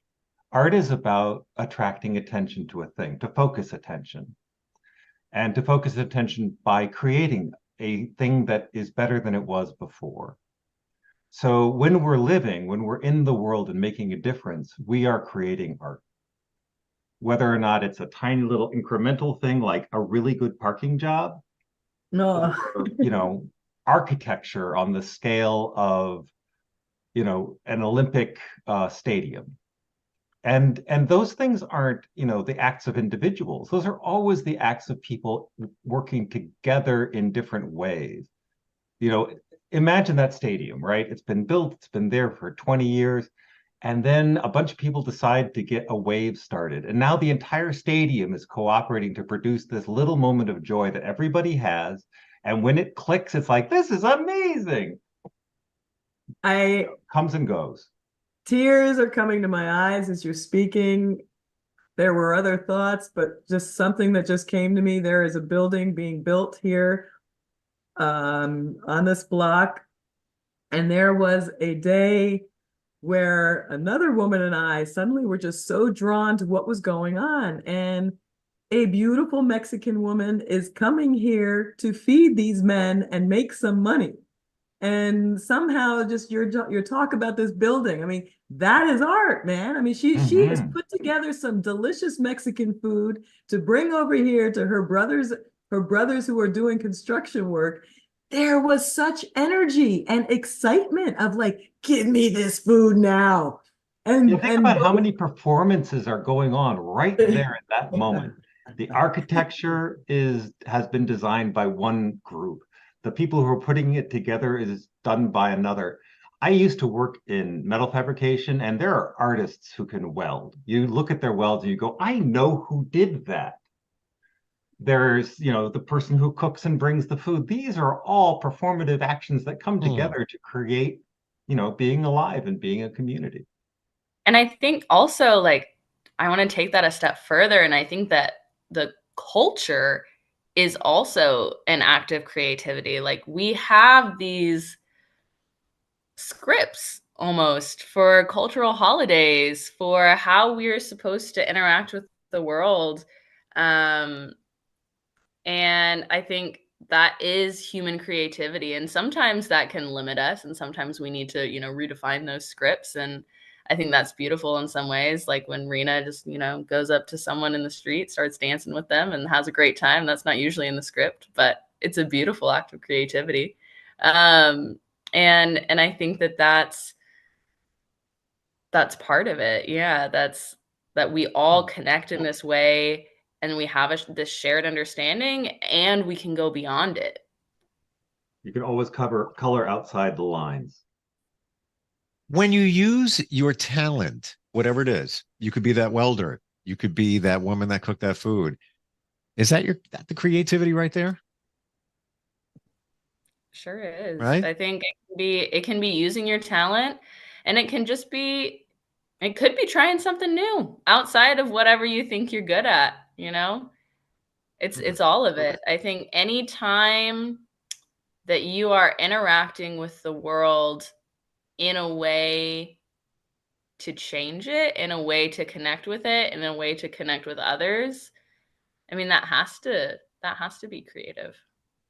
Isn't it a shame that we all worry about being judged, though? Like if I think, Rena, when you're talking, first thing comes to mind, that phrase, dance like nobody's watching. Mm-hmm. But we always worry, we're doing a painting, we're going to show it to somebody. I'm like, oh, I hope they like it, or anything. We worry about the criticism, where I think maybe we need to let that go. You got to let it go, no matter what it is. And just understand that the criticism and the whatever you decide is judgment is just part of the process of learning. Sure. You can't improve without knowing what is and is not working for you and for others. And once you understand that, then it's not judgment in a negative way. It's a liberating thing. People are showing you the path, and that's great. That's something to celebrate. That is a nice way of looking at it. That is, I shared some of my improv with a cousin who I haven't spent time with in a long time. Me on stage at the New Yorican Cafe here, and making fun of all the mistakes I've made since I've come to New York. And I sent her two, and then I said to her, let's chat. I said, or did I scare you with my improv? And she said, yeah, kind of. And then she's like, it was a lot. You were just quiet when we were growing up. I was like, I guess maybe I believe you a little bit. But anyway, it was just interesting to hear her words, because she was sharing it was a lot. And I said, thanks for letting me know, and then we went on to have a mellow conversation. And I don't know, there was the honesty, there was something nice in the honesty of her being able to say, yeah, that was a little too much. And I was like, that's cool. I can understand that. But somebody else might say, man, that's fantastic. So, I guess creativity is relative. It depends, who's judging, if you will, the work with all of that. Wow. Interesting talk today. Like every time we get together, I wonder where it's going to go. And, learning here, creativity, that's the thing that resonates for me, is love, no matter what you do, because you're doing it for somebody or you're doing it for yourself. I think we lost Jonathan. I think he's going to be creative in the kitchen, making that rice and beans he talked about last time. I think he does that on Mondays, if I remember. I think he had a meeting to go to, I'm guessing. Yes. Okay. Mm-hmm. Rena, if somebody wants to connect with you in whatever capacity, figuring life out on a counseling level, therapy, whatever it be, how do we find you? They could look for me at RHENA.RenaMiller.com. Gotcha. RHENA Miller.com. Guys, great talking with you today. Really was. Thanks so much. Thank you so much. Yeah, thank you. Truly appreciate it. Thank you, everybody. Stay creative, everybody. Seriously, I really mean that. Don't be judged. Enjoy and spread the love. And we'll be right back. Are you looking for even more of the podcasts and hosts that you love? The Podcast Business News Network is proud to announce that you now have even more ways to listen live. Check out the MyTuner Radio, online radio box, and Simple Radio apps on iOS and Android, or find us online. Search for Business News Network on mytuner-radio.com, or search Podcast Business News Network on streama.com and onlineradiobox.com/US. Take your podcast on the go and don't miss a minute of the action.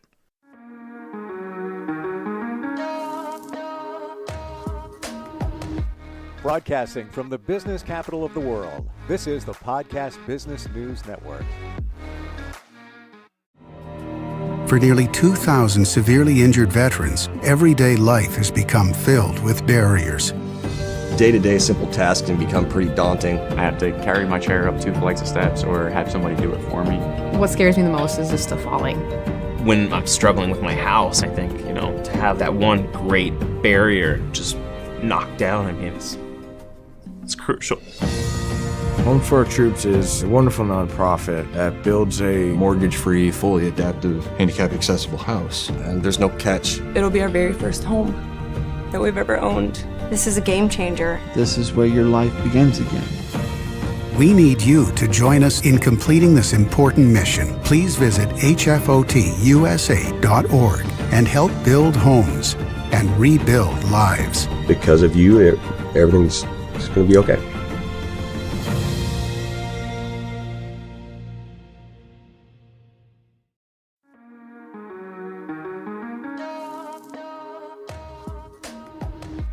Broadcasting from the business capital of the world, this is the Podcast Business News Network. Welcome back to the show. Erica Madama joining us here from Living Sunny. Yes, we're talking about Sunny Spaces organizing. And of course, she's here as our professional organizer and She's helping people like myself and so many people out there who are overwhelmed, need some help. And for today, we're doing spring break travel and packing tips. But first and foremost, Erica, please introduce yourself to our listeners. Thank you. Yeah, of course. Thanks for having me. So I'm Erica Madama, the owner of Sunny Spaces Organizing. We're based out of Pittsburgh, Pennsylvania. But we also, I guess here in Pittsburgh, we'll offer going into people's homes and organizing. I'm in my car today because I'm outside a client's house. We're rearranging her entire kitchen, so it's a big project today. But virtually, we also help people either virtually organize their space, or we offer some coaching to get to understand why we are the way we are and help you kind of rewire your brain so you can become an organized person. Thank you. And I know we've done like spring cleaning, spring organizing, and perfect segue for spring break travel and packing tips, because that's all coming up. And you know what? I have never been able to just take a carry-on somewhere. Have you? Oh, I do not fly with a checked bag ever. I only fly with a carry-on. Oh my goodness. How do you do it? I'm going to learn about you. You got to teach me this. It's the minimalism way, I guess. You know what? It started when my past job before I started my business. I traveled for corporate all of the time. So I was on airplanes every single week, multiple times a week. And I learned that if you have less stuff to cart around with you, it's easier when things go wrong, when your flight gets delayed or when you get snowed in somewhere, you still have all of your stuff with you. So that's been a learning curve along the way for sure. Just knowing it's simpler to travel with less. But even with my kids, I will get us packed down to a carry-on for 3 of us for a long weekend. I've gone home to Connecticut with just a backpack before on an airplane. Just try to only bring the essentials with me and not overpack. So some of it is just have like personality. I'm not a huge style or fashion person, so I don't need 10 different outfits. The change of shoes, the change of this. Yeah. But if you're going on vacation, well, it depends. If you're going on vacation and there's like a washer dryer, that's a different story. But a lot of times you go to a hotel, it's like, what if the clothes get dirty with the kids? And I always panic and I bring like 5 pairs of pants instead of 2. Yes. Yeah. So a couple things. One is just to always think about what the weather is going to be. I think that, typically we'll look ahead and say, oh, well, it's going to be sunny and 70, so I'll need shorts and t-shirts when I'm there. But being really mindful of what you need when you're there, and then packing in layers. So we just went to Disney a couple weeks ago, which is so amazing. And I knew we wouldn't really need much for jackets. It's Florida. I mean, it was chilly in the mornings, chilly at night, but we weren't wearing jackets most of the time. So everyone got one outer layer, like a zip up that they could easily just peel off when they didn't need it in the morning, and then basically they just lived under the stroller all day long. Yes.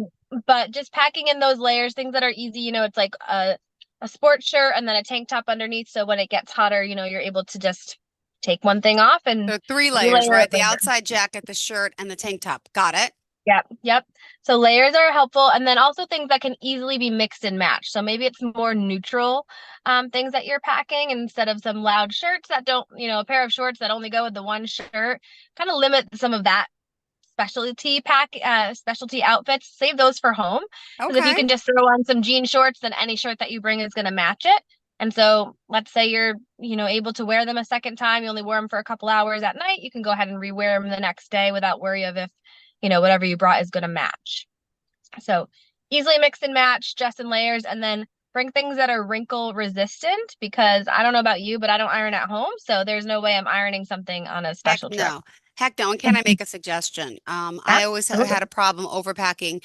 I would bring like 7 bathing suits for each day. And every time I wear just the same one or two. Like there's no need. I was always a bathing suit overpacker. Like, really? Who am I there to impress? Am I really going to wear? I don't want this different tan line. So I think that's something women, it's okay. It's okay. Yeah. And who's going to remember what you wore the day prior? I always bring 2 bathing suits because I figure if one's still a little wet, I don't want to put it back on wet. That's like, ugh. But 2 bathing suits is plenty. And who's gonna know? It's like I'm either with my family and am I trying to impress them, or I'm with a bunch of strangers and they're not gonna be like, oh, that girl wore that bathing suit on Tuesday. Who is she? No one cares. You're doing it for yourself. And so you're just creating more laundry, more packing, more to put away at the end of the trip, which is really what we want to try to minimize. Got it. So thank you for that. All right. And you mentioned you got to consider the weather and the activities you're planning to do. Perfect. What else? Yeah, and I think with the beach, bringing up bathing suits is a great point. I feel like a beach trip, I always overpack, no matter what, because I don't end up really wearing anything. For us, it's typically my kids are little, so we don't do a whole lot of out to eat or other activities. And so by the time I change out of my bathing suit to maybe eat dinner or do something else, I'm in that outfit for such a short period of time. It can be reworn. Sometimes I just like go ahead and throw my cozies on and that's it for the night. So just left my cozies, yes. Less clothing than you think for beach vacations, for sure. For cruises, even I feel like that's a big one of overpacking, is like, oh, I gotta wear a fancy dress every single night to dinner. Again, you wear it for a couple hours, so you could rewear it, or again, you could go more casual on some of those nights too. You don't have to dress to the nines every single time. I agree. Perfect. All right. What else? One of the other things with packing itself is, I don't know if I've said this before on the podcast, but I always recommend packing in those cubes. Do you know what I'm talking about with those? They're like no, a zipper cube? I should have brought one with me. Yeah, it's basically like its own little mini bag, and a lot of them are compression ones, so they'll zip around again, so they take up less space. But essentially, I pack everybody into their own cube. It's like they're called packing cubes. You guys can look them up on Amazon or anywhere you like to shop. But they basically just like a little zippy bag. They're rectangular, and I pack each kid into it. So when we get to our location, it's like, okay, this is your dresser. Here's your cube of clothes. Here's your cube of clothes. Ours stays separate, so everybody's stuff isn't all mixed together. Okay. But the ones I buy have like this extra zipper that like compress it all down, so you can fit a lot more in your suitcase. And where that gets you in trouble is then you're over your 50-pound weight limit, because you're like, oh, I can fit more in here. Yeah. But that's a really helpful way to keep everybody organized and kind of prevent everybody's stuff from mixing together. Now, let me ask you this. When you are packing, what is the secret for folding to get in these bags? What do you do? Some people roll, some people fold. Is there the best technique? Do you know what that is?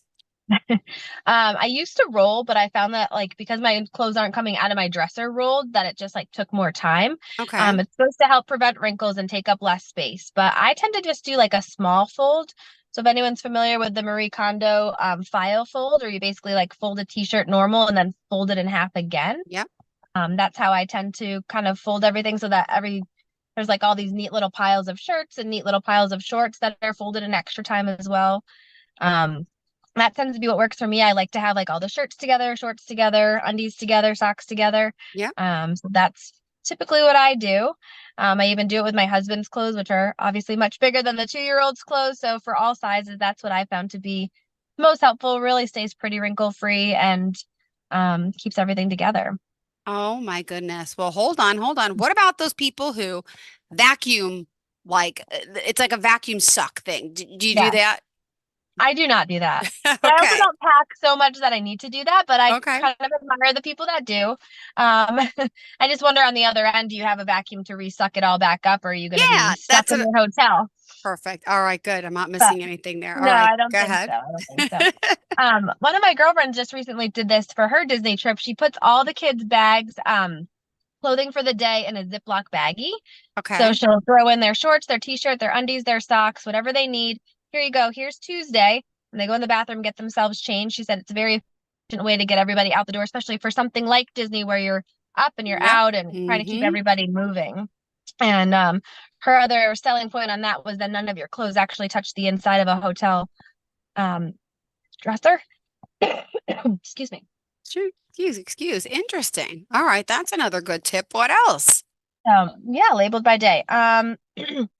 All right, so as I'm getting ready for a trip and as I'm getting ready to pack, I always make a list. I'm a big list person just by nature. But I'll kind of think about like, okay, we're going for 7 days, so we need 7 shirts, we need whatever, 7 shorts. And for the kids, to your point before about like, yeah, someone is surely messing something up. Someone's probably peeing in something. Like we need a few backups. Absolutely. So I'll just bring like 2 extra outfits typically. Worst comes to worst, you wash them in the sink at the hotel room. But I tend to make a list, and then like Florida was easy to pack for coming from the north this time of year because we didn't need anything. So I was able to pull everything out ahead of our trip and just lay it all out on our guest bed is typically where it's my landing zone for packing. But then there's always the last minute stuff. There's the bathroom stuff, there's toiletries, there's chargers, things that you can't pack right away. So that's the important things to write down and kind of cross off as you get closer. The other thing I was just lost my train of thought on. I had a great idea. Oh, pajamas. Do you bring a pair of pajamas for your kids for every single night? I don't anymore. I let them just wear their clothes to bed. Well, because I bring so much extra clothes, so that's my problem. So that's funny. Well, I typically bring like 2 pairs of jammies for the kids. Like I'll let them wear them 2 or 3 nights and then rewash them. I know some people like want to wear new pajamas every single night. I just feel like that's such a waste of laundry, so that's a good way to minimize as well. Okay. And then keep in mind other things that you might need for travel, like packing your water bottles, your headphones. Like I try to kind of visualize the entire trip from getting in the car to getting to the airport, or if it's a car ride, all the car, how long the car ride is, all the snacks we're going to need and all of that. Just kind of write down from the beginning to the end what we're going to need. And then kind of, I even go so far as to picking out what I'm going to wear on my travel days, because I know then I'll have that down there. If I'm wearing a jean jacket, well, that'll be versatile. So wearing some of your bulkier clothing on the airport too is really a good idea. You want to be warm on the plane, and then you want to have that down there to be versatile. Perfect. So that's kind of my thoughts on packing. The other thing I was really proud of myself when we went to Disney was I brought a little thing of dish soap with me. Okay. And a little thing of laundry soap, because I always bring like our reusable water bottles with us everywhere we go, so we can just fill up at the airport, not always buying bottled water. So I knew I'd want to wash out our water bottles and just to have something like that on hand.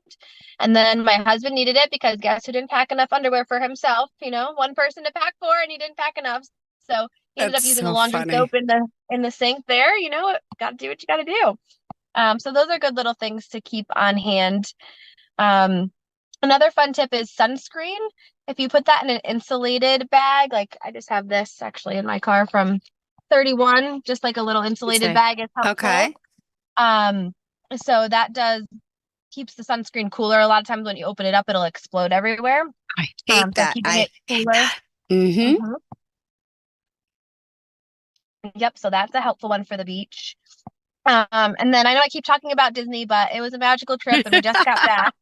And a lot of people do it. So I think it resonates to a lot of our listeners for sure. I think one thing that was the most helpful, if you've been and you're getting on and off these buses with a stroller, if you have young kids, bring like a reusable grocery bag, one of those big tote bags with you, so that when you have to go to get on the bus, you can shove all the stuff that landed in your stroller throughout the day into that bag, carry that on while someone else folds the stroller. Otherwise, you go to fold the stroller and all that stuff's all over the sidewalk. Can I also make a suggestion? I think strollers are free to bring on the plane, right? I don't know what airline you fly. I think that's a blessing because even if you have older kids, because my kids are 7 and 9, they don't fit in the stroller anymore, but I still bring the stroller when I travel because when we're going someplace, it's good to have something to hold your stuff. And you can go into Disney with the stroller without putting the kid in it. And it can hold all your bags, the souvenirs, the food, the drinks. It's like, I don't know how people go around, especially a park like that, without a stroller. Could you imagine yourself doing that one day? Or are you going to use the stroller like me all the time? Probably. I mean, maybe I'll downgrade to the single version right now. Last time we used the double, it was fine. My 5-year-old rode in it more than my 2-year-old did. He was smart. Wow. It's a lot of walking, but yeah, just to hold all the stuff and like you said, the food and the drinks and have some kind of cup holder so you can have your hands free to do something else. And absolutely. Yeah, I'll be holding on to my stroller for a long time. Good. And people make fun of me. They're like, why you have the stroller? Even when I go to their sporting events. I'm like, because as a single mom, I can't put their backpacks, their soccer balls, their drinks, it just doesn't make sense. So, and their snacks. So everyone makes fun of me, but I'm like, you're just jealous because you guys are carrying everything and I'm not. Yeah. I know. And then where are you supposed to put your own coffee? Exactly. So, by the way, just a quick pause. How do we reach you? Oh, yeah, of course. So you can look for us on Instagram or Facebook at Sunny Spaces Organizing, or visit our website at livingsunny.com. Send us a message there. We'd be happy to talk to anybody who's interested in organizing services. Awesome. Perfect. Thank you so much. Now, also, as far as, packing, let's talk about what about if we're in the car, right? That's another situation too. Yeah, last summer we did a lot of long car rides. And again, my son was only 1 and 4. So we had a lot of stuff on that one. That would not be my proud moment of minimalist packing, but I also wanted to be really prepared. Like it was one of the first long car rides with the baby. How's it going to go? He doesn't really watch, like my 4-year-old, you give him his tablet and 8 hours later, we'll see you. Like he's fine. But the younger ones, it's hard. It's constant snacks. It's constant activities, it's books. So I have this little like tote caddy that I would bring with us and I would load it with their favorite books, toys, just like little things that they could play, like little animals and figurines they could play in their seat with. I would sometimes go to the dollar store and just buy a couple new things. So, had that novelty of like, oh, wow, I haven't seen this before. Or I would take away some of their favorite toys like a month before we left and then like represent it to them in the car. So again, it had that newness to it. Yeah, we talked about that before, putting toys away in the house and doing that. Good one. Good one. Exactly. And really, I feel like it came down to all the snacks. So just having a place where they're accessible, a cooler bag so that you can keep some of those items cool. I feel like my youngest guy has allergies, so it's hard for us just to drive through and get something for everybody to be happy. So a lot of that stuff can be packed. But we were really strategic too in knowing like where there might be a playground along the way. So if we all just needed to get out and have an hour out of the car and let the boys run around, we knew we would be taking our time and just getting somewhere. So just kind of having some of those planned stops along your route is really helpful as well. Great. Well, also, you have more tips and tricks. And Erica Madama, just a little bit about your background, how long you've been doing this for. Would you mind just sharing to our listeners? And of course, I know you're based out of Philadelphia, but you also do stuff like this on Zoom where you can help people, right? Yeah, Zoom is a wonderful thing. Absolutely. Yeah, so I've been in business, let's say I started in 2020, so we're a little over 4 years into business. I was really driven to do this after I had my son, Caleb, who's 5. I just saw other moms really struggling with the amount of stuff that they had and where to put the baby items and how to manage their day to day. And I just didn't have that same struggle in my own experience. And so I knew that I could help people figure out where to put the stuff and figure out the systems and the processes for themselves. Excuse me. I'm just coming off the flu, which was terrible. Oh, gosh. Everyone's been so sick with this weather. Oh, I hope you feel Anyway, better. Go ahead, go ahead. Well, that's it thank too. you. Hold on. Thank you. Why I travel heavily. In my suitcase, if I'm traveling, I also bring every medication possible. I bring the Robitussin, I bring the children's flu, I bring the children's allergy, I bring all my stuff. Do you know what I'm saying? Yes. I So just how do did you that on our do? trip to Disney. Normally, I don't do that because I'm like, well, if I need something, I'll just run. There's going to be a Rite Aid or something down the road. I'll just run out and grab it. I bring Tylenol for the kids and I bring Zyrtec just in case we have an allergic reaction. Like those are things I just don't leave the house without. But otherwise, I feel like all that stuff is so easily to be purchased if needed that I don't bring the whole medicine cabinet with me typically. I do For Disney, just I did because we didn't have a car. Mhm. You know, we didn't have as much accessibility to getting things. So I did bring like a whole Ziploc baggie. And actually, I went to the dollar store. This is a good tip. And I got their to-go salad dressing containers, like those little, like you would put your salad dressing in to take to work at lunch. And I filled that with the boys' medicine because I didn't think I needed the whole big jar, but it was good to have some on hand if we needed it. It was just much smaller to travel with, so I brought those into the park with us as well, just like a mini version, which was kind of, I thought, a good idea instead of Well, bringing the whole big jug with you. was it hot down there while you were there or no? Like I went to Disney in August, so I also had to pack Oh, all God. these little handheld fans for my family. No, it was not like that. We did have one of the stroller fans that clipped on, but it was in the 70s. It was not bad at all. That's good So, then. All yeah. right. Now, I think I'm digressing, but back to the car rides also. What do you suggest with the car rides that's different from packing regularly? So I think the biggest thing is if you're sleeping over somewhere, like you're going to stay overnight in a hotel and continue on to get to your destination the next day. In that case, I recommend just packing one overnight bag that has everybody's jammies and toothbrushes and an outfit for the next day. Maybe if you're going to use the hotel pool, it has everyone's bathing suits in it. But that way you're not unloading the whole car to then just like repack it again in the morning. So just kind of one go bag, overnight bag. Keeping that kind of handy and you know, when you're packing the car, be strategic on where you put that one. I also recommend keeping some trash bags, just like grocery store bags in the car for keeping up with the trash. I don't know if it's just my kids, but all they do is snack. So it's like constant wrappers. And then we got the joy of dealing with car sickness on our last trip. So just good to have extra bags, paper towels, things like that in the car in case that unfortunate things like that happen. But otherwise, I don't pack all that differently, other than really we'll pack all into one suitcase. We don't have to worry about that 50-pound weight limit if we're not flying, which is kind of nice. Sorry. That's okay. But Well, also, I eat in the car. I keep plastic bags and paper towels Yep. And because baby my wipes. kid gets it, and baby wipes always. Yep. Yep. Absolutely. Yep. The other, I think, really good tip is depending on where you're going for vacation. I mean, we did this for Disney and we always do it for our beach trips. It's like you need groceries when you get there.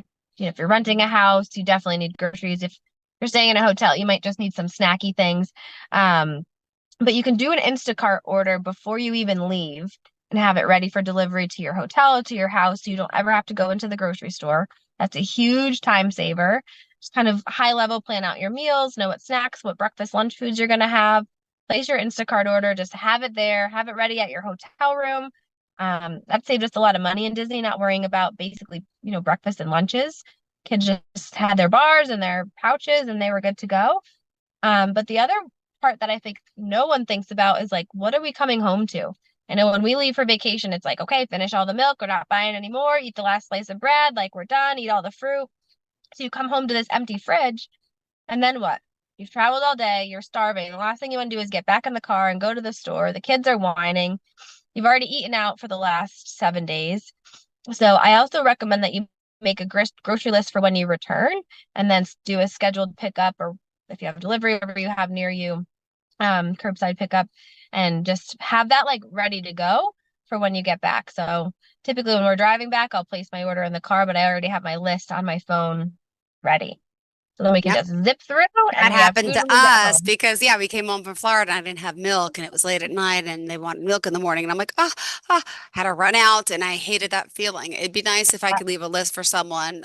Could you pick this up for me while I'm gone? Maybe I have a family member or a friend. Yeah, absolutely. If you have someone close by or someone watching a pet, it's like, hey, I'm gonna have this stuff delivered. Can you just be there at this time to put it away for me? Why And another not? thing, I got to commend the strollers for, right? I am not condoning this, but I really am.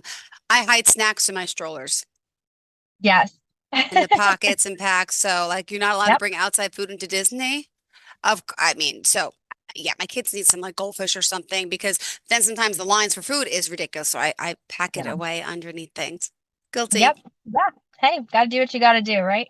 Yeah. Absolutely. And in closing today, we got 3 minutes left. What other tricks and tips do you want to offer? I guess I would just kind of summarize and saying, I probably am making it sound easy, like, oh, just pack less stuff. But I think it's true. It's like just be really mindful about what you're going to be doing wherever you're going. How many times you're really going to go out to dinner, how many nice shirts you really need. I remember hearing this one time, like take everything out that you would want to pack and then cut it in half. And so I'm not directly saying that, but I think, I've definitely been the chronic overpacker in the past where I'm like, oh, I need all these things. Like I need all these options. But I've also found that if I just pack my favorite things, then I never feel like when I'm getting dressed, I don't have anything to wear. So, okay. I love it. No, these are great tips and great tricks. And I've always said I want to just go away with the backpack and do it that way. I've never done it. Look, I'm going to Florida for one day, Sunday into Monday in a few weeks, right? And my goal is to just bring a carry-on. I know I'm crazy. And I'm like, well, what if I need these shoes? What if I need that shoe? It's one event that I'm going for. I just need something to wear there. Could probably wear that same outfit home. So I'm going to do it. I'll let you know how that goes. It's April 21st, I think. I'm going to, because then I want to get right to the hotel to get ready for the event. It was like a polo thing. And I'm like, I'm going to do it. I'm going to know what I'm wearing ahead of time. I'm not going to bring 5 dresses. I'm going to narrow it all down. Decide ahead of time. Yep. Know what you're going to wear. Know the shoes, the accessories, and you'll have everything you need. And then the other thing is paring down the toiletries too. That can add up to become a lot of extra stuff. What is it nowadays? Is it 1 ounce, 2 ounce? What is? I forget. 4. That's the part. It's 1 ounce. So you bring a little. What? Say it again. 4 ounces. Oh, 4. So like my concern is like the makeup I wear, or the foundation, the jars of the lotion. Does that all fit nowadays? I don't know. I usually fly with all of that stuff and it fits. Yeah. Awesome. The big can of hairspray you gotta lose. You get a small can of hairspray. Yep. That's the hard part. Yeah. Can you put a razor like in your carry-on, like to shave with? That's allowed? Yep. Okay, didn't know that. All right. Tweezers and stuff, they're not banned in the carry-on? Yep, all that. What about a wine opener? Oh, I feel like that's been confiscated from me before. Yep. Well, and what do you do now for parents out there when you're traveling? Do you bring your kids' car seats with you, or do you rent them while you're down there, or do you not use them? Yeah, so we didn't need a car seats when we were in Disney because we were on all their public transportation, but I normally do not bring a car seat with me. I don't bring it on the airplane. That just seems like way too much work. I will say all car seats, strollers, pack and plays, all of that stuff flies free, so that's not a concern. And it's available for rental. But it is available if you're renting a car. You can always just rent it. I know I've always kind of been like, I want my own stuff. So there has been times that I think twice I flew my kids' seats with us, but again, under the plane, not on the plane with us. That was for like some longer trips, but they make nice car seat bags so you can get everything zipped in there and then just regular check it with your bigger bag. But I try not to bring much extra. Okay. Well, thank you so much. And one more time, how can we reach you? Yeah, Instagram or Facebook at Sunny Spaces Organizing, or livingsunny.com. Thank you so much. Enjoy your day. Thanks for these great tips and have a fantastic day. Thanks, you too. We'll see Thank you. And to all of our listeners and viewers, stay tuned. We'll be right back. Are you looking for even more of the podcasts and hosts that you love? The Podcast Business News Network is proud to announce that you now have even more ways to listen live. Check out the MyTuner Radio, online radio box, and Simple Radio apps on iOS and Android, or find us online. Search for Business News Network on mytuner-radio.com, or search Podcast Business News Network on streama.com and onlineradiobox.com/US. Take your podcasts on the go and don't miss a minute of the action.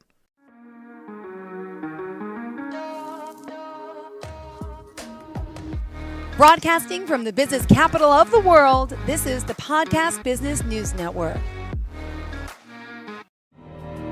For nearly 2,000 severely injured veterans, everyday life has become filled with barriers. Day-to-day simple tasks can become pretty daunting. I have to carry my chair up 2 flights of steps or have somebody do it for me. What scares me the most is just the falling. When I'm struggling with my house, I think, to have that one great barrier just knocked down, it's crucial. Home for Our Troops is a wonderful nonprofit that builds a mortgage-free, fully adaptive, handicap-accessible house. And there's no catch. It'll be our very first home that we've ever owned. This is a game changer. This is where your life begins again. We need you to join us in completing this important mission. Please visit hfotusa.org and help build homes and rebuild lives. Because of you, everything's going to be okay.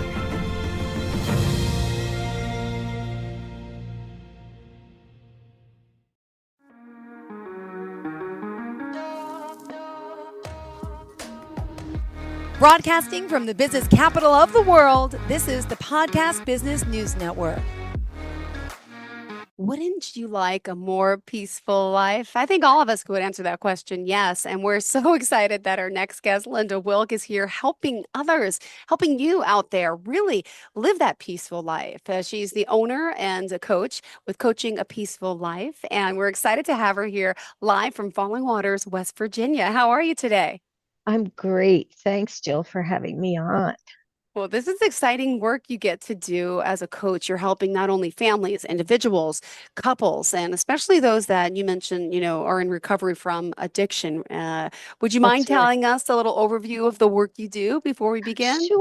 Sure. I help people that have been in recovery for a while who kind of aren't settled with the way their life's going to find a different way through to serenity, peace, happiness. I work with people who are, needing to set some different goals, looking for a different way through. I'm kind of solution oriented and mindfulness oriented in the way that I approach things. Oh, and before we continue, I also want to get a little bit of your background. I want to commend you on, is it 39 years of marriage? 39 years of marriage. Yep. Oh my 40 years of goodness. recovery. Oh, children, grandchildren. Would you mind just sharing a little bit about that? It's beautiful. Sure. I have 3 kids, 2 of my own, 1 adopted through the recovery world, and 4 grandkids. And we have a little farm in Falling Waters right on the river, and chickens, dogs, cats. We grow our own food. It's a really pretty peaceful life ourselves. Amazing. Well, that's why it's always good, I think, to get your background, to find out more about who you are as a person, before we talk about the work that you're doing. Now, let me ask, you're helping individuals, families, like I mentioned, couples. Could you share a little bit about your background and how you got here in your own personal journey? Sure. I always love to tell the story. I was kind of floundering around myself. I've been really blessed. I've always had kind of, I call them angels in my life that kind of pushed me along, when I was lost. I was in addiction myself. I was really blessed to get into recovery early. I had people who, when I was sort of floundering, would always say like, oh gosh, if only you had your life together. If you had a degree, I could promote you. If you had things together, I could help you along. So I've always had these people that sort of supported me in my own process. So now, I'm able to do that myself, for other people. But it's because I had those models that I was able to do that for others, to see that. And my mom played a big role, because she kind of had a rough start herself. We have a long family history of addiction, and she would always say to me, you're going to get out of here. You're going to get a college education. She kind of planted that dream for me. So you look up to her? Was she one of your mentors, would you say? Yeah, I would say she was, although, she really struggled. And I think at times I didn't realize what a mentor she was. But looking back, I think I would have never done it without her. And you mentioned, the addiction. Do you mind me asking personally what type of addiction was in the family? Oh, yeah. My dad was an alcoholic. My grandparents were actually in the first New York group of AA, Wow. eons ago, like 1939. And then my cousins and I, we used to joke, we'd say like, well, gosh, if you have one parent who's in addiction, it's a 2 out of 5 chance. If you have 2 parents, it's like a 4 out of 5 chance.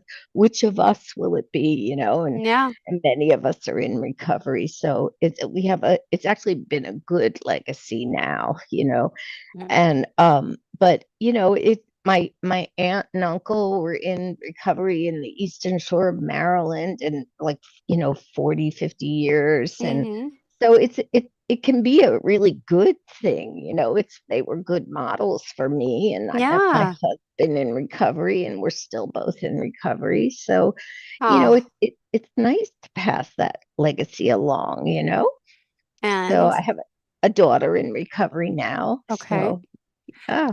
Well, there has been drug use in my family for many years. I never got the addiction, but others in my family did. So I can empathize with you. And I think if not, we all know someone who has been affected by addiction. And the fact that you're now taking these extra strides and you open this coaching business and you're helping so many, it's got to feel good. So when did you start the business specifically? Well, I started this business about 1.5 years ago, but I've worked for 36 years in the industry, outpatient, inpatient, intensive outpatient. Then the last 5 years before I retired, I worked in an inpatient facility where the women there were women and men were incredible mentors to me. Beautiful. Well, let's talk. First and foremost, why do you call the biz Coaching Peace? I call it Coaching Peace because, well, there's a little story that goes, I always have stories. There's a little story. I woke up one year, I was always making, how we make those New Year's resolutions, and then, a month later, they're all gone.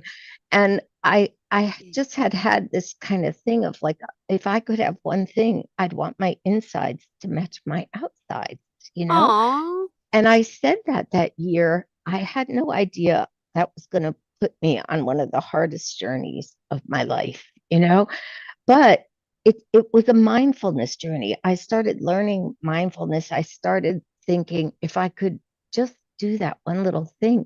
But I started meditating. I learned about the Quakers and how they listen to this little inner voice, simple things. But boy, it changed my entire life. I started teaching my kids to listen to their inner voice, and really this peace came over me. Instead of seeking after stuff, I started seeking to just have a simple, peaceful life. And I do, and yeah, of course, we want the stuff, we want to be successful. I am successful, but I realized that the journey, the peace, that had to come first, and that the other things would follow. So I kind of reversed a lot of the ways I was going about my life. So now, when people come in, I listen, what's the path? What's the path that they're looking for? And I try to teach people a different way to go about things, Well, I love hearing about this. And we're going to talk more about this coaching, as you mentioned, from a mindfulness perspective and really getting those insides to match the outsides today. I just want to remind everyone again how we can reach out to you if you are interested. Coachingpeace.net. Linda Wilk here joining us today, and we're excited to have her. And you can reach out to her here. Also, there's some great testimonials on the website. I want to talk about some of your clients as well. And Thank you. You're welcome. And in the meantime, there's still so much more to learn about the work you're doing. So what aspect of your work did you kind of want to go over next? Oh my goodness. Well, I do a lot of different things. I teach some courses. Okay. I teach women courses about assertiveness and learning to access their power, how to kind of tune into themselves. I run some retreats. One of the things, mindfulness is really a form of self-care. Mm-hmm.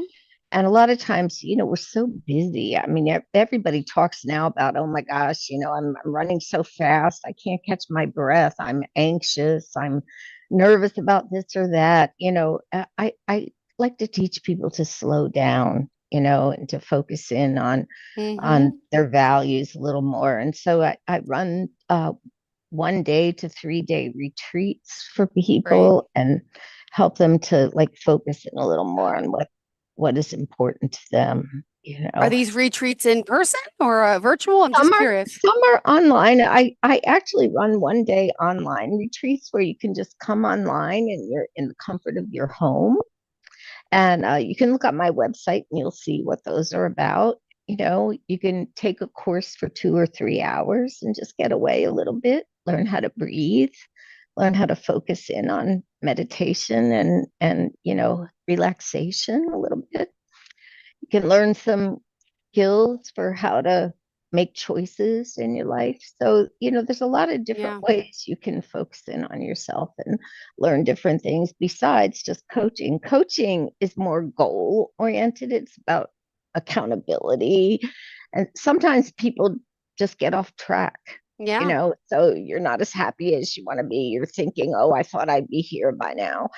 And coaching in that way is about just, well, how do I get to where I want to be? Mm-hmm.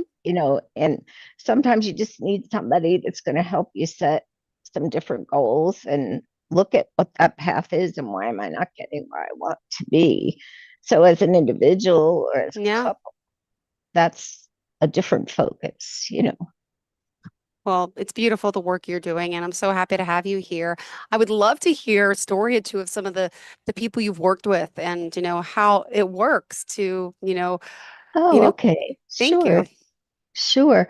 Well, recently a young man came to me and he's working for a company and he was working, like he was saying to me, I'm just not happy every day I go to work. I dread it, and he'd been in recovery, I don't know, 8 or 9 years. And he'd gone from being just a warehouse worker and gotten promoted.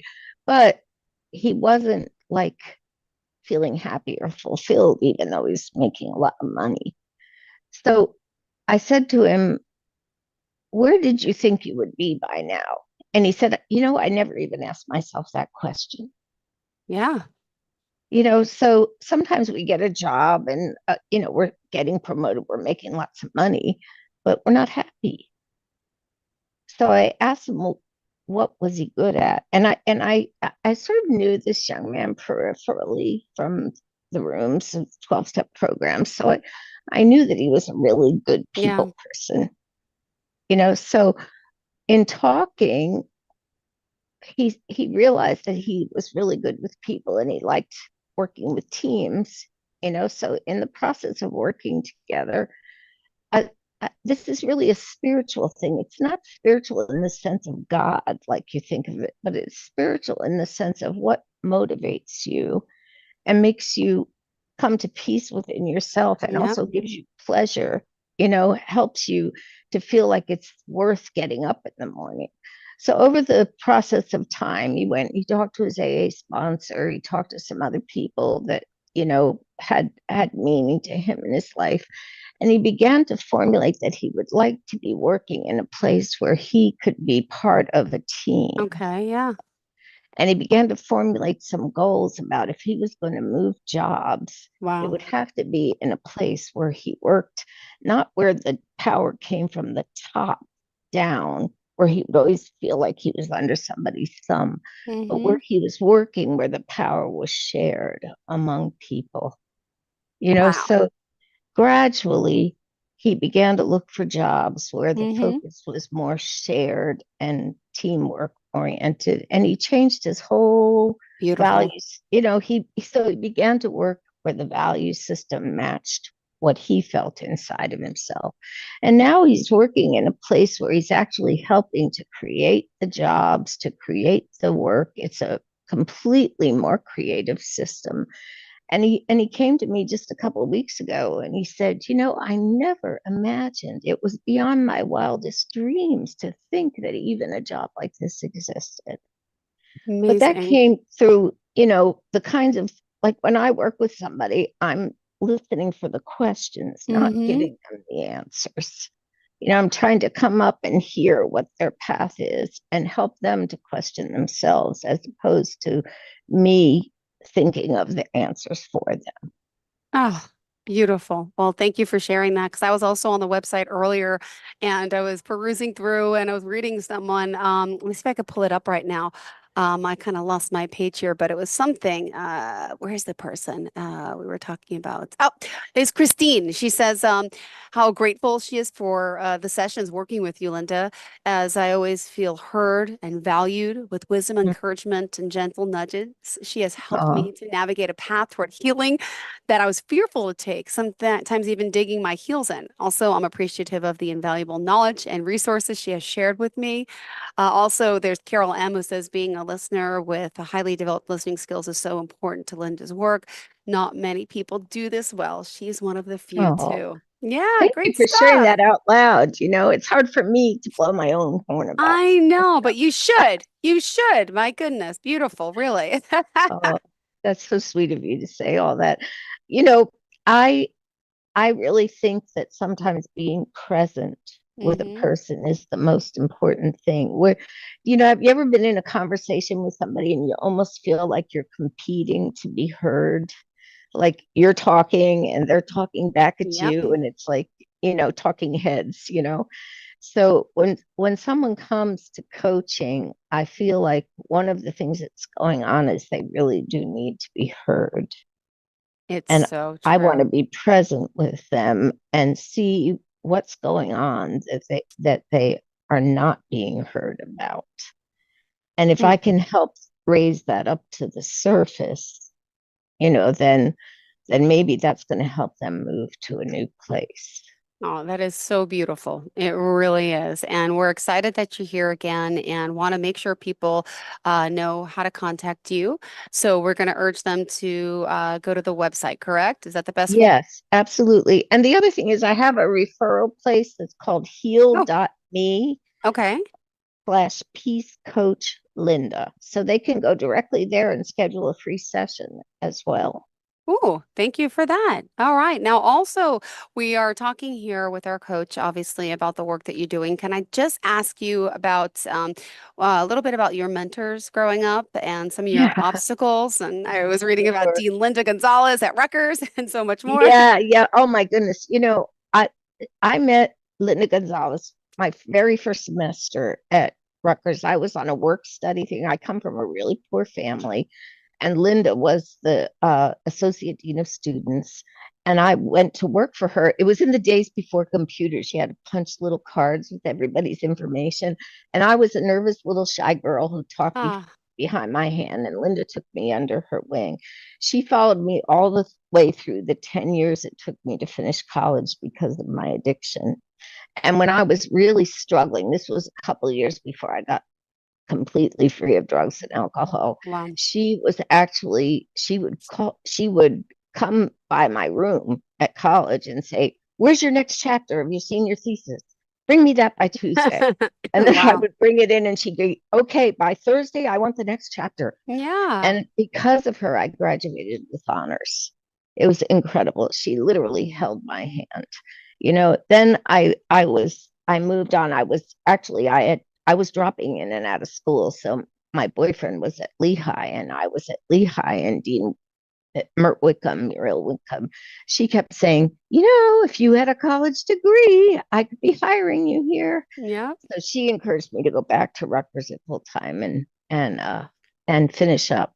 then I was already working. I think I put in a little story about how I was actually getting sober, and my therapist, I was in therapy. I was working on all this trauma from my alcoholic dad and all this stuff. And my therapist says, "Well, I'm sorry, I have to fire you from therapy." And Oh I'm my like, gosh. "What?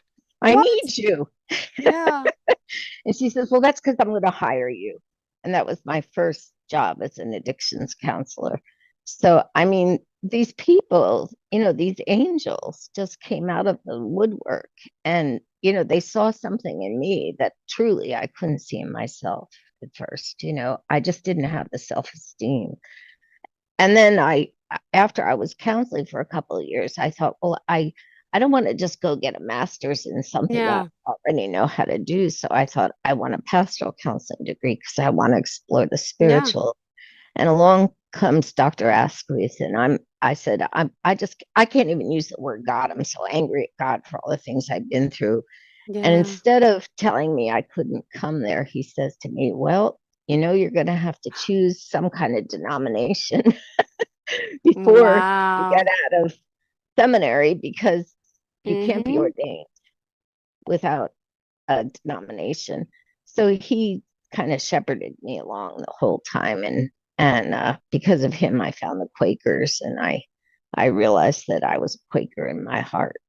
So it's really incredible, these people that instead of judging me and pushing me aside, they supported me, and because of them, they taught me that I should do the same, that I should do likewise. So they saw that I was on a path. And this really has shaped my whole style of coaching. It really has. It's given me the direction that you to me, if you find your spiritual center, it will carry you your whole life. It really will. Beautiful. I love hearing that. And then also just want to make sure we also ask you about some issues in the workplace that you think that we can all come together, work and to eradicate. And I would love to know about that and talk more about how you got your start. Well, you're talking about power over. I really have some serious concerns about the whole power system in our, well, not just work, but government everywhere.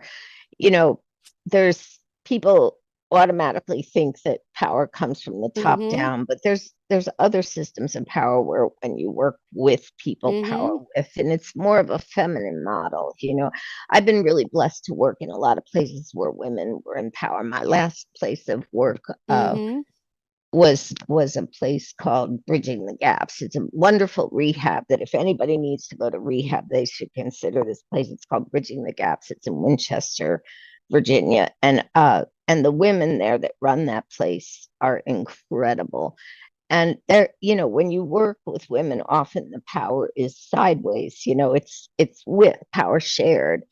And it's a feminine model where you don't have to just think of somebody being in control, but that you share the power. And when you think of things like that, it's much more like we each have gifts, and when we all share those gifts, it's like pieces of a puzzle that all fit together so beautifully. And so if you have a gift, I mean, you're obviously a great people person. Somebody else in your office is probably a great organizational person. Somebody else is great with the figures and the money. And when you all come together and put those pieces of power together, it makes an organization that runs incredibly smoothly. So instead of fighting and being super competitive, when you put those things together, you have an amazing organization. So like that was the gift of that being my last job, was that I got to really see how when people put those things together and interlock them, you have an amazing organization. And it's not just women who have feminine power, men do too. So when we put those things together and learn how to make them work well, we have a new kind of power, a way. And we've seen that. We see it in government when people work across the aisle, when people network together to make sure that people have food, that people have the services they need. That's power with, and that's the way community works well. And it's a very spiritual thing. Wow. So, yeah. No, go ahead. So I could go. I mean, I don't want to take up the whole time with that, but it's a way of running and working organizations so that they can interlock and work and make sure that everybody gets what they need. So okay. I think we're at a balance right now in that we've had times when it's worked better. Well, we are ecstatic that you're here helping people get through. And in our last 3 minutes together, Linda, what else do you want to make sure we cover for today to let our listeners know and our viewers about why we should work with you? Oh, goodness. I put a quote in that little thing I gave you. It's carried. Oh, can I read it? Do you have it in front of you? I have it. I have it. Yeah. Go ahead. I want to tell you how I got it. Okay. I was just in early recovery, and a friend of mine invited me out to Phoenix, Arizona, and his wife and he went hiking out into the desert, and we met this guy who had thrown away. This was back in the early 80s, and people were sort of throwing aside their corporate stuff. And this guy was a lawyer from Oxford who'd thrown out. He was living out in the desert, gathering jojoba beans, writing poetry. And I was telling him how I was unsure of my direction, and he gave me this little this page, and at the bottom of it was that quote: "Whatever you can do or dream, begin it.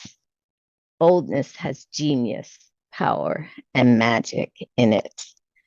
And it taught me, that you can manifest your dreams. You have to have the courage to go out and live it. And you can. It's possible. Someone out there today having a hard day, dealing with addiction, dealing with something, reach out, right? I mean, yes, please. You have to try. And there's so many success stories, including our lady here of the hour, and who's went through this. And Miss Wilk is just a professional. She's also walked your walk and can empathize. So I love that you're here helping people. So if you're struggling, please reach out to her. And one more time, you could set up that phone call meeting. Tell us the website. The website to make a free appointment is heal.me/peacecoachlinda. Perfect. Thank you so much. I really appreciate it, and looking forward to the next time we connect. You have a great day, okay? Thank you, Jill. Take care. Have a good day yourself. You too, sweetheart. To all of our listeners, stay tuned. We'll be right back with more. Bye-bye. Are you looking for even more of the podcasts and hosts that you love? The Podcast Business News Network is proud to announce that you now have even more ways to listen live. Check out the MyTuner Radio, online radio box, and Simple Radio apps on iOS and Android, or find us online. Search for Business News Network on mytuner-radio.com, or search Podcast Business News Network on streama.com and onlineradiobox.com/US. Take your podcast on the go and don't miss a minute of the action.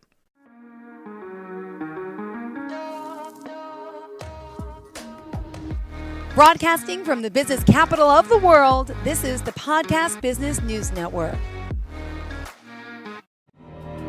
For nearly 2,000 severely injured veterans, everyday life has become filled with barriers. Day-to-day simple tasks can become pretty daunting. I have to carry my chair up 2 flights of steps or have somebody do it for me. What scares me the most is just the falling.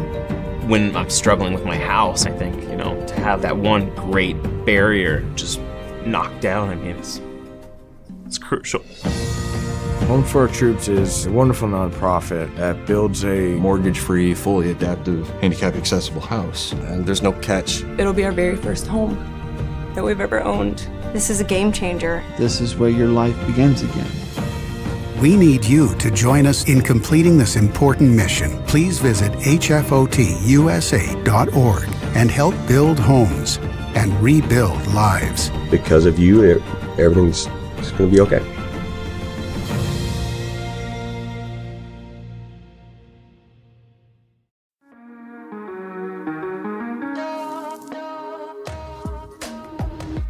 Broadcasting from the business capital of the world, this is the Podcast Business News Network.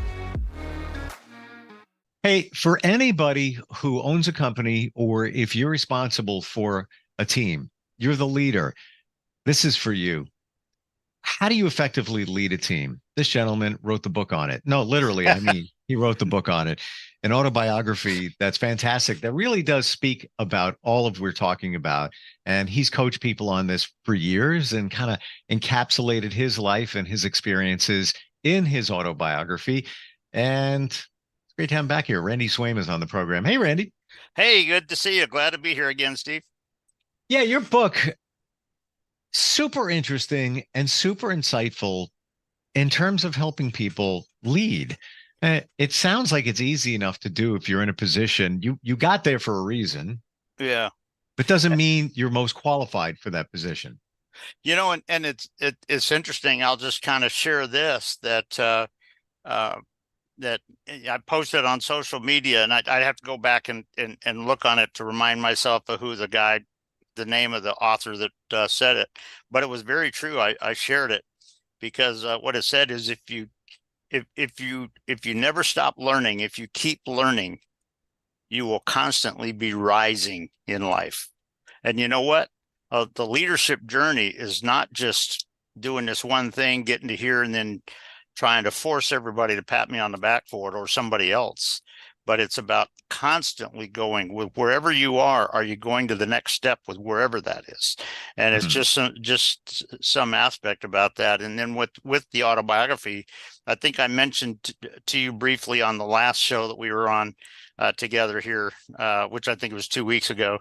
I've actually been very humbled at the reactions that I've gotten from people that have read it and gaining the insights and sensing it and everything. And so I just, but it really is my journey has been a journey of learning, of growing and becoming, and really getting a sense of true, honest to goodness leadership.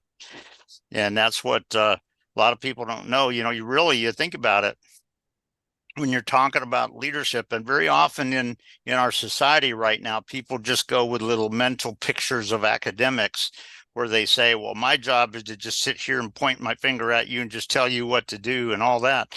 You know what? First of all, you're not modeling anything that's beneficial, and you're not really leading.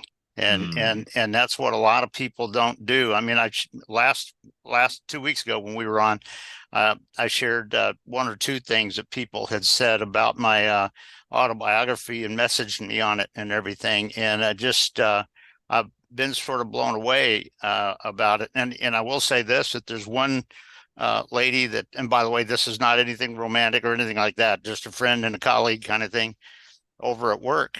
And it turned out she wanted to get a copy of my autobiography. So I figured I'd just kind of autograph it like I do and give her a copy of it and stuff, because I know her well and we're connected, professionally and all that. And as soon as she saw me give that to her and saw the little, autograph and stuff that I put in there, and I always put it in as appreciation to my valued friend and then their name kind of thing. And she actually stood up and gave me a friendly hug, kind of thing and all that kind of stuff. And it was just very respectful and very positive. But you know what? The thing I throw out to people, if you're looking to truly lead your team and and if you think about it, when you look at it from alignment of this organizational maneuverability stuff, if you're truly looking to lead your team in ways where they're going to be successful in overcoming the struggles in challenging, unpredictable environments, that doesn't happen just because you're pointing fingers and telling them what to do. And that's what a lot of people don't realize when they just go back to that rote academic picture. And I will say this, that if you think about it, I've given a lot of examples on the show in the past and everything, but you remember I was sitting down with a guy who was an executive organizational executive for years. And basically he let me kind of spend the night at his house while we were getting ready for a leadership conference, kind of thing and stuff like that. And sitting there on the couch the next morning, just having a, cup of tea or stuff, getting ready to get dressed and go to the conference and everything. And one of the things that he said is he looked at me and he said, you know what, Randy, there's one thing I truly appreciate about you. And by the way, when he said this, it's nothing that I told him. It's nothing that I tried to sell him on or anything like this. But he simply said, you mind if I share one thing with you? Yeah, that I observe in you? And I said, sure, go ahead. And this is what he said. He said, it is clear that you never quit, even when it's tough. In your journey, he said, you never give up. You keep going. And you know what? I so appreciate it. I so appreciate that about you, Randy.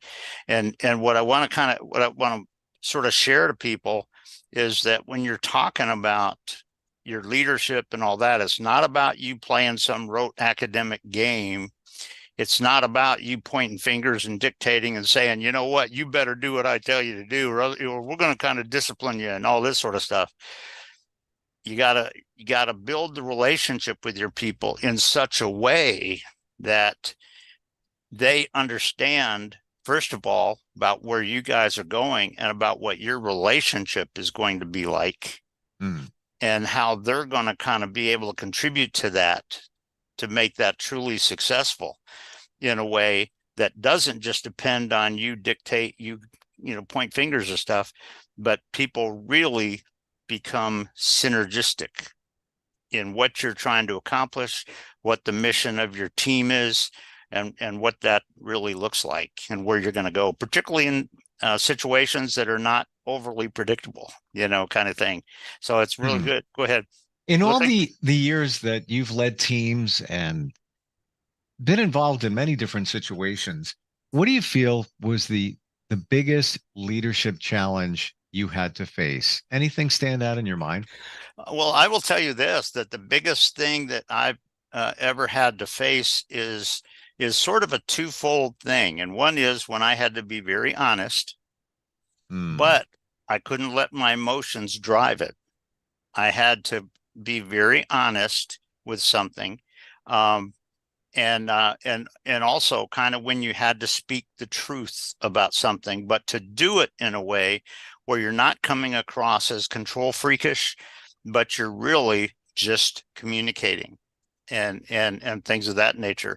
It's interesting that very often when you do that and you do it in a good way so that the people that you're communicating with experience you in a different way, amazing things can happen. And I think I shared on a show a long time ago that's how I was selected as the site manager for the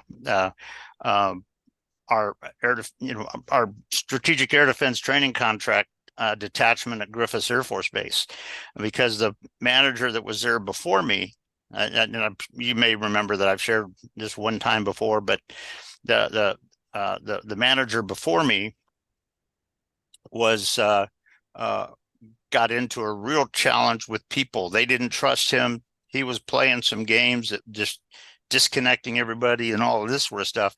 Well, the corporate executive who was in charge of the entire program, nationwide kind of thing, and actually international wide too, called me at my home one day, and he said, he was asking me about my perception, because he says, Randy, I know you don't have any axes to grind, and I know that you don't have anything you're trying to pitch out with it and everything. And he said, so would you be honest with me? Would you communicate with me? I said, are you looking for whatever this or that? And he said, I said, are you recording this? He said, no. He said, I'm not going to hide what you say, but I'm not going to go out there and use it per se. But he said, I just want to know. And I said, you know what? We'll have a conversation. And we did. And at the very end, he asked me, he said, what's needed down there? And I told him basically one thing, and he was blown away by that. And he said, well, that's interesting. And I said, well, I know. And he said, why do you say that? And I gave him two answers. And he said, wow. And about 30 seconds later, after he was just thinking, he said, Randy, would you go down there and do that? And I said, Chuck, are you asking me what I think you're asking me? And he said, yes, I am. I said, well, I'll tell you what, you go have whatever conversations you need to have with anybody out there. And then if you still want me to and call me up, then I will. And guess what? That's how I was chosen. But you know what? There are times when you have to make the right call, but not in a dictatorial thing, not in a way where I'm just trying to go like this to make you just capitulate to what I'm telling you, stuff. But it's basically just communicating some truthful awareness of it so that they feel oneness with it. And I shared this with you before that about 3 months after I took over, I was the company published a document, and in it they said Randy took a problem site and turned it into the showcase of the company in minimum time, quote unquote. Wow. And it was like, wow. And that's actually in the book kind of thing. So the book kind of covers some of that. But the bottom line is, when you're talking about it, it's not just about you dictating and controlling and pointing fingers. It's truly how people experience you. If you are truly leading your team in an effective way, people want to follow you, and they want to be part of this. And if you're doing it in such a way that they experience that and feel that, guess what? Magical things can happen. And you see that a lot in my autobiography, some of the pictures in there, particularly when you're talking about some of the struggles and everything. For me, one of the big struggles was overcoming what I had to overcome from my childhood and everything. That, there was a lot I had to overcome in that. And in writing the book, I included total honesty. And there's a couple of people that applauded me for the way I did that. And because, so often today, so often today in books, people just want to call attention to themselves and have everybody applauding them. No, what I did is I brought total honesty to it. Does it talk about my defining moments? Does it talk about my growth and becoming? Yep. Does it talk about where I became and where I am now? Yep. But it's not just about you. It's about the experience people have where they kind of connect with you a little bit. And that's actually one of the things that my friend from high school kind of wrote up there. And if you don't mind, I'll just share this just real quick. Please do. And this is, I have not seen her since high school. And that was 1972. So that was like 52 years ago kind of thing.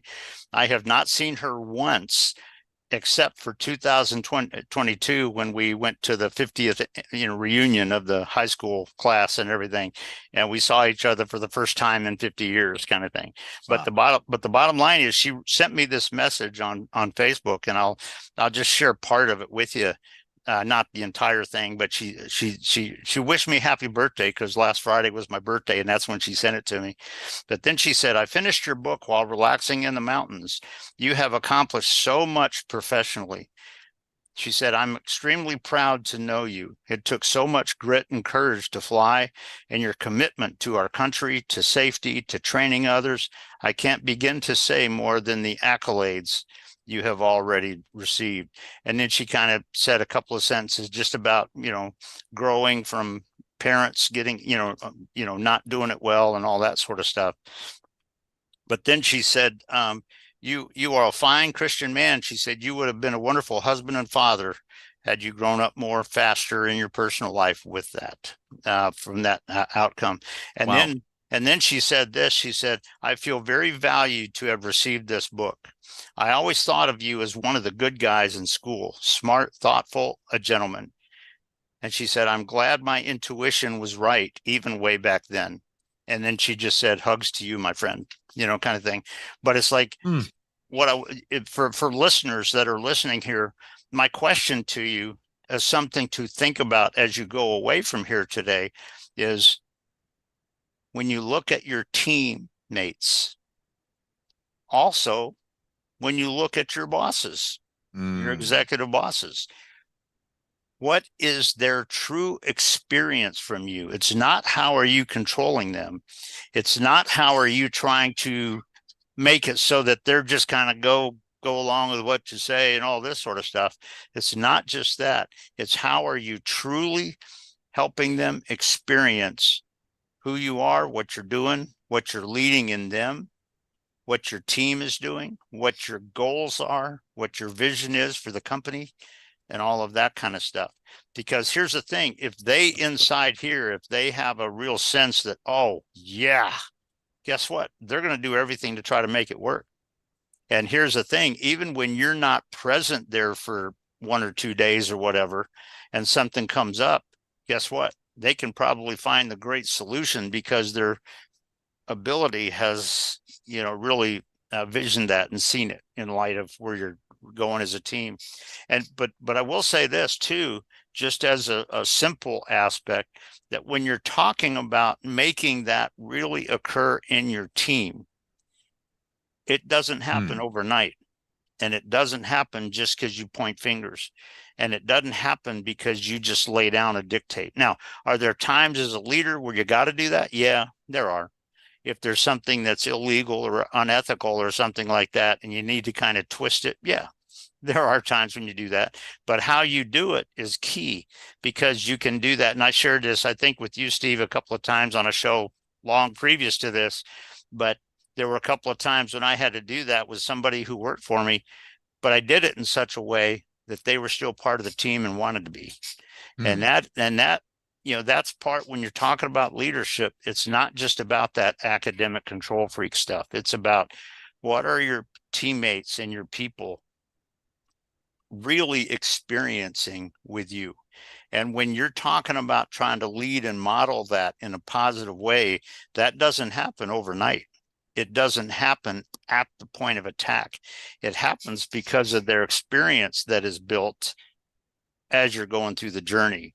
And that's what a lot of people don't fully understand. And the lady that gave me that big hug over at the airport when I, gave her that book, we've talked, and she's a very nice lady. I consider her a friend and colleague and stuff, but but I will say this, that I think we've had probably maybe 15 or 18 short 1.5-minute conversations, just business related, kind of thing. Sure. And all that. But apparently there was something within our experience as two colleagues. And I can tell with other people that I work with there that they sort of sense the same thing, that there's something about the experience that makes them sort of want to be a part of this.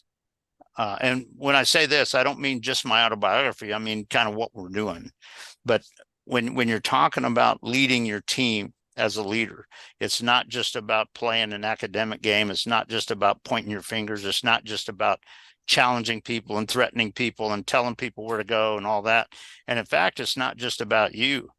And in fact, I shared a post on social media, I think it was yesterday, that showed a picture of me sitting at Griffiths Air Force Base in front of an airplane with all of our team there.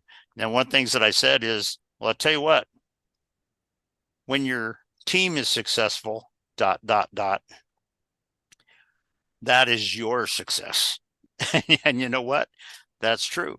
If you lead them in such a way that they grow and become, and that potential, that vision, that oneness is truly built, so that when something happens, boy, it's taken care of and it's successfully achieved, and all that. That's a big aspect of it. And that was a key part of a lot of the experience in my autobiography for a lot of my journey. That's one of the things that I truly learned and led. And I will say this, that you've heard me say this before, but General Richard B. Myers, who was the chairman of the Joint Chiefs of Staff from 2001 to 2005, was my squadron commander when I was in with the 4th TAC Fighter Wing back in, back in 1981 to 1985 kind of thing. So about 40 years ago kind of thing. But you know what? We flew together, and I tell people, and I included this in the biography too, that he's the finest leader with whom I've ever served. And I will say this, that I learned so much from him, not because of anything he ever said or not because of anything he ever told me. I learned so much from him by experiencing what he did and how he led and how he did things. And that, for those years together there, That's where I learned so much. And this is all this that I'm talking about here is part of that aspect, that the aspect of, you know, is your team really experiencing something in your teamwork together and in what you're doing? If you're just trying to play control freak games, which is so common in today's world, you're not leading and you're not getting it done truthfully, really. Now, are there times where you got to dictate something? Are there times when you got to do something? Yes, there are. No two ways about it. Okay. But if you're leading the team effectively over time, they're going to be growing so that when something challenging comes on the scene, guess what? You don't have to do very much because they're all ready for it. And that's an aspect of this that is a key lesson from my life journey, my professional journey, and things like that. And in fact, that's just a little bit a part of kind of what she sent to me. Again, I didn't include her name because I didn't ask her if I could share that kind of thing. So I'm not. But the sentiment is there. You feel it. Yeah, the sentiment is there, but that's just a key aspect when you're talking about truly leading a team, and particularly when you're talking about leading a team in an rapidly changing, unpredictable environment, that factors come on scene that you wouldn't have predicted. And guess what? In today's world, that happens a lot. In talking with you today, I have seen flashes of people I've worked under over the years, and right away I can see them put into certain categories. This one was a dictator. I'm not being negative here. I'm just stating my view. Just being honest. It really is what it is. Yeah. And somebody who wanted you to think that they were transparent and honest, but they really weren't. Then there was somebody else who was a little bit better, but still had, a power play going on there. Yeah. Then there was somebody else that this is successors in this position that now is just you feel like he's a regular guy. He's got the authority, but he asks questions. He wants to learn. He doesn't have all the answers, but you still respect him, and you've got him up there. And when he asks questions, not only is he learning, but he's asking questions in a way that you learn. Sure. And what it is you both learn together, and that's awesome. That's awesome. And then there's others you think of that had egos where if you you were looking good for a little while, they would kind of want to squash you down because it doesn't make them look good. There's so many different dynamics, but by and large, in my mind, many of them should have taken your coaching. Well, I tell you what, that's a key aspect of true leadership in today's world that so many people do not understand, because for decades of history, it's been a total different picture. And you know what? But that is true leadership. It's not just managing. It's not just dictating. It's true leadership and really developing that within your team. And so, it's really a very important part. Yeah. Congrats again on the book. Fantastic. Thank you. Well received. Great reviews. Has great stories in there, inspirational as well. And if anybody wants to even start a conversation to work with you, I know that you always say, and I'm going to say it for you, that you're not pushy sales pitch or anything like that. You're all about the conversation. Coachingforrelevance.com. Go there, learn a little bit, how you might be able to help somebody. And if it feels like the right fit, take it on to the next step and see where that goes. There you go. And that's a key. It's really about connecting with people and building it, in your life's journey and stuff. And guess what? Sometimes there have been cases where a 10 or 15 minute conversation was dramatic for the person that I was doing that, because I asked the right question that just made them go, whoa, pooh. Right. And guess what? Did they need coaching? No. Now, there's a lot of people that try to pull you in and get your money. I don't do that because that's not what I'm here for. I mean, if we need to do something, will we come up with something for that? Yeah.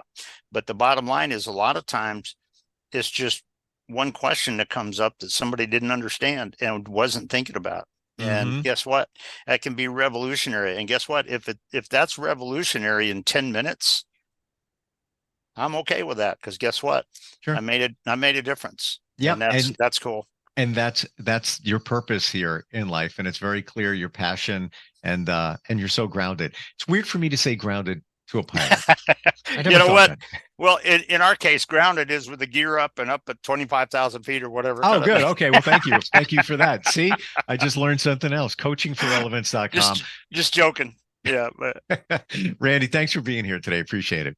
Okay. Listen, we'll see you again. Thanks, Dave. Yep. Appreciate it. Coming right back. Are you looking for even more of the podcasts and hosts that you love? The Podcast Business News Network is proud to announce that you now have even more ways to listen live. Check out the MyTuner Radio, online radio box, and Simple Radio apps on iOS and Android, or find us online. Search for Business News Network on mytuner-radio.com, or search Podcast Business News Network on streama.com and onlineradiobox.com/US. Take your podcast on the go and don't miss a minute of the action.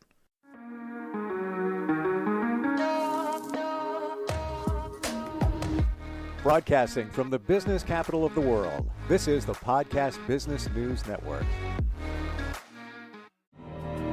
For nearly 2,000 severely injured veterans, everyday life has become filled with barriers. Day-to-day simple tasks can become pretty daunting. I have to carry my chair up 2 flights of steps or have somebody do it for me. What scares me the most is just the falling. When I'm struggling with my house, I think, to have that one great barrier just knocked down, I mean, it's crucial. Home for Our Troops is a wonderful nonprofit that builds a mortgage-free, fully adaptive, handicap-accessible house. And there's no catch. It'll be our very first home that we've ever owned. This is a game changer. This is where your life begins again. We need you to join us in completing this important mission. Please visit hfotusa.org and help build homes and rebuild lives. Because of you, everything's going to be okay.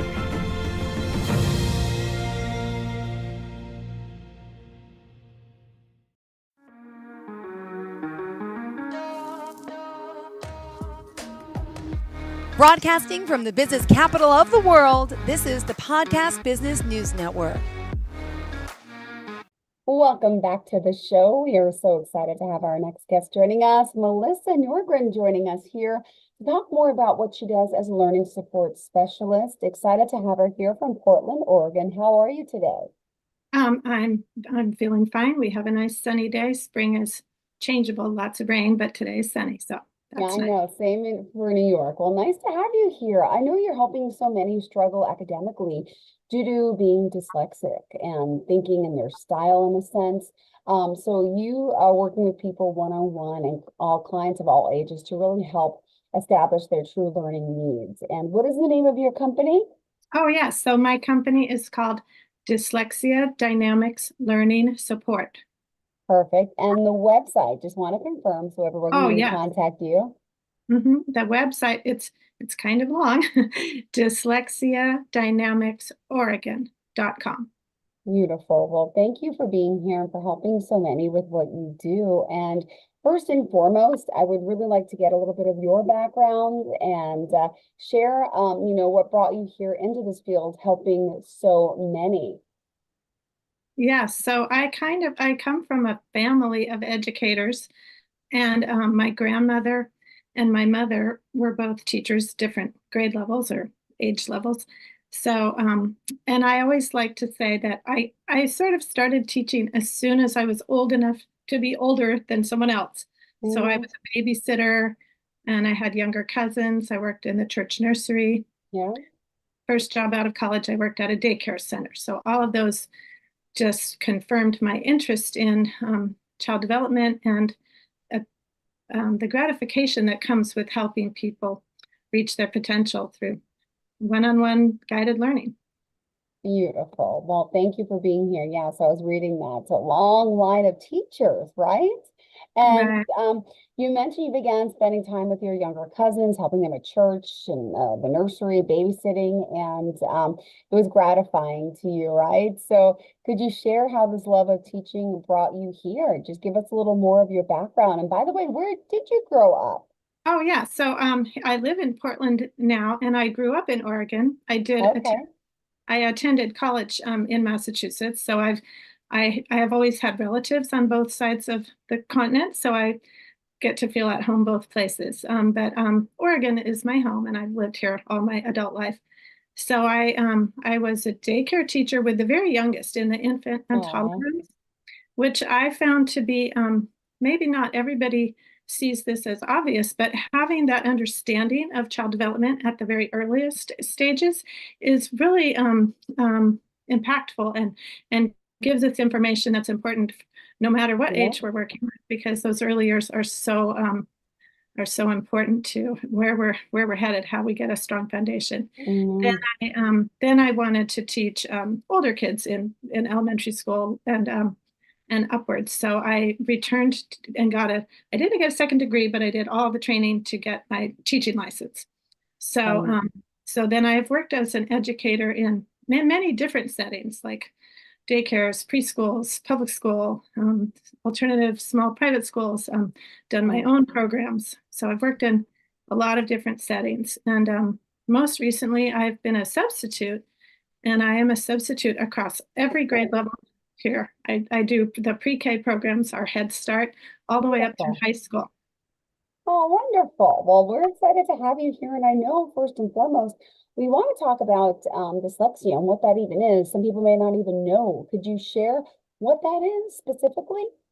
Yes, I think that's exactly the right place to begin, because we're, as a society, we're definitely changing our understanding of dyslexia. When I was growing up, it was not well understood, and we really have come a long way. So dyslexia is not a learning disability. It's simply a different thinking style. And people used to believe that it was rare. That's not true.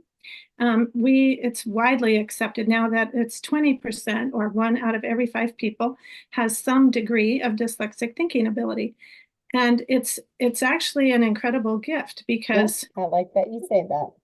Yeah, it's a gift. We can't just describe it as a black and white. It varies for different individuals how it plays out. But for most dyslexic thinkers, they are thinking in images as opposed to words. And this is why not just public schooling, but traditional schooling causes challenges, because it doesn't match the way people think. If our learning is based primarily on copying things from a board, reading texts in print, having to do a lot of writing, that's all about symbolic. The letters and words are symbols, whereas many dyslexics are picture thinkers, and they're thinking in imagery. And so when we have a style of teaching that matches how people think, then it works better for them. Beautifully said. Thank you for sharing that. And also, let's remind everyone, dyslexiadynamicsoregon.com is the website. And we're going to talk today, of course, more how dyslexia is viewed as a gift to be embraced and, not a problem to be solved. But you mentioned discouragement is real, but you're not alone, right? So you say, does your child sometimes shut down at school and tell you, I work so hard? Why does it make sense for everyone and not me? Right. Could you share a little bit about some of the things you hear from these children you're working with? Why it's so important to get help that is a better match for how individuals think is not only, I use a metaphor of Velcro. So we all have like the fuzzy part in our brain, but it's different. It's different for each person. What type of fuzzy little texture is there? So when the learning that's being directed, presented to us, matches and sticks to our fuzzy side, it will work. But if the learning, that's the method of instruction, doesn't match how you think, then it doesn't work. And so, as you already said, children end up with a feeling of, this person's doing okay, that person seems to get it, what's wrong with me? They end up feeling like there's something wrong. And then it's a double difficulty, because when we get into our fight or flight brain and we're either feeling ashamed or confused or embarrassed, we're not in our highest evolved brain where best learning happens. So when children aren't understanding what's coming at them, and then it impacts their self-esteem, then school can really become miserable, and they feel like they can't succeed. So this is where I want to meet people and help them move in a new direction. Well, yeah, you talk about it's you teaching them to, you say, match how they think, right? They learn well. Who's Ronald Davis? Did you want to talk a little about him and the method? Thank you. Yes. So I have taken a special certification, which is called the Davis Dyslexia Correction Facilitator. That's my title. Now that's a lot of words that don't necessarily mean something to someone who hasn't heard of it.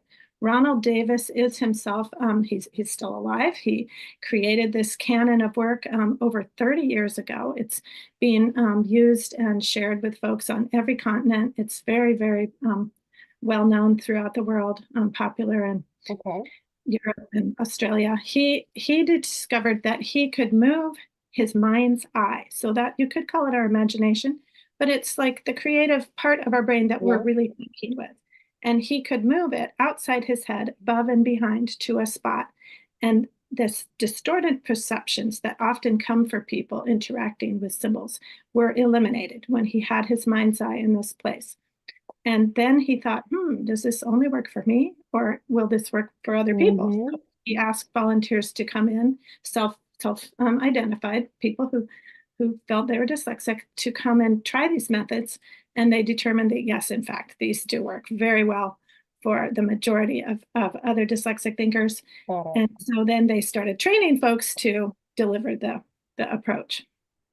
Awesome. And we do everything with clay. I don't have a piece of clay. Oh, yes. We do everything with modeling clay. It's not the kind of clay you cast in, cook bacon in oven. It's artist clay. It's very pliable. But we have the folks create their letters in clay, and also we make models of the words that they're learning or the concepts that they're learning. So everything is done in 3 dimensions, not lying flat on the table, but standing up. So it's really something visual and tangible. Got it. Thank you for that. By the way, what ages are you working with? So the Davis method is really designed to be delivered to people of all ages. We can work with young folks before they've really gone to school or have too much formal instruction delivered to them. And we just teach them with these methods to begin with. And to be honest, it works for almost all children. You don't have to be identified as a dyslexic thinker. Working with our hands in 3D is really the best way for most young people to learn. But this method is definitely used with school-age children who need intervention and help because school isn't working well for them, as well as adults who have struggled and never really found the right solution. Well, let's walk us through the program. I mean, there's a wide variety of the training programs you offer, but do you want to share some of that? So the Davis method has developed 3 programs. One is for reading, targeted, focused on reading.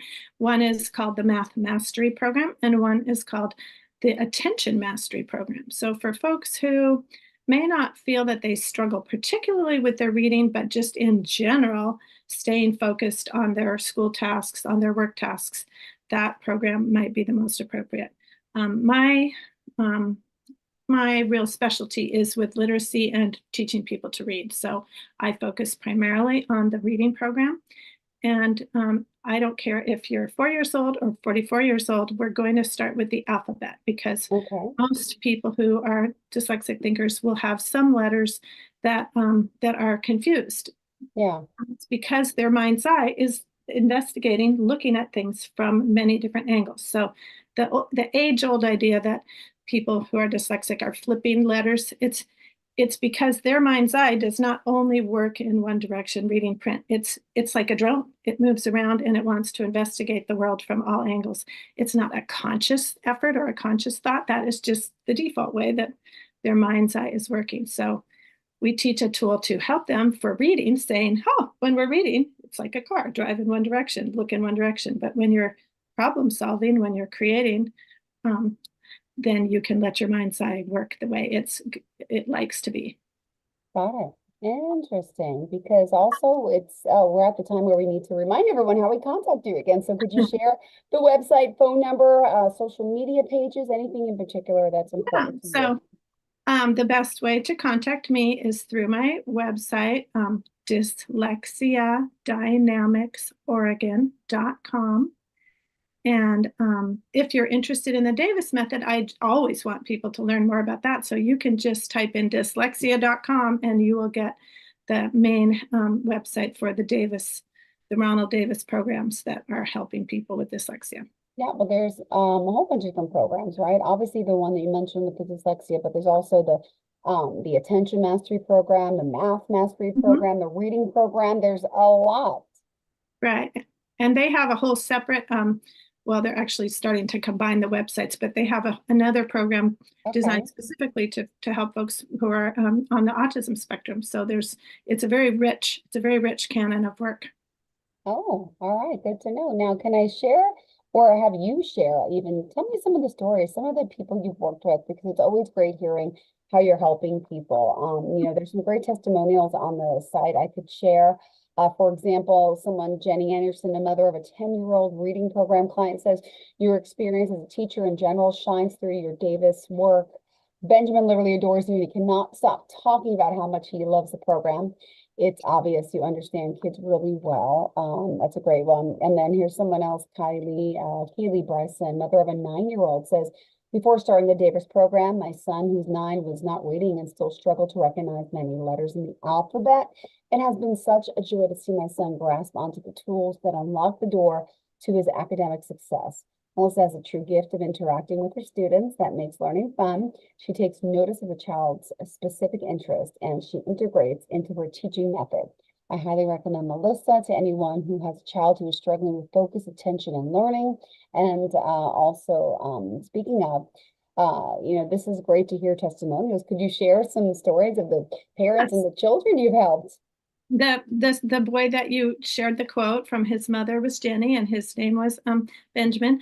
Benjamin shared with me during the week. He didn't share it on the day that he had the aha. I'm not sure. I'll always wonder, why didn't he tell me right when that happened? But some of this learning is very new. It's a new way of doing things, and it takes a while for people to settle in, grasp onto it.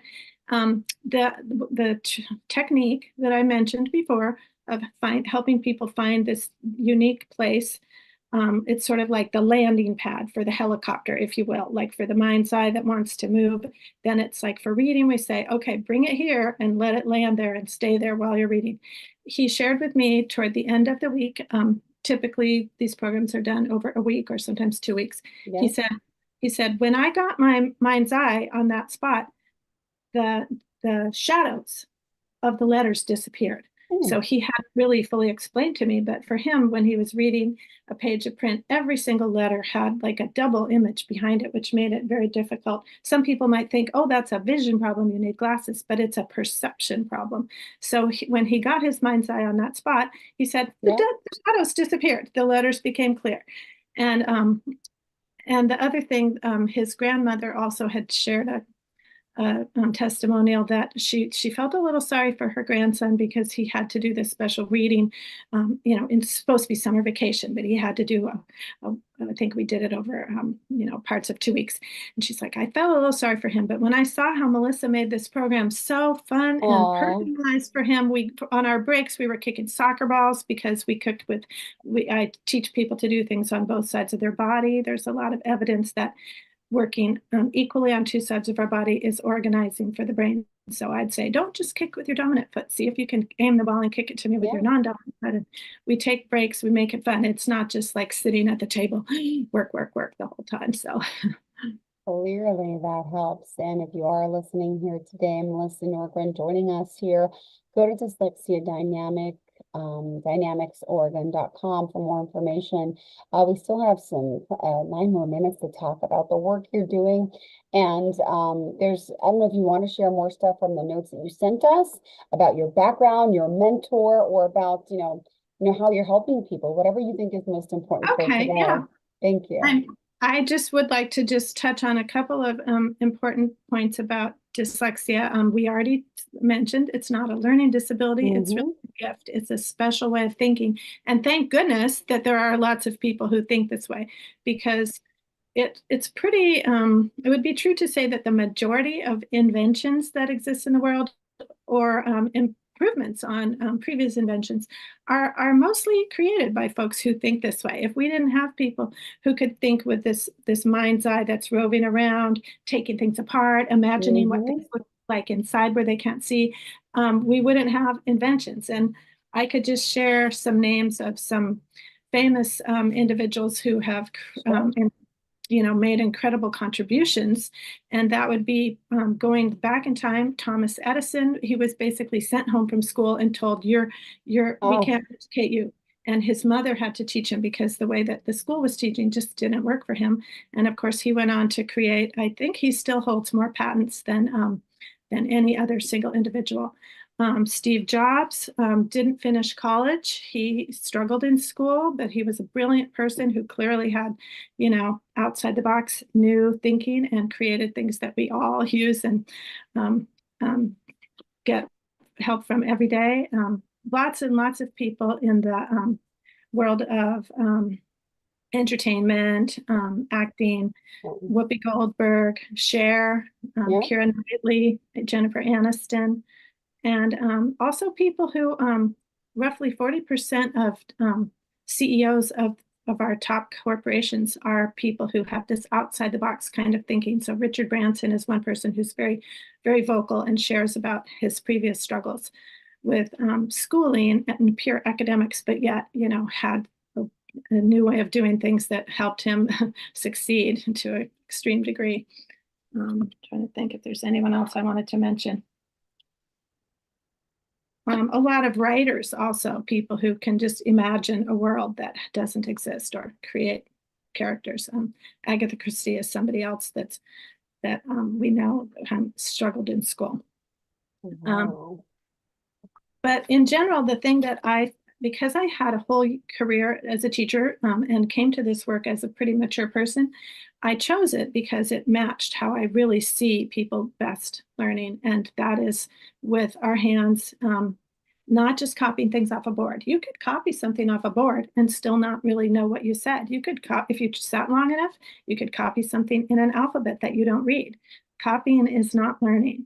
But when we create things for ourselves, that means that we are showing the mastery, the understanding. So you could create, older students use this method with the clay to create models for their science, like physics and chemistry classes. There's lots of applications for working with clay to help make our learning more deep and lasting. Oh my goodness. Well, thank you so much. It's a pleasure having you here, and still want to talk a little more about the work you're doing and how many people you're affecting now. By the way, is this program offered online? Are you able to work with people out of state? Do you do virtual work like that? So the pandemic actually opened things up in a way. Previous to the pandemic, the Davis method was only delivered in person, one-on-one. People felt very strongly that was the best way to do it. But because many people had their livelihood with this work, and many students and adults seeking help out there in the world needed the work, we didn't want to just say, oh, sorry, we can't do it. So the folks with the most experience created some practice programs and did it online to see, can we do it successfully this way? That being said, I personally still work only in person. That's just what my strength is, to be in the same room with somebody, kind of interacting, body language, facial expression, all kinds of things.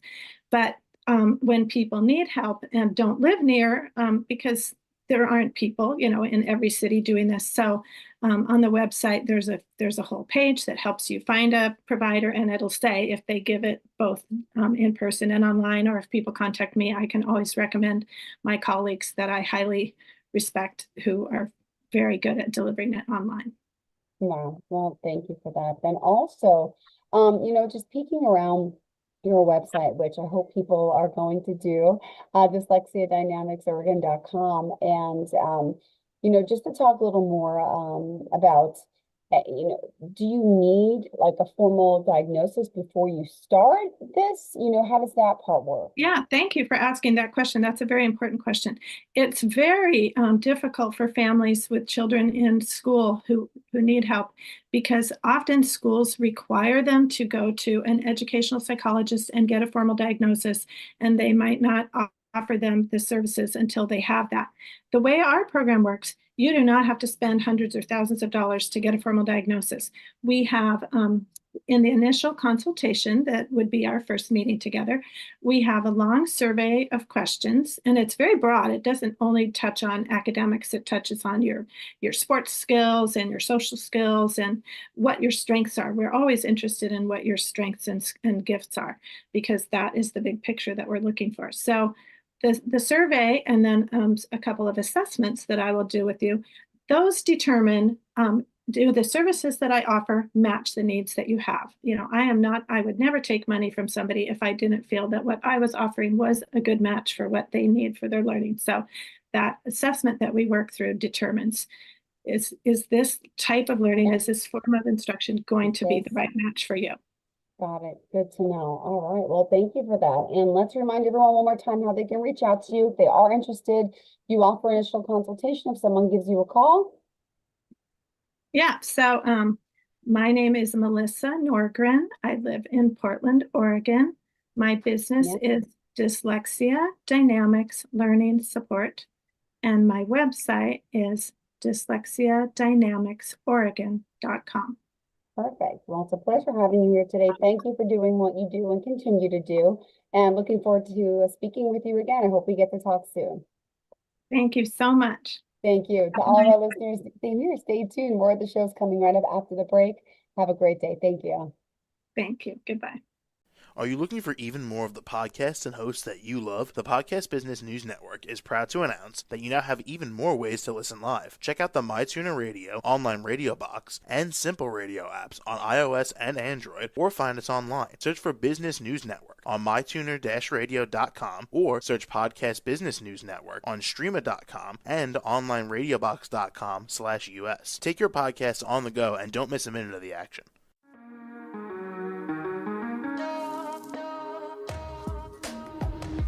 Broadcasting from the business capital of the world, this is the Podcast Business News Network.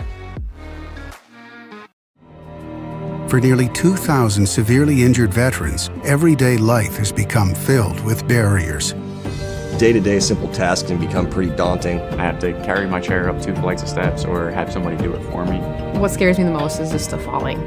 When I'm struggling with my house, I think, to have that one great barrier just knocked down, it's crucial.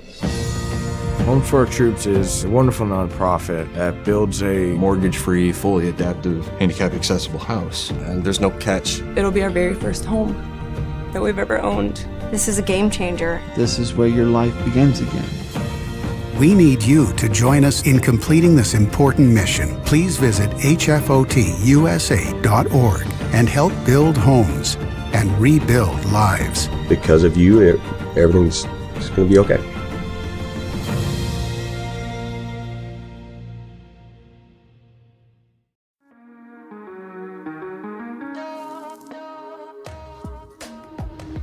Broadcasting from the business capital of the world, this is the Podcast Business News Network.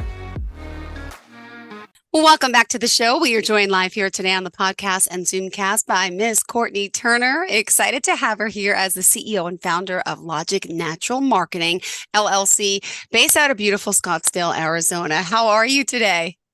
Good. Thanks for having me. Thanks for being here. Excited to have you. And I just got to know, was it a warm Christmas for you? Yeah. I had a few friends over and we had a great lunch. So it was a great Christmas for me. Yeah. Beautiful. Well, thank you for being here, for joining us. Cannot wait to find out more about this full service digital agency you offer. So let me first and foremost have you introduce yourself to everyone. Yeah. So obviously you mentioned Courtney Turner is my name. I do have a full service digital marketing agency called Logic Natural Marketing, LLC. And we are a full service digital marketing agency, which means that we provide personalized plans for each of our clients.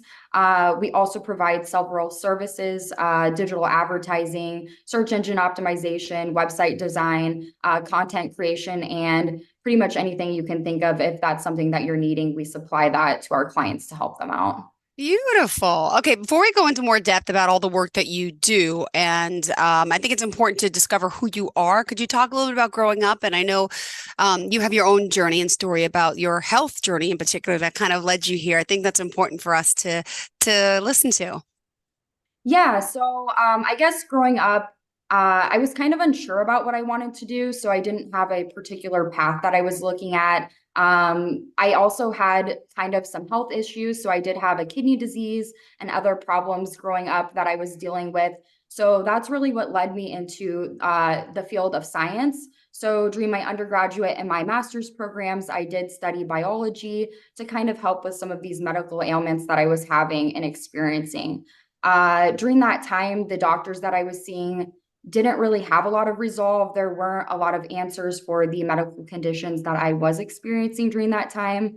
So that's kind of what led me actually into naturopathic medical school. So again, all of this very unexpected, being a marketer.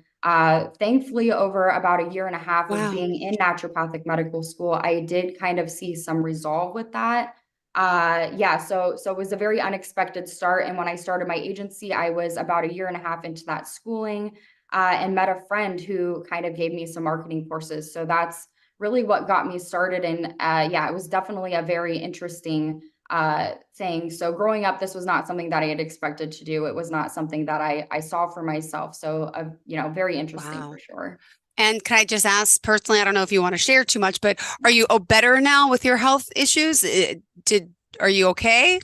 Yeah, so thankfully I don't experience anything like what I used to. Obviously, health is a lifelong journey. So it's, something that I have to monitor and keep up on. But overall, I don't really experience much of the symptoms that I used to. So there has been a significant amount of healing, thankfully, and I'm not dealing with that for the most part anymore, thankfully. Beautiful. Well, glad to hear that and happy to have you. And by the way, did you grow up in Scottsdale? Is that where your hometown is? No, actually. So I grew up in Iowa and, that led me to Colorado. I had family living there, went to school there. Thankfully, that's where I actually found naturopathic medicine. It's not, that's not a legalized practice in Iowa right now, even currently. So I was lucky enough to find that there and then moved to Arizona actually for medical school. So that's why I'm here now. Beautiful. Well, thank you for sharing this. Now let's talk a little bit about the company. And it's great to hear about this full service digital platform agency that, again, she's working with people all over the world, right? And you talk about mentioning you want to talk about, I should say, is getting the most out of your marketing budget. So could you share a little bit about the digital advertising world and search engine optimization, website design, and all the things that you do? Yeah. So when we start to work with a business, we kind of sit down and we analyze everything from the top to the bottom. So when it comes to marketing, it's really great to have a good foundation to start with marketing. Sometimes that's, depending on the business, can be having a good website to start with, really making sure that that foundation is set up. So we go through and we really do analyze every piece of the business to make sure that whatever aspects we're adding are really, a significant driver to, accomplishing the goal for the client. So, we do, that's why I mentioned we do everything in terms of website design. We do, social media management. So if it's brand awareness, we'll do things like that. Again, paid advertising. So we kind of do a comprehensive analysis of each business and then add in each piece that's needed to kind of achieve that goal for the client. So I do think that's what makes us a little bit unique. And by the way, we should point out the website, logicnaturalmarketing.com. Could you share any other forms of contact, social media, phone number, whatever you'd like? Yeah. So if you visit the website, logicnaturalmarketing.com, you can schedule a free consult call with me. So I would encourage everyone to do so. We'll do a brief business analysis during that time. I give a lot of really helpful tips and tricks that really help you out, regardless of if you decide to work with me. So I encourage everyone to kind of take a look into that. And I really enjoy doing that right now. I'm open for being reached out to via email. So again, it's logicnaturalmarketing@gmail.com. So those are both great places to find me. Now, I know your focus really is in the healthcare business, especially with naturopathic doctors, health and wellness. I was reading on the website retreats and a lot in the healthcare industry, which we're going to get to specifically. And then also you do marketing for other types of companies. Could you just share a little details about that? Yeah. So, like you mentioned, we do a lot in the health and wellness space, but we do other industries as well. I love, even a new business coming in. It's always, a fun venture for me to take on something new. We do a lot of businesses in the trades industry. We do some e-commerce as well. So those are, other industries that we're kind of well versed in. I've got a great team behind me with a lot of experience. So, we're always up to, any new industry that's looking to come in. Great. And let's go back to the healthcare path. Give us some examples of some of the clients you're working with and the sort of networking and marketing that you can help with. Yeah, so in terms of the health and wellness space, I do work with primarily naturopathic doctors, but I do have other physicians as well. I have a few chiropractors across the United States. We do supplement sales as well, so e-commerce for some things like that. So yeah, I have a lot of different individuals. It's really useful to, again, be able to share the ideas back and forth between, my clients when I'm able to do so. So it's a great community for all of us to really learn and then help each other in terms of business growth. So I've seen that, and it really works out well, especially with those individuals. Beautiful. And what else did you want to share about your marketing business and how you're helping other businesses grow?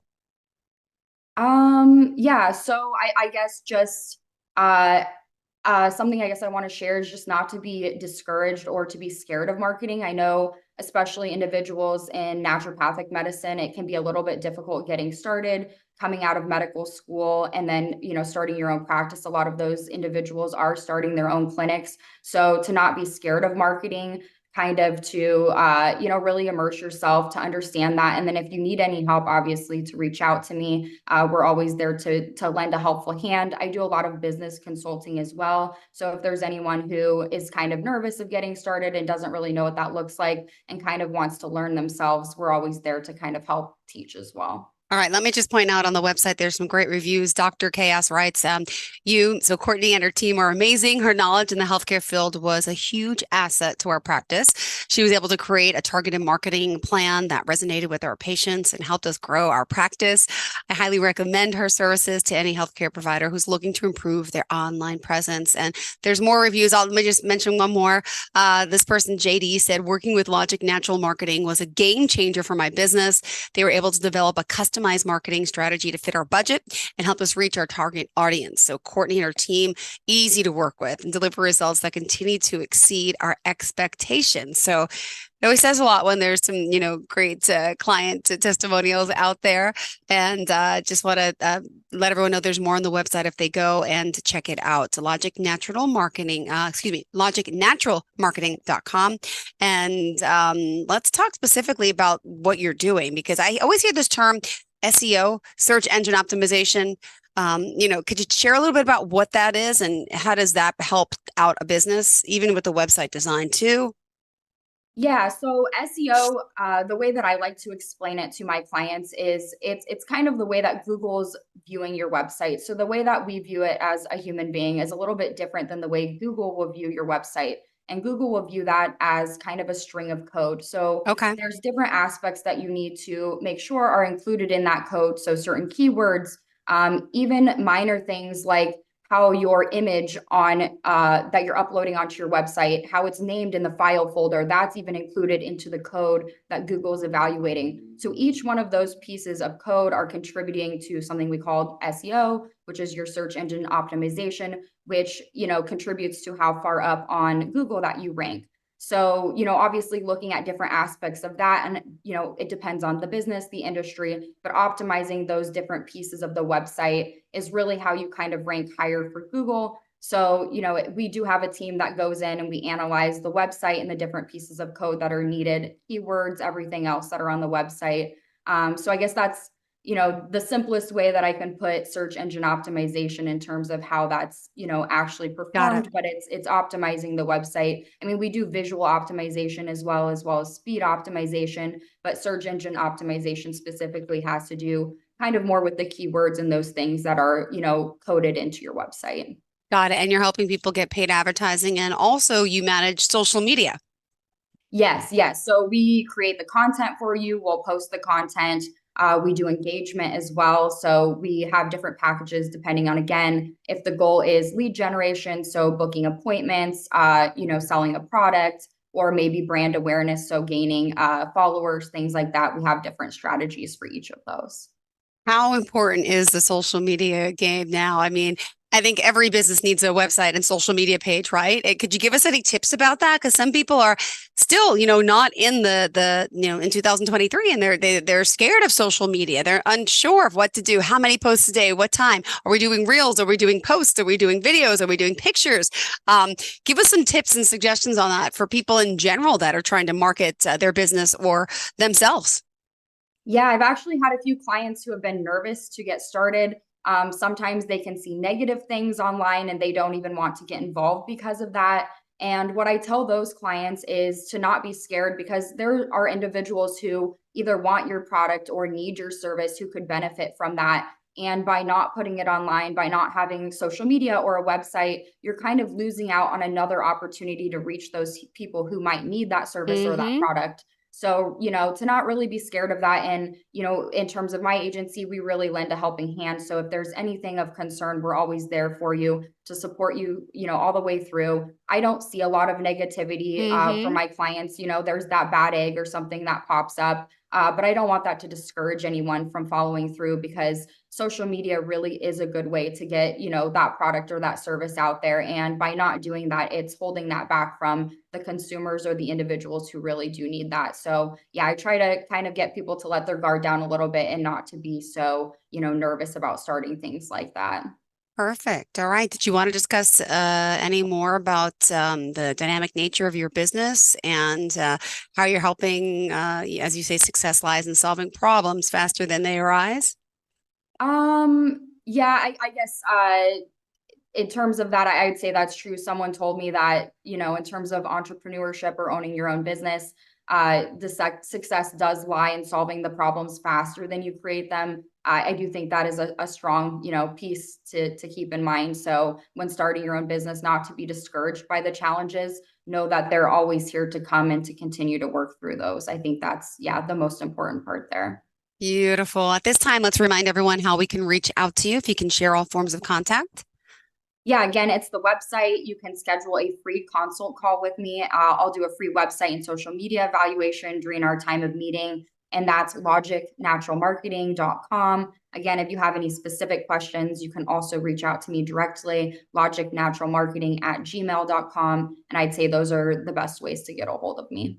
Beautiful. Let's also dive into a little bit about the collaborative and mentoring aspects of your work. Could you share that? I mean, I know both on the receiving side, when you started out, and now you're mentoring an individual yourself, you said? Yeah. So I mentioned previously that a friend of mine helped me kind of get started. Okay. I'm not really under any mentorship right now. I do a lot of collaboration with friends and networking in the industry as well. But I do mentor right now a younger guy, and he's in Pakistan. He's starting his own agency. He's doing really great, and it's been really great to kind of watch him grow as he's starting that as well. Perfect. And again, Logic Natural Marketing, based out of Scottsdale, Arizona, but she's working worldwide with anyone. Check them out on social media. Also, let me ask, you gave us a little bit about your background, and, you mentioned your degree and you were going to be a naturopathic doctor, correct? So are you still working towards this degree, or did we switch majors totally? Because I went to pre-med for 2.5 years and then I switched majors into communication. So I'm just curious, did you ever go back, or are you considering that as well?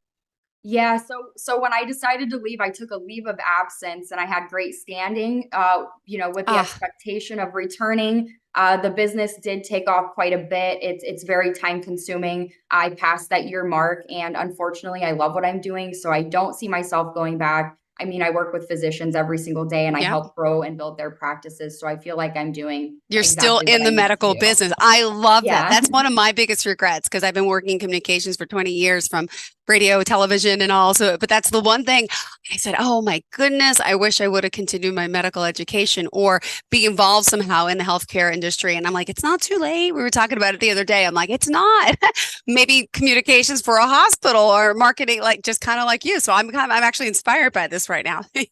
Yeah, no regrets here. So I feel great with what I'm doing, and very happy that I've still been able to be involved in the industry. Great. Now, I know you're the CEO and founder. Do you also have a team of people that work with you, or is it just you as the solo entrepreneur, if you don't mind me asking?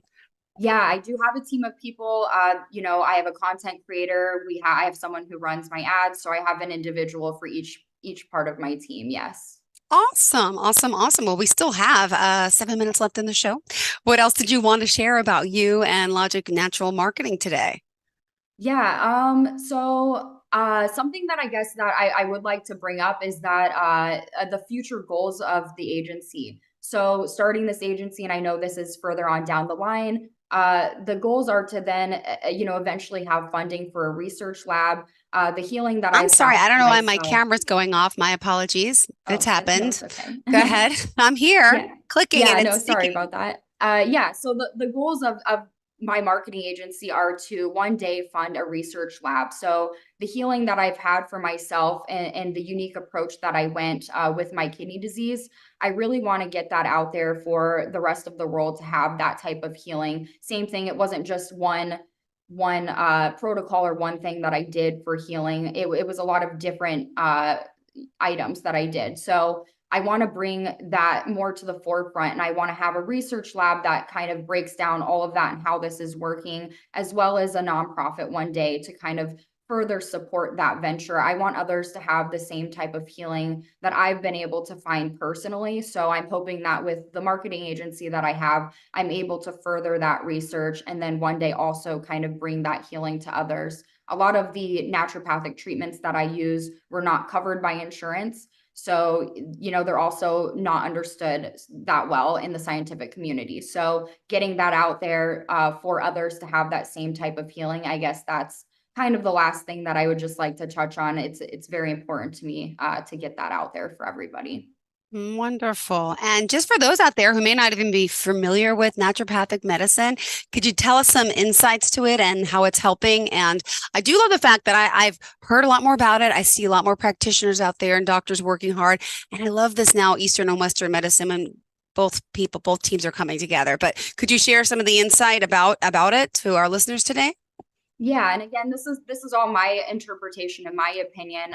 Growing up, I was under the I had thought that naturopathic doctors, it was kind of woo-woo witchcraft. Yeah, yep. Woo-woo. I was just saying that, like woo-woo. Exactly. Growing up in Iowa, where we did not have naturopathic medicine or naturopathic physicians at all, I really did not understand this. And what naturopathic medicine is to me, it's more preventative medicine and then using natural plants and herbal supplements before you're using pharmaceuticals if possible. So that's really what brought a lot of the healing to me. There were not a lot of options when I had this kidney disease. Lisinopril was the only drug. Again, we're not going to get into a lot of that, but using herbal plants to, have the same effects that these other drugs have without some of the negative side effects, and then also experiencing a lot of healing from that. So using plant medicine, mind and body, meditation, things like that are very important. And I think that they're often overlooked in conventional medicine. And those aspects of health are focused on by naturopathic doctors. And I think that way of healing is something, again, it's not as well known. So to me, that's kind of the difference in naturopathic treatment versus conventional treatment. There's alternative options. They're not as well studied, but to me, I was very lucky and they had a lot of healing benefit to me. So yeah, I do want to advance that and kind of, again, like you mentioned, it's not well known, get that out there and kind of have that understanding be a little bit more refined in the general population. Beautiful. All right. So what else? We still got 3 minutes left in your show, Courtney. Being that, you're in this field helping so many doctors out. If someone is listening in growing their business, tell us the steps in the process. I believe you offer a free initial consultation. I saw that on the website, right? Yeah. So we do that free initial consult, kind of get an understanding of where the individual is at with their business, what they're needing. And if there is, a great interest in moving forward, we will schedule a second appointment to kind of refine a plan together. Sometimes that will be me doing a little bit of research and then the client doing their own homework on making sure we have everything necessary to make the plan something that's able to achieve whatever goal it is that we have. And then we really move forward from there. So I would say, yeah, it looks different for everyone because everyone, again, gets a tailored plan specific for them. So that can look different after that step. But, those are kind of the initial basic steps that are needed to get going. Well, we appreciate getting to know you, your company, your team, clearly what you do. And again, great testimonials, says a lot. And she's here to help. And again, just Just curious, if you're not in the holistic healthcare business, the other types of businesses you serve vary from, what would you say, if someone else is out there needing the help from marketing aspect?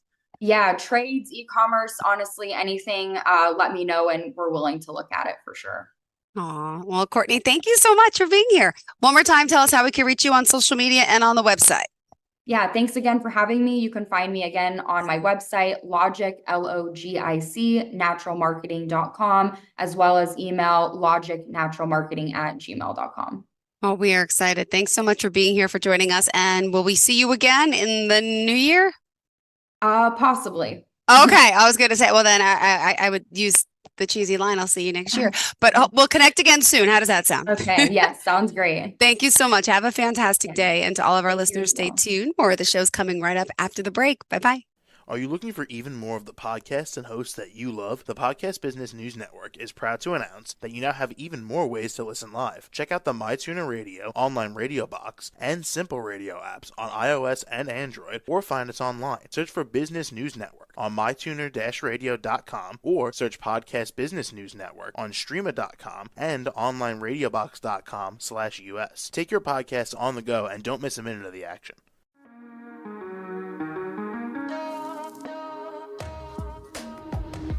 Broadcasting from the business capital of the world, this is the Podcast Business News Network.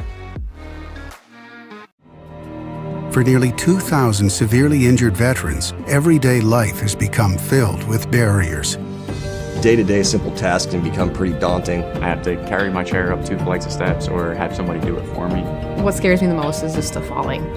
When I'm struggling with my house, I think, to have that one great barrier just knocked down, it's crucial. Home for Our Troops is a wonderful nonprofit that builds a Mortgage-free, fully adaptive, handicap-accessible house. And there's no catch. It'll be our very first home that we've ever owned. This is a game changer. This is where your life begins again. We need you to join us in completing this important mission. Please visit hfotusa.org and help build homes and rebuild lives. Because of you, everything's going to be okay.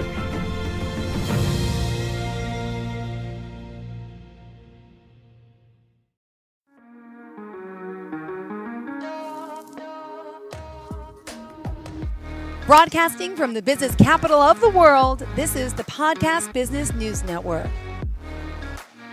Welcome back to the show. We are here joined today live once again by Latasha Henry, the founder of Empowerment Journey.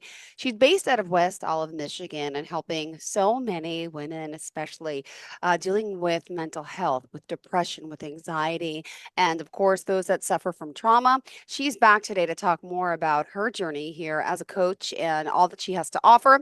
Let me first start off by having you introduce yourself. Say hi. Thank you.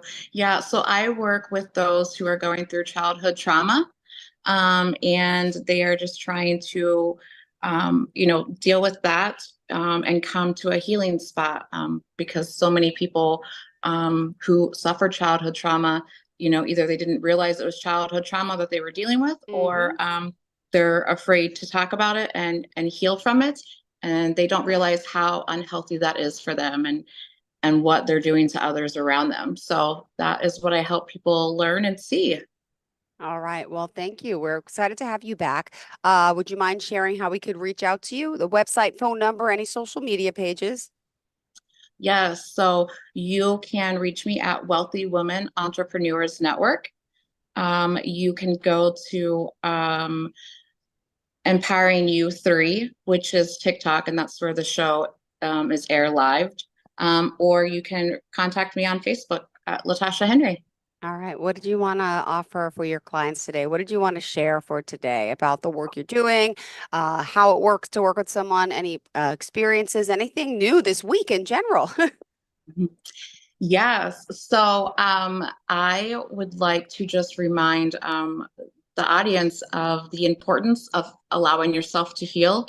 Again, so many individuals that have suffered childhood trauma don't give them time to heal. And when you don't do that, not only are you harming yourself, because then you're not able to be fulfilled, happy or healthy. And, when your mental health is not good, then you're physical health isn't going to be good either.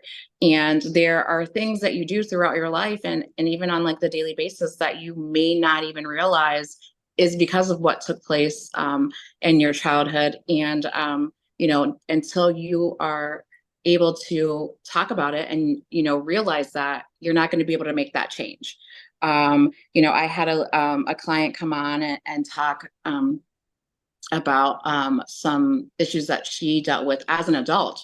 And just being able to hear herself talk about it was so eye-opening for her, and also like a healing for her, because when she was talking out loud about what she went through, and to be able to hear that, it was like she processed it in a different way. And some people don't realize that, like when they're just keeping things in their mind and when they're keeping things in their head, like in their mind and head, it's not that big of a deal, right? Or it's not like a big issue. But then when you're having a conversation and you're actually talking to someone and you hear like certain things come out of your mouth, or you go back and you listen to it again and you hear that, you're like, wow, that is some heavy stuff, you know, and I really do need to work on this stuff. So, you know, I'm not affecting those in my life daily. So, you know, just being able to help those see that and, you know, get them in the 8-week program and, you know, on that journey to become healthier is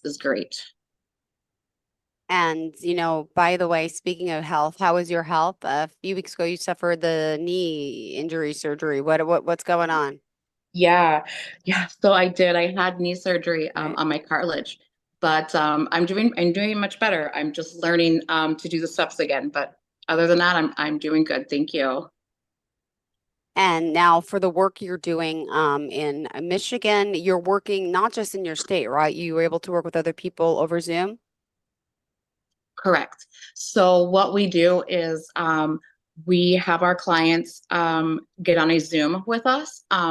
A lot of the reason we do Zoom is because I can record, you know, that session. And so when they get on Zoom with us, I have, you know, we'll either have our one-on-one call, or it will be, you know, if it's a Wednesday call, then we will talk about what triggered them the past 2 days, why it triggered them. Like we go deeper and trying to work on those triggers, so that way moving forward, they may not respond that way. So yeah, we put them in a program and they get different workbooks, and we work through those workbooks with them. And then, you know, about 4 weeks in, we will show them highlights of our conversations so they can see the growth that they have. And they can see, wow, I did overcome, you know, not wanting to go outside by myself, right? So just being able to see the growth in themselves and, you know, realize the goals that they're reaching, you know, the personal goals, and then the bigger goals that they are able to reach within our program is just really inspiring to watch, especially those who are just like thinking there's no hope. And a lot of the people you're working with, I know, feel like there's no hope. And you've been in that situation before. You shared your you know, experiences with me. A lot of people, new timers to the show, may not know, but could you share what got you into here in your own personal trauma before we continue a little further? Yeah, sure. Thank you.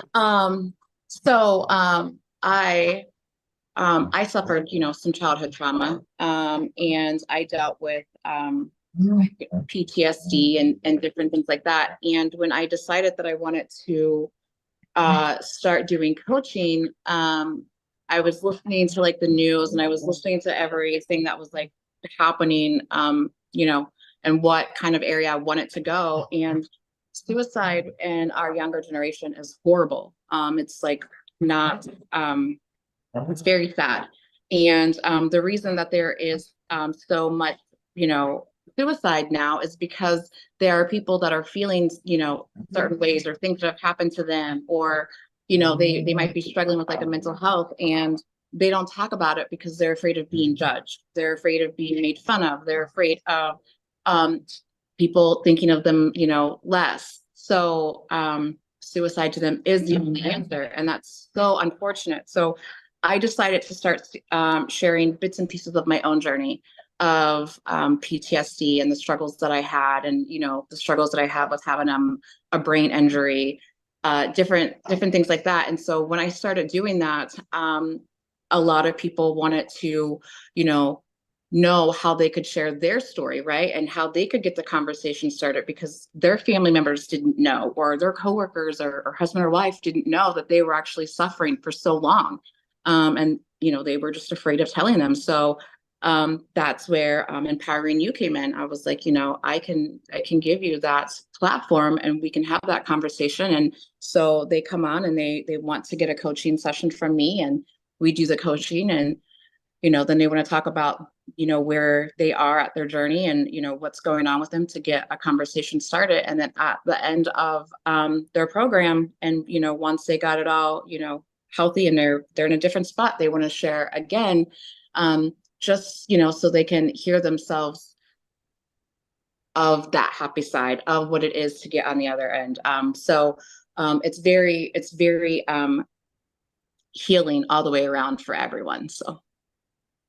And I know you love helping people heal, and through your programs, that's clearly the goal. And did you want to talk about the process, about any clients? What did you want to address for today in particular?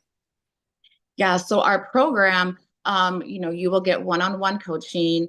You will get workbooks, different kinds, depending on what you're dealing with at that time. You get goals laid out, so you will be able to reach goals. You get to come on the show. And then we just now also started to offer, I hear a lot of, they should write a book, or they want to be a part of a book, or different things like that. So I've just now started also offering my clients to write a book if they wanted to at the end of their journey, or be a part of an anthology if they just want to share just a little bit of their journey.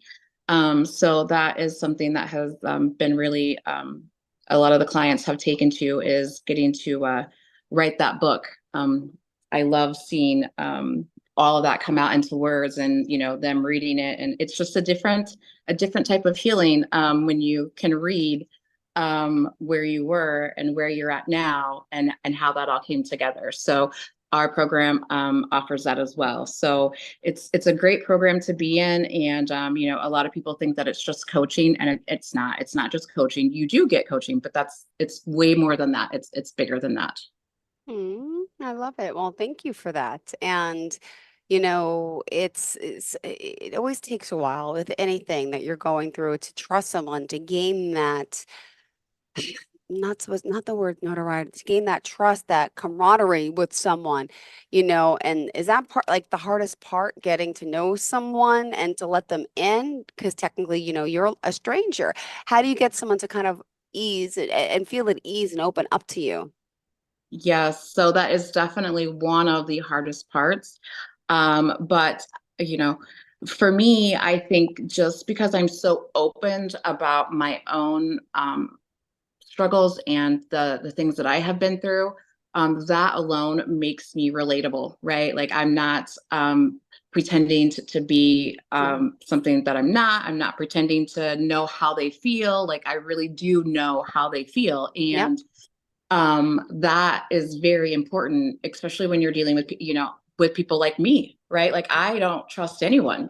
Like, I have reasons. And so the clients that I work with also have that same mentality. Like, they're not trusting anyone, and, it is what it is. And so for them to be able to see that I really do know what it is, I really do know that feeling. And I do know how I can help you. And when I say, yeah, I understand, or yeah, I get what's going on. Like, I'm not just saying that because that's just the right thing to say. I'm saying that because I really truly do know.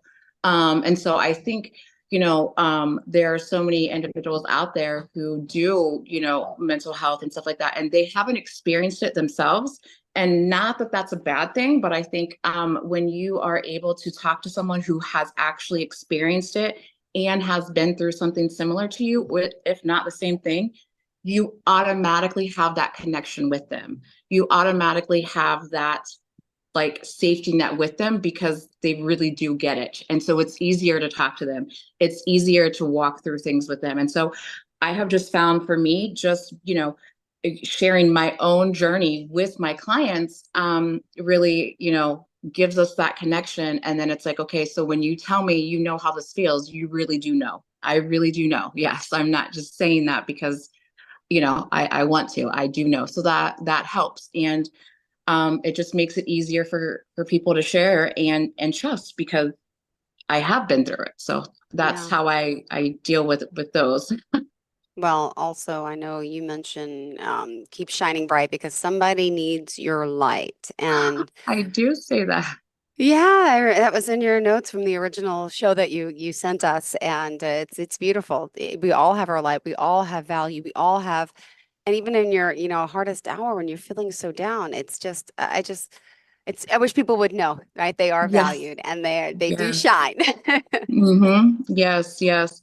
I had a client a couple weeks ago, who, just felt like because of her journey and stuff that she just wasn't worthy, right? Like she just wasn't, important and, all this stuff has happened. And so she just needs to keep, going and life is what it is. And so when I was talking with her and we were going over things and she was getting signed up for the program and she was wanting to come on the show, I did a pre-recording with her.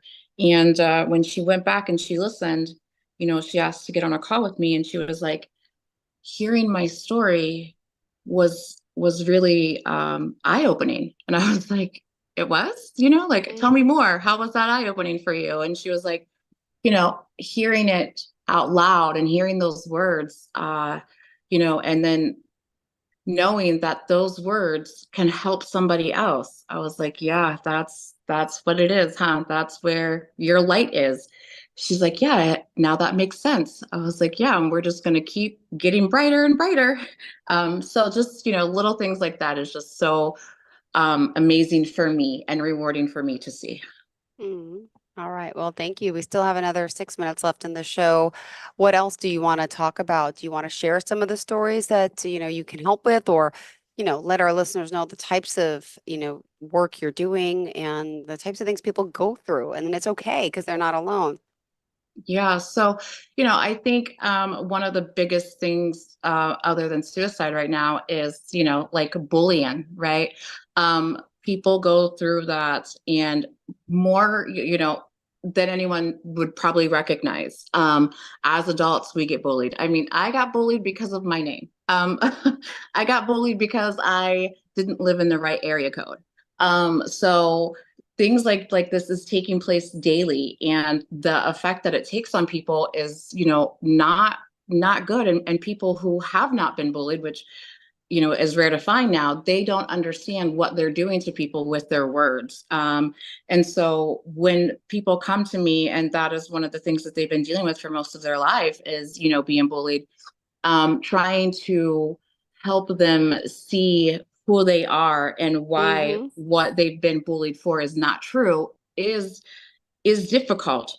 But that is what we work towards. And then when we get to that point, just seeing their confidence and seeing them, have, their shoulders back and they're able to be, happy is so, it's a great experience because I wish more people could just believe in themselves. And so being able to give that to other people I don't give it to them, but I help them get it, is great, because then they can go out there and they know they are enough, they are able to do things. And maybe some people may not like it, and that's fine, but that doesn't, take away from who you are and how important you are. Mhm. I love it. Well, it's good to know that people aren't alone and that you matter and you're holding their hands through this. Is there been any in particular stories that you haven't brought up yet of some of the people you're working with, without using their names, of course, that you can give us some specifics about and how you're mentoring and changing their lives? Yeah. So I just had a phone call with one of my clients actually, and they were like, I watch your show every Wednesday and, I am part of your program and I know that I'm working on myself and I'm glad that I'm working on myself because I can see the difference in myself. She's like, but just watching you and seeing the things that you are doing is just amazing. And I am so happy that I, can tell people when I hear them talking about, who you are or whatever, that she's the one that helped me. Like she helped me get to where I am. And this is how she helped me. And, when I watch her show and I hear people, it gets emotional sometimes, she's like, but you stay with it and you are, so authentic with all of your clients, and not a lot of people are. So, she was just telling me that she was, thankful for me and thankful that she was able to be a part of my program while also watching others, grow. So that was very good to hear. Nice to hear that my own clients appreciate and see their growth while seeing mine with others. No, absolutely. It makes you feel good, I'm sure. Now, for someone like yourself, do you still get coached? Do you talk to someone, or is this like therapy for you helping other people? Really? No, yes. So I do have a coach, and I do also have a therapist, because those things are very important. And, not only am I, dealing with my own stuff and trying to focus and get that stuff on, but I hear a lot of heavy stuff, right? And so I have to be able to talk about that somewhere, you know what I mean? And I have to be able to put all that into perspective somewhere. So yes, I do. And, being able to share my own story, like I tell my clients, just being able to hear yourself, share your own story, even if it's just pieces of it, is very, very healing. And then when you see the response from other people who are like, yes, keep going and keep doing it, you know what I mean? Like that is like, wow, okay, like I'm not going to get made fun of, or they understand. So just, being able to see that, and, every time that I share my story, I'm able to share it more and more and not cry. Right. So that is the sign of being able to heal and getting in a good spot, when I can talk about my story and not share like a whole bunch of tears at the same time. So. Oh, well, thank you for that. Unfortunately, we're out of time. I know we got a late start today, unfortunately, but we'll make up for it next time, right? Yes. Tell us how we can reach out to you. Yeah. So you can reach me on Wealthy Woman Entrepreneurs Network, or you can go to Empowering You 3, which is where the TikTok show is, or Latasha Henry on Facebook. Perfect. Thank you so much. Pleasure having you here. And again, looking forward to the next time we connect. Feel better, stay safe, and enjoy your weekend. Thank you, Jill. And thank you so much for all your time. Thank you. To all of our listeners and viewers, stay tuned. We'll be right back. Don't go anywhere. Are you looking for even more of the podcasts and hosts that you love? The Podcast Business News Network is proud to announce that you now have even more ways to listen live. Check out the MyTuner Radio, online radio box, and Simple Radio apps on iOS and Android, or find us online. Search for Business News Network on mytuner-radio.com, or search Podcast Business News Network on streama.com and onlineradiobox.com/US. Take your podcast on the go and don't miss a minute of the action.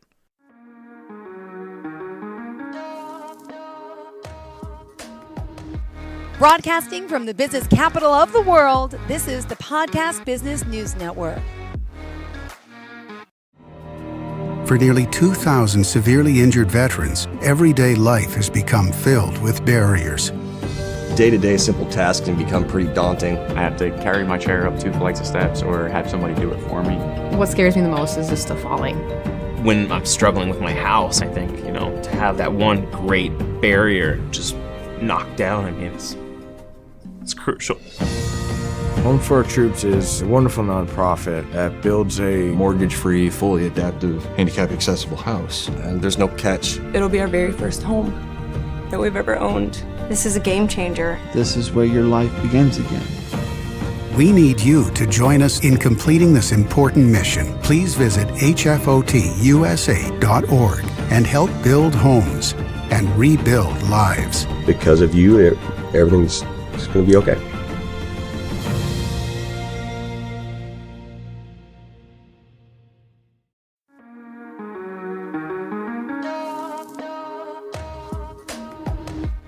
Broadcasting from the business capital of the world, this is the Podcast Business News Network. Hey, welcome back, everybody. We've had him on before, learned so much about the paranormal world, and we're going to learn more today, I know for sure. And he's taken us through a journey of investigations into different locations, photos that showed what looked like orbs. One of my favorite things about him, aside from his approach, is he'll debunk something. It's not like everything is, there's an orb. No, it's not. That's a light. Come on, throw that picture away. It's a part of what he does. He's based in North Carolina, but does investigations in many different areas. Dustin Crownley joins us here on the program. How you doing today? Doing pretty good, Steve. Yeah, wonderful you're back. As we dig into all of this stuff, the difference between the things you investigate, I want to look at that for everybody today. Okay. When we say a haunted investigation, how do you define haunted? If it could be demonic, how would you define that? We have a picture of it, from the non-paranormal side. How would you look at it? So some of the easy ones there is haunted. So basically, if there is paranormal activity, something that you can witness, measure, what have you, I would call that haunted, because whether it's a spirit, a residual haunting, basically like a spirit living out its final moments on repeat, something intelligent that can interact with you, or whether it's something maybe more Native American, maybe something more tied to the land or whatever. So pretty broad. But then you also get into the concept of something being demonic. And with my experience, I've been a practicing demonologist for quite a while. I'm a practicing exorcist. And so I get a lot of people that will reach out and say something's haunted, especially, or not haunted, but demonic. And that usually happens, especially when some big horror movie comes out. So it's always interesting to go into places that people claim have demonic presences, but it usually is not the case. When we say haunted, is that really a bad thing? I don't think so. I mean, we always get like this Disney version of haunted where like a ghost, woo, scary, and yep, like we think like Dr. Facilier's trying to steal our soul at every corner. And look, by the way, side digression here. That looks like my cat just showed up. He looks just like that. Oh, my cat really does look like your cat. Well, this is King Tut. Huh? He has a knack. Anytime a camera's on, he shows up. Yeah, he's a star. Yep, got to be in the spotlight. Yeah. So right. Yeah, I don't think it's bad to be haunted. I mean, the spirits, by and large, are benevolent the majority of the time. I mean, it's just kind of like if you think, how often do you really run into someone that's truly evil? How often do you run into someone that's truly good? There's always, majority of people are in the middle. Is there something that they want?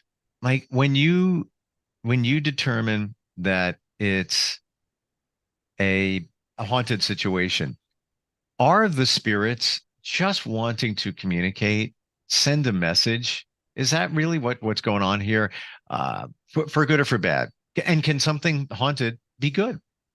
I would say most of the time they just want to be remembered. They want to tell their story. I mean, not to mention another Disney movie, but it's kind of like Coco. They just want to be remembered. Okay. That being said, sometimes they do come to watch over you. I had a private investigation very recently, and we determined that the main spirit of the home that was following around this little boy was his great-grandfather. And he was just watching over him, making sure he was safe. Wow. So, and going into that, obviously, you get the call, I think that there is a spirit following around my son. And the son was pretty young. So we're like, oh crap, okay. Let's cancel any other project we've got going on. This is now a priority. And then you go in, and luckily it's something really kind of sweet and genuine. And we called it haunted, but it's a positive message that wanted to get through. So demonic, always call it evil. Would we assume that? Yes, for the most part. I mean, again, if you come across a demonic entity, 99.9% of the time, it's very bad. And that other small sliver of the time is if you are encountering someone who practices a certain sect of occultism, that they can essentially summon and harness and control the powers of certain demonic entities for various beneficial purposes. But you don't see people like that often, because you shouldn't. It's very, very dangerous. And for safety, I won't even say what that particular sect within the occult is. Have you sensed a demonic presence in a location that you were called to investigate? And number one, have you? Number two, did you walk away from it saying, I'm not going in there. This is just, I'm not going to, it doesn't feel right. So in a way, I was called in for an exorcism consultation a few years ago, and this particular client was in fact dealing with a demonic entity. Now, that being said, I recently was at a convention, and on one of the paranormal panels, me as well as another peer of mine from Charlotte, North Carolina, we were kind of discussing what percentage of the time do we get called in for demonic cases, and it's actually demonic. And it was, I want to say 0.38% of the time. Say that number again. I want to make sure I have it clear. 0.38% of when something is investigated that it turns out to be legitimately demonic. Of specifically when we're called in because of claims of demonic. Okay. So if you included just, I think my house is haunted, that number would go down significantly. Wow. Again, a very small number. Extremely. So like I'm not gonna lie. It even the other person, her name is Tina McSwain. She is the founder of the Charlotte Area Paranormal Society. And when me and her were talking, we were both kind of astonished that, one, our numbers were very similar, and two, that it was that low. We didn't expect it to be high. I mean, we've both been in the field for quite a long time, but we didn't expect it would be less than half of 1%. Yeah. Wow. I'm actually shocked too. I would think it would be maybe even 0.5, not 0.0. Amazing. Wow. What messages have you gotten during an investigation? A spirit had a message to be delivered to someone. Can you be the conduit there? So there's a lot of ethics involved. I can be the conduit if I'm given a message by someone within the spirit realm. I can take it to that person. However, there's a lot at play, especially when you think of trauma and abuse that people may have gone through at the hands of people that have passed on. And the last thing you want to do is maybe tell someone, hey, your dad has a message. He said he's going to always be with you. But their father was abusive and narcissistic, and it was a very bad relationship that this person maybe fled from. So you can, but you got to know a lot of other details before just blindly going out there, because sometimes it can do more harm than good. Wow. I give you a lot of credit because it's almost as if you dive into the water when you go into an investigation. That's what it appears to be, but is it really? Do you do extensive research, background on the location, the history, all of that before you do anything? I've got team members that do. I don't personally. I mean, within reason, there's sometimes when you go into a place and you know the history. Like especially when we go to what some people in the field call pay to play locations. Think Trans Allegheny, Waverly Hills, the Conjuring House, the big places that you pay to go and investigate. Even if I don't research a place like that, you know the history. Or if you go into a place that used to be a hospital, if you go into a place that used to be a prison, if you go into a place that used to be a school, I don't have to research to know certain things happened on those locations. I may not know names, I may not know time periods, but like if it's a school, people got bullied. People formed close relationships. People formed mentorships. There's a lot of interpersonal connection going on. If it's a hospital, there's a lot of death involved. There's a lot of separation from families, whether that be through death or someone is in a coma, they have a disease that they have to be separated from. It's usually very sad, very powerful. So I try to go in as blind as possible, but again, it's just not always really relevant. Do you believe that everything is energy? Yes. So that being said, I do too. And we're energy's around us. I believe when somebody passes, their energy is around us, even though their human container, if you will, isn't. With an eye on that, how do you, after an investigation, cleanse yourself of what could be negative energy? So the best way to cleanse yourself is not to have an attachment. And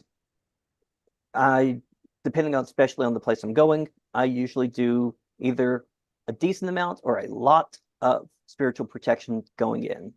Just making sure that I'm well aware of my senses, doing a little bit of meditation, grounding, stuff like that. Because when you know yourself, you know when something is not your own thought, when this is not your own feeling. I shouldn't react to something this way. And then you can separate yourself from the situation. But afterwards, there are several cleansing techniques that I use. Again, I will just recenter, reground. I will practice the technique of earthing, which is basically grounding, except doing it barefoot on soil of some type. You know, being actually physically present on the earth. And another thing is a ritual bath or a ritual shower. Just using that to physically and metaphysically wash away anything that could be tied to you. So I believe in that so much that right now, and then, by the way, I don't do paranormal investigations, nor do I know how to, but my feet are on a grounding mat. Nice. Not even kidding. $20, you buy it on Amazon, and it's connected to the ground lug on any electrical outlet, and that connects to earth, which is ground. You could do the same thing if you hug a tree, but I'm sitting here, so what the heck not? I believe it can't hurt, and we're in a better place when we're grounded. So that was my concern. If you were dealing with that energy in an investigation, that could be potentially dangerous, I guess.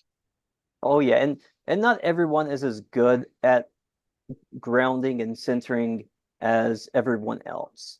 It's definitely a skill and a technique that you have to learn and hone over the years.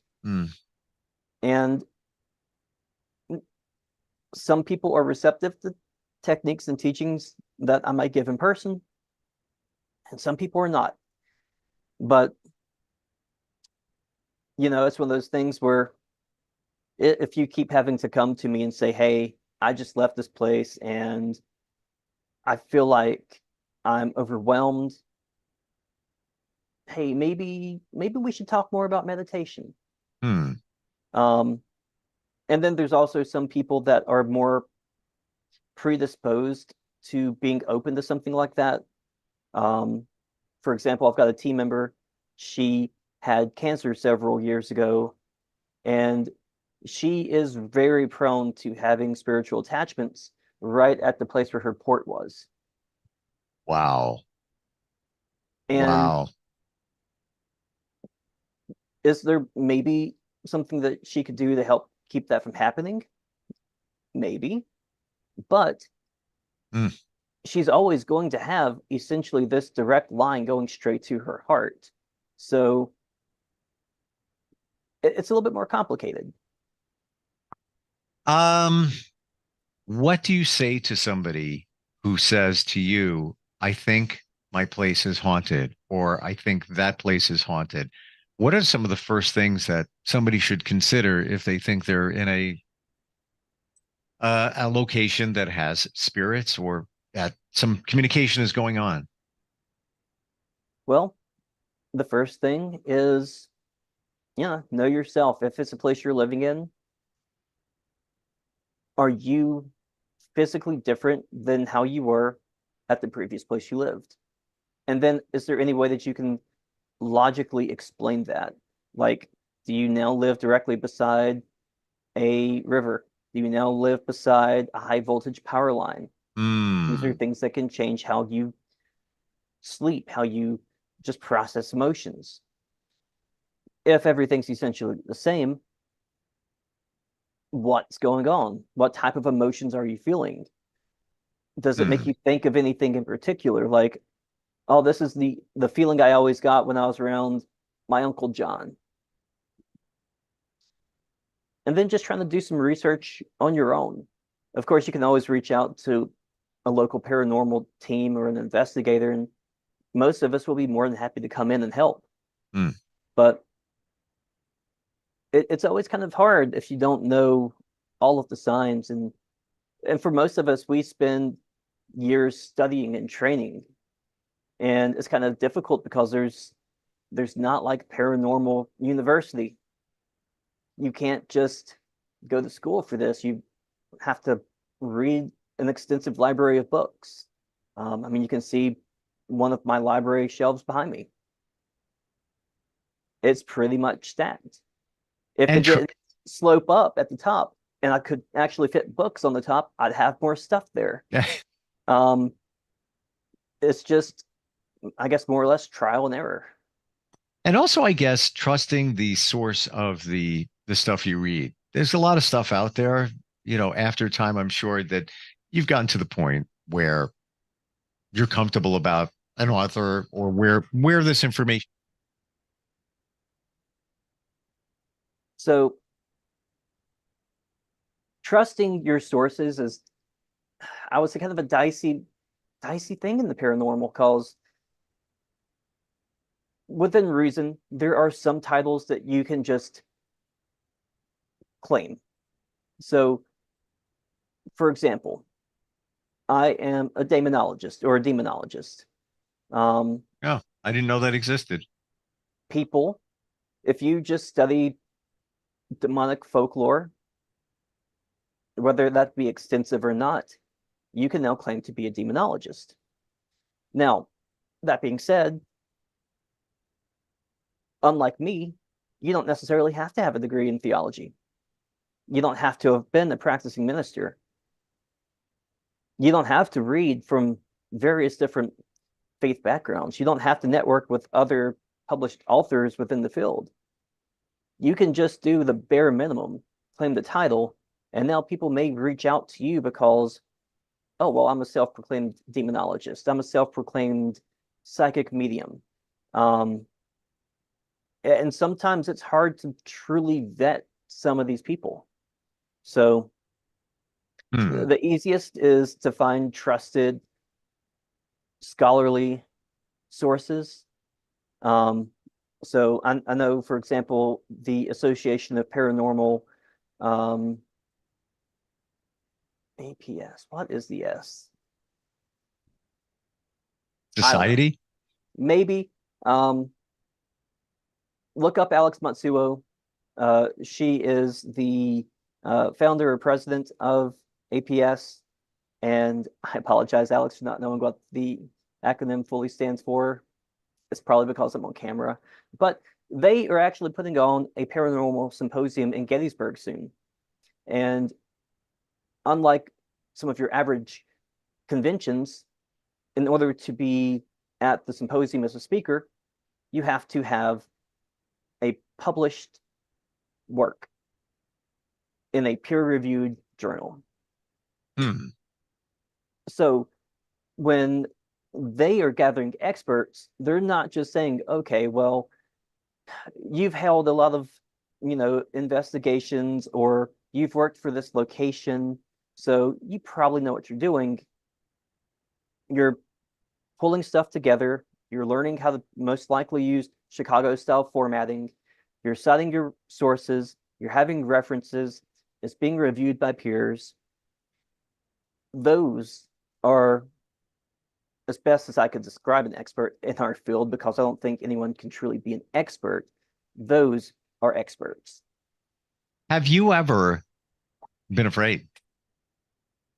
For myself, no. For others, yes. Given all of my background, I have both a theoretical and a practical knowledge on how to handle myself with most spiritual things. So when it comes to me, I don't really have many concerns. That being said, hey, if we go on a Bigfoot hunt, I don't know what I'm going to do if I see a Bigfoot. If a UFO lands in front of me, I got nothing. But when it comes to a ghost or a spirit or an Elam or an elemental demon, whatever the case, and that's not saying that they're all walks in the park. I mean, obviously, if I encounter another demonic entity, which I probably will in my lifetime, it's serious. It's a lot of work, but I'm still relatively confident in myself and my training, and knowing that if I do need assistance, I've got a network of people I can reach out to. Wow. I don't know how you do what you do. Just even thinking about all this stuff, or situations where I think I might have been somewhere where there could have been some presence, I have jitters about it. I don't want, that's why we call you. But I guess it comes down to the training, the experience, all of that, where you have that confidence in yourself to know that, what we're dealing with here is not something you should be concerned with. I know you mentioned once before you were concerned for your mom in a situation like that. Dustin, how do we find you? How does somebody reach out? Let's say they've got a question, maybe want an investigation. How do they find you? Well, you can follow me on my official Facebook page at the Dustin Crowley. You can also follow Great State Paranormal on Facebook and Instagram, and you can also reach me at greatstateparanormal.com. Thank you for these podcasts that we've spent time on, learning about all this process and what's going on, reassuring that there are people like you that you're there if somebody's got questions or need, some deeper investigation, if you will, and truly appreciate it. Thank you for being here today. Thanks, Steve. We'll be right back.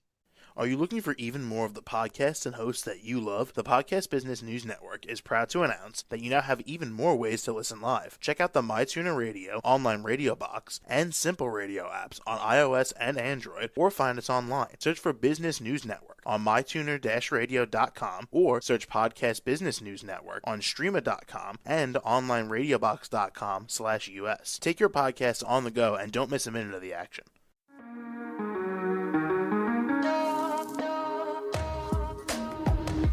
Broadcasting from the business capital of the world, this is the Podcast Business News Network.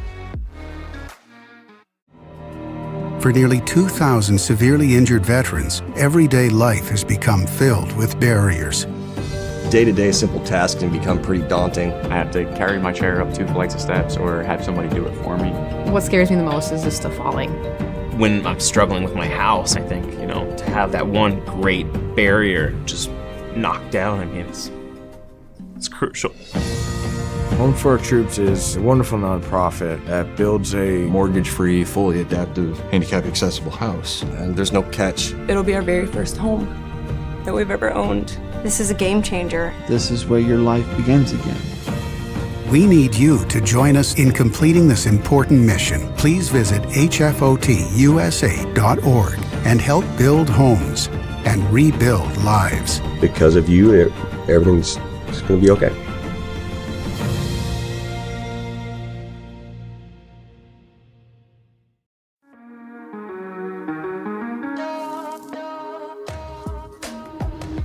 Broadcasting from the business capital of the world, this is the Podcast Business News Network.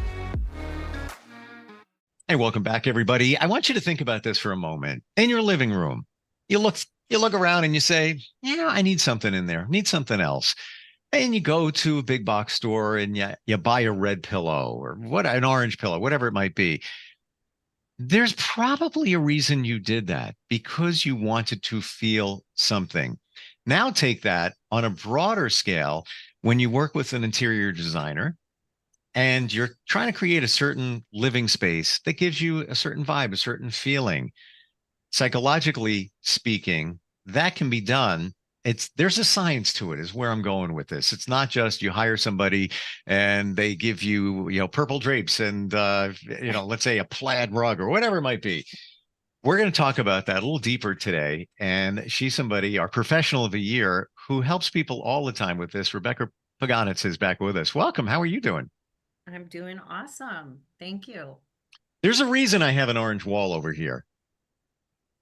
It resonated. It spoke to me, and I needed a pop of color, and that's the way I look at it. But I'm super excited to hear what you both have to say. You have a guest with us today, Rebecca. Who's that? Yes, this is Wendy Singer, Executive Director of an organization very dear to my heart, No Shame on You, based out of Chicago, Illinois. And Wendy and I did a workshop together at the library on Serenity by Design, and we covered how the ins and outs of how design tools can truly impact your mental health. Wow. Wendy, welcome. How are you doing? Great. It's an honor to be here. I love the name of your organization, by the way. No Shame on You. That really is fantastic. Yes, we're dedicated to eliminating stigma surrounding mental health challenges. So people who need the help will seek it, and family and friends will know how to save lives. And we do it all through resource development, programming that is free to the public and accessible, so people can learn more about mental health challenges. We share personal stories and all of these things, which is one of the and programming with Rebecca is so amazing. And we decided to come up with a public program called Serenity by Design, which I love the name because it's already peaceful and zen. Sure. And what science shows is that our brains respond to visual stimuli and aesthetics. And there's a chemical component in our brain called dopamine, which is kind of known as the happiness chemical in our brain. And it's just because it's associated with pleasure and reward. And by designing things in your home, which Rebecca will talk about, which is so cool, it actually can help release some of those chemicals scientifically. And, I love, Rebecca's mission to create spaces that are not only gorgeous, but make you feel good is so important. Love all of this. Yeah. Take us through that journey, Rebecca.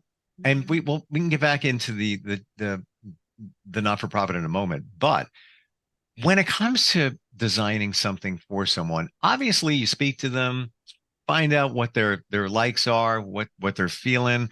Where does it go from there? Well, everyone has different likes and dislikes. So I listen intently and take my knowledge and expertise and apply these design elements that do affect your mental health, such as color, spaciousness, rearranging your furniture, natural light, nature, right? We've heard that a lot. And I take all of these tools and apply it to what they've told them. At the beginning of our project, I always ask them to assemble some inspiration photos for us to discuss, even if they don't like them. For instance, some people may really want a blue room, and other people have, believe it or not, an adverse reaction to blue, or they grew up in a yellow, bright yellow room, and even though that's a happy color, they just cannot have any yellow walls, depending on where, where they are on their path. So we all learn and grow and evolve. So these design elements are going to affect us differently. And my job is to hone in and figure out where they are right now. And hopefully what I'm doing with them now will help them evolve and thrive in the present and then ultimately the future. So color is huge, right? We all know, like, I'm thinking that orange wall makes you feel more energetic or happy or probably, or maybe conjures up a memory of something. Mix of all of them. I have a marketing company. That's one of the colors in the logo, but it's there for a reason. I believe that reason is all of the things you stated, but also maybe a little cutting edge. It's not what you would normally see. You don't see a lot of things that are orange. By the way, it took a long time to pick that shade. It's not just orange. My favorite Oh, color. look at you. It is my favorite color. Wow. I'm not going to say it's my favorite color, but it's my favorite accent color. And I don't know what it is. There's just something there where it's got a little a little kick to it. Well, that's a reflection of you. I can tell you have a little kick and, maybe. cutting edge dude. But it's got to be the right shade. And this is, what's this called? Koi, like the fish. Went through a bunch because I didn't want it to be like so bright, but then, not orangey. And then I paired it with, can't really see here because of lighting, but a gray wall. So, you got the two. I don't really know a lot about this. I just, do what comes out of here. But what is it when somebody says to you, let's say, I like blues and greens. That's what I'm looking for in my living room. What does that say to you? That says, you want to feel calm and serene and conjure up nature or possibly the ocean and I get super excited, though blues and greens happen to be my favorite colors. I do love orange. I do love yellow, but blues and greens definitely calm me down. And that gets me all excited because I sense, first of all, I'm here to help them. And secondly, I know exactly what to do for them. So the more I know, the more I can help. It's interesting you say that because those are my colors, but I would never say never, but I'm not expecting to have orange in my living room for the reason you said. So maybe in a piece of art or it's not that I have to have orange, but now I'm seeing this in a whole different light. It's here because I need things going on. When I'm in my living room, I'm chilling. So there's the blues and the greens. Wow. Yeah. Interesting. All right. So what about if somebody says, yeah, I really like, browns and I do like those yellows. What does that mean?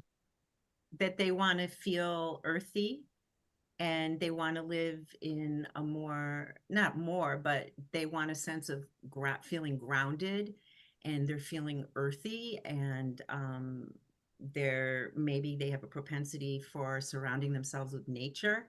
I think of trees when I hear brown, and trees are so powerful. And when I hear yellow, I just love yellow. I mean, I have this yellow jumpsuit. I've had yellow fingernails.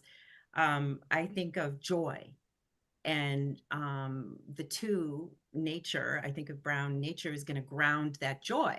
So you have this balance, this harmonious balance. I think those are two great colors that work together.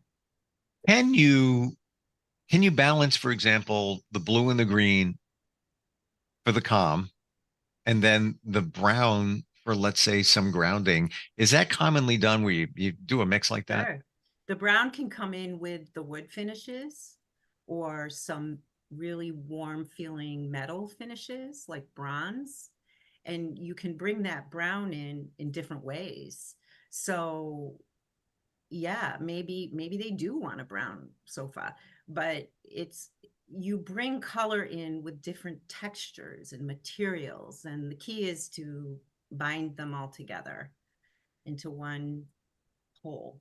So What about patterns? Where's the place for patterns? And is there a way to correlate that to somebody's inner wants and likes and desires? yeah, I have a client and she doesn't have any patterns, and it's monochromatic, no patterns in the tile, no patterns anywhere. It's just sort of this sacred Zen feeling, monochromatic. Some people love pattern. Some people love, but the different patterns, you just have to balance them. So if someone has a propensity for nature, they want nature around them, then I suggest, how about something, palm leaves or floral, or if that's too feminine for you, do you want geometric pattern? And pattern adds energy to a room. And so I think it's important to have some kind of pattern, if it's subtle, or because pattern does add energy. And if it's balanced correctly, the room won't feel static, if that makes sense. So pattern's very important, but people have very specific needs. You know, some people will say, or if it's a couple, they'll say, I can't do floral. He won't, that's not masculine enough. Or I love plaid and I love stripes. But depending on the plaid and the stripes, that's going to feel too heavy. It's easier within a case study. I'm talking esoterically right now, but it's all about balance in meeting your own personal psychological needs. And my job is to get to know you that well so I can heal the space. And ultimately, whether you think you need healing or not, I think we all could use some healing, right? The world, even with this whole global outage today, this week, I mean, the world is full of anxiety. Teens, and I would love for Wendy to speak to that. Teens this day and age are just growing up in this technological world, are suffering. And Wendy, I know this is, I mean, I love doing kids' bedrooms too, but I think that, well, speaking of kids, I want to say one thing. Isn't it's also true, Rebecca, from what I've heard, is that colors, even it's nuanced. So if it's a brighter color versus a toned down version of the color, it can help be soothing. I remember, is that right, Rebecca? yeah, like a baby nursery, I wouldn't do a bright yellow. I might do a paler, subtle yellow. Yeah. And why I'm saying that is I used to work at a community center, and I remember when I first started, all the kids' classrooms, the school had bright red, bright blue, bright pink. You know, each room was called the pink room, the yellow room, the blue room, the green room, and white, very bright. And then fast forward several years later, they decided, due to some kind of research, to tone it down, and it became the light blue room and the light green room, and not the purple room, but the mauve room. You know, so and research showed that it helps soothe the kids. They separated from their parents easier, and you know, there was all this. Safer. Yeah, it wasn't as. I thought that was so interesting. You just gave me a thought and better understanding, and especially we're talking, you know, even teenagers challenges today. Many teenagers, like my daughter, who is now 16, have LED lights typically around their ceiling. It's kind of a thing, you know. Maybe it's kind of maybe just starting to trend out a little bit, but it's been bed. Yes, it's been around for a while, and it's cheap too. You know, $20 on Amazon, you get, you know, a string of them with remote control. How the point I'm bringing here is that you can change the color. Yes. So I noticed so that true. She might have it red some days. I might walk in. Now it's sort of like a blue, then maybe a you know, brighter yellowy. You know, a lot of times they're teenagers, especially teenage girls, and this is me speaking to friends too. They keep their rooms darker, but you can change the color. So I never looked at it that way, that it's changing for a reason. There's the It's what they're mood. feeling and how they want this space to feel. Yeah, the first Yeah. thing when I meet someone and walk into So a room true. that they've asked me to redo is I'll say, well, how do you want to feel here? Not Hmm. just what's going to happen, but how do you want to feel here? And it's exciting. I feel so gratified when people are figuring out how to get their personal needs met, because I think a lot of people in general don't know how to get their needs met. So, you Hmm. know. You're a design therapist. Really, that's what Yeah. I'm seeing here. And you have the biggest challenge, I would imagine, when somebody says, I don't know what I want. Now it's almost like an investigation needs to begin so you can Exactly. figure I out, love that kind of challenge. oh, well, look at you go. It's like So you're you like, and it's I think you say something so true. You probably really get to know your clients on deep levels, yeah. Oh right? my gosh, we become close friends. And then I grieve at the end of a project because we don't see each other as much and we're all so Oh, busy, but it's so intense, you know? Yeah. I'll bet because there's a goal. There was an intent. I need to change up my living space. Why am I changing it up? It doesn't feel like it's me anymore, or I'm bored with it. All the same thing. So now you're set with the task of accomplishing that, but it's not just again going to a store and throwing a pillow down. This needs to be analyzed in the client to figure that out. Wow. Rebecca, can you translate any designs that came from a client telling you that they wanted something or their personality, maybe even a little bit deeper than just your average color change, maybe patterns or whatever? I do have a client now and she has a gnome collection. And Okay. the gnome collection makes her so happy. And the first thing she said to me is, I want to redo my living room, but I need a home in the living room for my gnomes. A gnome home. And No, Mom. and I mean, I don't know if that answers your question, but it's the first thing I say is, are you a collector? Are there things special to you that you want to be around? And then we figure out how to incorporate that into the space that they're using. I don't know if that's answering your question. Yeah, but since I moved, I'm in between houses now. And looking for one. Market's not the best, there's not a lot of inventory and such. But I've realized that once I got rid of the stuff that was around me and pared it down, streamlined, if you will, that's okay. Like I see myself more minimalistically inclined than having stuff around. But you don't know it until you make that change, or I guess you don't know until you work with somebody like yourself, that who pulls that out. It was by choice, or maybe not, because I sold and then I am where I am now, and it's fine. But I never realized that in myself. And now I'm to the point where I walk in my bedroom, which is my favorite room, and I look on the nightstand and I'm like, you got the little tchotchkes here and there, and I try to not have too many. And I look and I'm like, oh, wait a minute. There's a cordless phone. I disconnected my phone service like months ago. I don't need that thing anymore. So I'm like, one less thing, wrap up the cord, throw it in the garage. I'm good with that. My point is that you realize these things as you go along in a design process. And I think you've kind of maybe figure out who you are as well. Absolutely. It's a journey of self-discovery. And it's I mean, while the world is so messed up, right? And it's just feels like it's getting worse and worse.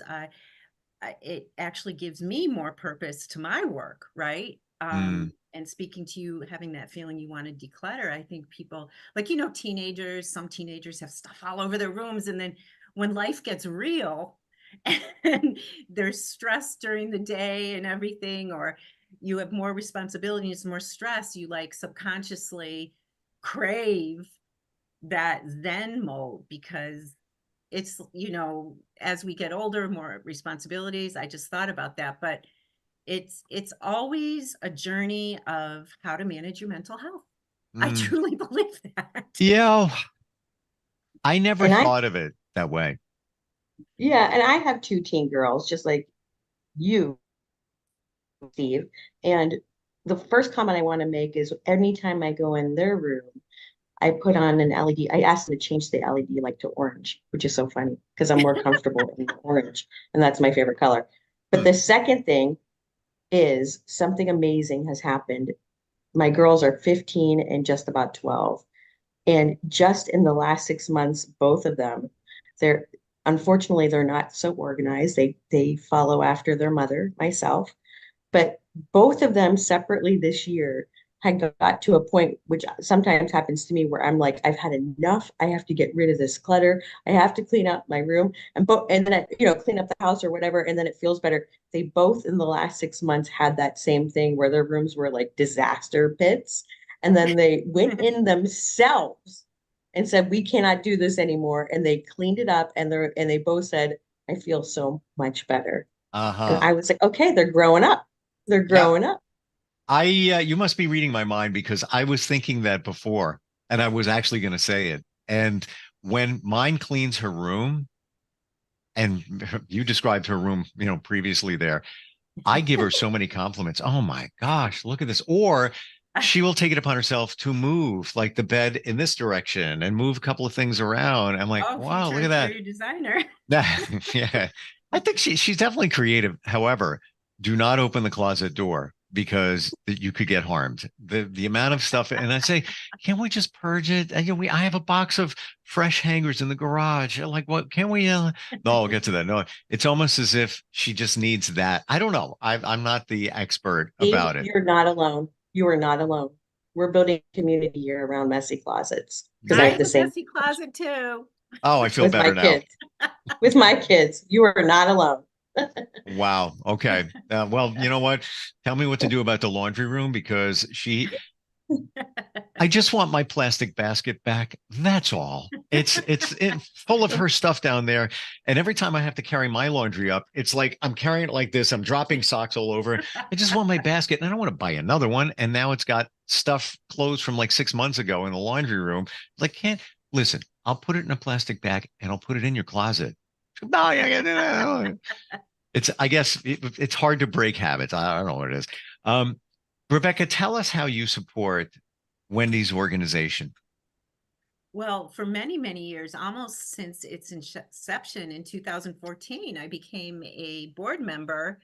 As the founder, Miriam Ament, she was actually a client. That's how we met. And I heard about her establishing this organization, much needed organization, and I asked her if I could join the board. And I'm still here. And it's been such a fulfilling experience, solidifying my purpose in this world to make it a better place. And Wendy is a rock star, and she's taken no shame on you to another level this year, right, Wendy? We're trying. Our goal is to be accessible and to help support people who are struggling and their friends and families. And we do it through all kinds of free public programming. If you're listening right now and you're not from our base, which is the Chicagoland area, fear not. We have moved into the virtual world, which during COVID, which was tough, but it has enabled us to expand our reach and impact and do a ton of virtual programming. One program that I will call out is our virtual Feed Your Mind series. It's a monthly virtual lunch and learn type program. And we do it on a variety of mental health topics, ranging from giving yourself grace as a teen parent and having difficult, challenging conversations with your teens, which Steve, I know you can relate to being in the sandwich generation and caring for aging adults while you're caring for kids, whether they're grown or teens or younger. Seasonal affective disorder in the winter, we had a great session on. Wow.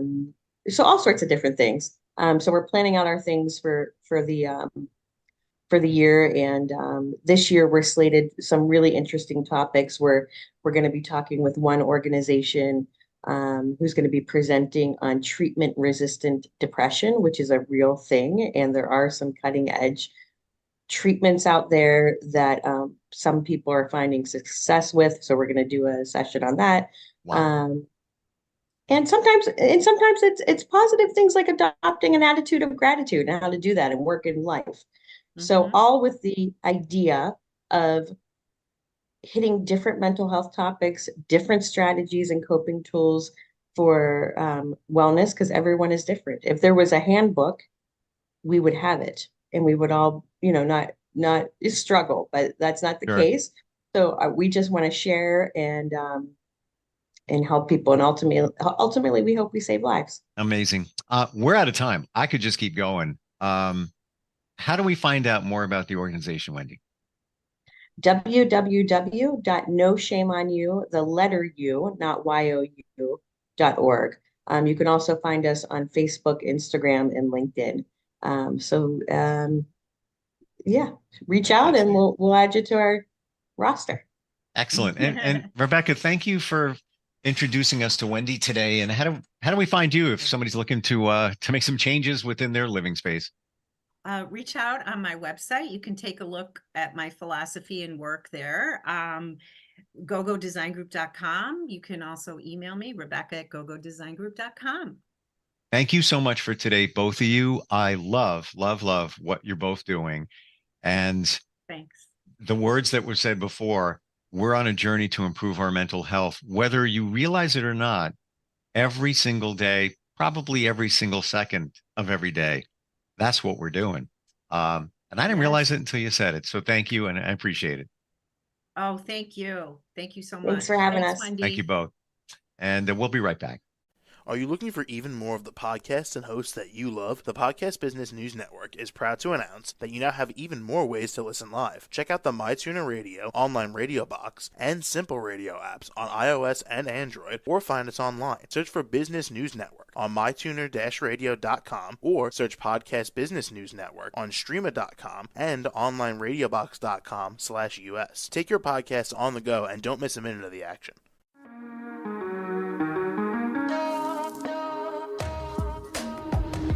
Broadcasting from the business capital of the world, this is the Podcast Business News Network.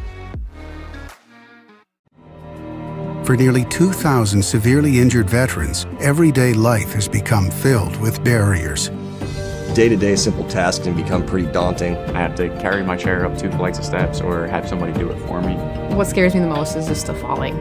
When I'm struggling with my house, I think, to have that one great barrier just knocked down, it's crucial. Home for Our Troops is a wonderful nonprofit that builds a mortgage-free, fully adaptive, handicap-accessible house. And there's no catch. It'll be our very first home that we've ever owned. This is a game changer. This is where your life begins again. We need you to join us in completing this important mission. Please visit hfotusa.org and help build homes and rebuild lives. Because of you, everything's going to be okay.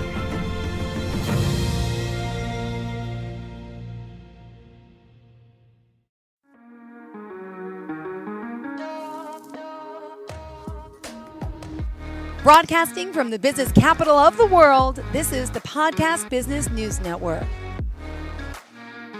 Welcome back to the show. We are so excited to be here and we are ready to change our lives. Yes, hypnosis. And that's what we're going to talk about today. Hypnosis to change your life. Kathleen McCauley joining us here to talk more about the work she's doing from beautiful Tempe, Arizona, but not just in that state. I know she works with people all over via Zoom. So first and foremost, welcome. How are you?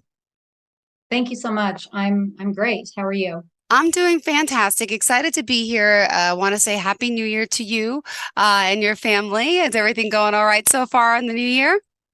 Yes, absolutely. Happy New Year to you as well and to everyone out there listening.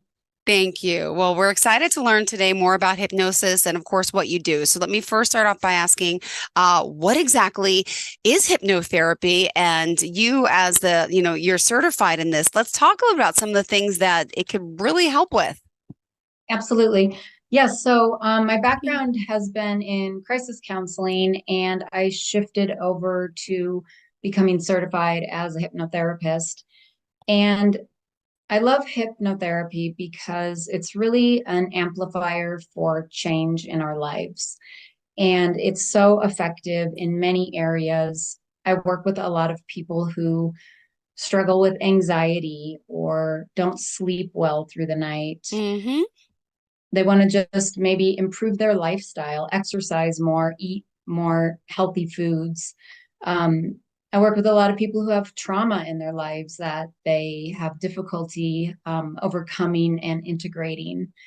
I work with people that have relationship concerns, problems with communication, or why do I always seem to find myself with this type of a The partner? same type of, oh, guilty of Yes. this. We're going to have a good conversation. And I'm sure there's a lot of people out there like me, so don't feel bad, right? Absolutely. It happens to the best of us. And, I also work with a lot of people who have problems with addictions, whether that be smoking or drinking or food addictions, spending addictions, sex addictions, all those types of things. And I just really love it. Like I said, it's an amplifier for change. And I really love helping people get to that root issue, that core belief that's holding them back so that we can change it and reframe it. Beautiful. Well, hypnosis to change your life, LLC.com. That's the correct website to find you? It is. Beautiful. And by the way, you mentioned each session's individualized. It lasts about 2 hours, right? How do you know how many sessions a person needs? Explain that, that process. Sure. I don't want to get into how it works because some people may also have a stigma of stage hypnotherapy out there, but that's not what we're talking about here. Okay. Or good. Hollywood. Yes. Definitely. But the pendulum swinging. Yes. No. That's funny. So everybody's different. And so usually I see people anywhere from 1 to 3 or 4 times, just depending on what they're working on. Some issues are a little more difficult to work through than others.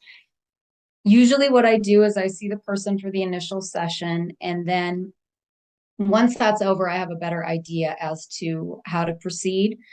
Sometimes we'll schedule a follow-up right then, and I usually push it out a couple weeks because I want to give them some time to integrate that information, to allow it to resonate with them. I give everybody a recording at the end of the session, and I ask them to listen to it. So I want to allow some time for that. And then for the people that I don't schedule follow-up right away, I usually just check in with them in about a week or so and see how they're doing. I make myself really available to all of my clients that I work with. I'm approachable through email or by call or text because I really want them to have that support. They're working through it. Beautiful. Well, how does it really work? Could you share a little bit about the mindset and the concept behind it so we can understand how this can heal us? Sure, absolutely. So what I've noticed for a lot of people is that they are operating under old belief systems that they picked up when they were much younger. So when we're before the age of 7, we don't have the cognitive capacity to analyze information the way that we do as we get older. That's why you can tell a 5-year-old that Santa's bringing presents and they believe you. But if you say that to a 10 or a 12-year-old, they're going to be skeptical. And so when we're young, we take in information like sponges, and we don't have the ability to question it. And then we form beliefs about ourselves and the world around us based on that information. With hypnotherapy, I help people analyze these beliefs that they're still operating under and kind of look at them rather through their adult eyes. Do they still make sense? Yeah, that made sense when I was 5 or 6 years old, but is it appropriate for me now? Is it helping me? Is it relevant in my life now? And if not, how can we change that? And there are a lot of techniques that we can do to sort of reframe things in our lives. Because if you think about it, it's not so much events that frame our lives, it's the meaning that we attach to them, the story we tell ourselves about them. Something bad happens to you, do you label yourself as a victim? or a villain? Or do you think everyone's just out to get you? Or it's never going to work out for you? Or do you tell yourself that, yeah, life is full of obstacles, but that helps me to learn and grow? And this is what I learned from it, and I can put that behind me now and move forward. And let me ask, there's it's probably hundreds of things that hypnosis could help with, right? Is there like an exact amount? I mean, but it's just many, right? There are lots of things that it can definitely help with. And people have their own specialties or niche, if you will. I work a lot with people that are struggling with anxiety and trauma and self-sabotage. But I work with people for lots of other areas as well. Wow. All right. Well, let me ask you this. You also talk a little bit about belief system, self-sabotage, neuro-linguistic programming. Yes. Can you share what that is a little bit to me? Sure. So NLP, or neuro-linguistic programming, is really just a model to help explain how our thoughts and behaviors are affected by language and the way that we perceive things in the world. We perceive everything through our senses. And kind of going back to, it's not so much the event that matters, but the way that we perceive it or what we tell ourselves about it. So you and I could both, witness an accident, for example, but you're going to perceive it just a little bit differently than I will, based on how you're feeling at the time and whether or not you've ever been in an accident before, if it reminds you of something. There's a whole lot of issues that can be involved in that.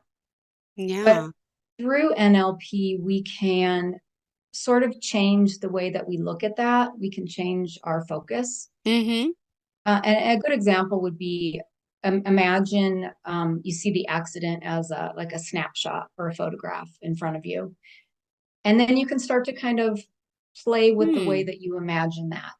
And for anybody out there that feels that they don't visualize things really well, it's okay. You can imagine, you can pretend, and it works just as well. I promise. I know that sounds a little off, but I promise it works just as well if you imagine and pretend.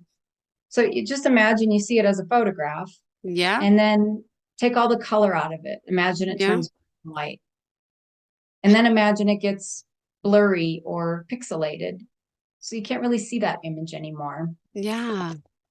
And then you can, if there's any volume, turn the volume down. Okay. Then you can make it smaller.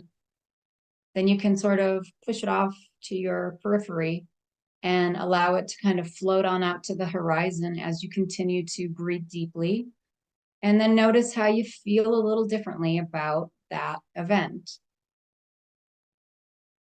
The reverse is true also. You can take events that are really positive, and make them more colorful, bring them closer to you, turn up the volume, step into that photograph and allow it to become three-dimensional, and notice how that makes you feel. And breathe in that emotion and allow it to get stronger and stronger within you. And so these are just some examples of how you can take an event, any event, and sort of change the way that you feel about it a little bit, dampen some of that emotional intensity, or turn it up if it's a good thing. And by the way, I just want to point out how we can contact you again. It's changeyourlifellc.com. You also have a Facebook page. And do you want to share a phone number? The best way to contact me would be email at hypnosisbykat@gmail.com. And that's Kat, K-A-T. Perfect. It's just a little shorter than my we got to say with a K. Yes, with a K. And could I just read some of the reviews on your site? So it's always good to hear what other people are saying. And can I just ramble up for a second here? Sure, absolutely. There's someone that you worked with named Robert, and he says that I'm sleeping much differently than 2 weeks ago. I have not taken any sleeping pills. I have listened to my audio recording every night at bedtime. You had asked if you had a magic wand, what would I want you to do for me? I said I wanted to fall asleep in 5 minutes. Sleep for, 7 hours. and wake up rested. For the most part, that is happening just as I requested. I am so grateful for someone who has this type of problem sleeping, or even a phobia. Clearly you can help with. And can you just share a little more details about this audio recording? I know you mentioned earlier. So when you're doing a session, you record it, and how often do you have to listen to it for in order to have this change or behavior change happen in your body? Absolutely. So I don't record the session, but what I do is once the client has left, I take all of we call it like the magic wand question. Like, what do you want to achieve as a result of this? Take all of that information and I ask them to be really specific about it. And I incorporate that into a 15 to 20 minute recording of just getting them nice and relaxed and hypnotized. And then I add in all of that information that they want to be achieving as a result of the session, just really focusing on that through different techniques, visualization, guided imagery, whatever is appropriate for that person at the time. And then I just ask them to listen to it every day for at least a month. Okay. Because our brains are neuroplastic. And the more we can repeat and practice, the more readily we can make that true in our lives. Amazing. Just like when we were in school and we had to do flashcards and my kids are 6 and 8. We're doing the first graders trying to learn how to, read and spell. So I have the flashcards. Absolutely. Yeah. It does help. Yeah. It does. It really, really does. And that's the other reason that I like to give it a little time in between sessions. It's not like regular talk therapy counseling, which is great for people too, but it's just a little different than that. And then someone else was talking about, let me get their name. Sorry, Michelle with 2 L's, like my mom. It's now been 24 days since my session with you, and I'd like to give you some feedback on how things have changed for me in that short of time. I've never done anything like hypnosis before, and everyone listening today, this could be you, right? You've tried other ways maybe to get rid of the belief that we're holding back from moving forward, which a lot of us have.